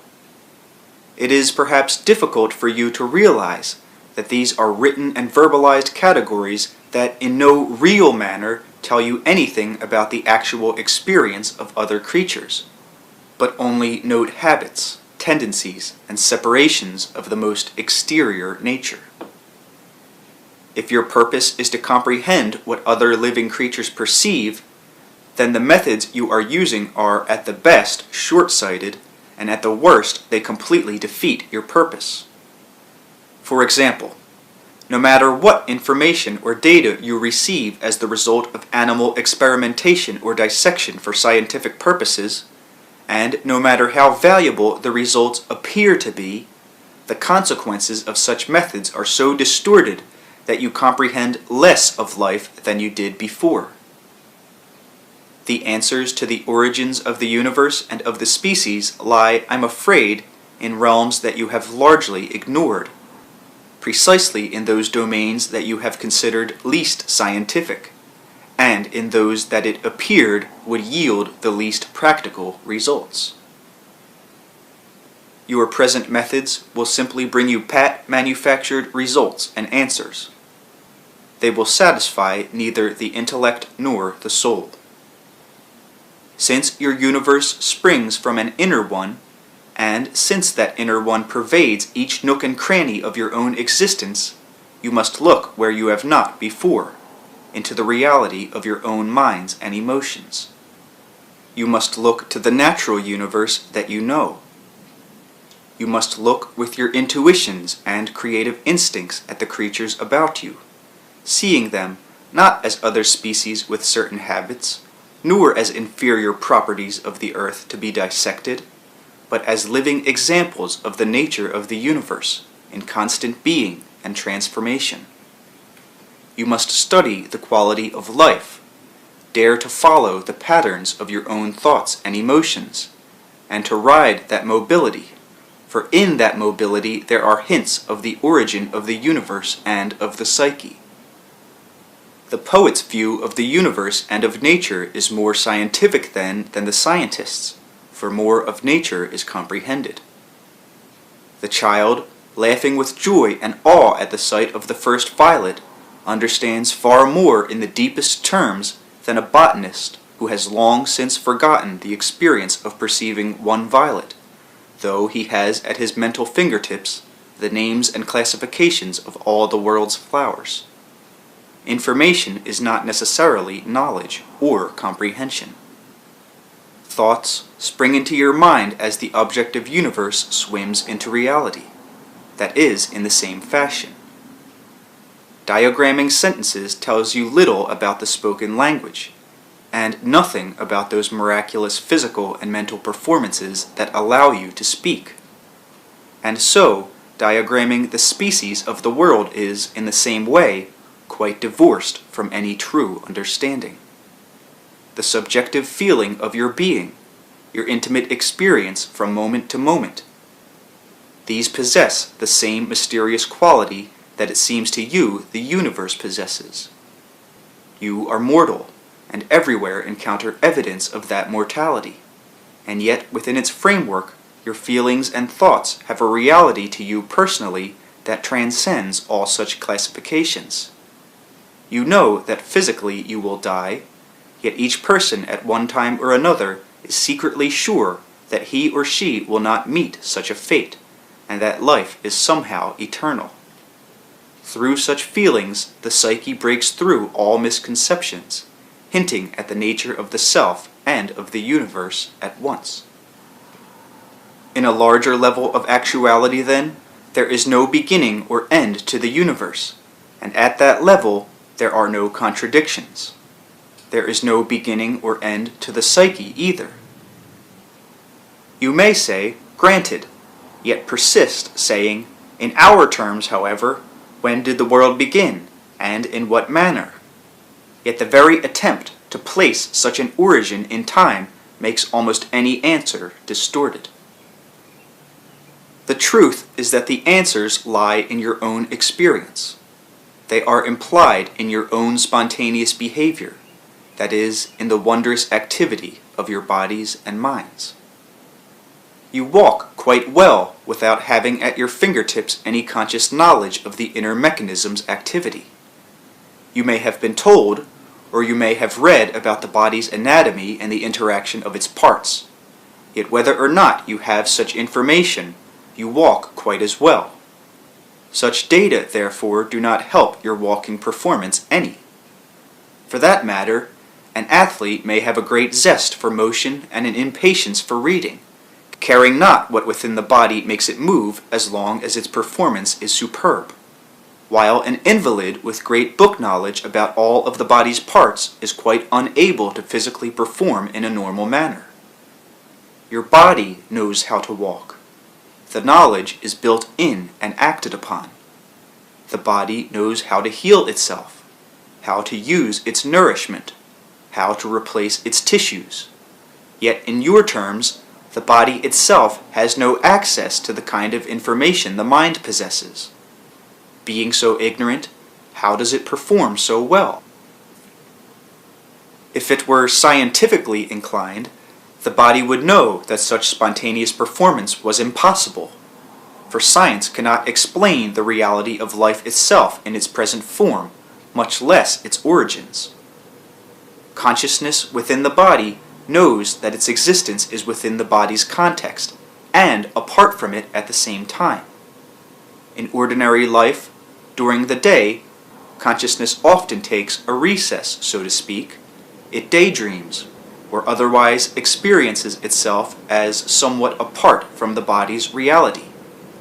At night, in sleep, the self's consciousness takes longer, freer recesses from physical reality, and does this spontaneously as the body itself walks.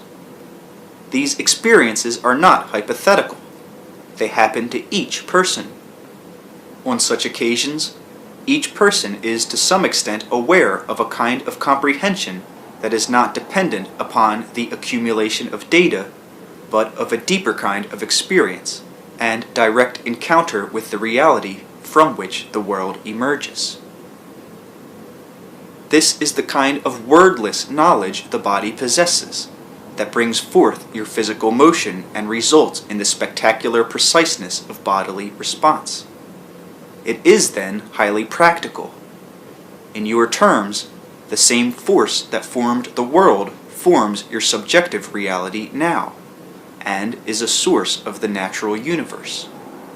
Exploring those realities lovingly will bring you into direct contact with inner dimensions of your being, providing intuitive understandings that are of greatest import.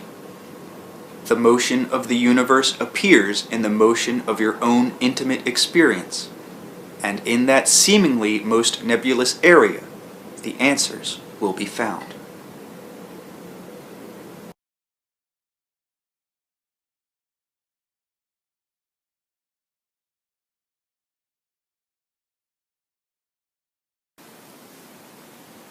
You realize that a tiger, following its nature, is not evil.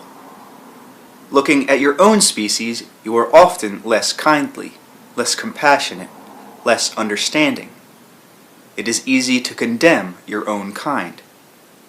It may be difficult for you to understand, but your species means well. You understand that the tiger exists in a certain environment and reacts according to his nature. So does man. Even his atrocities are committed in a distorted attempt to reach what he considers good goals. He fails often to achieve the goals, or even to understand how his very methods prevent their attainment. He is indeed as blessed as the animals, however, and his failures are the results of his lack of understanding. He is directly faced with a far more complex conscious world than the other animals are, dealing particularly with symbols and ideas that are then projected outward into reality, where they are to be tested. If they could be tested mentally in your context, there would be no need for physical human existence. Too many complicated issues are connected here, so that I must at best simplify. It is as if man said, "Now, what about this idea? What can we do with it? What will happen if we toss it out into reality physically? How far can we go with any of the great social, scientific, religious ideas that are so peculiarly the offshoots of man's mind?" If such issues could all be mentally worked out on some non-physical drawing board, again, the great challenge of physical existence would be neither necessary nor meaningful. How far, say, can nationalism be carried? To what extent can the world be treated as if it were external to man, as an object? What can man learn by treating the body as if it were a machine, as if it were a mirage, as if it were driven by blind instinct, as if it were possessed by a soul? To some extent, these are all unique and creative ponderings that on the part of the animals alone would be considered the most curious and enlightening intellectual achievements. The animals must relate to the earth and so must man. As the animal must play, mate, hunt his prey, or eat his berries within the physical context of sun, ground, trees, snow, hail, and wind, so in a different way, man must pursue his ideas by clothing them in the elemental realities of earth, by perceiving them as events. When he is destructive, man does not seek to be destructive per se, but in a desire to achieve that which he thinks of as a particular goal that to him is good, he forgets to examine the goodness of his methods. One animal chasing and killing its prey serves the greater purposes of preserving the balance of nature, whether or not the animal is aware of this. And again, the animal's intent is not evil. Man consumes ideas.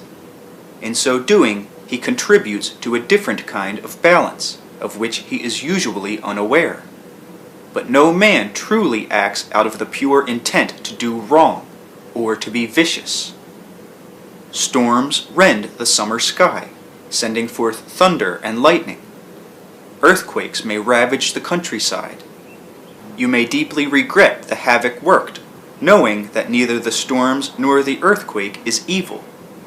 Not only did they have no wrong intent, but the overall condition corrected the earth's balance.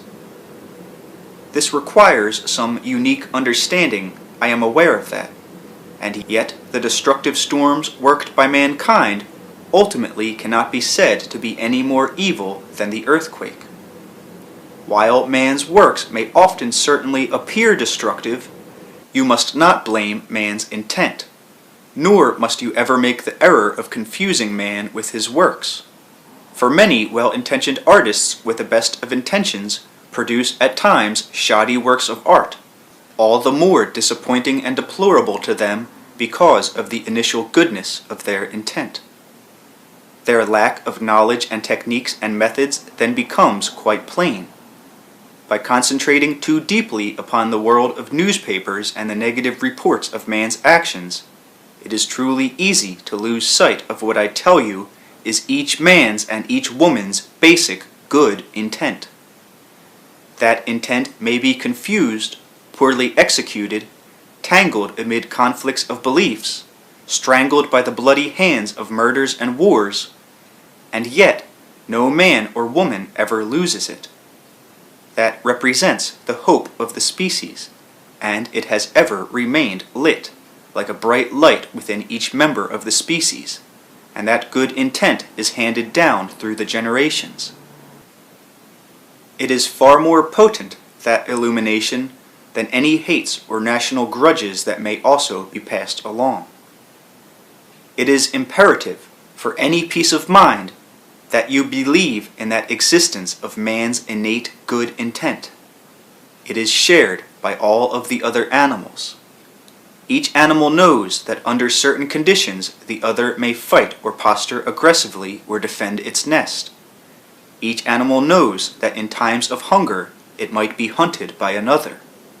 Except for those situations, however, the animals are not afraid of each other. They know that each other animal is of good intent. Grant your own species the same. Now, make a distinction in your mind between man and man's works. Argue all you want against his works as you read in your newspapers of errors, stupidities, treachery, or war. Collect pages and reams of such material if it suits your fancy, and I am speaking not only to you or to Rupert, but to anyone who hopes to find a hint of truth, peace of mind, or creativity. Collect books of man's failures. I do not personally know why anyone would collect the worst works of art of any artist and get pleasure in ripping them apart. Man has produced some fine works. The high level of verbal communication, the multitudinous varieties of emotional interactions and of cultural exchange, the facility with exteriorization of ideas and concepts, the reaches of the imagination. All of these and many others are unique in the universe.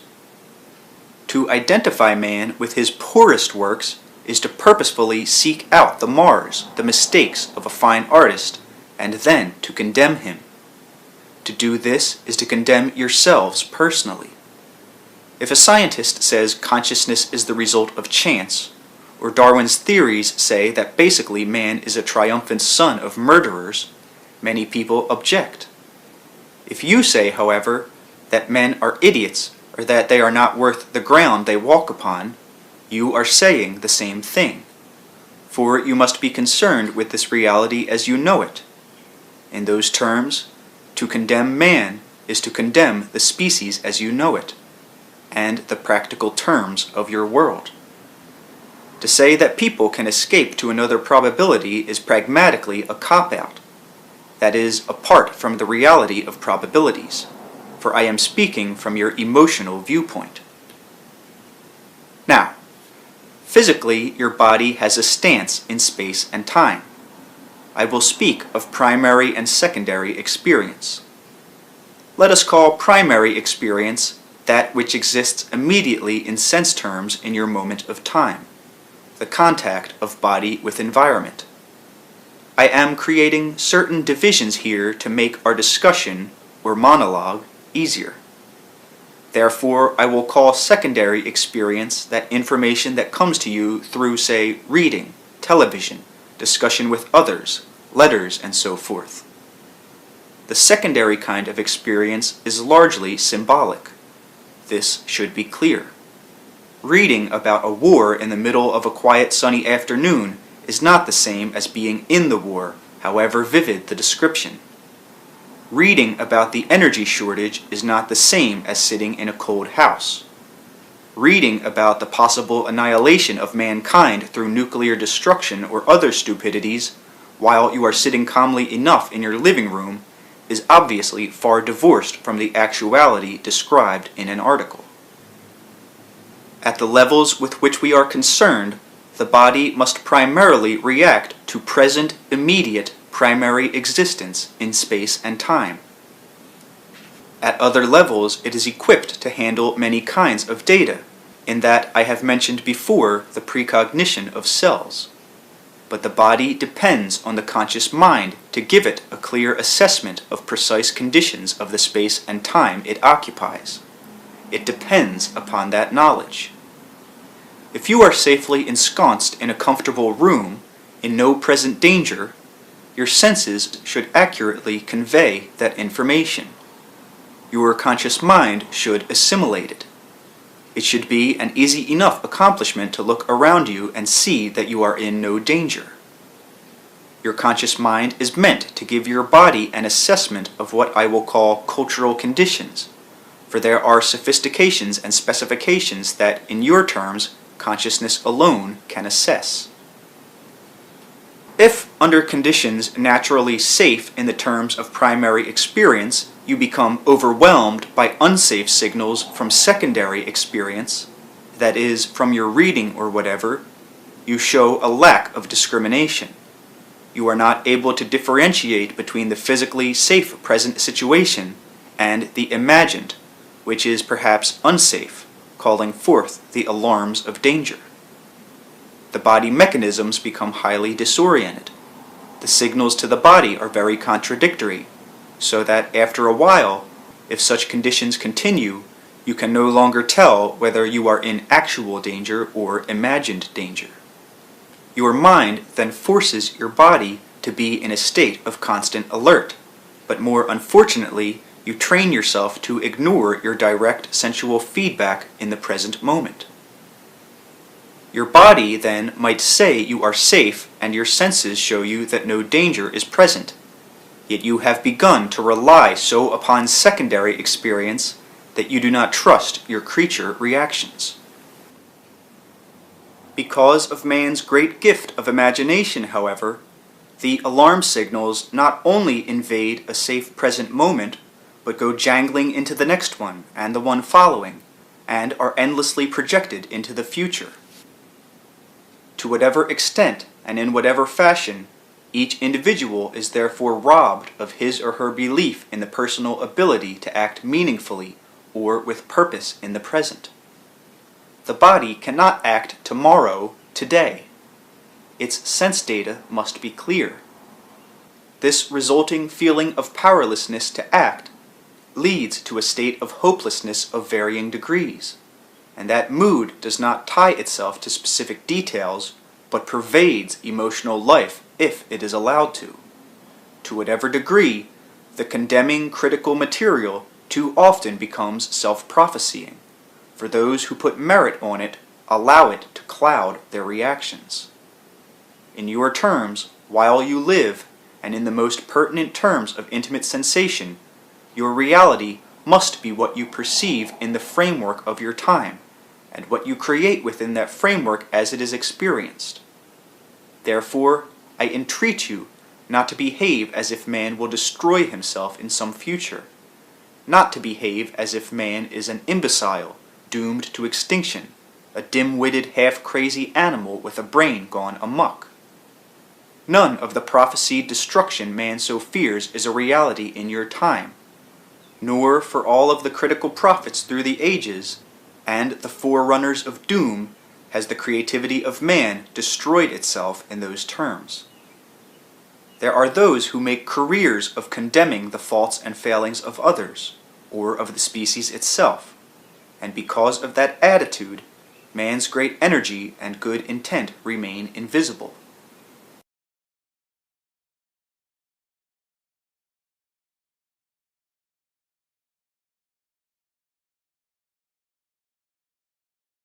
Man is in the process of becoming. His works are flawed, but they are the flawed apprentice works of a genius artist in the making, whose failures are indeed momentous and grotesque only in the light of his sensed genius, which ever leads him and directs him onward. When you are considering the future in your terms, constructive achievements are as realistic as destructive ones. In those terms, each year of man's existence, in fact, justifies a more optimistic rather than pessimistic view. You cannot place man's good intent outside of the physical context, for outside of that context you do not have the creature that you know. You cannot say that nature is good, but spawned man, which is a cancer upon it, for nature would have better sense. You cannot say either that nature with a capital N will destroy man if he offends her, or that nature with a capital N has little use for its own species, but only wants to promote life with a capital L. For nature is within each member of each species, and without each member of each species, nature with a capital or a small n would be non-existent. Because you are natural creatures, within you there is a natural state of being. That state can be an ever-present reservoir of peace, vitality, and understanding. Whatever your scientists think, your body and your consciousness and your universe spring constantly into actualization. Therefore, through cultivating the clear experience of your own consciousness and being with time and with the moment as you feel it, you can draw upon the greater vitality and power that is available. To do this, rely upon your immediate sense data, not secondary experience as described. That primary sense data, while pinpointed in the present, providing you with the necessary stance in time, still can open up to you the timelessness from which all time emerges, can bring you intuitive intimations, hinting at the true nature of the ever-present coming to be of the universe. That kind of experience will let you glimpse the larger patterns of man's creativity and your part in it. You have been taught to concentrate upon criticisms and faults in your society, and in your times it seems that everything will work out wrong, that left alone the world will run down, the universe will die, man will destroy himself, and these beliefs so infiltrate your behavior that they organize much of your experience and rob you of the benefits nature itself everywhere provides in direct primary experience. Often, then, you ignore your senses' reality in the world, the luxurious vitality and comfort of the daily moment, by exaggerating the importance of secondary experience as defined for this discussion. The most negative projection or prophecy seems to be the most practical one. When you are reading of the world's ills, you say in all honesty and with no humor, "How can I ignore the reality, the destructive reality of the present?" In the most practical, immediate, mundane terms, however, you and your world are in that moment naturally and physically safe, as your bodily senses immediately perceive. In the most basic of bodily terms, you are not reacting to present conditions. This would be only too clear if you were physically experiencing the conditions about which you might be reading. If the world were falling down about your shoulders, you would only too clearly understand that quote-unquote earlier you were reacting to an imagined and not a real situation. I am afraid that I think some of this will still escape you, meaning Rupert, yourself, and others. But while disasters, imagined or encountered second-handedly, may in fact later occur, they are far different from physically encountered ones. You only add to their unfortunate nature by negatively brooding upon what might happen in the future, and you destroy your own stance. Your stance in time is highly important, for it is your practical base of operations. You must trust your sense data in that regard. Otherwise, you confuse your psychological and corporal stance, for the body cannot be in a situation of safety and danger at the same time. It wastes its resources fighting imaginary battles. To some people, wars, poverty, murder, treachery, corruption are primary experience and must be dealt with as requiring immediate action. The body must react.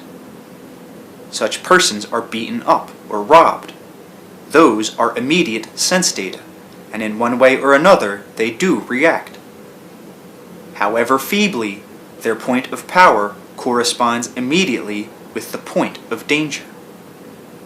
You cannot react physically in the same way to projected or imagined dangers.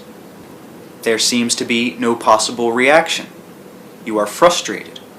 You are meant to deal with your immediate primary experience, and in so doing, you take care of your responsibility. You are able to take action in your own experience, and therefore affect others. You do not have to be ignorant of wars in other corners of the world, or close your eyes. But if you allow those experiences to overcloud your present valid intersection with reality, then you speak and act from a position not your own, and deny the world whatever benefits your own present version of reality might allow you to give. The natural creature validity of your senses must remain clear, and only then can you take full advantage of those intuitions and visions that must come through your own private intersection with space and time. In those terms, the ever-actual integrity of nature everywhere surrounds you. It represents your direct experience. It offers comfort, creativity, and inspiration that you only impede if you allow secondary experience to supersede your daily moment-to-moment encounter with the physical earth. You form your own reality. That reality contributes to the experience of others, but each of you possesses a unique, original stance in space and time that is yours alone in quite practical terms, regardless of time's relative existence. Only when you operate from your own stance can you help others to the best of your ability. To anticipate danger, or to imaginatively take on the troubles of others, robs you of the very energy with which you could help them. I am not saying, therefore, to turn your eyes from the unfortunate conditions of the world. Practical help is needed in all areas of the human life. Yet it is far better and more practical ultimately to concentrate upon the beneficial elements of civilization. Far better to organize your thoughts in areas of accomplishment than to make mental lists of man's deficiencies and lacks. Such a practice leads to feelings of helplessness and hopelessness, in which effective action seems impossible. Life possesses an exuberance. If this is cherished, nurtured, encouraged, then additional energy is generated that is not needed for the purposes of daily private life, a superabundance that can be effectively directed in those areas of the world where help is most needed. The strength, vitality, and effectiveness of thought is seldom considered. Thought, you may say, will not stop a war. Yet what do you think started such a war? Throughout history, the downtrodden have often risen into power using force, rebelling against their oppressors, and yet, learning little from that experience, they turn and become the new elite, the new power holders. Their physical conditions may be completely changed. Now theirs the offices of government, the wealth. Gone are the conditions that, it would seem, caused the uprising, yet in retaliation they strike out, forming a new class of downtrodden who must in their turn rise and retaliate. Despite all appearances, conditions of an exterior nature do not cause wars or poverty or disease, or any of the unfortunate circumstances apparent in the world. Your beliefs form your reality. Your thoughts generate practical experience. When these change, conditions will change.